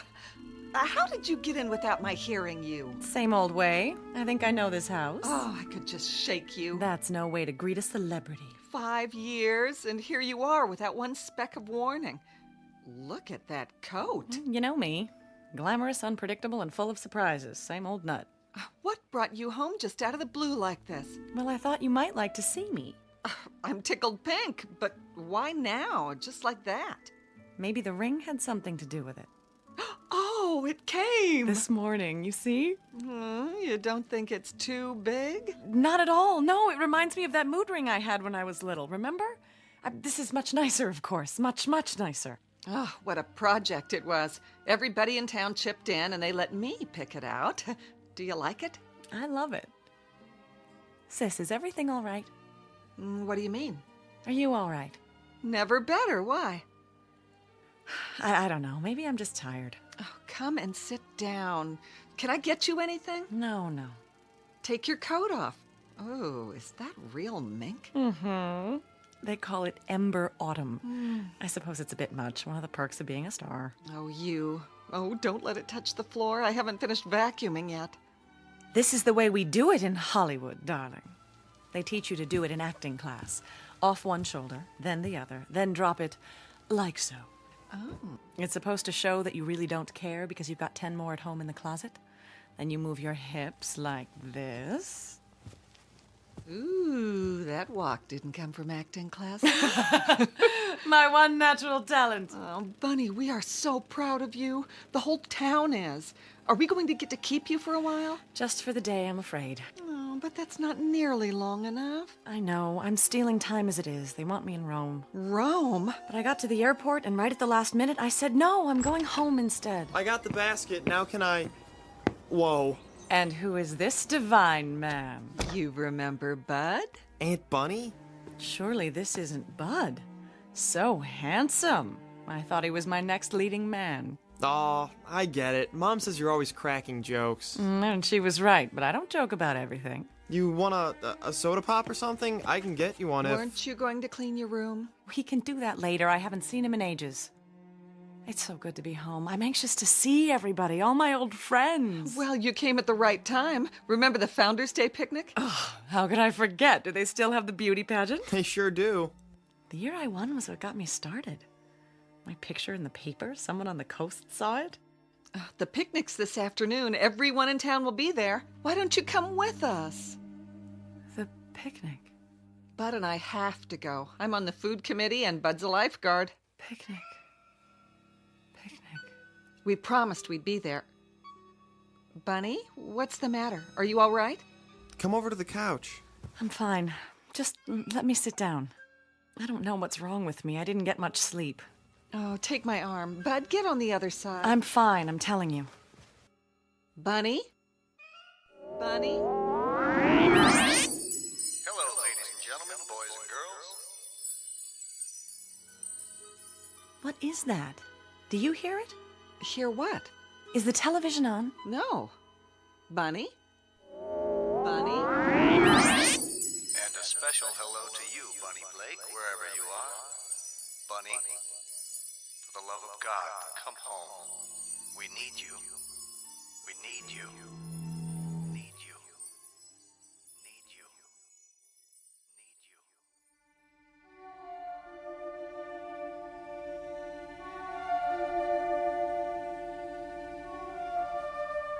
You're pale. You look like you're going to faint. If I could just lie down. Put your feet up. Bud, call Dr. Floyd. Sure, if you think. Just do it, now. Bunny. Hello? I want to talk to... Bunny. Yeah, tell him it's an emergency.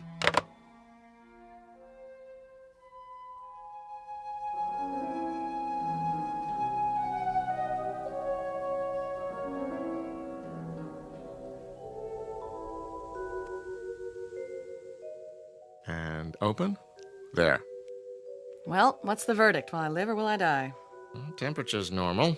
Pulse is strong enough. You do seem a little tired. I played a nurse once in a movie. Doctor reminded me of you. The gruff but kindly old family physician. I saw it. The medical profession should have sued. Stay off your feet a while longer. Oh, please, don't you get it? I was faking. About being sick, I mean. I just wanted to see you. I'm flattered. Do you have to smoke? It calms my nerves. Quite the contrary, actually. Still the same old Dr. Floyd. You haven't changed. That I don't believe. I delivered you, after all. Sorry, I don't remember. What's your diagnosis?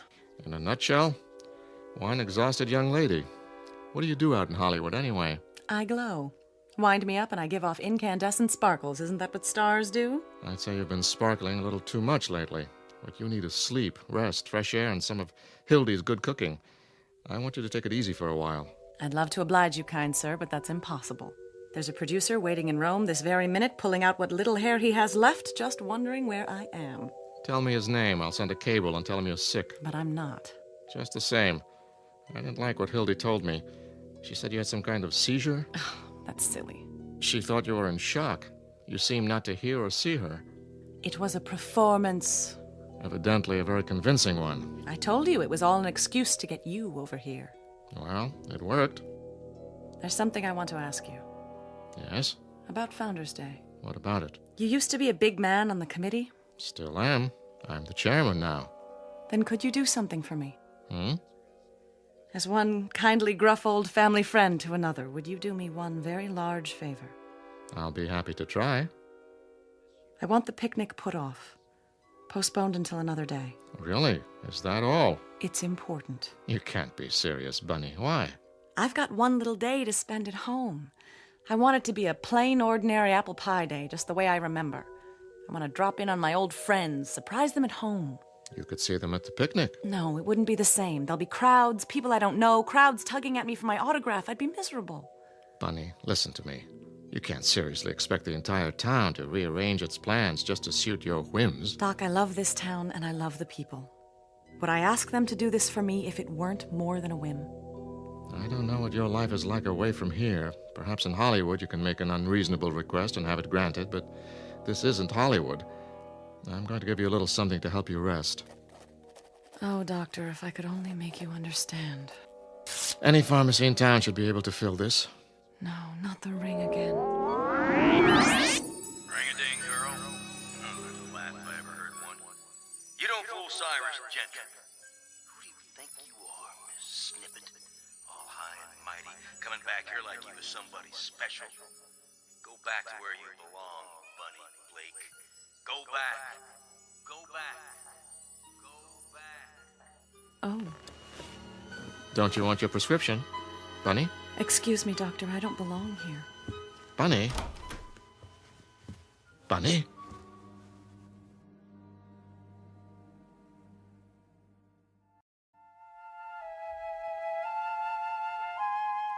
Hildy, can you come here?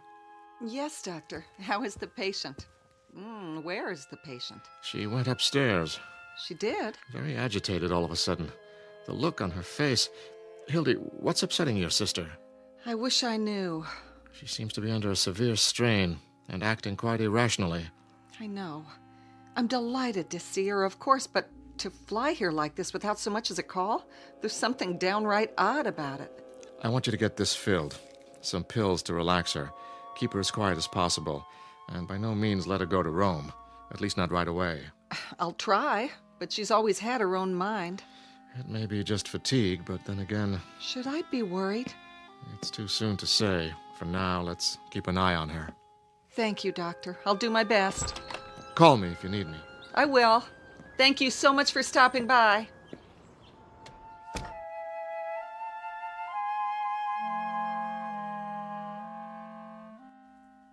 Bud? Yeah. Is your car running? Sure is. Why? This is a prescription for Aunt Bunny's medicine. Get it filled as quickly as you can. Okay. What's the matter with her, Mom? I'm not sure.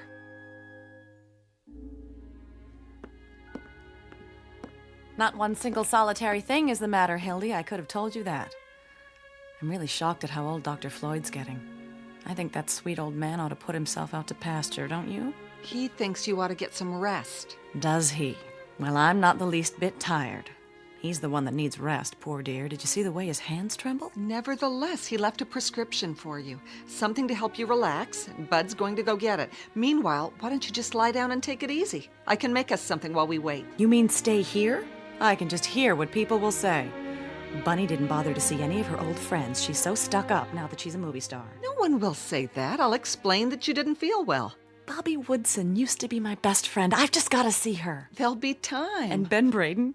You remember that excruciating crush he had on me? What happened to Ben? Still here. He runs the television station. Oh. Does the news and all the local shows. And the sports, too. I could have married that old boy. Did you know that? I've got a good mind to walk in and surprise him. I really don't think you should leave the house today, honey. Oh, you don't? Well, I can't stand being cooped up. Sometimes I get that closed-in feeling at my house in California. I get that, too. You know what I do? I take off every stitch of clothes and I jump into the pool and swim like a fish. You do? Bud, why don't you go get that prescription now? Remember when we used to skinny dip at the old swimming hole? It must be very interesting for your neighbors. Nobody's complained yet. I'll bet. But I have an idea. You want to go for a walk and say hello to some people? The doctor said you need to rest. He also said I need fresh air. Oh, at least wait till Bud gets back from the drugstore with your medicine. Got a better idea. I'll ride to the drugstore with him. What do you say, Bud? Well, sure, I guess. I don't think... What could be more restful than a little ride? Unless you're one of those drag racers, are you? Not me. I am. You ought to see me on the Hollywood freeway. Once, I got up to 105, and this divine cop flagged me down and said, "Where's the fire, lady?" I mean, he actually said that. Well, I said, "Sugar, I'm late for work, and the studio's gonna suspend me if I'm late one more time." Bunny. It ended up with Dollface giving me a police escort right to the studio gate. I even had dinner with him a couple of times. Till I found out he was married. You did? Well, you going with me, or are we gonna stand here talking all day? Heck no. I mean, yes. I mean... But the picnic! You worry too much, Hildy. We'll be back in plenty of time, I promise. Want your coat? Why, thank you, kind sir. Let me get the door. Well, what do you know? That's a real ring-a-ding sky.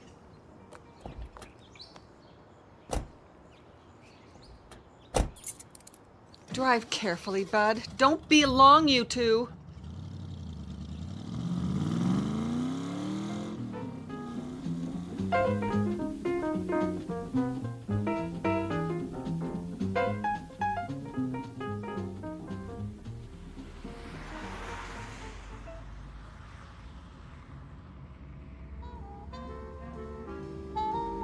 Well, what do you think, Aunt Bunny? Pretty cool wheels, huh? Very cool, but please don't call me Aunt Bunny. I sound like a house mother at the Playboy Club. Okay, Bunny. There, that's better. Isn't that better? Must be pretty boring for you. I wouldn't say that. Compared to Hollywood and everything, you know a lot of movie stars. A few. What are they like? Which ones? Oh, I don't know. You go to parties and all that stuff? Not very often. Mostly I stay home, study my lines, and go to bed. You do? I have to get up early when I'm on a picture. Do you have one of those... Aw, never mind. Go ahead, say it. Well, I hear everybody has a water bed out there. I used to, but I got rid of it. How come? Too noisy. Sloshing around every time you turn over. Sometimes I'd wake up in the night and I think I was on a raft in the middle of the ocean. Gosh. They're cold, too. Especially because I don't wear anything when I sleep. You don't? Better not mention that part to your mother. But you understand. We're just talking, aren't we? A couple of old friends tooling around on the best set of wheels in town. Isn't that right? Sure, Bunny. So, where do you want to go? Is Mr. Gentry still the caretaker at the high school? Old Methuselah? Oh yeah, they'll have to blow up the place to get rid of him. Be an angel. Stop by just long enough for me to run in and say hi. School's closed today. I know, but Mr. Gentry's always around, isn't he? I used to think he lived there. Well, the gate's open. I could show you how to get in the building. Would you? I'd appreciate that. Maybe we should get your medicine first. Bud, this is important, or I wouldn't ask you. Okay, do you think it's all right? Oh, it'll be fine, trust me. I just have to deliver a message.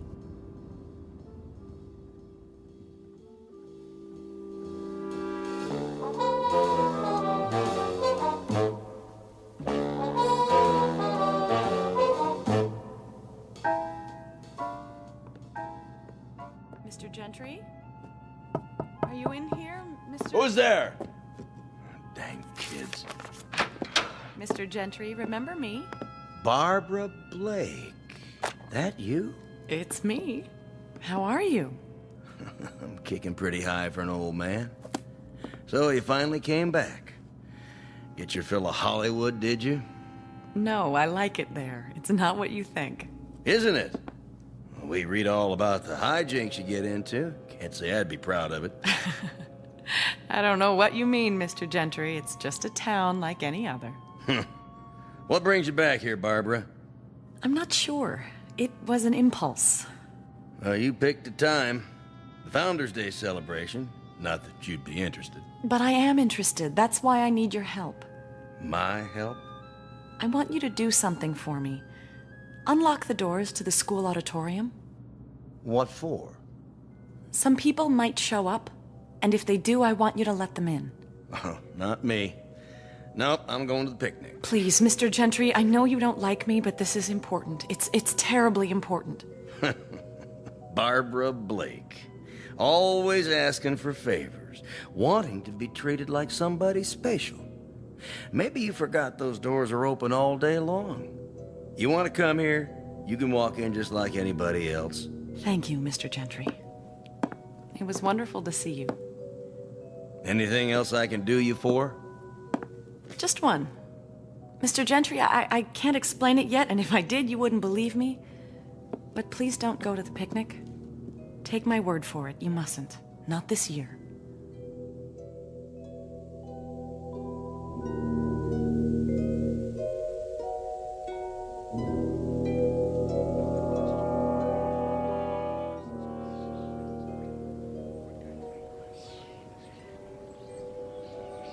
Well, how does the old town look? So good, I wonder why I ever left. Why did you leave, I mean? Oh, I guess I could have stayed and done Blythe's Spirit in the little theater and played an angel in the church pageant at Christmas time, but I was too ambitious. Too talented, you mean? Oh, I don't know if it was that. I knew I had some talent and I had to find a place for it to grow. Otherwise, it would have died, and I'd have ended up frustrated, pushing a broom around a house I couldn't stand and screaming at a brood of children. Can you understand that, Bud? I sure can. Well, you've got your prescription. Want to go home now? Wait. What's the matter? Ladies and gentlemen, this is the captain. We're running into a little rough weather. Fasten your seatbelts, please. It might get a little bumpy up here. Bunny, something wrong with your ring? What? Oh. Oh, no, nothing at all. It's just the way it catches the light. Sometimes I think I see a picture in it. Yeah. Do you want to go home? Is the television station still on this street? Uh-huh. Right over there. Wait for me, will you, Bud? I'll be right back.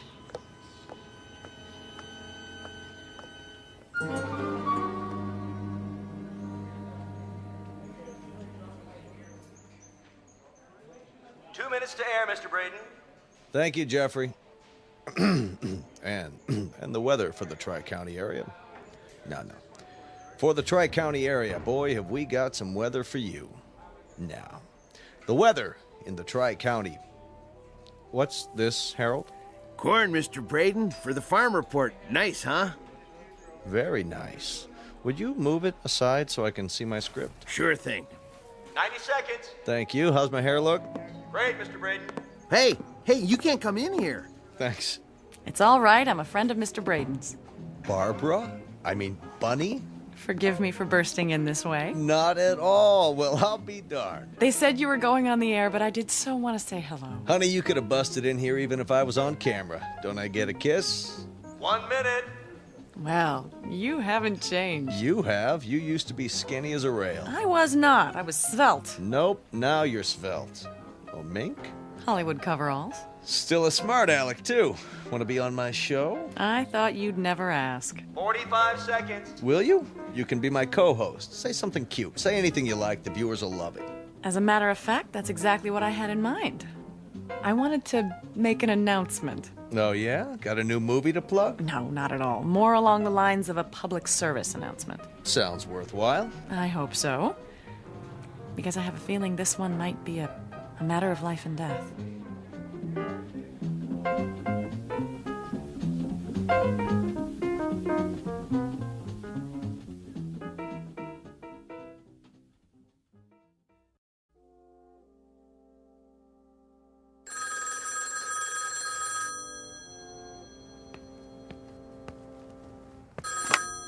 Hello? No, I haven't got it turned on. She is? Oh, of course I knew she was in town. No warning, but she's supposed to be at the drugstore with Bud. Yes, Clara, I'll call you back.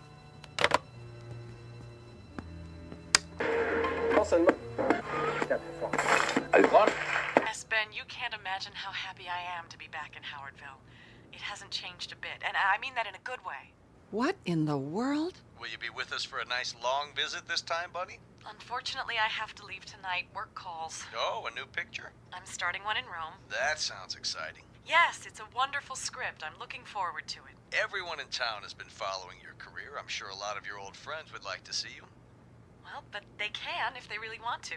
Are you kidding? You know that one-woman show I did in Las Vegas last winter? We read all about it. Well, I'm giving a special performance this afternoon in the high school auditorium. And I hope everyone in town will come. As my guest, of course. Wow, did you hear that, ladies and gentlemen? It's my way of giving back to the community. You know, everyone here has always been so supportive of me. This is just a little token of my appreciation. Oops, I think we've got a conflict here. The Founders Day picnic starts at 3 o'clock. You remember what a big event that always is. I know, but I'm afraid it just has to be today. All I can say is that you'll have a choice of coming to see me at 3 o'clock, or going over to Riverside Park and getting hit by... By? A bunch of ants. You heard it here, folks. Well, Bunny, thank you so much for stopping by.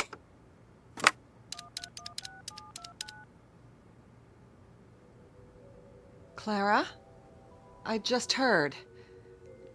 I swear I don't know a thing about it. I thought she was on her way back from the drugstore, and now here she is on TV. Why, I don't know which one I'll go to. They'll expect me at the picnic. The way I feel now, I'd be too embarrassed to show my face anywhere. Oh, here they are now. I'll call you back.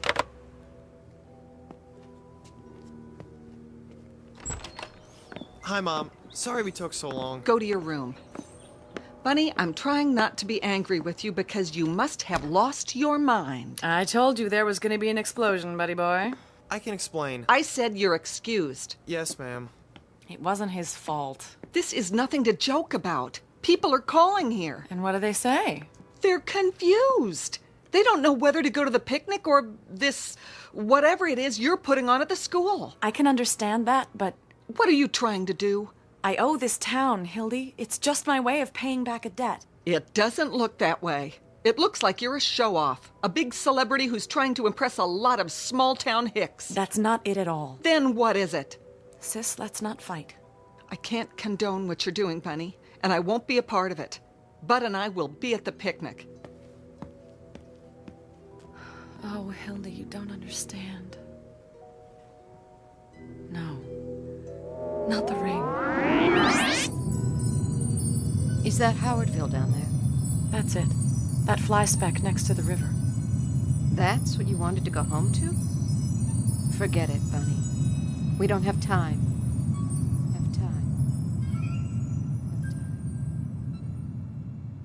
Oh no, there has to be time.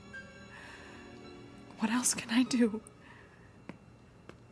Barb, what's the matter? Nobody understands what I'm trying to do. It's not for me, not this time. Please don't cry. Oh, honey, there are some things about you I'll never understand. But if this performance means so much to you... It does. Then don't you worry. We'll be there, I promise.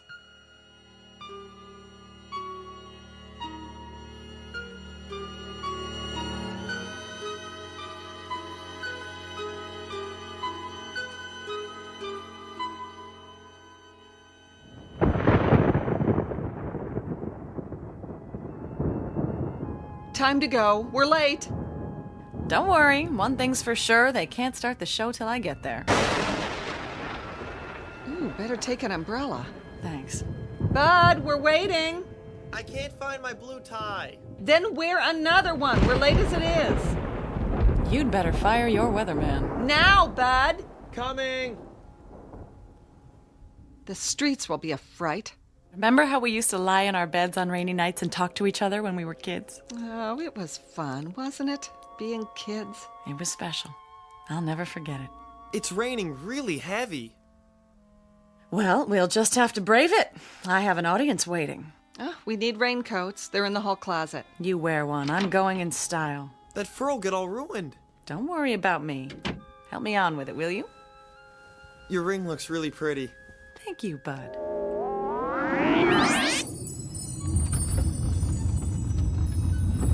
We've had some unexpected turbulence, so please remain seated. We'll get through it all right, folks.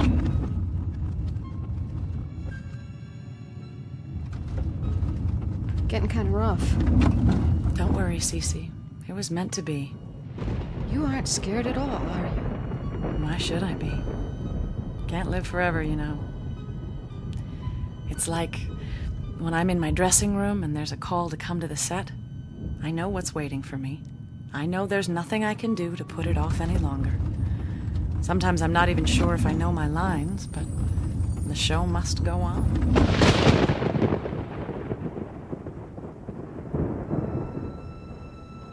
Hildy. Yes? I'm going now. I'm coming. Not this time. What do you mean? And Hildy, thank you. For what? For being my sister. I always loved you, you know. Bunny? That one's a fire engine. Sounds like an awful lot of them. Turn on the news. Goodbye, Hildy. And Buddy, take good care. Bunny? Major disaster. We'll bring you updates as they come in. For now, the Highway Patrol has issued a bulletin for everyone Turn that to remain down. inside. Hello? Mrs. Blake, Yes. this is Jim Haddock with the State Troopers. Oh, what is it, Jim? I'm out at the park. I thought you ought to know. No what? Bud, where's Bunny? I don't know. It's terrible. I've never seen anything like it. Like what? Jim, will you please tell me what it is you're talking about? The crash. It happened minutes ago. What crash? Passenger jet. LA to New York. Got torn up in that storm. Crashed right in the middle of the picnic grounds. Hildy, your sister is dead. Bunny is dead. Dead? That's crazy. She was a passenger on that plane. She and another woman sitting right next to each other. Jim, my sister is here, now. I saw the body myself. Hildy, there's no mistake. It was Bunny Blake. I'm sorry to be the one to tell you, but... Bunny? Bunny, where are you? She's not here, Mom. Want to hear the news? Fortunately, only a Bunny? handful of people attended this year's Founders Day picnic, so a disaster of even greater proportions was averted. Bunny? Most of the population is safe at the high school auditorium, where they gathered for a special performance by our own local celebrity, Miss Bunny Blake. Conflicting reports claimed that she was a passenger on the ill-fated plane, but witnesses swear, I would swear, that she was here in Howardville this afternoon. Until the mystery is solved, only one thing is certain. There's been a terrible crash, the worst in the state's history. Bunny.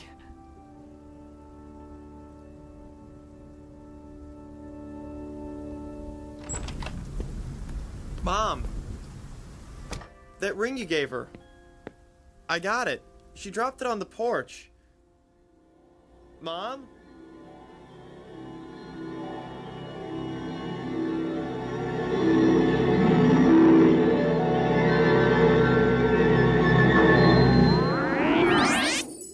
We are all travelers.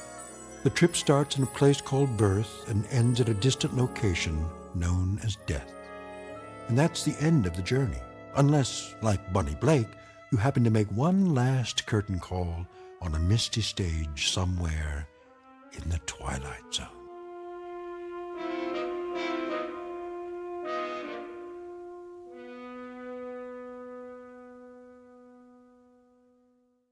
We'll return to the Twilight Zone in just a moment. You are about to enter another dimension, a dimension not only of sight and sound, but of mind, a journey into a wondrous land of imagination. Next stop, the Twilight Zone.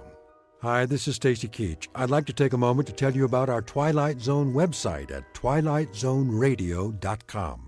At twilightzoneradio.com, you'll find the latest information on these Twilight Zone radio dramas, including behind-the-scenes photographs, plus the newest product releases, trivia contests, ways to contact us, other Twilight Zone-related info and merchandise, plus links to other fascinating websites. So make your next stop twilightzoneradio.com. Visit twilightzoneradio.com to purchase these Twilight Zone radio dramas on cassette and CD, or call toll-free 1-866-989-ZONE. That's 1-866-989-9663.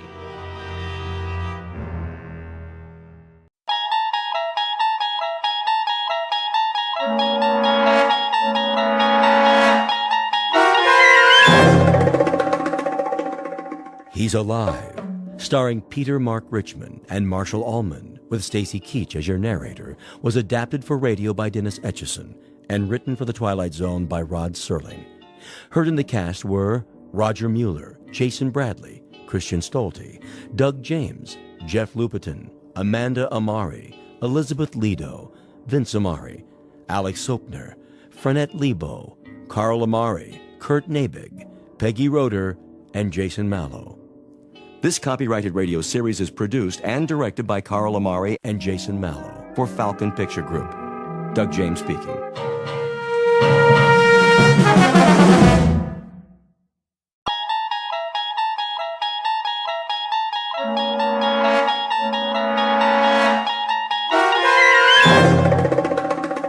You unlock this door with the key of imagination.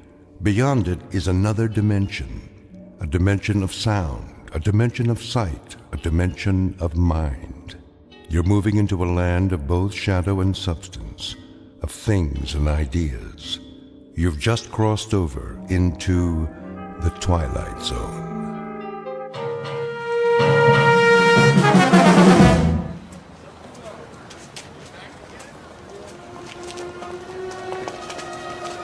That looks like a good spot. Where? Up ahead on the corner. Yeah, we'll set up some boxes. I don't know. It's perfect, I tell you. All these people taking a walk after dinner, they'll listen. Oh, they'll listen, all right.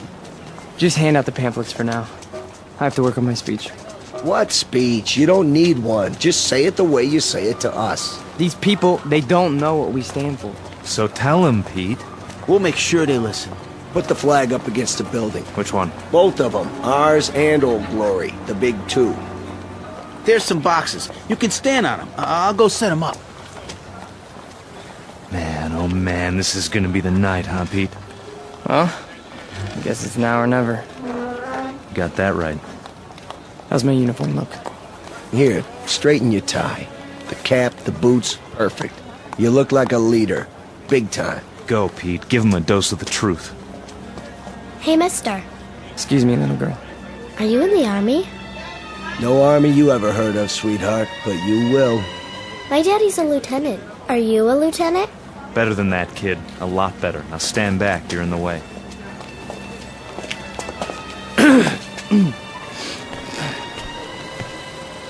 Good evening. Good evening, neighbors. I have something of great importance to tell you. If you'll all gather round. Neighbors? Who's neighbors? Yeah, we're not your neighbors. I never saw him around here. Yeah, me neither. Look at those crazy outfits they're wearing. Yeah, they look like real idiots. I bring you a message that you'll all want to hear. What are you selling? Vegetable choppers? Because I already bought one. It's... Well, hear me out, folks. Hey, what's with the goopy flag? Yeah, it's got lightning bolts on it. Well, maybe they're looking for a few good men. For Halloween. I want to talk to you about international communism and the secret masters of the World Bank. I'm not joking, neighbors. Do you know who's really behind it? Look at our economy. It's falling apart. It's because of the bankers. That's right. The economics of the world, now, then, and forever, have always been the breeding ground for a certain type. An insidious type. The worshippers of the golden calf, whose religion is gold, whose loyalty, first and foremost, is to money, and only money. And we know who loves money more than anyone else, don't we? We know what tribe. He's just getting warmed up. Yep, in a minute he'll have him in the palm of his hand. The tribe of traitors. And they're here, in our homeland. They're in Washington. Those swine have captured the reins of government. Yeah, they're rotten apples, and I got an apple for you. Hey, knock it off, people. Yeah, show some respect. I'm talking about traitors. Listen. Boring. Ice cream. Get your ice cream. I want one. Come on, Angie. We'll both get one. Then we'll go home. Yeah, there's nothing happening here. No. Listen to this. What about foreigners? Huh? Foreigners. Take a look at the way that they're controlling us. The lines lead directly to Palestine and to the Vatican. Yeah, I've had about enough of this. Let's go. It's a conspiracy, I tell you. A conspiracy of men who aren't like us. Yellow men, brown men, black men. They come here and they infiltrate our economy. They're right here on our doorstep. If there's anybody sitting on your doorstep, buddy, it's the man in the white coat. Here, take a tomato with you. You think that's pretty funny, don't you? You think it's funny that your country can be sold out? That they can sell out your flag and your birthright? You think that's funny, huh? Well, the day will come. Oh, shut up. Let him talk. What's the matter? No more big talk? He's just a scrawny kid with a big mouth. Real big. As long as you got a couple of punks to protect you. We gotta do something. Where's Nick? Go on, get out of here. Back off. This here's a real American. Yeah, a real jerk. Why, you? Get off! Cut it off! Cut it off! Right now! Portrait of a Bush League Führer named Peter Vollmer, a young man who feeds off his self-delusions and is left perpetually hungry. Like his goose-stepping predecessors, he searches for something to explain this hunger, to rationalize why the world passes him by without saluting. In his own twisted and distorted lexicon, he calls it faith, strength, truth. But the particular brand of truth he seeks can be found in any sewer. Peter Vollmer doesn't know it yet, but he is about to ply his trade on another corner, an intersection in a strange shadowland called the Twilight Zone. And now, the Twilight Zone and our story, He's Alive, starring Marshall Ullman and Peter Mark Richmond, with Stacy Keach as your narrator.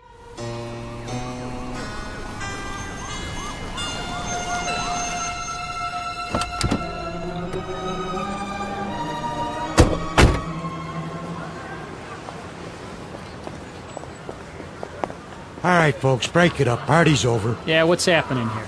Looks like the boys in the brown shirts took a licking. No, we got him. We got him good. Said, what are you lying on the ground for? Problem, fellas? It was the communists. The communists did this. What? Which ones are those, Jack? All of them. They ran away like cowards. We want to press charges. What about names? We need names if we're going to charge anybody. Look, forget about it. We can take care of ourselves. Sure you can. Need some medical attention? No, we don't need your help. Come on, Peter, I'll help you up. Let's get out of here. Hey, Jack, you forgot your flag. Yeah, your mama made it for you. Give it to me. Sure. There'll come a day when guys like you will crawl on your belly to salute this. There'll come a day. Yeah, well, let me know the date, Jack, so I can stay home sick.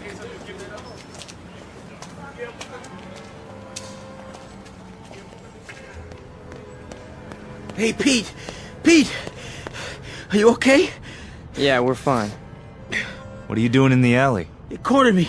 Must have been 10 guys on top of me. It was all I could do to get away. You sure that's what happened? Sure, I'm sure. Oh, mean crowd, Pete. You get a hot night, and you always get a mean crowd. Remember when I was telling you that? Remember when I was telling you that every time you get a hot night... All right. Okay, Pete. Okay. Why? I tried. I tried hard up there tonight, but I couldn't get through. I couldn't get them to listen. Words never come out right. You did good. Real good. Someday they'll listen. They'll have to. They'll listen and they'll cheer. Someday they will, Pete. You'll see. Someday.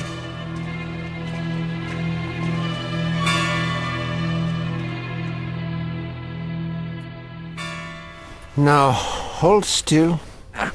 It's It's only a cut, not a mortal wound. Wash your face when you get home and put some iodine on it. I think you will survive. Now, do you want a cup of coffee? I'd rather have a drink. A drink, is it? May I have a drink, Ernst? I have some wine. Will that do? Yes, please. Very well. You are a man now.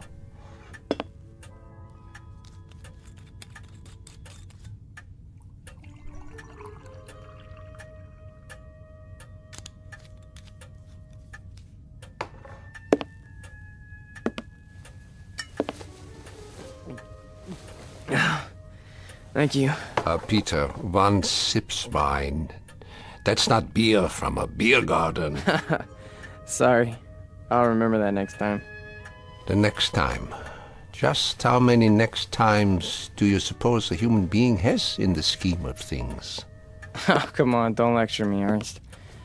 I'm sick, I'm tired, and I took a beating out there. Did you? Yeah, can I stay the night? Yeah, the couch remains in the corner, as usual. You're a good friend, Ernst.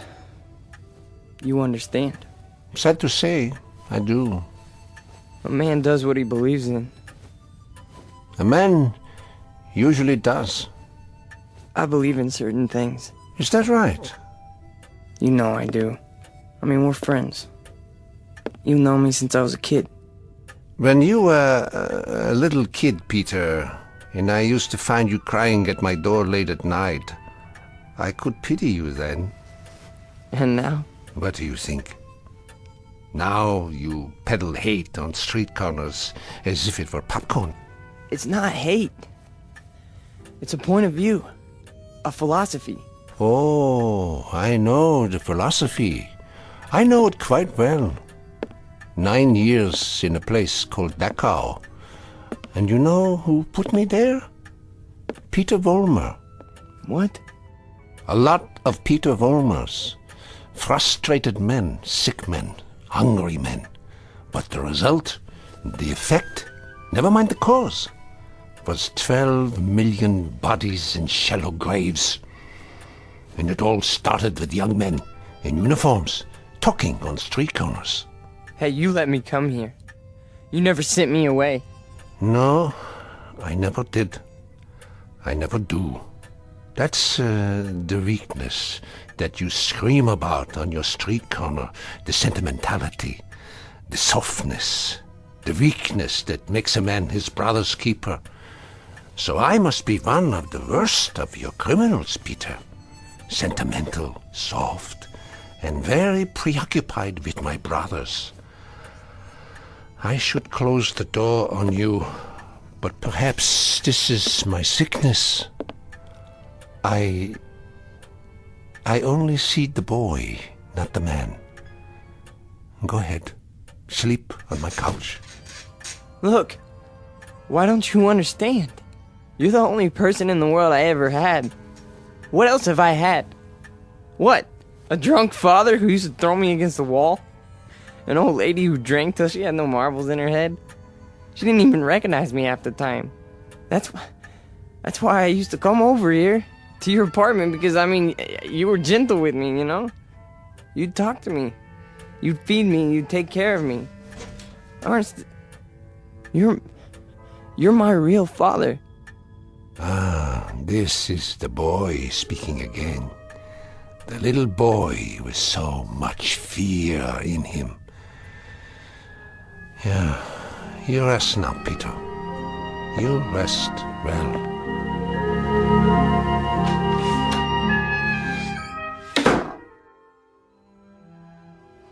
No. No.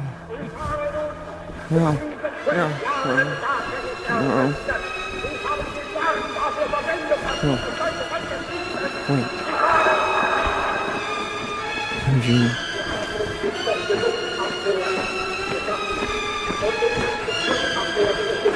What? What? Peter! Who's that? Peter? Who's out there? Who is it? A friend, Mr. Vollmer. A friend? You have need of friends, allies. Yeah, come downstairs, Mr. Fulmer. Come down and we'll talk, you and I.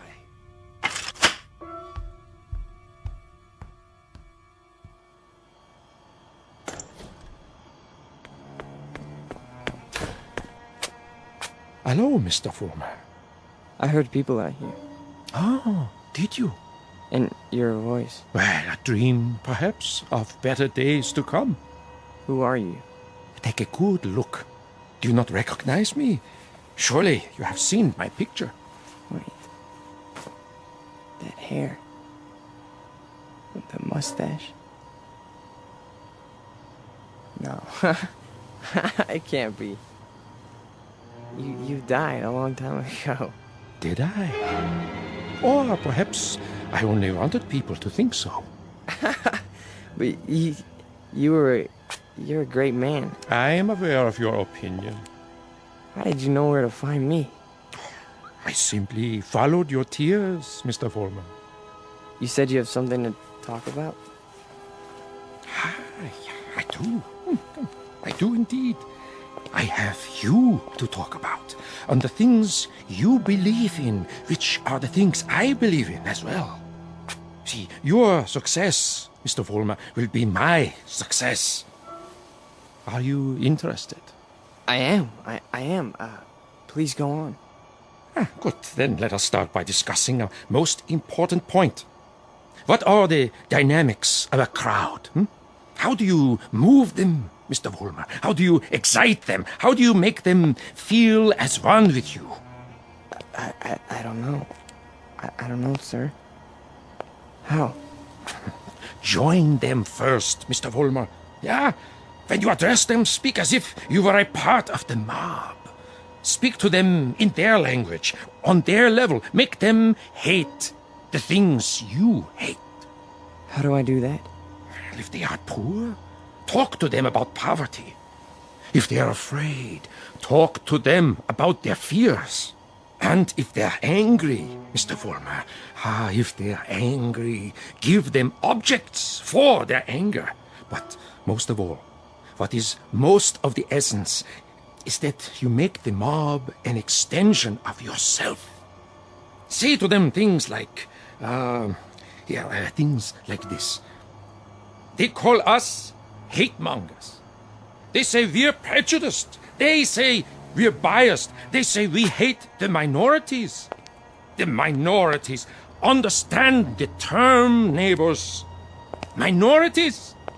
Shall I tell you who the minorities are? Shall I? We are. We are the minorities. That way, Mr. Fulmer. See, you started that way. I think I understand. That's right.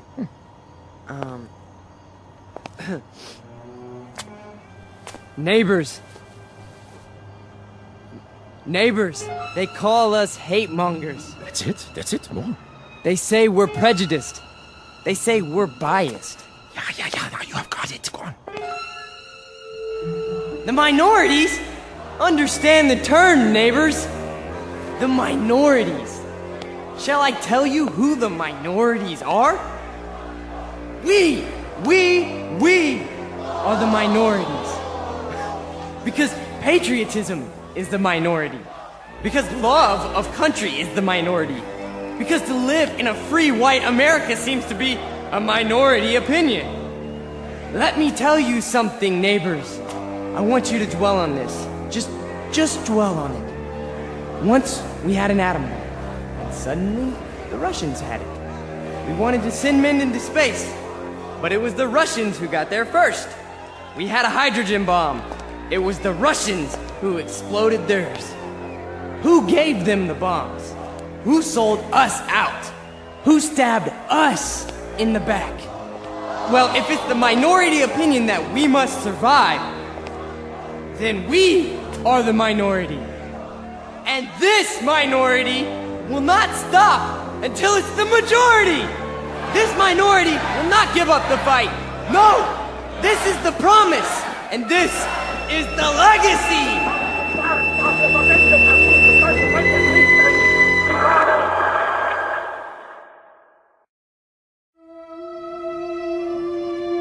Look, I'm not gonna wait much longer, you understand? Gibbons, cool it. Pretty good crowd tonight, huh? Great crowd, and you were great, Pete. I mean it. Thanks, Stanley. They're finally responding. Responding? You had them right where you want them. Yeah.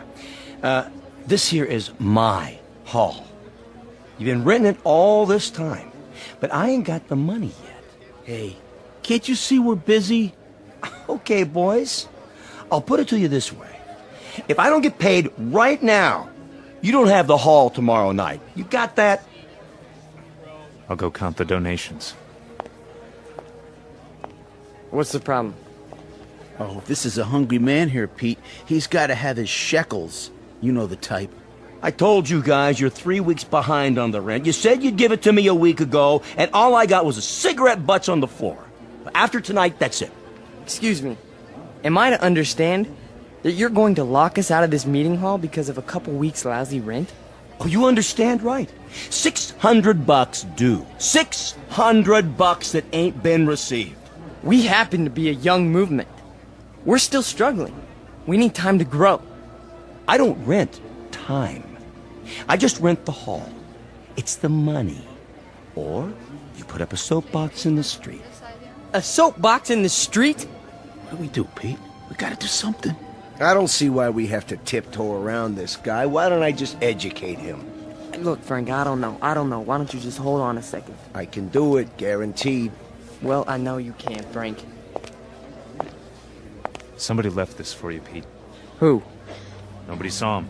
Just left this envelope at the back door. Your name's on it.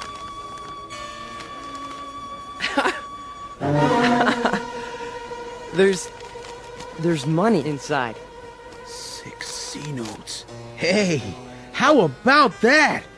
We need $600, and here it is. Oh, man, how about that? Hey, Gibbons, come and get it. Yeah, it's about time. You satisfied? Then don't bother us. All right. You're paid up through this week. Where'd the dough come from, Pete? You have any idea? We must have a secret supporter. I can see why. You were really something tonight. I can't even tell you how it sounded. You had him. You really had him. Hey, we're gonna make it. And now something tells me we're really gonna make it. You bet your life. You guys go on. I'll see you outside. Sure, Pete. Anything you say.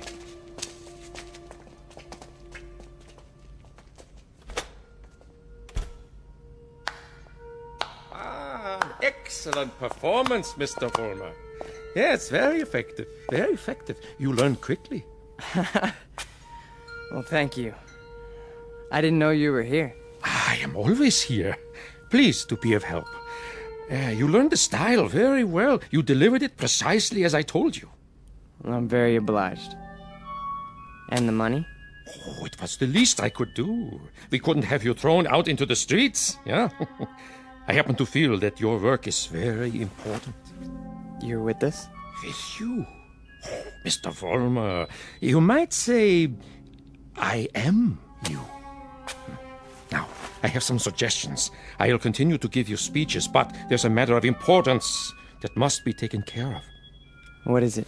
An expedient, Mr. Vollmer. Oh, you might call it a cause célèbre. Something to cement the organization together. I don't understand. The organization needs a martyr. A martyr? How do we find a martyr? You don't find one, Mr. Vollmer. You choose one. You pick out the one of least value, and you make him a symbol. You wrap him in a flag, and you make his death work for you. Find a man, Mr. Vollmer, who has no worth while he's alive, but who can serve you when he's dead. Like who? Oh, surely there is such a one. Pete, they're waiting. Be right there, Nick. Okay. Thought I heard voices.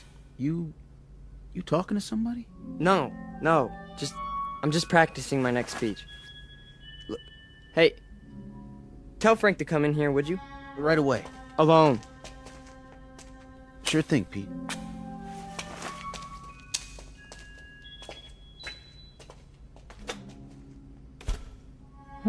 An excellent choice, Mr. Vollmer. The little fat one. Yeah. Now, all you have to do is arrange it. The only thing is, I've known Nick for a long time. Isn't there some other way? Other way? There is no other way, Mr. Vollmer. And if you weaken now, there's no point in going on. When Frank comes back, tell him you've discovered an informer. Tell him the informer has done you irreparable damage. The informer must be put out of the way, but cleverly, subtly, so that there is some question as to who is responsible. But Nick's been with us from the beginning. The beginning? Oh, no, Mr. Vollmer. None of you were at the beginning. None of you. Nick's my friend. And this is an act of friendship. We are allowing him to serve the cause. How glorious for him. Nick says you wanted to see me. We got a stoolie in the group, Frank. A stoolie? Yeah. Nick's been talking. And I think he's working for the police. No. I know it to be a fact. Everything we've done, everything we've said, Nick snitched on us. Are you sure? Beyond a shadow of a doubt. Well, what do you want to do, Pete? Get rid of him. Get rid of him so that it looks like somebody else did it. Make it look like someone who hates us. I understand. I understand, Pete. You call it, you got it.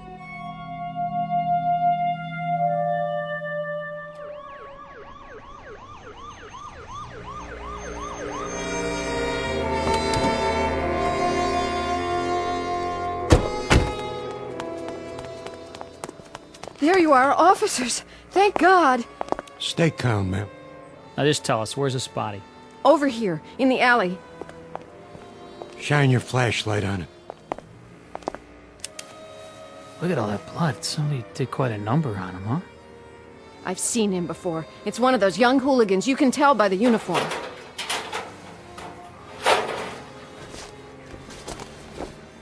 He's dead, all right. Call a meat wagon. What was this one's name? Wait a minute. There's a note pinned to his chest. What does it say? A good fascist. What do you suppose that means? One of their enemies must have put it there after he beat him to death. Yeah, but which enemy? There's a lot of them around here. Fewer and fewer every day.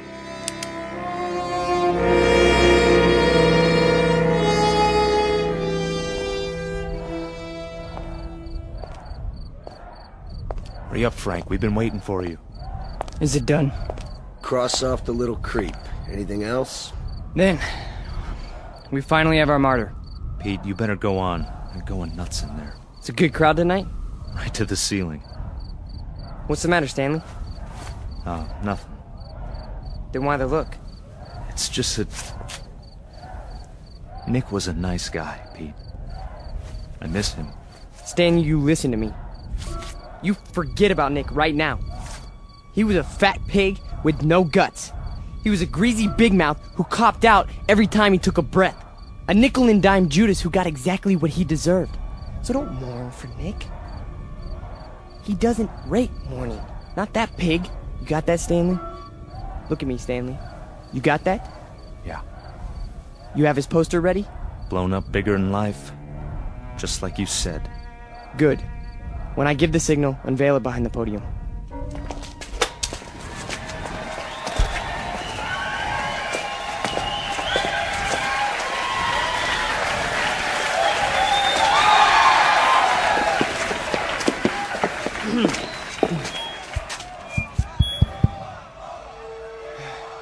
All right, everyone.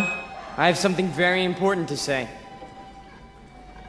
A man of honor has died tonight. A decent, courageous fighter for the cause of freedom. He gave his life. He gave his life for us. Some skulking assassin murdered him. But friends and neighbors and co-fighters Nick Bloss did not die in vain. They stilled his great heart, but they could not stifle his memory. They could not obliterate his courage. They could not wipe away his honor. He lives, my friends. He lives in you, and he lives in me. He lives deep in the gut of any human being who believes that the United States of America should be free, should be untainted, should be free from the mongrels who try to enslave it. Now, Stanley, look at this portrait of Nick Bloss in his uniform. He wore it proudly. He died for it. And you and I, neighbors, we will live for it!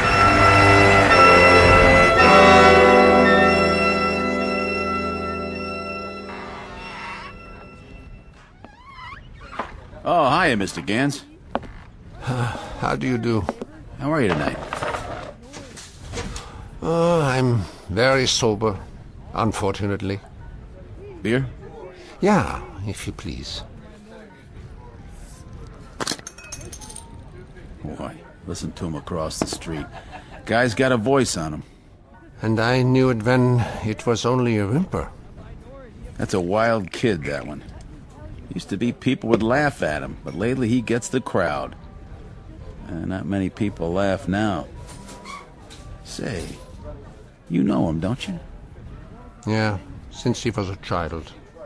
A silent little boy with very little to say. But now, I've been here before. Oh yes, I've seen and heard it all before. That was another time, Mr. Gans. Another place. Another kind of people. That stuff doesn't go here. That's what we said, too. They were brown shirt scum. Temporary insanity. Part of the passing scene.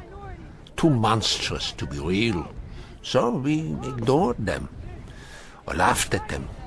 Because we couldn't believe that there were enough insane people to march for their cause.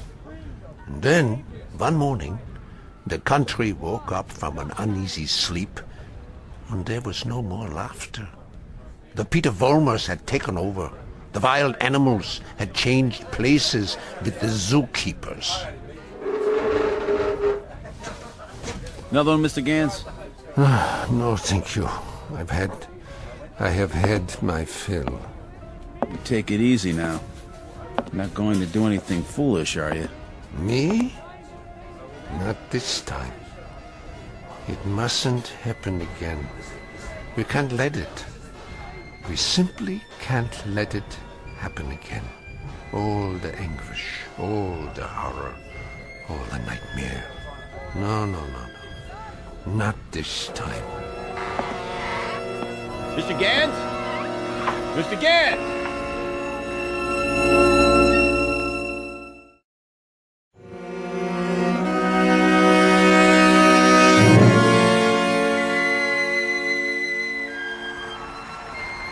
And so I tell you, my friends, we will take it to the streets.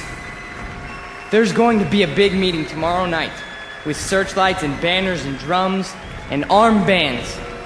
For every one of you who wants to join us, we have armbands. And soon, very soon, we will have uniforms for all of you. When we march! Who's that? Search me. Go on, Mr. Volmar. You were saying? Ernst, what are you doing here? I can tell them what you were saying. I have heard it all before. I have heard it 1,000 times before. In Munich, in Berlin, on 100 different street corners. It was drivel then, and it is drivel now. Ernst, you've got to stop. And what is this one here? The latest model? A new Führer right off the assembly line? Well, this one isn't so new. He is just a cheap copy. Oh, let me tell you about this one. About the breed, the species. They are all alike. Problem children with delusions. Sick, sad neurotics who need applause like a needle. That's enough, Ernst. Please. Please. Listen to me, Peter, and let them listen, or I will tell them about a quaking, whimpering boy who cried on my couch, who still cries on my couch. Ernst, don't! They need parades and torchlights and slogans like therapy. They need uniforms and armbands, because without them they are naked and pitiful. This one grew too old to bite his nails, so he made believe he could lead others. Pete, don't let him have the mic. Put him down, or I'll put him down. Yeah, put me down, Peter. Shut me up. Stifle me, huh? Why don't you? Why can't you? Because this is your courage right here. The symbol on your sleeve. A torch on a lightning bolt. A crude drawing for children. I'm warning you, Ernst. This patch is your strength. This and the crowds and the sick aisles. And if I tell you to your face, Peter, that your courage is made out of cloth, that your ideas are filthy garbage, and that you are something less than a man, what do you say to that? How do you answer me? Like this! Oh, the rebuttal. The only answer your kind knows how to give. Is that the best you can do? A bloody nose? This is your Führer? He is yours. I give him to you. A gift from the sewers. You see, folks, the way it is. Hey, Pete, don't worry about it. He's just an old man. One crummy old man. The way it is, I knew him. I knew the old man once. Is that a fact, Mr. Former? Yes, that is a fact. I used to know him. And... Who's he talking to? Mr. Former, I have no interest in who he is. My concern is in what he is. He cheapened you in front of these people. You barely had the strength to strike him a slap, like a woman.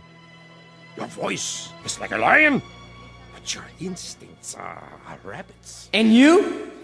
Instincts like a rabbit. Slap like a woman. You stand in the darkness and plan the battles. But you're never there when they're fought. No. Why don't you come up here alongside me, huh? Why don't you let them see who you really are? Why don't you make a speech? Mr. Former, I was making speeches before you knew how to read them. I was fighting battles when you were struggling to get out of a womb. I was taking over the world when your universe was a crib. And as for my standing in the darkness, Mr. Fulmer, I invented darkness. Then you take the stage. Go on. It's all yours. Pete, who were you talking to? Where are you going? You can't run out.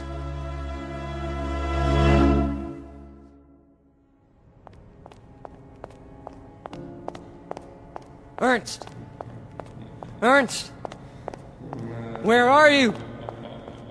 Let me explain. You! Why? Why did you pick me? I didn't pick you, Mr. Former. You picked me.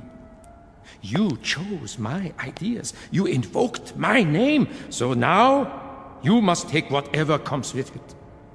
What? In the past, I've given you suggestions. Now, I give orders. Orders?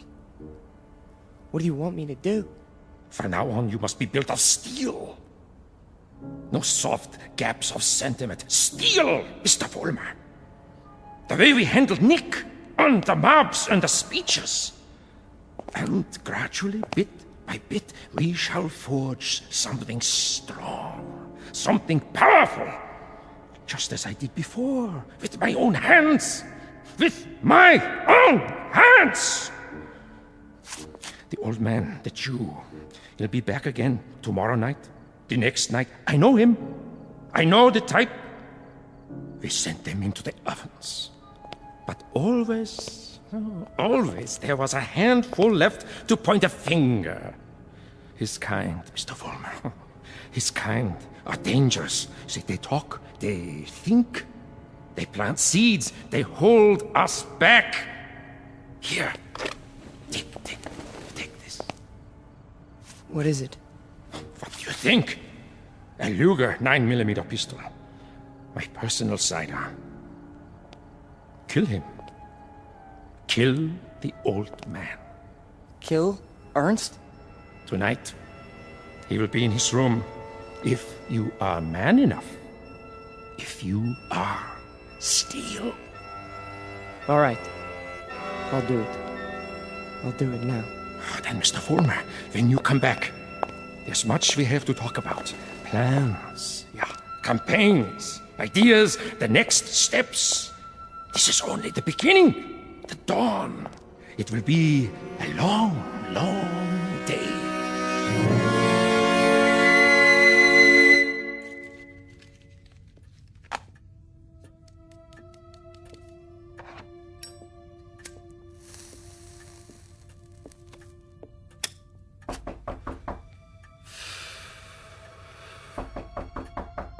Yeah? Oh, come in. Ah, I thought it was you. You wouldn't listen to me, Ernst. On the contrary, I listened to all that I was able to stand. You should pay attention now.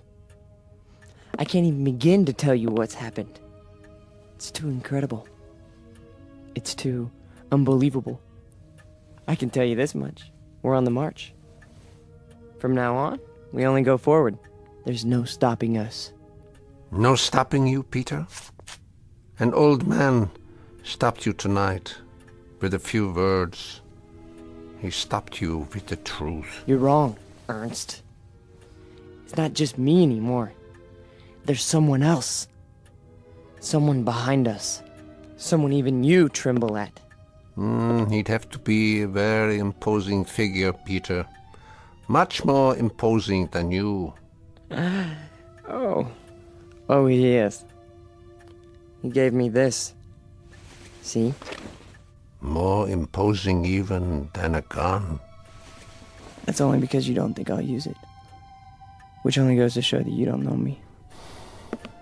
I know you, Peter, I know you. From a ravaged little boy wanting love to a torn man looking for respect, identity. I don't fear you. So you may do what you have in mind at any time you wish. With this one last reminder. You can never kill an idea with a bullet. Never. No. I'm all steel now. Ernst, I'm made out of steel. No more sentiment. No more softness. Just purpose. Just will. Then shoot. Kill. Destroy me, if you can. Am I close enough to you? You're frightened. Admit it. Not at all. Impatient and a little bored. With living? With having to live in a time that produces people like you. Once, years ago, you made death inviting. You still do. So do me the goodness, Peter. Get it over with as quickly as possible. I'm waiting, Peter. Kill him, Vollmer. Kill the old man. Kill the Jew. Use strength. Use will. Be made of steel, Vollmer. Kill him! Kill him now! You see, Ernst? I told you. I told you! I'm made of steel. All steel. All strength. But at the expense of things that most other men have. Some fragments of decency that tell them right from wrong. That make them love. Yes, Peter, you have steel, but now you have no heart.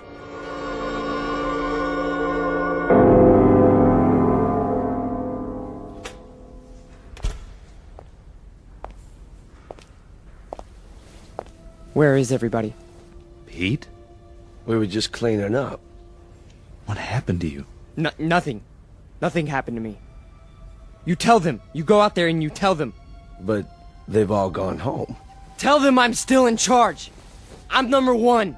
You serve, I lead. Understand? You serve, I lead. Come on, Pete. Let's go. No, he picked me. Out of everybody, he picked me. What's wrong? Don't you believe me? He did. He picked me. So long, Pete. See ya. Don't you walk away from me! Frank! Frank!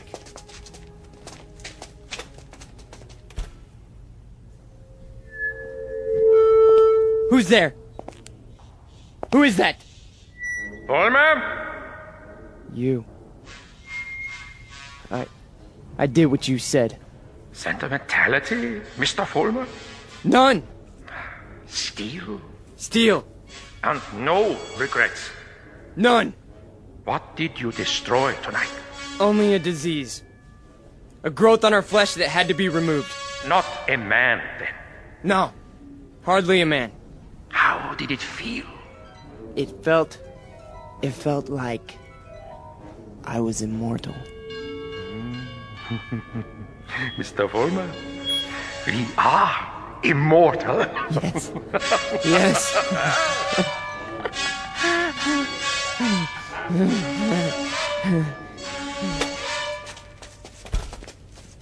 There he is. Don't move. What do you want?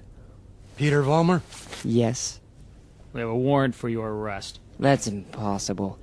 The charge is conspiracy to commit murder. Your two friends are outside in cuffs. The victim's name was Nicholas Bloss. Get away from me. He's got a gun. Drop the gun! Now! Walk toward us with your hands up! Hey, look, he's going to the other door. Tell them to cover the alley. Halt! Halt, or I'll shoot!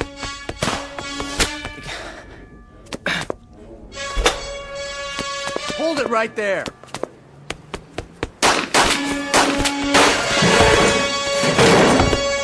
We got him. He's hit.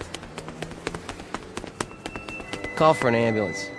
You have the right to remain silent. Anything you say can and will be used against you. There's something very wrong. There's something very wrong. Easy, kid. Don't try to talk.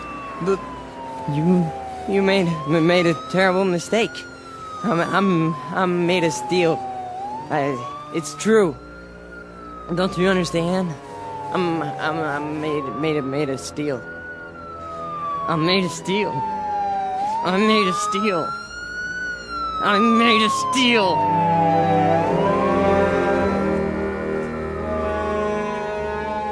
Where will he appear next? This phantom from another time, this resurrected ghost of an old nightmare. Chicago? Los Angeles?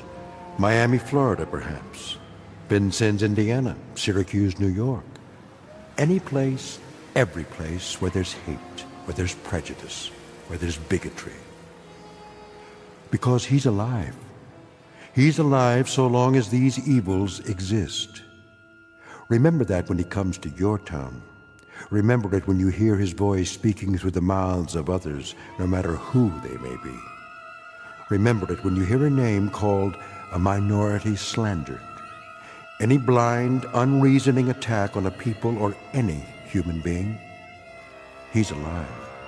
Because through these things, we keep him alive.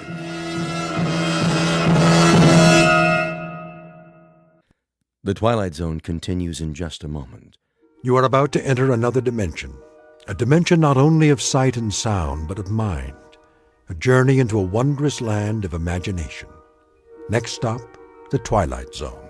Hi, this is Stacy Keach. I'd like to take a moment to tell you about our Twilight Zone website at twilightzoneradio.com. At twilightzoneradio.com, you'll find the latest information on these Twilight Zone radio dramas, including behind-the-scenes photographs, plus the newest product releases, trivia contests, ways to contact us, other Twilight Zone-related info and merchandise, plus links to other fascinating websites. So make your next stop twilightzoneradio.com. Visit twilightzoneradio.com to purchase these Twilight Zone radio dramas on cassette and CD, or call toll-free 1-866-989-ZONE. That's 1-866-989-9663.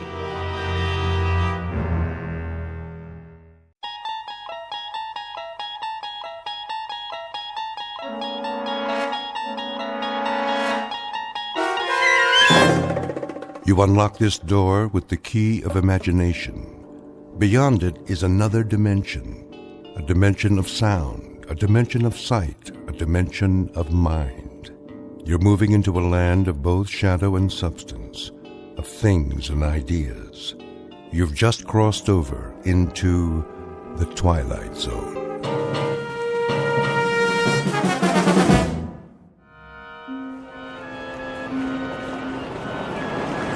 Taxi cab? Who needs a taxi? Over here. There's a cab. Tell him to wait, Wilfred. Quickly, before someone else gets it. Junior, come along. I'm coming. At least carry your mother's suitcase. Her shoulder's bothering her. I got it. Evening, folks. I got your bags. Can you take 4? What's that? There are 4 of us. Sure. 3 in the back seat, 1 in the front. Where's Paula? Don't ask me. I thought she was with you. She's back there talking to somebody. Who? Who? A guy. Who do you think? Paula, come over here right now. Yes, Daddy. Hey, can I get your number? Now, I said. I heard you. And who was that? Who's who? That young man you were talking to. A college boy. In a fraternity. Come along, Paula.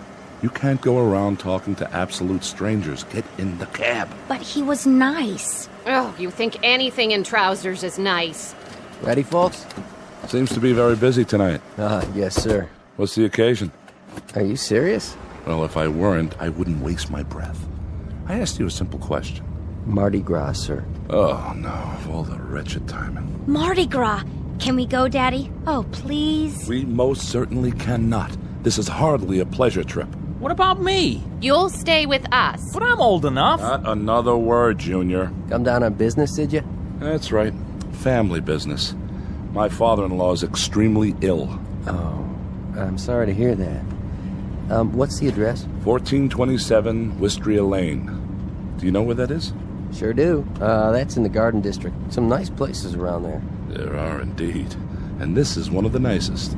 A very valuable piece of property. I'll bet. Can I ask a question? Ask away, son. What's the drinking age in New Orleans? Junior! I just asked.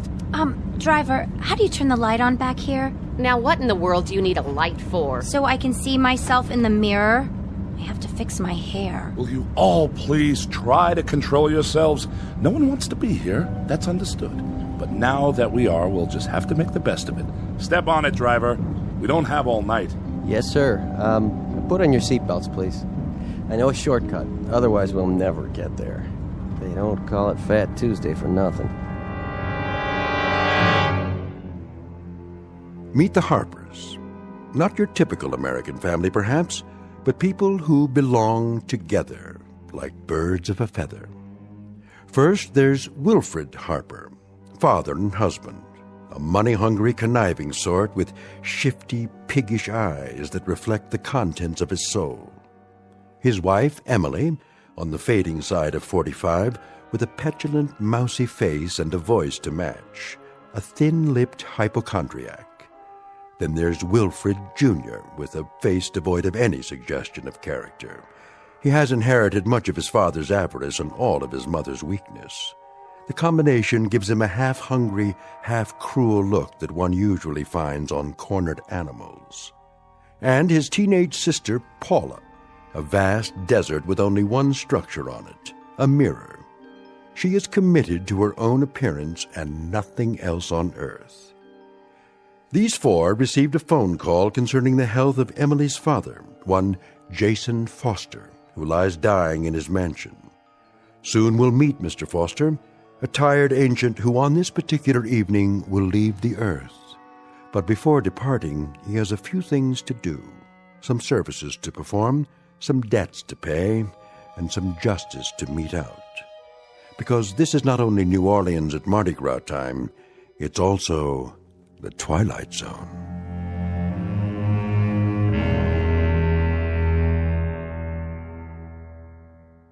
And now, The Twilight Zone and our story, The Masks, starring Stan Freberg with Stacy Keach as your narrator.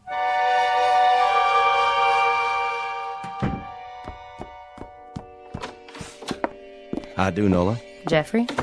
Give you a hand with that? Oh, thank you kindly. Crowded downtown? Yeah, the biggest Mardi Gras ever. At least that's what it looks like. I almost couldn't get a seat on the streetcar. Got everything, I see. Everything he asked for. How is he? He looks badly. And he's much weaker. Ever so much weaker. Can't say as I'm surprised. He wants to be advised when his relations arrive. Knowing his relations, I'm sure they'll make themselves known. You're right about that. The doctor still here? Mm-hmm. With him now. I'll get dinner started. You do that, Nola. You do that. Oh, my. A sad and mournful day.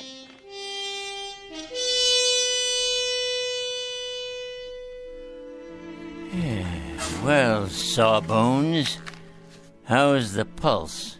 How do you think? Too fast, too weak, too uneven? For what? What do you have in mind? Where were you when they taught bedside manners in medical school? Trying out for the soccer team? Huh? I've been your physician, Jason, for, how long is it now? 42 years. First time I attended to you, it was for a head cold. I allowed myself one compassionate cluck. Just one. And you threw a lamp at me. That established the pattern right then and there.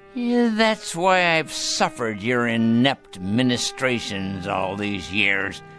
Your candor has been a refreshing departure from the modern medical norm. I ask you a straight and simple question, and you give me a straight and simple response. What is it, Jason? The oft-asked question of the condemned man. How long? Well, there's really no telling. How long have I, Sam? A week? A day and a half? Huh? Or is there no need to wind my watch to cover the exigencies of the next 4 hours? My guess is that you may now measure your life in moments. I think it could come at any time. That you've lasted this long, Jason, is a tribute to an inner strength most of us are not privileged to possess. Nonsense! It's a tribute to a streak of recalcitrant, cross-grained, unaccommodating orneriness. And the fact that there are one or two things left for me to do on this earth. That's why I must stay alive, at least until midnight. I hope I see you tomorrow, Doctor. I'm sure you shall, God willing.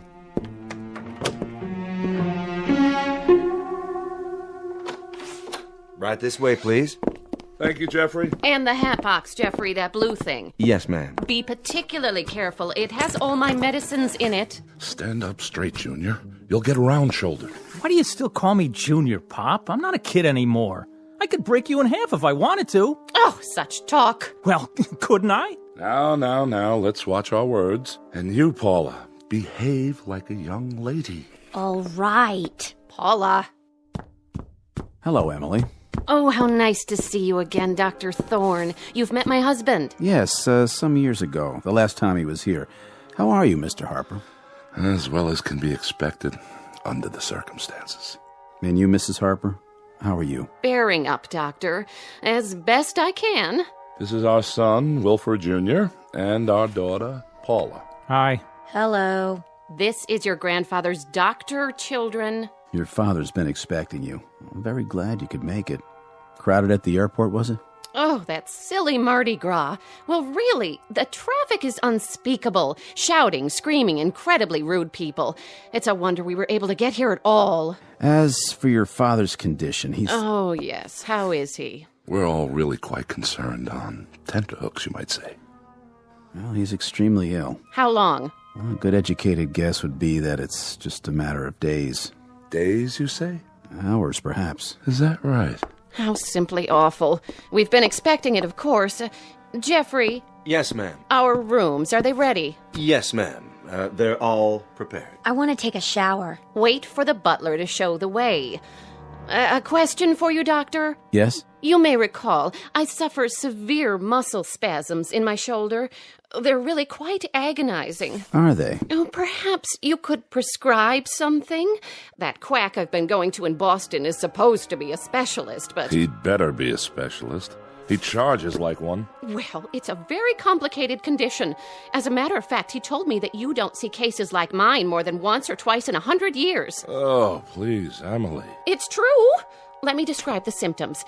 I'll be sitting down, perhaps reading a book, and I'll suddenly get this bolt of pain through my upper arm. It's all I can do to bear it. You can't imagine. Excuse me, Mrs. Harper. I have another call to make this evening. If you'll forgive me... Take the luggage upstairs, Jeffrey, all of it. Yes, sir, Mr. Harper. And this briefcase, too, if you will. I'll do my best. I'll see you to the door, Doctor. Paula, you and your brother see your mother to her room. Come on, Mom. Oh, give me your arm, Junior. You already got it. I hope you don't mind, darlings, but the pain is, well, frankly, it's more than I can bear. This way, folks. Old man's in bad shape, huh? As I said, the old man is dying. And there's no chance of a recovery? Not realistically, if that's any comfort to you. Good evening, Mr. Harper.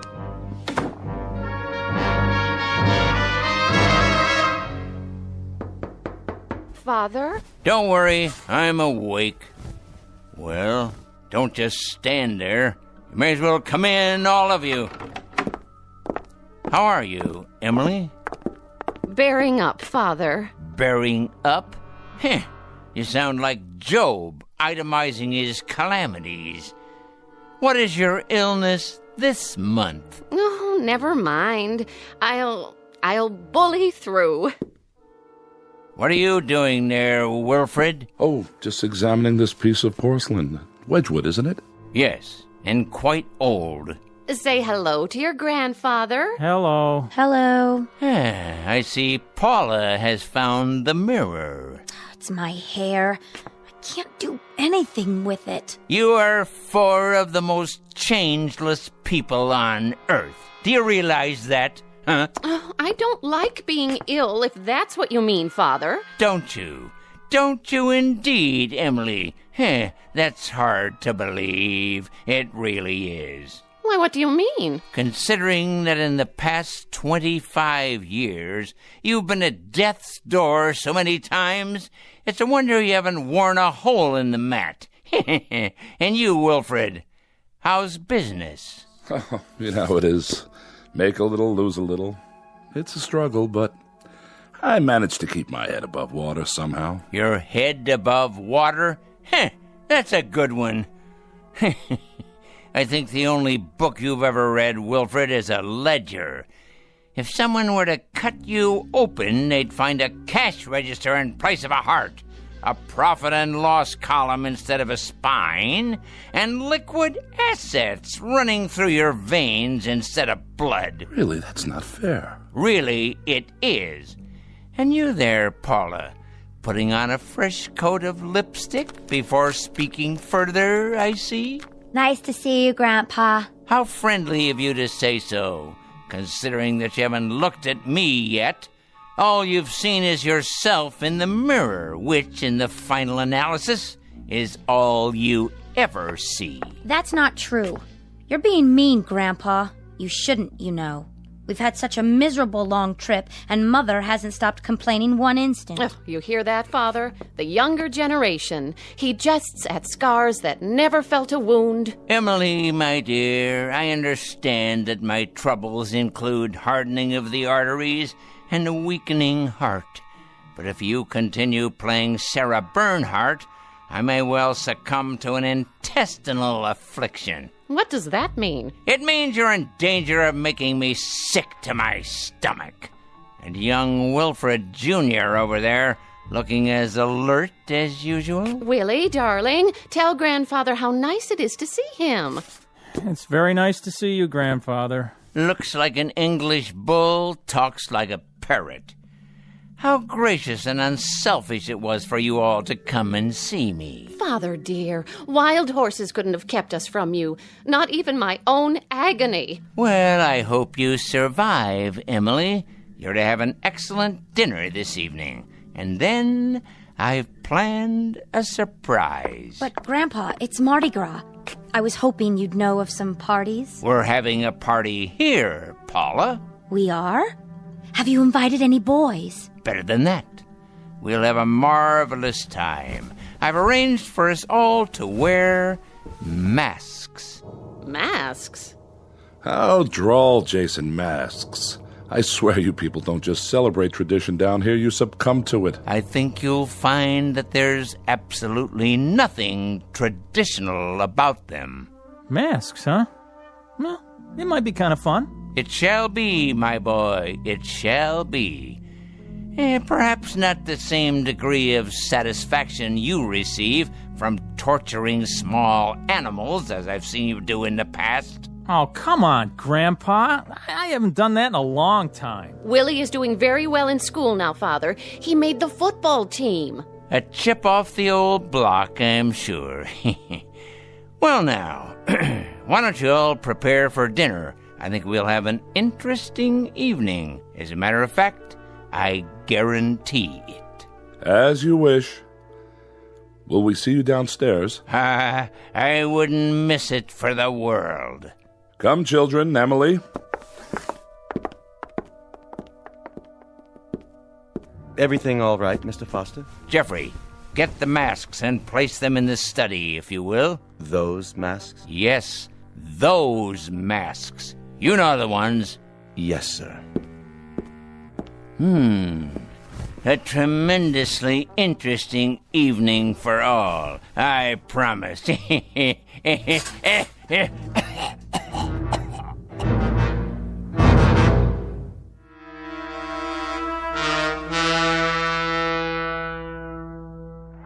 Come away from the window, Paula. But look at all the fun they're having. You heard your father. I think it's disgraceful, the way those animals have invaded this part of town. It used to be just in the quarter, but now... I want to go with them. Paula! Well, why not? The most exciting night of the year, and we're stuck in this mausoleum. The whole city is out there dancing, and what do? We have a death watch for a crazy old man. Cool it, sis.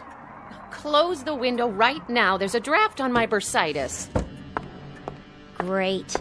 What did you do in New Orleans, Paula? Did you go to Mardi Gras? Oh, yeah. We wore funny masks and sat around and stared at each other. Look at those stupid things. Don't touch the masks. I'm sure they're very old and valuable. Everything in this house is valuable. They are if Father bothered to collect them. Without question. Look at the chandelier, the furniture, and the paintings. I've never asked you, Emily. Is that an actual Matisse in the hall? No, it's a Picasso. Oh, is that all? Here you are, Mr. Foster. Thank you, Jeffrey. That will be all. You sure, sir? I can take it from here. Yes, sir. Well, now, my loved ones, was your dinner satisfactory? Sumptuous, Jason. Really, truly excellent.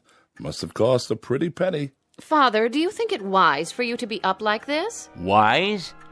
Probably not, but necessary, assuredly. Have you, examined your masks? Our masks?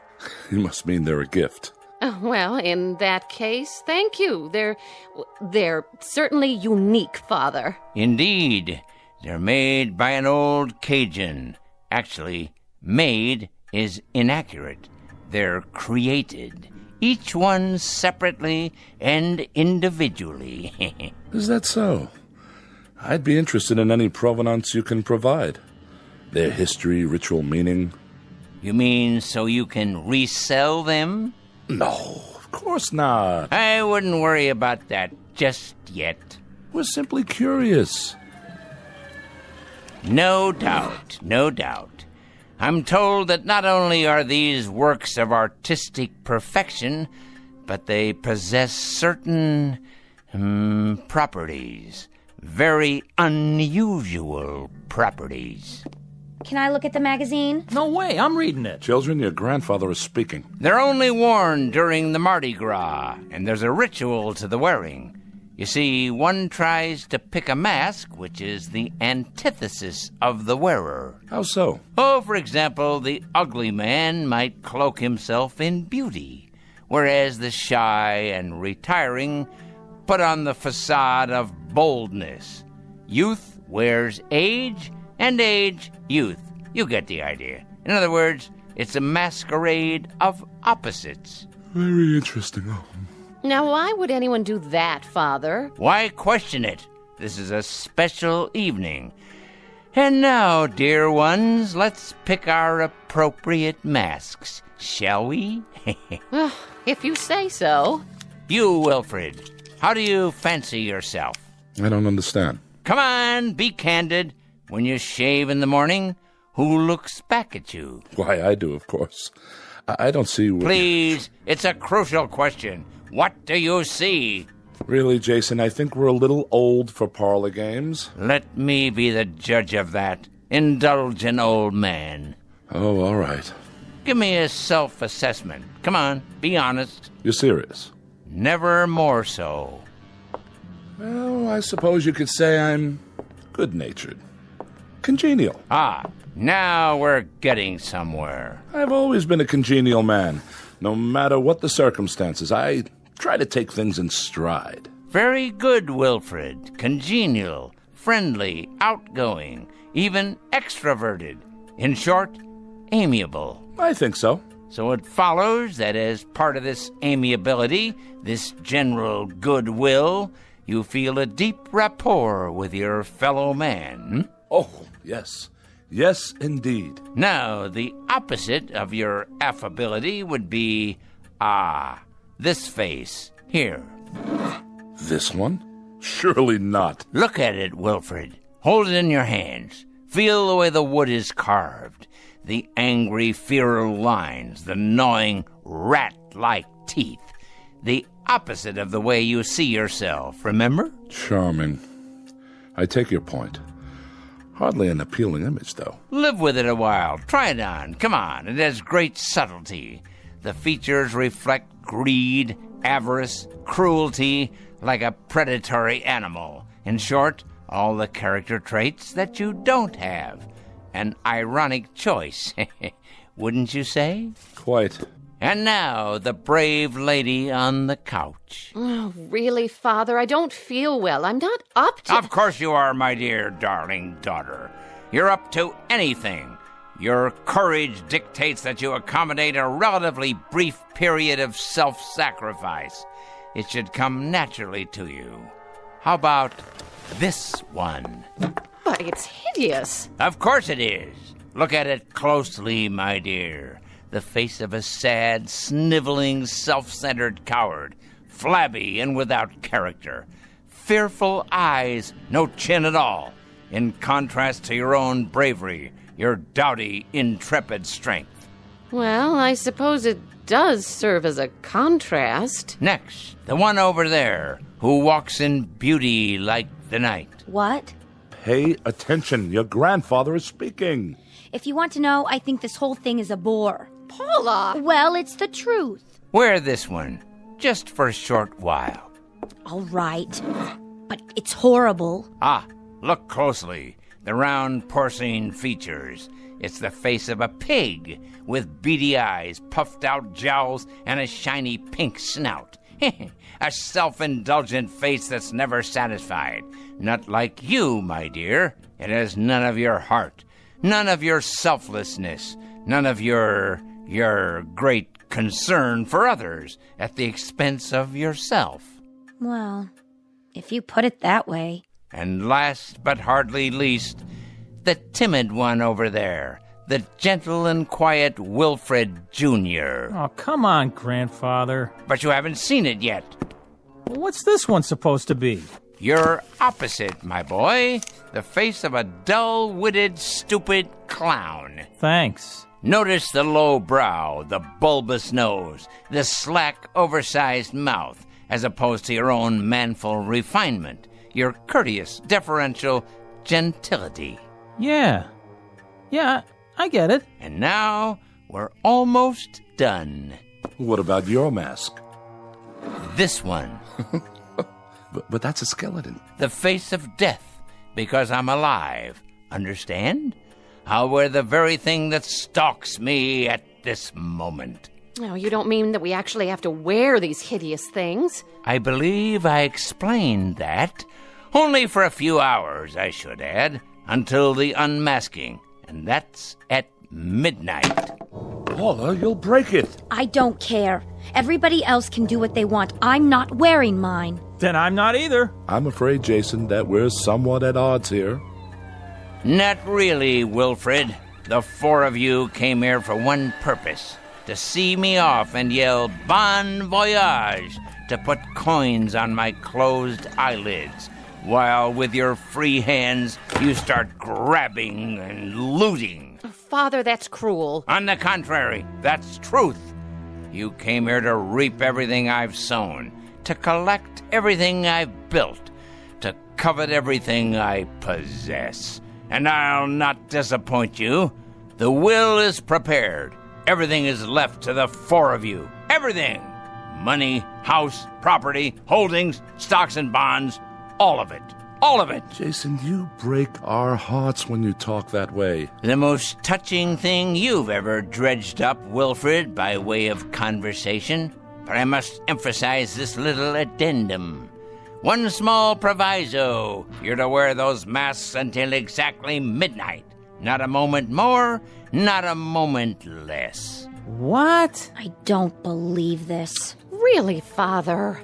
Mark my words, if you take them off, if you do, you'll each receive from my estate the equivalent of a ticket back to Boston. And that's it. That's it.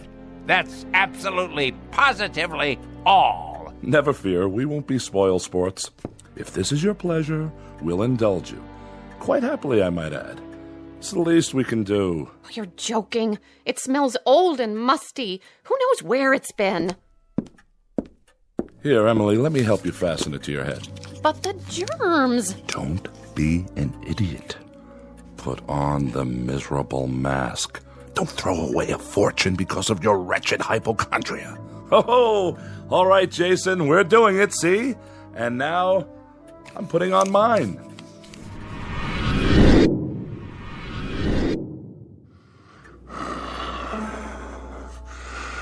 How do I look, everyone? Oh, Paula! Willie! Do as your father says! What do we do now? Dance, sing, or vote for the ugly prize?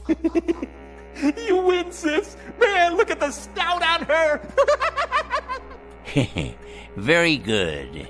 And now, dear ones, it's my turn. Now let's all wait for the stroke of midnight, when all things will be revealed.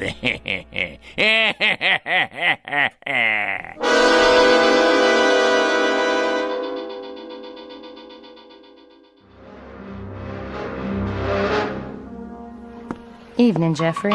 Nola? How's Mr. Foster doing? He's up and around. He is? Mm-hmm. In his electric wheelchair. I took him into the study. That man. I reckon he wants to spend time with his relations. Well, they look like they don't want to spend time with him. Let me ask you something. What does he plan to do with those masks? I think he wants to play a game with them. With the masks or his people?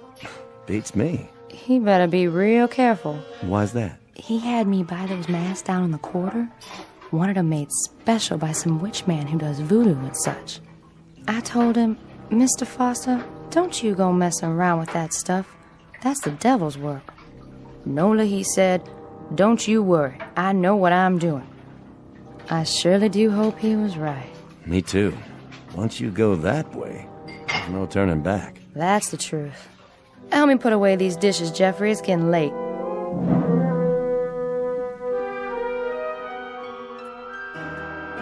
Oh, that's enough, Junior. Please. My head is splitting. All right, if you say so, Ma. At least it's music. Don't you even have a stereo, Grandpa? Sorry to disappoint you, fair one. Well, this is a blast and a half.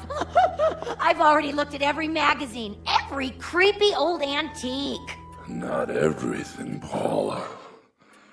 There's no end of treasures in this room. Like what? These books, for example. How old they are, how rare. Their first editions, aren't they, Jason? All of them. All of them. Imagine that. They must have taken you years to collect. A lifetime. Freud, Audubon, William James. Who is this? Lovecraft. I see his autograph in one. The Shadow over Innsmouth. Very rare. You should read it sometime.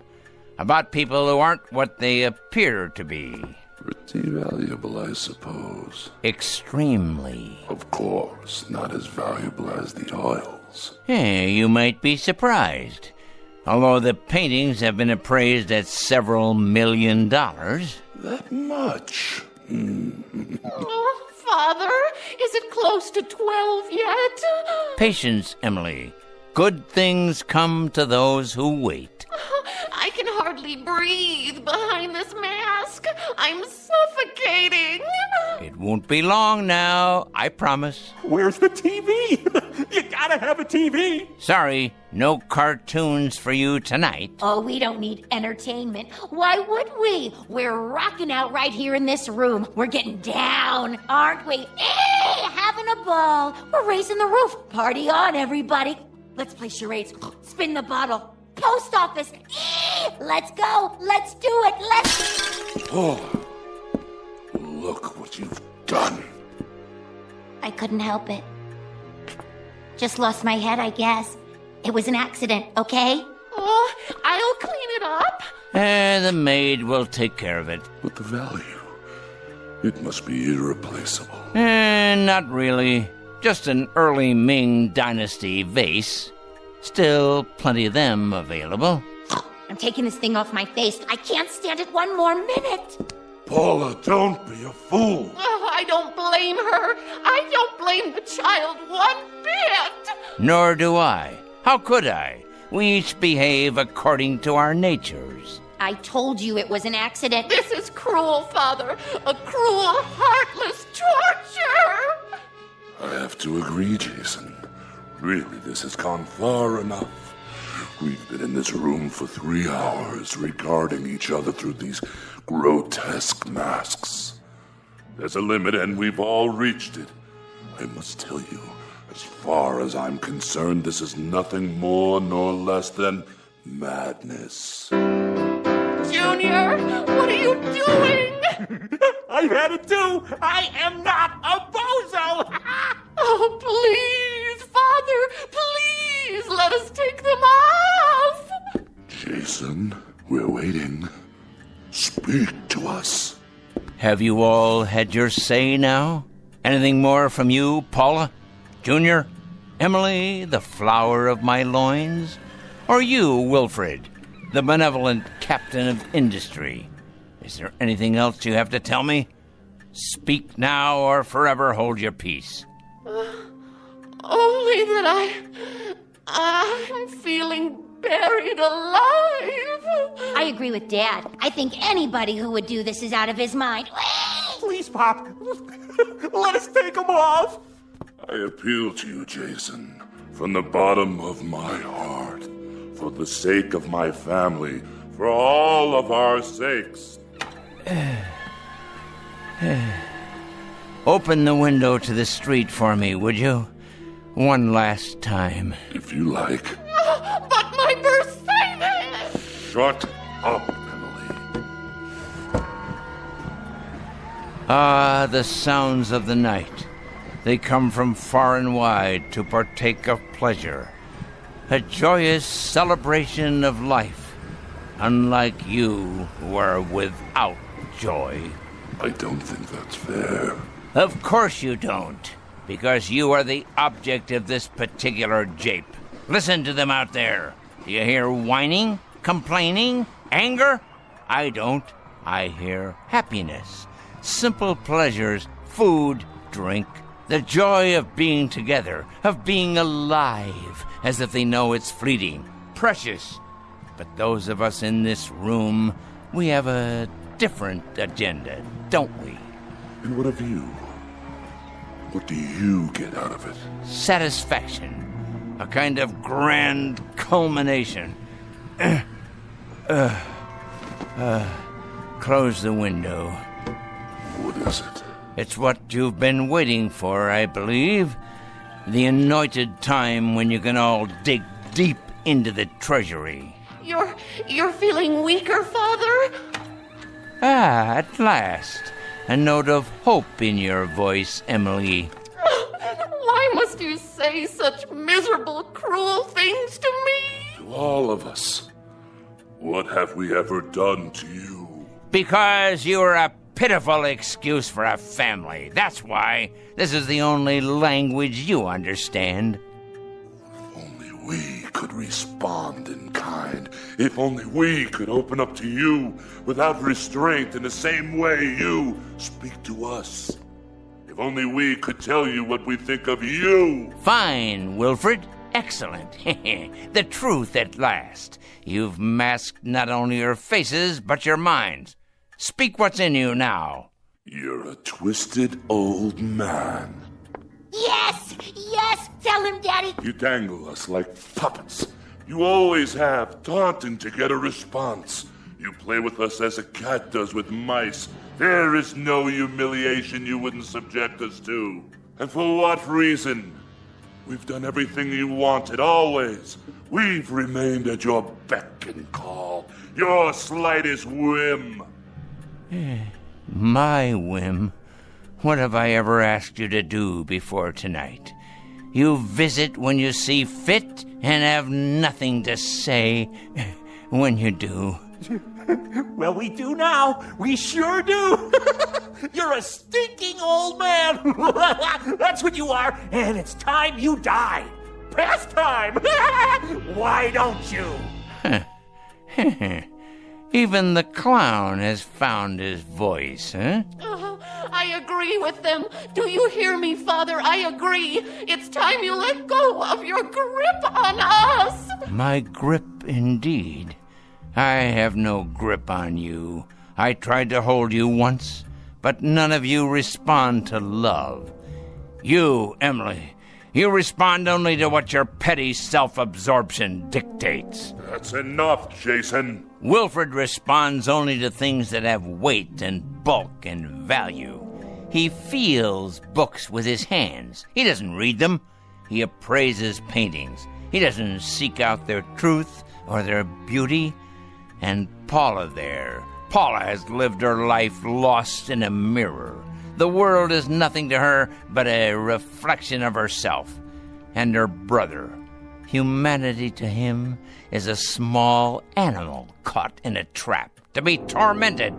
His pleasure is the giving of pain, and from this he receives the same sense of fulfillment that most human beings get from a kiss or an embrace.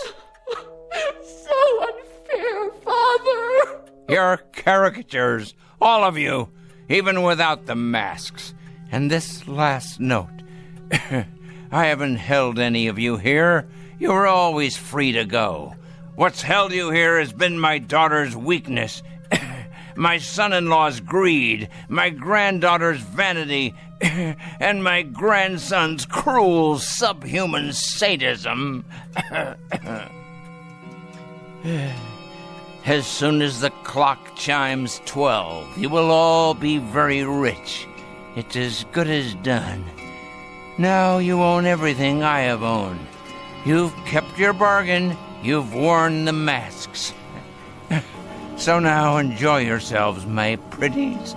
Live full lives, and may God, may God have pity on you.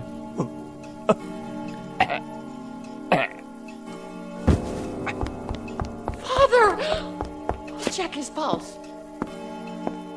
There is no pulse.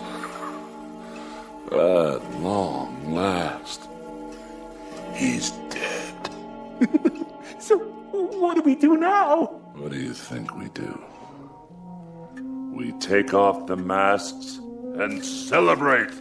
This nasty thing, it's stuck to my skin. Mine too! Pull, Junior. Put your fingers under the chin and pull. Watch me. What's the matter with all of you? Your masks are off now. What's... Wilfred! Your face, Wilfred. It's not your face anymore. It looks just like the mask. What are you talking about? Look in the mirror and then look at me. No. It can't be. But it is. What are we going to do? She's right. He did this. That old creep. If he weren't already dead, I'd kill him. No.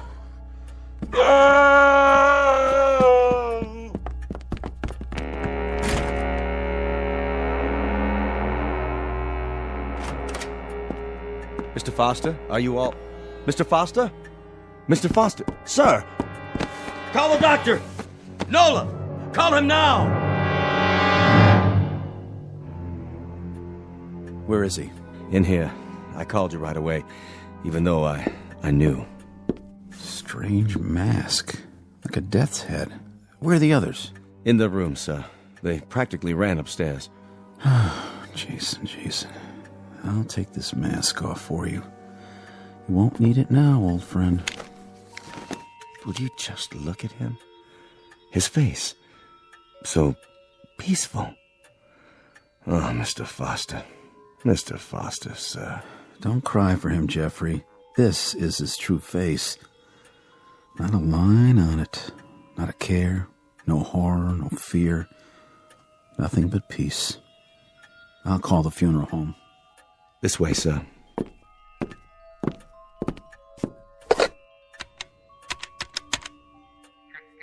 Yes, this is Dr. Sam Miller.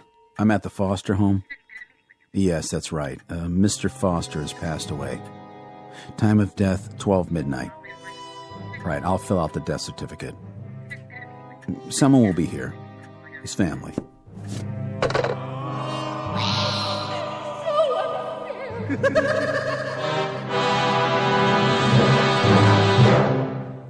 Mardi Gras incident. The dramatis personae being four people who came to celebrate. It might be said that they partied with a vengeance. They now wear the faces of all that was pent up inside them.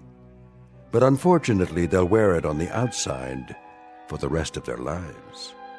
Said lives to be lived from this point on in the shadows. Tonight's tale of men, the macabre, and masks in a section of the Big Easy called the Twilight Zone.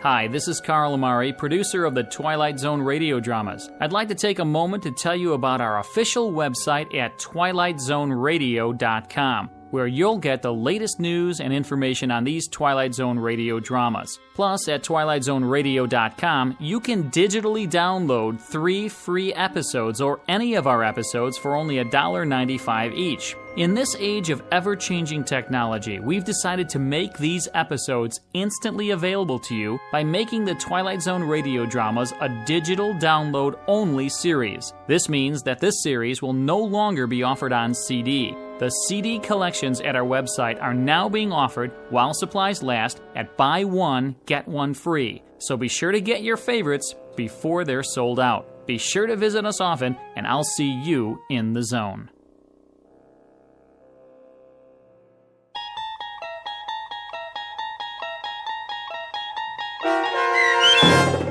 The Masks, starring Stan Freberg with Stacy Keach as your narrator, was adapted for radio by Dennis Etchison and written for The Twilight Zone by Rod Serling. Heard in the cast were Mike Starr, Maggie Carney, Craig Brawley, Elizabeth Lado, Jeff Lupetin, Doug James, Kurt Nabig, Sarah Marks, and Carl Amari. To learn more about the Twilight Zone radio dramas and to obtain audio cassettes and CDs of these programs, visit our website at twilightzoneradio.com. The producers of The Twilight Zone wish to thank CBS Enterprises, Carol Serling, Dennis Etchison, Dick Brescia Associates, Claire Simon Casting, Terry Jennings, XM Satellite Radio, Sirius Satellite Radio, our sponsors, and our radio affiliates for helping make this series possible. This copyrighted radio series is produced and directed by Carl Amari and Roger Wolski for Falcon Picture Group. Doug James speaking.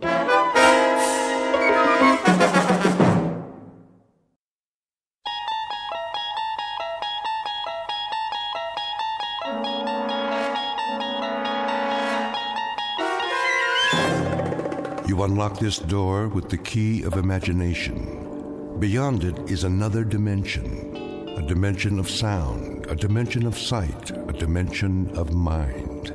You're moving into a land of both shadow and substance, of things and ideas. You've just crossed over into the Twilight Zone.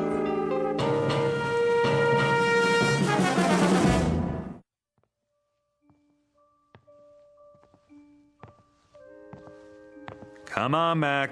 Let's go.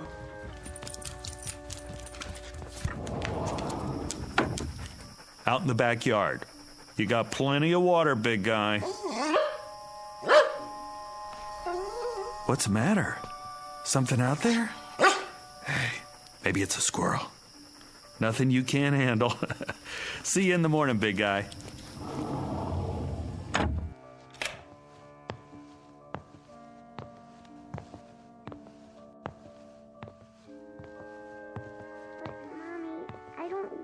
Sleep by myself. I know, honey. It'll be all right, I promise.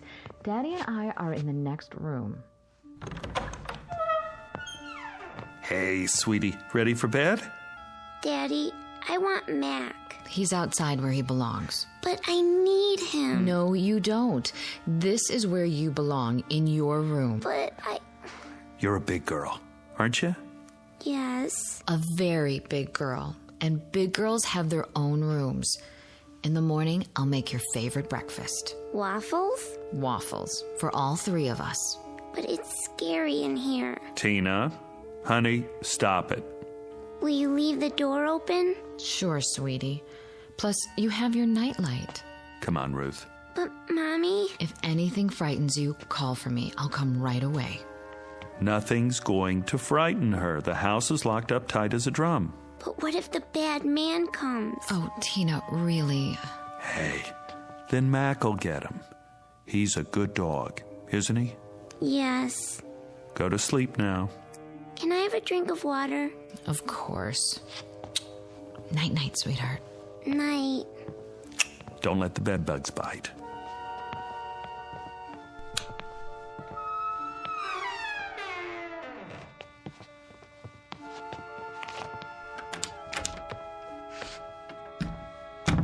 She's been scared of her own shadow lately. Yeah, separation anxiety.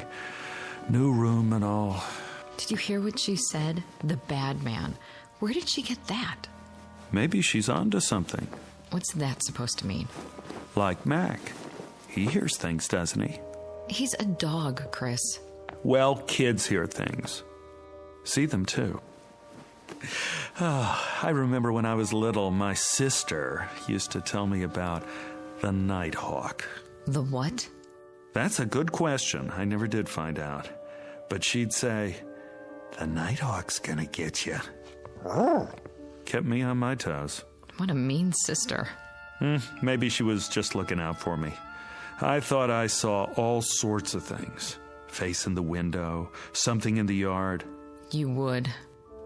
Just the same, maybe there are things we can't see. Just kids and animals. That's enough, Chris. Like when Mac hears a squirrel or smells another dog down the street, but we can't because we don't have the senses. Next, you're going to tell me that there is a bad man. I didn't say that. Now I won't sleep a wink. That's not what I mean. Oh, what do you mean? Nothing. I don't know what I'm talking about. No, you don't. Come to bed. Sorry. You should have been a science fiction writer. Visible world. Nice. Makes me feel all safe and secure. I said I'm sorry. Well, this is the real world. Remember that. I'm turning out the light.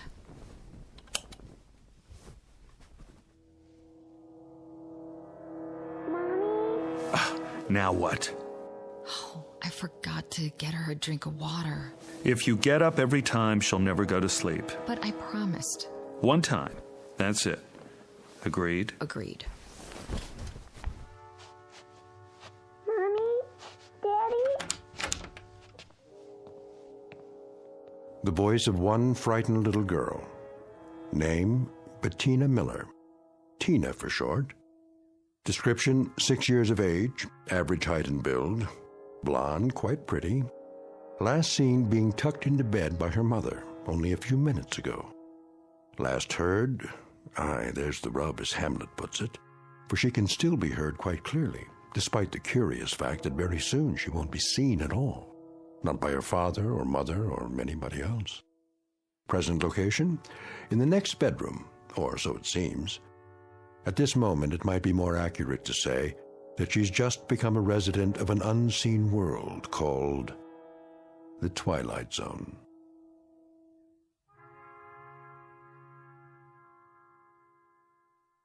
And now, The Twilight Zone and our story, Little Girl Lost, starring Stephen Tobolowsky, with Stacy Keach as your narrator. Chris? Not again. But she sounds so scared. Yeah. Listen to her. I'm going. Where are my slippers? I don't know what's wrong now. Yeah. I'll talk to her. One last time. All right, sweetie. Daddy's coming. Quiet, Mac! What's the matter now, Tina? Where are you? Against the wall? Here I am. Take my hand. Tina, where'd you go? Did you fall off? I'll lean down and... Not against the wall, huh? Did you roll under the bed? Take it easy, I'm here. Tina, where are you? Over here. Come on out, baby. You must have crawled under the bed. Now reach out for my hand. What happened to you? Where in the... Hold on, I'll get the light switch. Daddy, help me. I'm trying, baby, but I don't see... Chris, what is it? I don't know. What's the matter? She's not here. What do you mean she's not? I turned on the light. I can't... Tina? Mommy's here. See for yourself. This is ridiculous. Tina? Tina! I already looked under the bed. All the way to the wall. It's clear there's nothing. Mommy, pick me up. I'm trying, baby. Chris? Where is she? I don't know. But I can hear her right in front of me. I can too. It doesn't make sense. I'm looking under the bed. The floor's clear. It's absolutely empty. I don't see anything. Honey, I don't know what to tell you. What are we gonna do? Quiet, Mac! Listen, what's happening to her? Where is she? I'm tired, Mommy. Going to sleep now.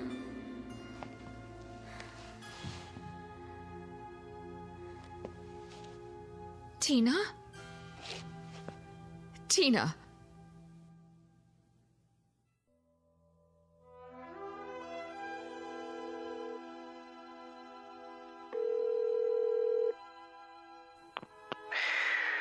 Hello? Bill. Yeah. Bill, It's Chris. Oh, hi. What time is it? Can you come over? When? Now? I'm sorry, but it's an emergency. What's the matter? It's Tina. What happened? That's just it. I don't know. You don't... She's disappeared. From the house? You mean she wandered off? No. Somebody took her? She hasn't been kidnapped. Well, then what? I can't explain. She's here. Is she injured? I don't think so, but... So she's okay? I don't know. Let me get this straight. She's there, and she's not hurt, and she's... She's here, but she's not here. I don't follow. Bill, for God's sake, get over here. I don't know who else to call. And hurry.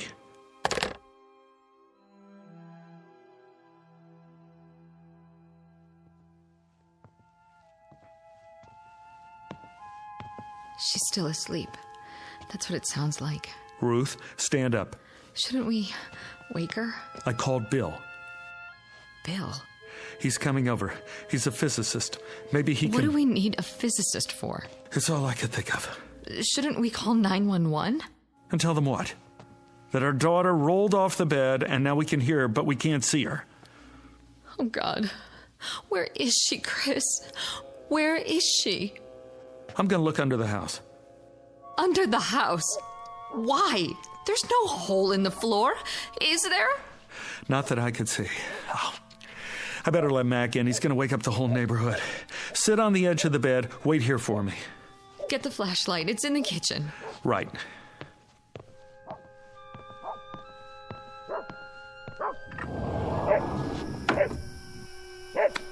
Come here, boy. Mac, where are you going? Mac! What's wrong with him? He's after something. Like he's got a scent. He's trying to get under the bed. Grab him! I can't! Where did he go? I don't know. Step back. He's got to be under there. Mac! Come on out, boy. Here, Mac! He's not, is he? Now, don't jump to conclusions. He's with Tina.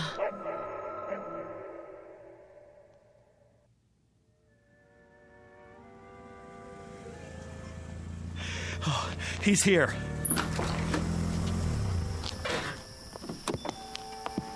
Bill. I got here as fast as I could. Thanks. What's up? I'd tell you if I could, but you wouldn't believe it. Try me. I wouldn't know where to start. You better see for yourself. See what? They're in the bedroom. You remember Bill, honey? From work? Ruth? She's still asleep. Listen. Where's your daughter? Under there? Take a look. I don't see anything. Neither do we. Do you have a flashlight? Here.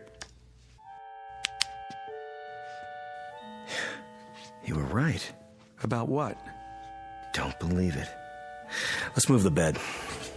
Bill, where is she? I'm about to lose my mind. Well, at least she's breathing normally. So she must be okay. Take the other end. Got it. Wait. It's not that heavy. We'd better mark where the legs were. Why? Do what he says. Anything will work. You know, those books in the corner. Put one on the floor here and here. I don't see. Thanks. Now, from the front, lift. Right. Two more under this end. Here? Perfect. Now, lift it away from the wall just a few feet. There. All right, now set it down. Okay. You can still hear it. That's her breathing? Yes. And these 4 books mark where the bed was. The sound of her voice is inside the rectangle. The dog was too a while ago. Dog? Mac. I let him in the house and he ran straight for this spot, dove under the bed, and poof. He was gone too. But we could still hear him. Not now, though. Not now. You felt the entire area? All over, several times. And? Nothing.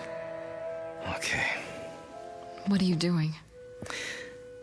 Stepping very, very carefully into the rectangle. Looking for... the opening, maybe. I want to cover everything between here and the wall.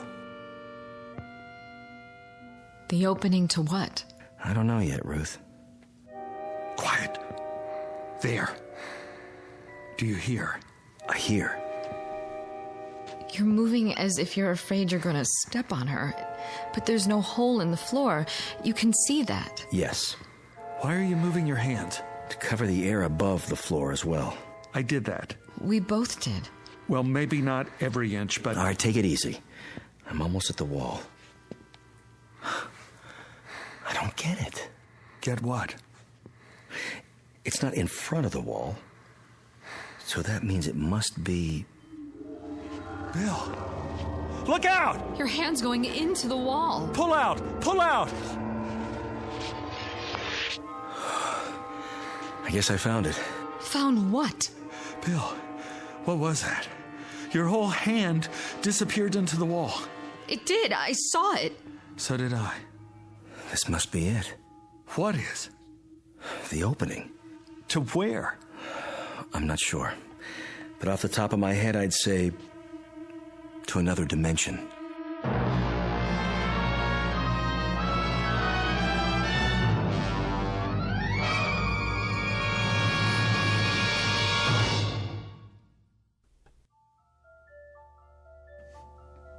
Another what?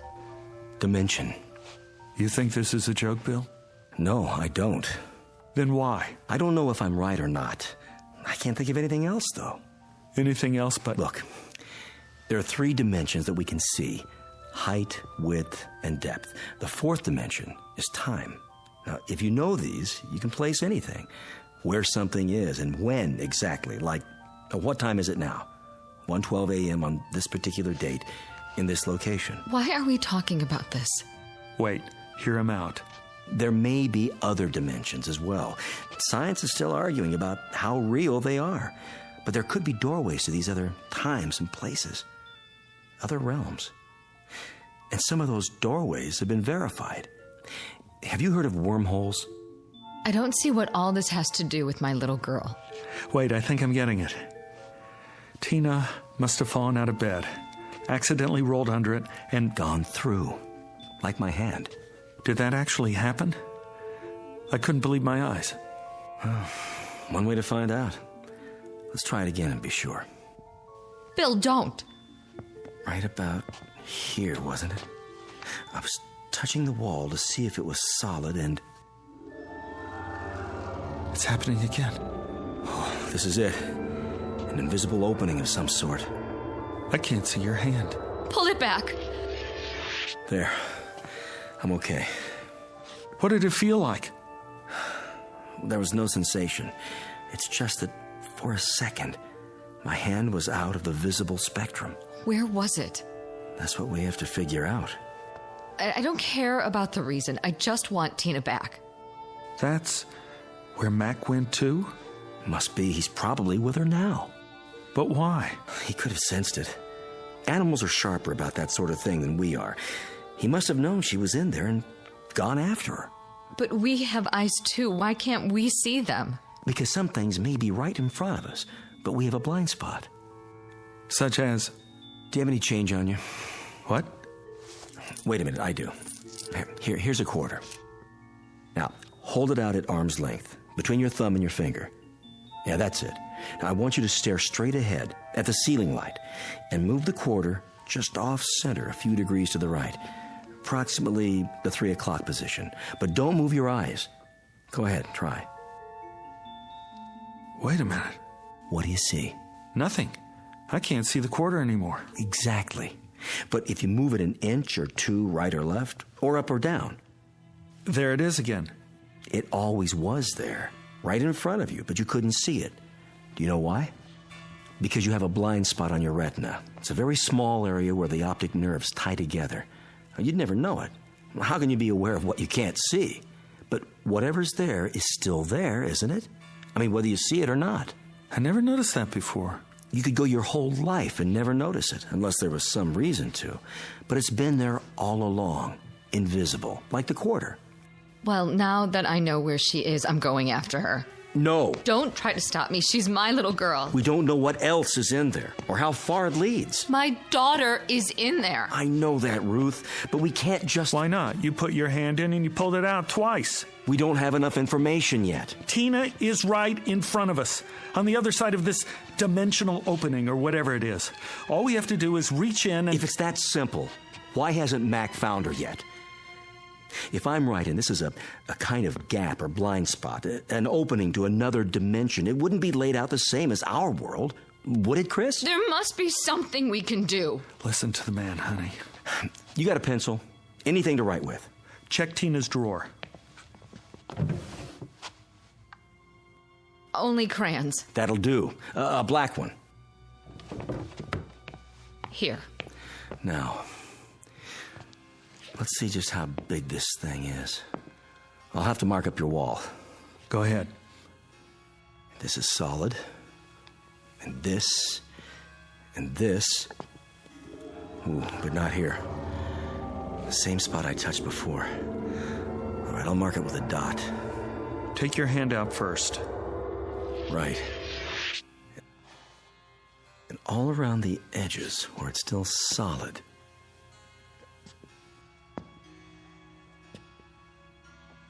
There. These marks form a rough outline of the opening. And you're saying it's always been there? Oh, my God. That's why she didn't want to sleep in here. She knew somehow.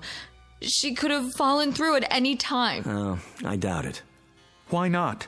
Because locations are in space and time. The fourth dimension, remember? Lord knows, I'm no expert on this, but... Well, it's still pretty theoretical. But for now, I can connect the dots in at least 2 of those dimensions. So you're establishing the perimeter? As best as I can. I suspect that junctures like this are anomalies. Freaks of nature, or of the space-time continuum, if you prefer. Occurring, well, who knows how often. Rarely, though, I'd say. I hope. Now, if I take these points and extend them geometrically, and then draw lines to connect the limits, we should see the projected boundaries of our so-called doorway. That's it? The outline? All right, let's step back and see what we've got. Kind of a vertical rectangle. Looks like a doorway, all right. Not quite symmetrical, and a bit small. About 3 feet across, maybe 4 feet tall. Exactly the size of Tina. She could have stepped through. Do you still have that quarter? Here. Throw it. What? At the wall. What for? It's a test. Toss it between the lines, and we'll see what happens. Okay, here goes.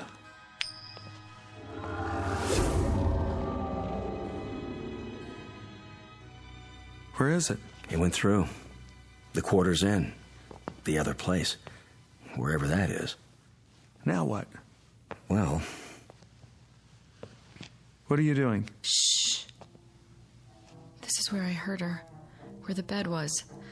The sound was the loudest just off the floor, but now... I can't hear her anymore. Chris! Let me try. Put your head down as low as you can. She's right. I can't even hear Tina's breathing. No. Tina? Answer me, sweetheart. Where are you? Tina? What's happened? The temporal dimension may be shifting. In that case, she could be anywhere. Tina! Tina! Hold it down. You hear anything at all? No. She's gone. Get up, Ruth. Move around, both of you, and keep listening. What's the point? It's a chance. Do it.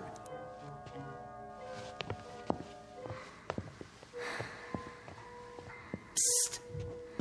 Over here. That's her. In the corner.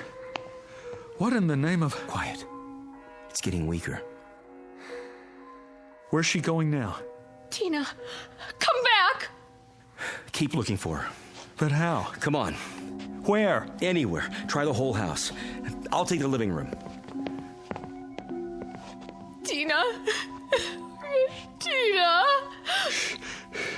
What is it? She's gone. Gone and never coming back. We don't know that. We don't know anything. Come on, babe. You gotta be strong. For Tina. In here. Bill?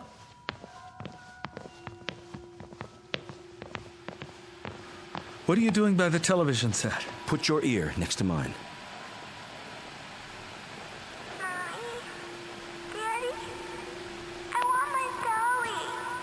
Tina? I'm here. Mommy, I can't see you. What is this? First, she was in the bedroom, now she's in here. I've told you what I think, Chris. But she went into this other dimension in the bedroom. What's she doing here? If I could tell you, I would. You've got to think rationally. How can we think rationally about an irrational situation? One step at a time. We try every possibility. Cross off the ones that don't work. I'm not going to wait. Neither am I. We can't get ahead of ourselves. My daughter needs me. I've got to go to her somehow, some way. Mommy? Daddy, help me. Help me now.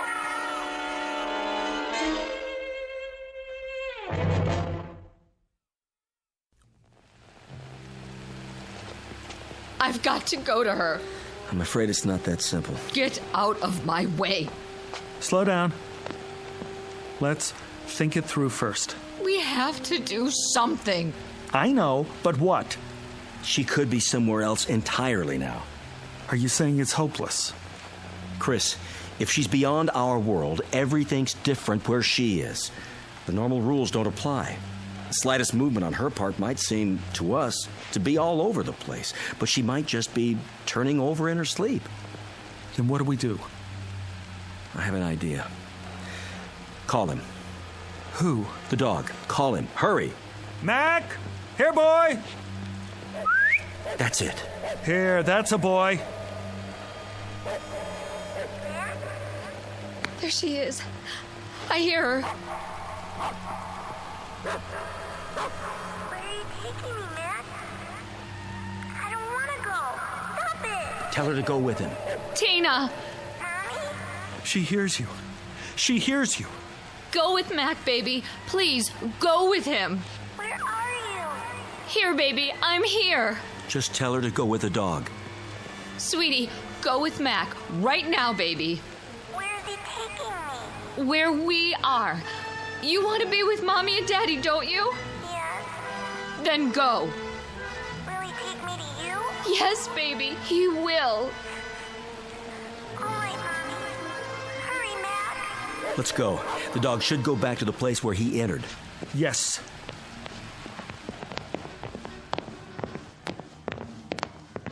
Now, get down on the floor in front of the wall. I don't hear anything. Call the dog again. Mac! Here, boy! Here! Nothing. Bill, can't we help her? It'll have to be the dog, Ruth. We can't take a chance going through ourselves. Why not? If Mac could do it. Mac has a better sense of smell and hearing. He might be able to find his way. Mac! Come here! Right here! Come on! I hear him.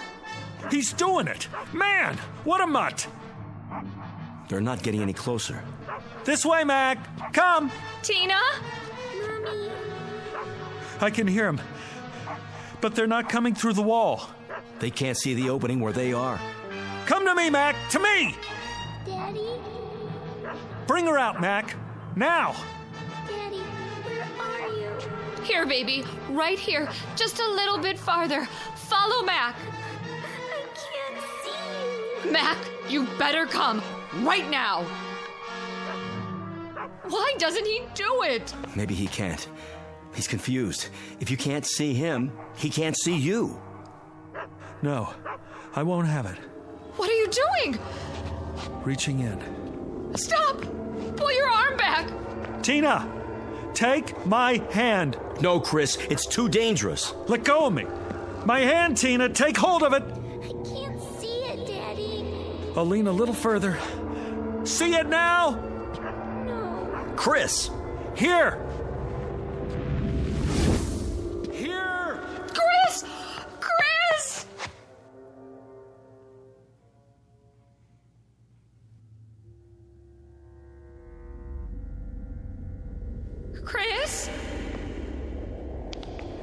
Yes! You all right? I'm okay. I got through. Can you hear me? We hear you, pal. Don't move. But I have to. Don't move an inch, or you'll never find your way out. But I'm just here, on the other side of the wall. What do you see? I'm not sure. It's dark. There are lights, millions of them, like stars.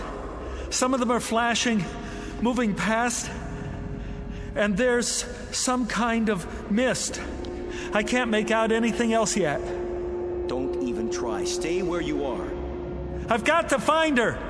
Let her come to you, Chris. Call her. Yes, call her. Tina! Daddy?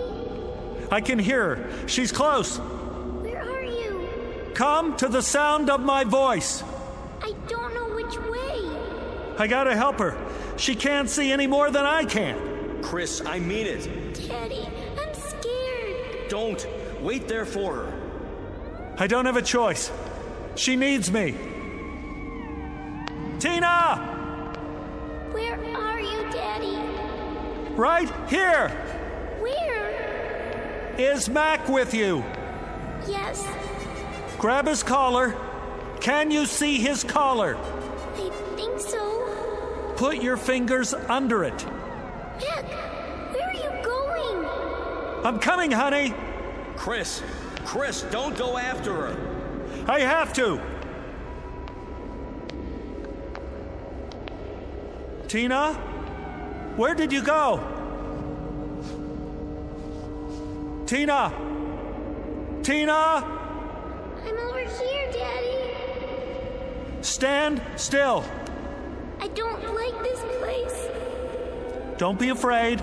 I'll get you out. Where's Mommy? Waiting for you at home. In your room. She's waiting for us. Listen to my voice. Come to me.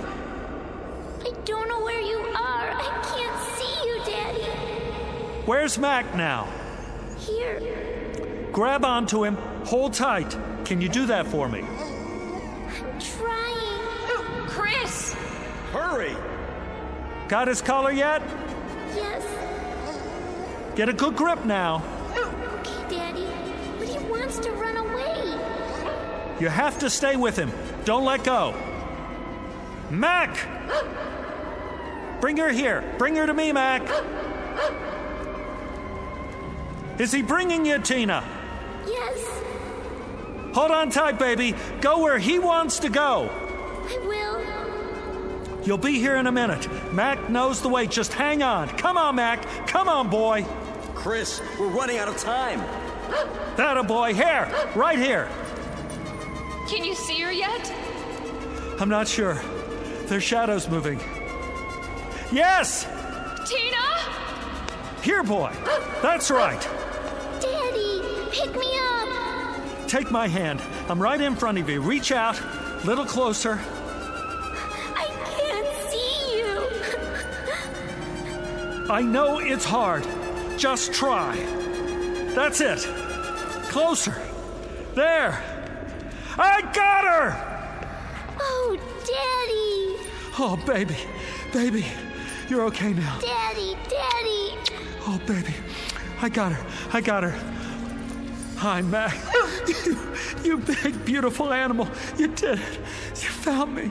I want to go home. Me too. That's where we're going. Mac, let me take your collar. Now go. Go to Tina's room. Where is it, huh? Put your arms around my neck, honey. Hold tight.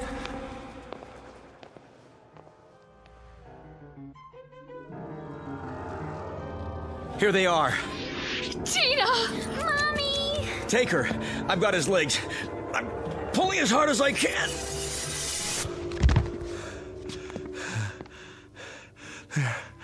There. I told you you'd make it. Oh, Chris. How does she look? Fine. She looks beautiful. Mommy. Come on, honey. Let's get you out of this room.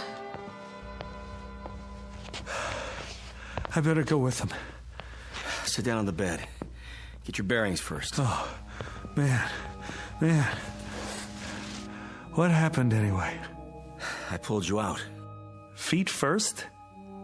How did you do that? Half of you was still here. But I was walking around. You only thought you were. I was holding on to you the whole time. I didn't feel it. I know you didn't. How come you kept telling me to hurry? Because. Yeah? The opening was getting smaller. What are you talking about? The time element. At least that dimension was changing, or starting to. And if it had happened, we would have lost the location on both sides. For how long? I couldn't begin to guess. The opening was shrinking? See for yourself. Solid all over, now. Including the area inside the lines. It was closing up the whole time. You mean... Another few seconds, and it would have finished closing, with half of you here and the other half there. I would have been cut in two. Yeah. Mac? Oh, you did good, Mac. Real good. How would you like to sleep in the house from now on? Keep an eye on things. Yeah, that boy. Better put some boards on the wall for now, until we can figure out what happened and make sure it doesn't happen again. Can we do that? Well, we can try. Meanwhile, you might not want to let her sleep in here for a while. Are you kidding? No way. Tina will never have to sleep in here again. Looks like she got her wish after all. From the mouths of babes, huh, Chris? From the mouths of babes. And good old boys like Mac here.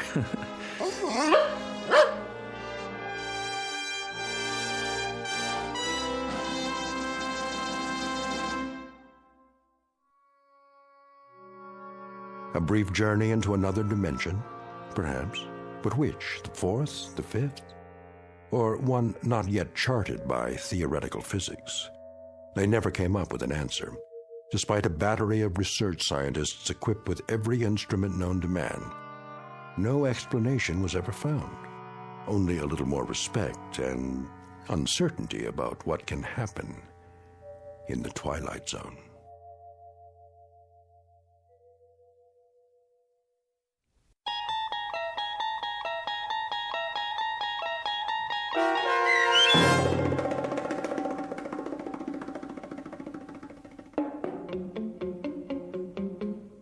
Little Girl Lost, starring Stephen Tobolowsky with Stacy Keach as your narrator, was adapted for radio by Dennis Etchison and written for The Twilight Zone by Richard Matheson. Heard in the cast were Alyssa Frayden, Dana Bokor, and Doug James. The producers of The Twilight Zone wish to thank CBS Enterprises and the Rod Serling Estate for making this series possible. This copyrighted radio series is produced and directed by Carl Amari for Falcon Picture Group. Sound design and custom Foley effects for The Twilight Zone by Cerny American creatives Bob Benson, Craig Lee, Michael Slaybach, and Matt Sorrow. To learn more about the Twilight Zone radio dramas and to contact us, visit our official website at twilightzoneradio.com. Doug James speaking.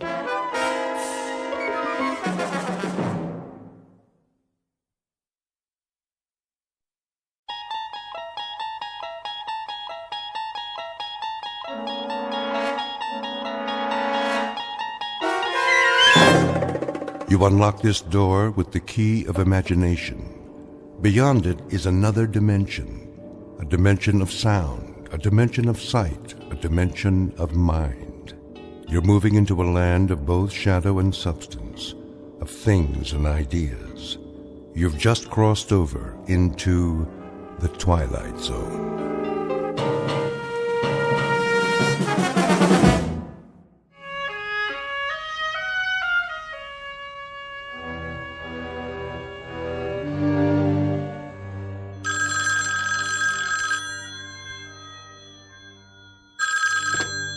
Yes? Oh, hello, Bill.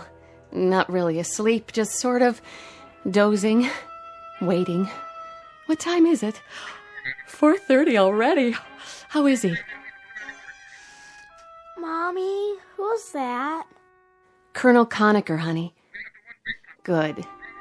Well, Bill, tell him I wish him... But that's crazy, isn't it? That's gibberish. Just tell him we'll be waiting for him. Thanks, Bill. Yes, we'll be watching. That was Colonel Conacher, honey. He said Daddy's just fine. Is he going up soon? Probably within an hour, honey. That's what Colonel Conacher said. Do you want to go back to bed? No. I don't blame you. I can't sleep either. I'll tell you what. I'll make some coffee for me and some cocoa for you, and you get dressed in the meantime, okay? Then we'll turn on the television set. Okay, Mommy. And in this morning's news, all is set at the Cape for the big launch. Astronaut Robert Gaines will orbit the Earth alone, gathering vital information for the President's stepped-up space program. So far, Be safe, Bob. are clear, Be safe, darling. looks like a go. And come back In to world us. News, the stock exchange in London reports an opening gain, despite concern over yesterday's devaluation.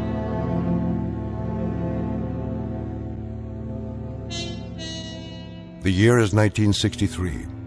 In the vernacular of spaceflight, this is T-minus 1 hour. 60 minutes before a human being named Major Robert Gaines is lifted off from Mother Earth and rocketed into the sky, farther and longer than any man ahead of him. You may not have read about this one in the history books, because government security has kept the full story under wraps until now. But to set the record straight, officially or unofficially, let's call this one of the first faltering steps of man to sever the umbilical cord of gravity and stretch out a fingertip toward the unknown.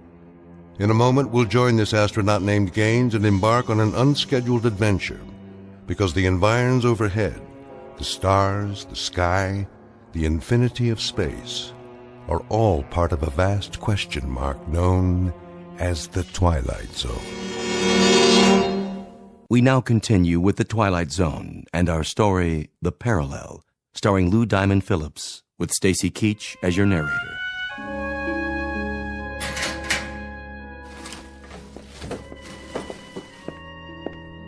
Hello, Gaines. Hey, Conacher.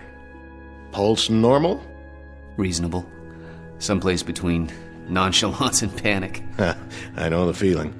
I talked to Helen. She's fine. Says to tell you they'll be waiting. Bless you for that. Any messages for the angels?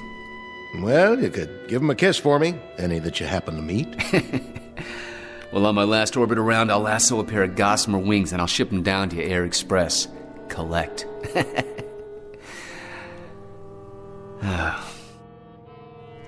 It's kind of an odd feeling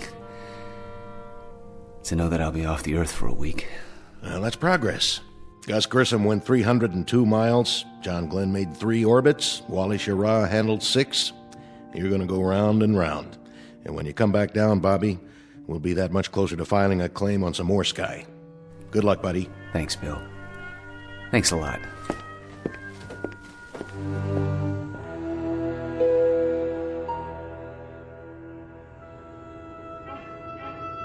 This is Capcom. The countdown for the MX-10 launch is T-minus 19 seconds. T-minus 19 seconds and holding.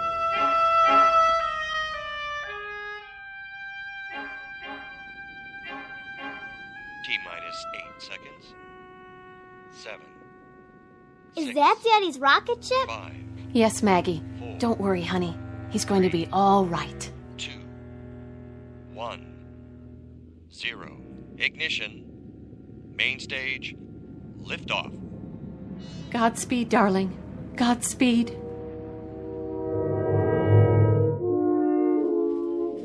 The MX-10 liftoff time is 5:30 a.m. Eastern Standard Time. All systems go. Astronaut Gaines reports his fuel and oxygen quantity steady, the cabin pressure decreasing on schedule. How's he feel up there?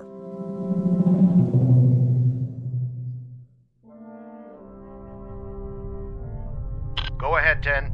We hear you loud and clear. 0G, and I feel fine. Spacecraft is turning around. The view is tremendous. Roger. Turnaround has started. Roger. The spacecraft is turning around, and I can see the booster just a couple of yards behind me. It's beautiful. Roger, 10. You have a go. At least 40 orbits. Roger, this is Phoebus 10. Understand, go for 40 orbits. Can see clear back across the Cape, quite a sight. Roger, still reading you loud and clear. Next transmission, Bermuda. Roger, understand, next transmission, Bermuda. Spacecraft did damp okay and turned around. Scoping is extended okay. Phoebus 10, Bermuda. Capcom Tech on HF. Phoebus 10, Phoebus 10. This is Canary, Capcom. Read you loud and clear. Over. Phoebus 10, this is Zanzibar Captech. We have solid telemetry contact. Report your status. Over.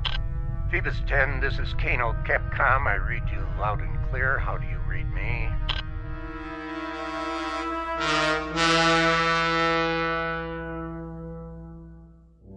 Phoebus 10, this is Capcom. We now have iOS. Over. Phoebus 10, your voice transmissions are starting to fade very badly. I've lost radar here. What? Let me see. I've lost radar. We don't have contact here either. No contact at all. Capcom Tech calling Phoebus 10. This is Capcom Tech. Capcom Tech calling Phoebus 10. Come in.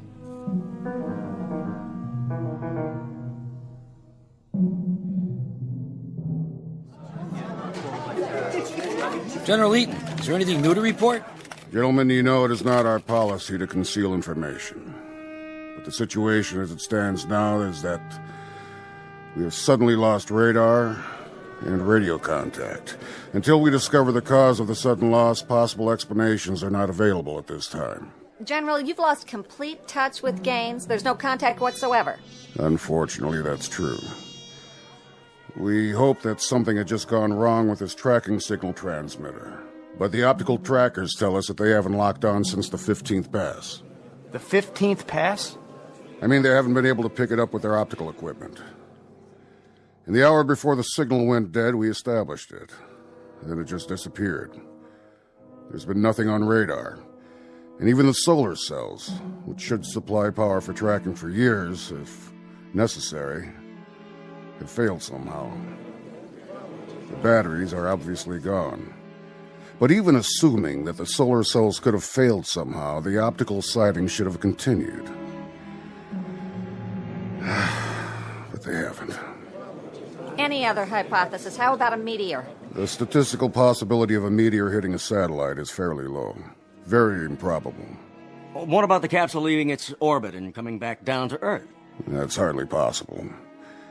There'd be no foolproof means of making it spiral in. The trick, once it reaches denser layers of atmosphere, is to slow it up enough so that it wouldn't burn like a meteor, and then have some means of depositing it on the ground. I don't think I'm violating any security by saying that Major Gaines's craft had no such equipment. You'll have to excuse me.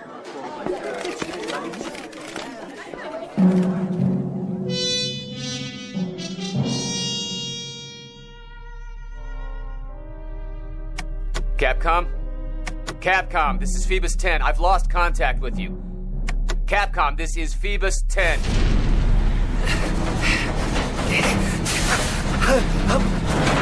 I'm blacking out!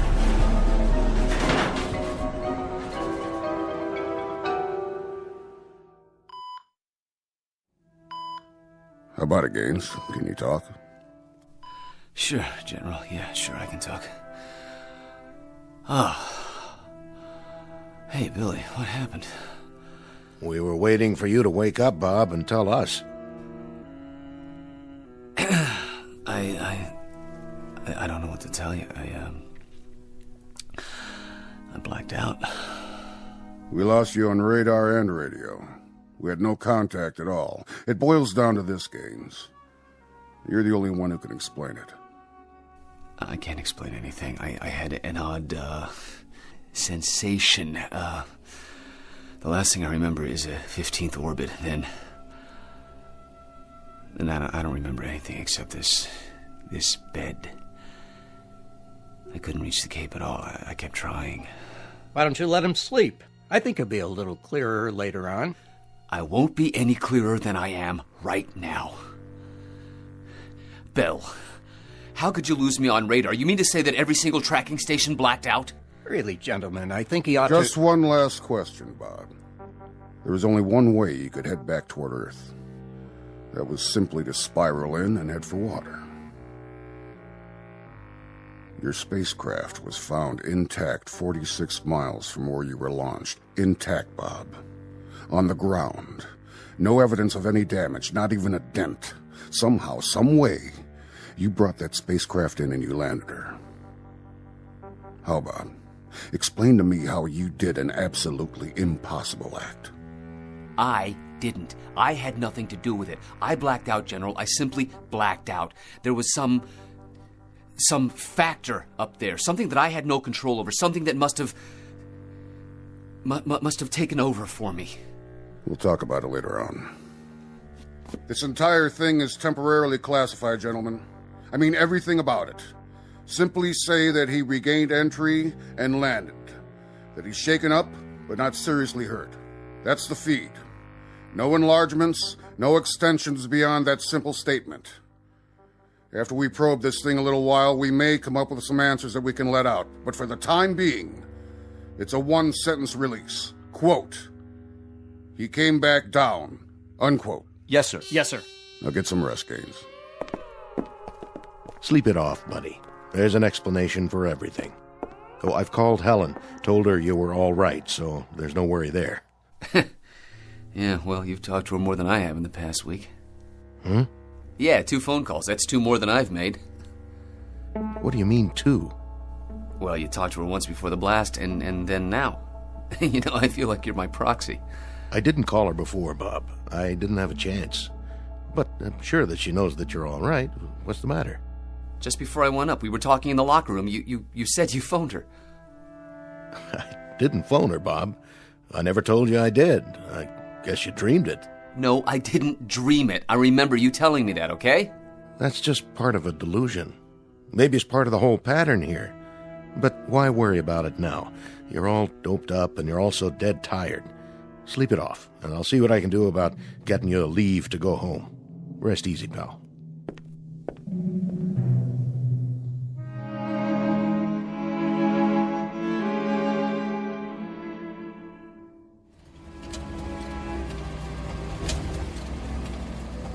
Need a hand with your bag?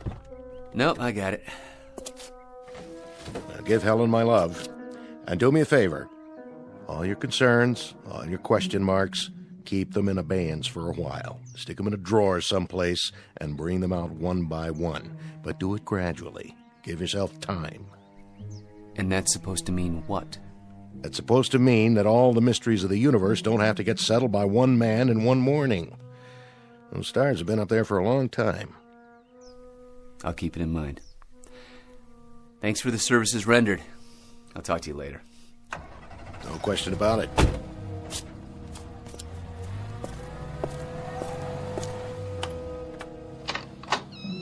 Daddy! Hi, sweetie. Guess who?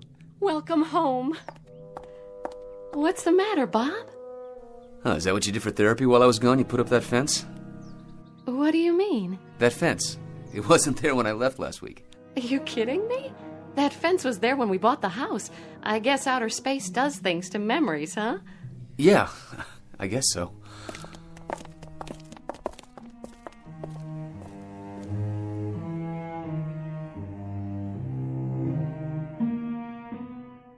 America's latest manned orbital flight into space ends on a note of mystery today, with a cloak of secrecy placed over the entire process. Got any more coffee out there? I'm making some. Be done in a minute. The Space Administration announced late this afternoon that the flight was a success, but admitted contact was lost at one point. Gaines landed safely, but as to where and how, that is what the Space Administration censored, and no further information has been forthcoming. I'm going to go up and put on a bathrobe, okay? I'll be right down. Do you want Maggie to get it? Both of you have been treating me like a cross between a millionaire eccentric and a piece of Dresden china, okay? I'll be right back. Millions of Americans watched the orbital flight when suddenly the pictures were interrupted and all major networks went back to their regular broadcasting schedules with an announcement that there would be no further coverage of the historic flight. General Stanley Eaton announced late this afternoon that for the moment, all aspects of astronaut Gaines's flight would continue to be... Bob, your coffee's ready. Want us to bring you a cup? I'll be right down. Look at that. What? Here's your coffee. Thanks. What are you laughing about? Oh, there's gonna be a chicken colonel back at the base running around in his undershirt. What do you mean? Look at this collar. The insignia. I walked off with somebody's shirt. A full colonel's, no less. But Bob, you are a full colonel. Helen? What, darling? What's the matter?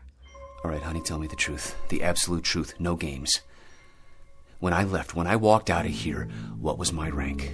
Your rank? Wasn't I a major? Haven't I been a major for 13 months? Bob, don't. You're scaring me. Well, without trying to scare you, honey, and without trying to make you wonder whether I still have all my marbles, I'd like you to answer my question. Are you serious? I'm not playing games, Helen, please. You've been a full colonel since last March. Last March? March. I want to say something to you now.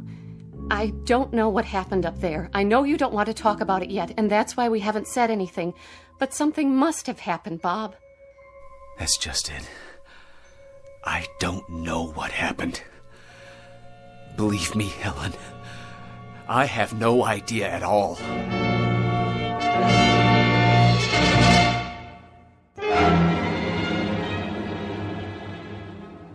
Listen, darling. You told me once that there were whole areas of space medicine that had only been touched upon, phenomena and reaction patterns that could only be guessed at. I'm sure this is one of them. I'm sure that there isn't anything wrong with you except a couple of odd fixations that will go away with time. I don't know what happened, but I do know that I'm rational, Helen. I do know that I haven't changed at all, but in some crazy, unexplainable way, the things around me have. Nothing's changed. You've gone through some kind of trauma, and somewhere along the line, Bob, you've gotten a hold of some delusions? Huh? Some distortions? Like the fence outside of the house. I don't remember it, Helen. You told me it had been here when we bought the house. And then there was this business with Bill Conacher. He told me he'd phoned you before the blast-off. He made it a point to tell me. But afterwards, he said there was no such phone conversation. It's not important, really. I mean, it's insignificant, and yet it's part of a crazy pattern here. Something is very wrong. Because he did tell me he called you earlier, and that fence wasn't there, and those eagles were never on my collar before, because when I left, I was a major.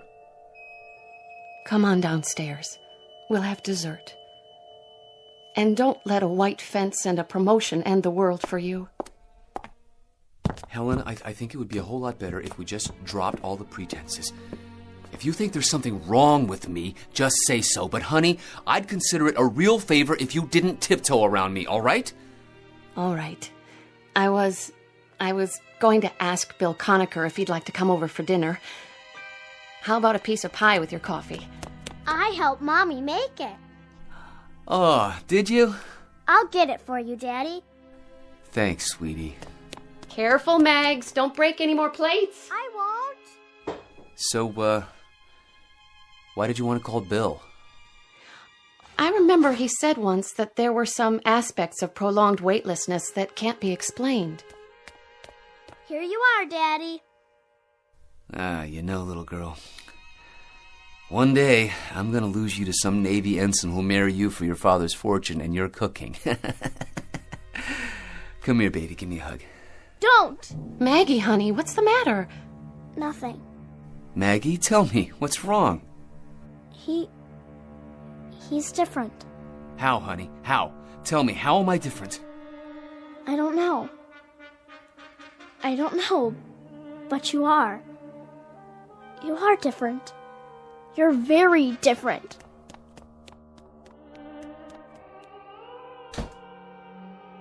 What does she mean? I don't know. Yes, you do. What does she mean I'm different?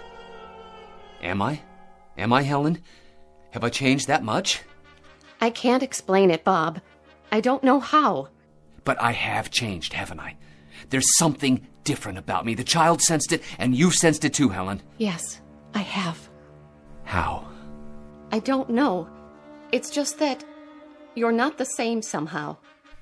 You didn't have to call Bill Conacher. That wasn't necessary. Tomorrow I'll report in, for psychiatric help. I don't know what it is that's happened, but something did. Something that's tearing us all apart, and until we find out what it is, it's going to keep on doing that.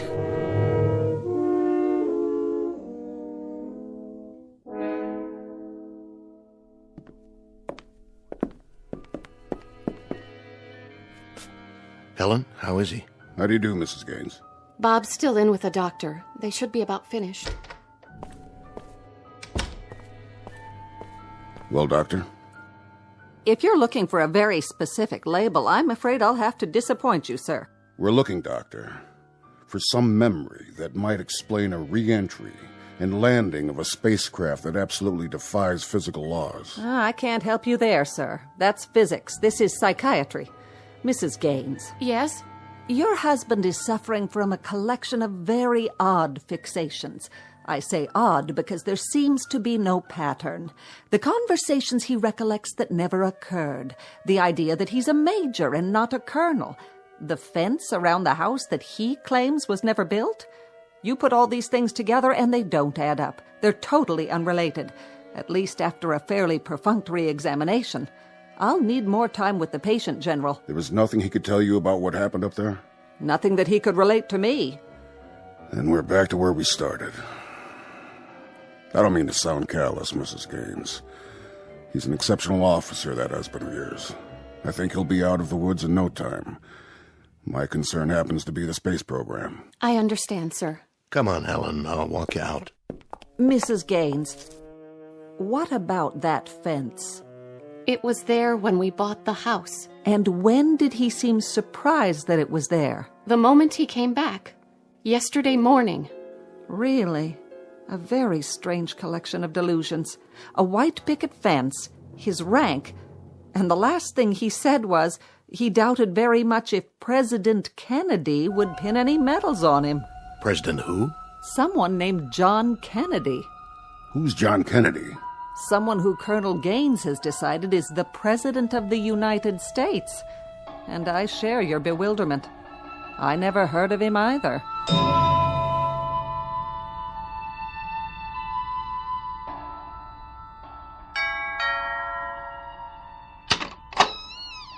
Come in, Bill. How is he? He's fine. He's perfect. A picture of health except for a couple of almost invisible flaws. In fact, he's upstairs right now, studying a set of encyclopedias and taking notes as if he were cramming for an exam. He says they've got some of the facts wrong. Names and dates and world events. Either they do or he does. Still the fixations. More of them now. This afternoon, he got into an argument with Lieutenant Hempstead's wife. About what? Not an argument, really. Just a mild exchange. He claimed that Joe was Air Force. Said he'd flown with him at Wright-Patterson Air Force Base. Joe Hempstead has always been armored infantry. Bob met him at Fort Riley at command school. But he gets this fixation, and after a while he makes you think that maybe you're all mixed up. And there's another thing. Go on, Helen. It isn't easy to say. Maggie noticed it too. There's something different about him. Something we can't put our fingers on, but... Bill, reassure me, will you? Tell me that this ice-cold feeling I have is way off. Tell me that the man upstairs is really Bob Gaines.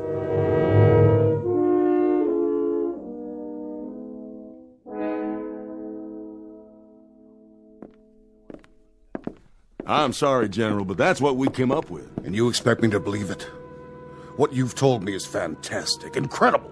How in the name of... I can't answer you how, General. This hypothesis will have to come from someone else. I'm only the project manager. But I can tell you what we've just seen. And it's not the same capsule that we sent off. It's almost a twin to it, down to the very last nut and bolt, but it's simply not the same spacecraft. It's a different vehicle. It's made as if it came out of the same mold. But every now and then in the wiring, in the control panel, in the structure, you come up with one very irrevocable fact. Colonel Gaines went up in one spacecraft, but he came back in another. Which leaves us with two alternatives. One, Colonel Gaines actually blacked out and has no knowledge of what occurred. Or two, that Colonel Gaines is not who we think he is.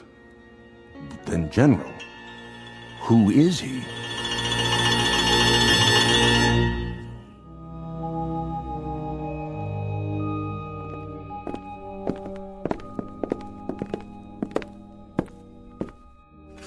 Now, Colonel, I want you to examine the vehicle carefully. I want you to be able to say to me without one single shred of doubt that this is the same Astro 7 spacecraft you were sent up in and came down in. This is extremely important. I'll try, General. Phoebus 10. Phoebus 10. Good. Phoebus 10. I trust I've made my point. Well, have I? I'm sorry, what? What's the matter? Bob, what the General is getting at... Phoebus 10. Phoebus 10. We're not sure whether or not your landing bag is deployed. We feel it is possible to re-enter with the retro package on. We see no... I don't... I can't. Bob, what's the matter with you? I said I'll try, okay? Just a minute.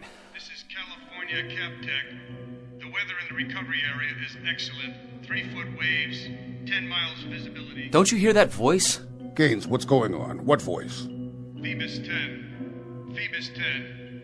This is California CapTech. Do you read? Over. Phoebus 10. We're recommending that you leave the retro package on during re-entry. Override the 0.05G switch.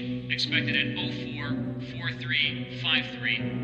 Retract the scope manually. Do you read? Phoebus 10, recommend you go to re-entry attitude and retract your scope manually at this time.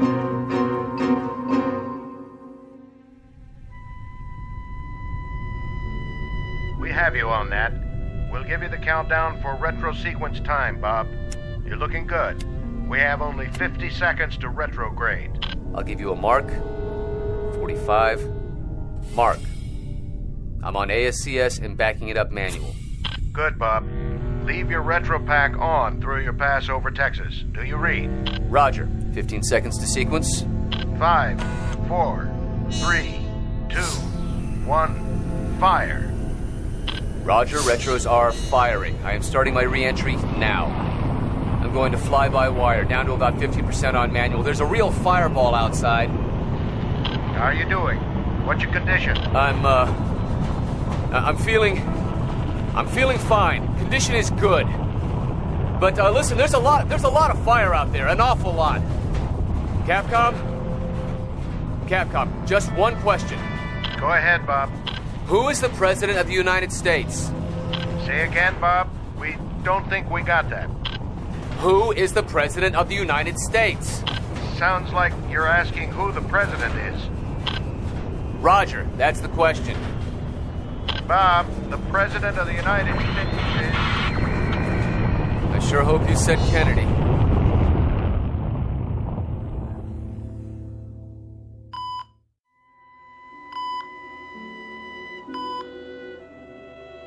Our wandering boy is awake. Bill? I'm right here, buddy. How do you feel, Major? Well, that depends. Did you hear the question I asked up there, just before re-entry? You wanted to know who the president was. What was that, a gag? No gag. I didn't hear the answer. President Kennedy. You were gone 2 days, Major, not 2 years. What happened the second morning, Gaines? It was your 15th orbit. We lost you for a period of almost 6 hours. Lost? No radar, no contact. We couldn't find any reason for it. We threw the question at you several times later on after we picked you up again, but you ignored it. 6 hours? That's about how long it took. Then you came back in loud and clear. Gentlemen, please. Right now, I think he'd better rest. Oh, all right, Doctor. Bill, something happened. You're not gonna believe this. I'm not absolutely certain I believe it myself. There is another dimension. I don't know where it exists or how, but it's a world that's a twin to ours. Same places, most of the same people, most of the same chronology of events, except every now and then there's something a little bit different. How do you know this? Because I was there, sir, for almost a week. That's impossible. We only lost you for 6 hours. I can't help that, sir. During those 6 hours, I lived out a week. Doing what? Looking at our counterparts, at us. Us? As we exist in a parallel world, General. A world that exists alongside us, but one that we can't see. And one that I stumbled into. I don't know how. Some kind of space-time warp or something, but there's a doorway up there. It exists, and every now and then, it's possible to fall through it, like I did. Well, how did you get back? I don't even know that. All I remember is standing by the spacecraft in the hangar, and then I was up there again, and now I'm back here. Bob, sleep on this for a little while, will you? Why? Because this whole thing may be a delusion. A delusion? Bill, I don't have any proof. But I can recount to you, minute by minute, everything that happened. Every word that was said, every person I met. I could describe the streets, everything. This was no dream. We'll talk about it after a while, Major. Get some rest. Has anybody phoned Helen? She asked what you wanted for supper. Will I be able to leave? At least for an overnight. But we want you back here first thing in the morning. What for? I want to look at the psychiatrist's face when you start talking about parallel dimensions. We'll see you later, Major. One last question. Be my guest. If we each have a counterpart, and you saw them, where was yours, Bob? I don't know. But he's a colonel, a full colonel. And I hope he got back. He's got a very beautiful wife and a very lovely little daughter.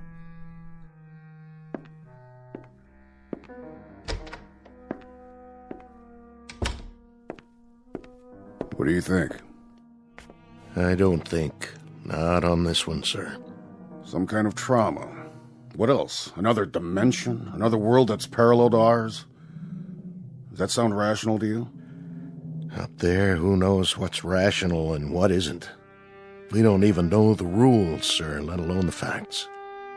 We're little ants that have just made it to the desert, and now we say we've conquered the Sahara. But we haven't conquered anything. We're only starting to find the mysteries, General. We haven't even begun to solve them. We're going to do a lot of groping through a lot of dark nights, through a lot of space, before we find the answers. We've got a long way to go, sir. Sir. Yes? There's a message from Capcom, sir. It doesn't make much sense. I'll judge that. Capcom reports telemetry with an unidentified space vehicle. What? They had voice communication for about a minute and a half. The spacecraft identified itself as the Astro 7, and the person in it said... Said what? He identified himself as a Colonel Robert Gaines. He asked for re-entry data. Colonel Robert Gaines? Yes, sir. Then we got some garbled stuff, and then nothing. Then what? Well, then nothing, sir. We lost the visual sighting, and we lost all voice. The thing just disappeared. Get a transcript of everything that was said. Have it brought over to my office. Keep trying to raise... whoever it was. Yes, sir. We're still trying, sir. All right. Keep me in touch. Yes, sir. You're so right, Colonel Conacher, when you say that we've got a long way to go. A lot of questions to answer. And you are so right when you say that we haven't even begun. Anything on your mind? One thing. I'd like to tell astronaut Gaines that his proof just showed up on a radar screen, however briefly. Be my guest. Yes, sir.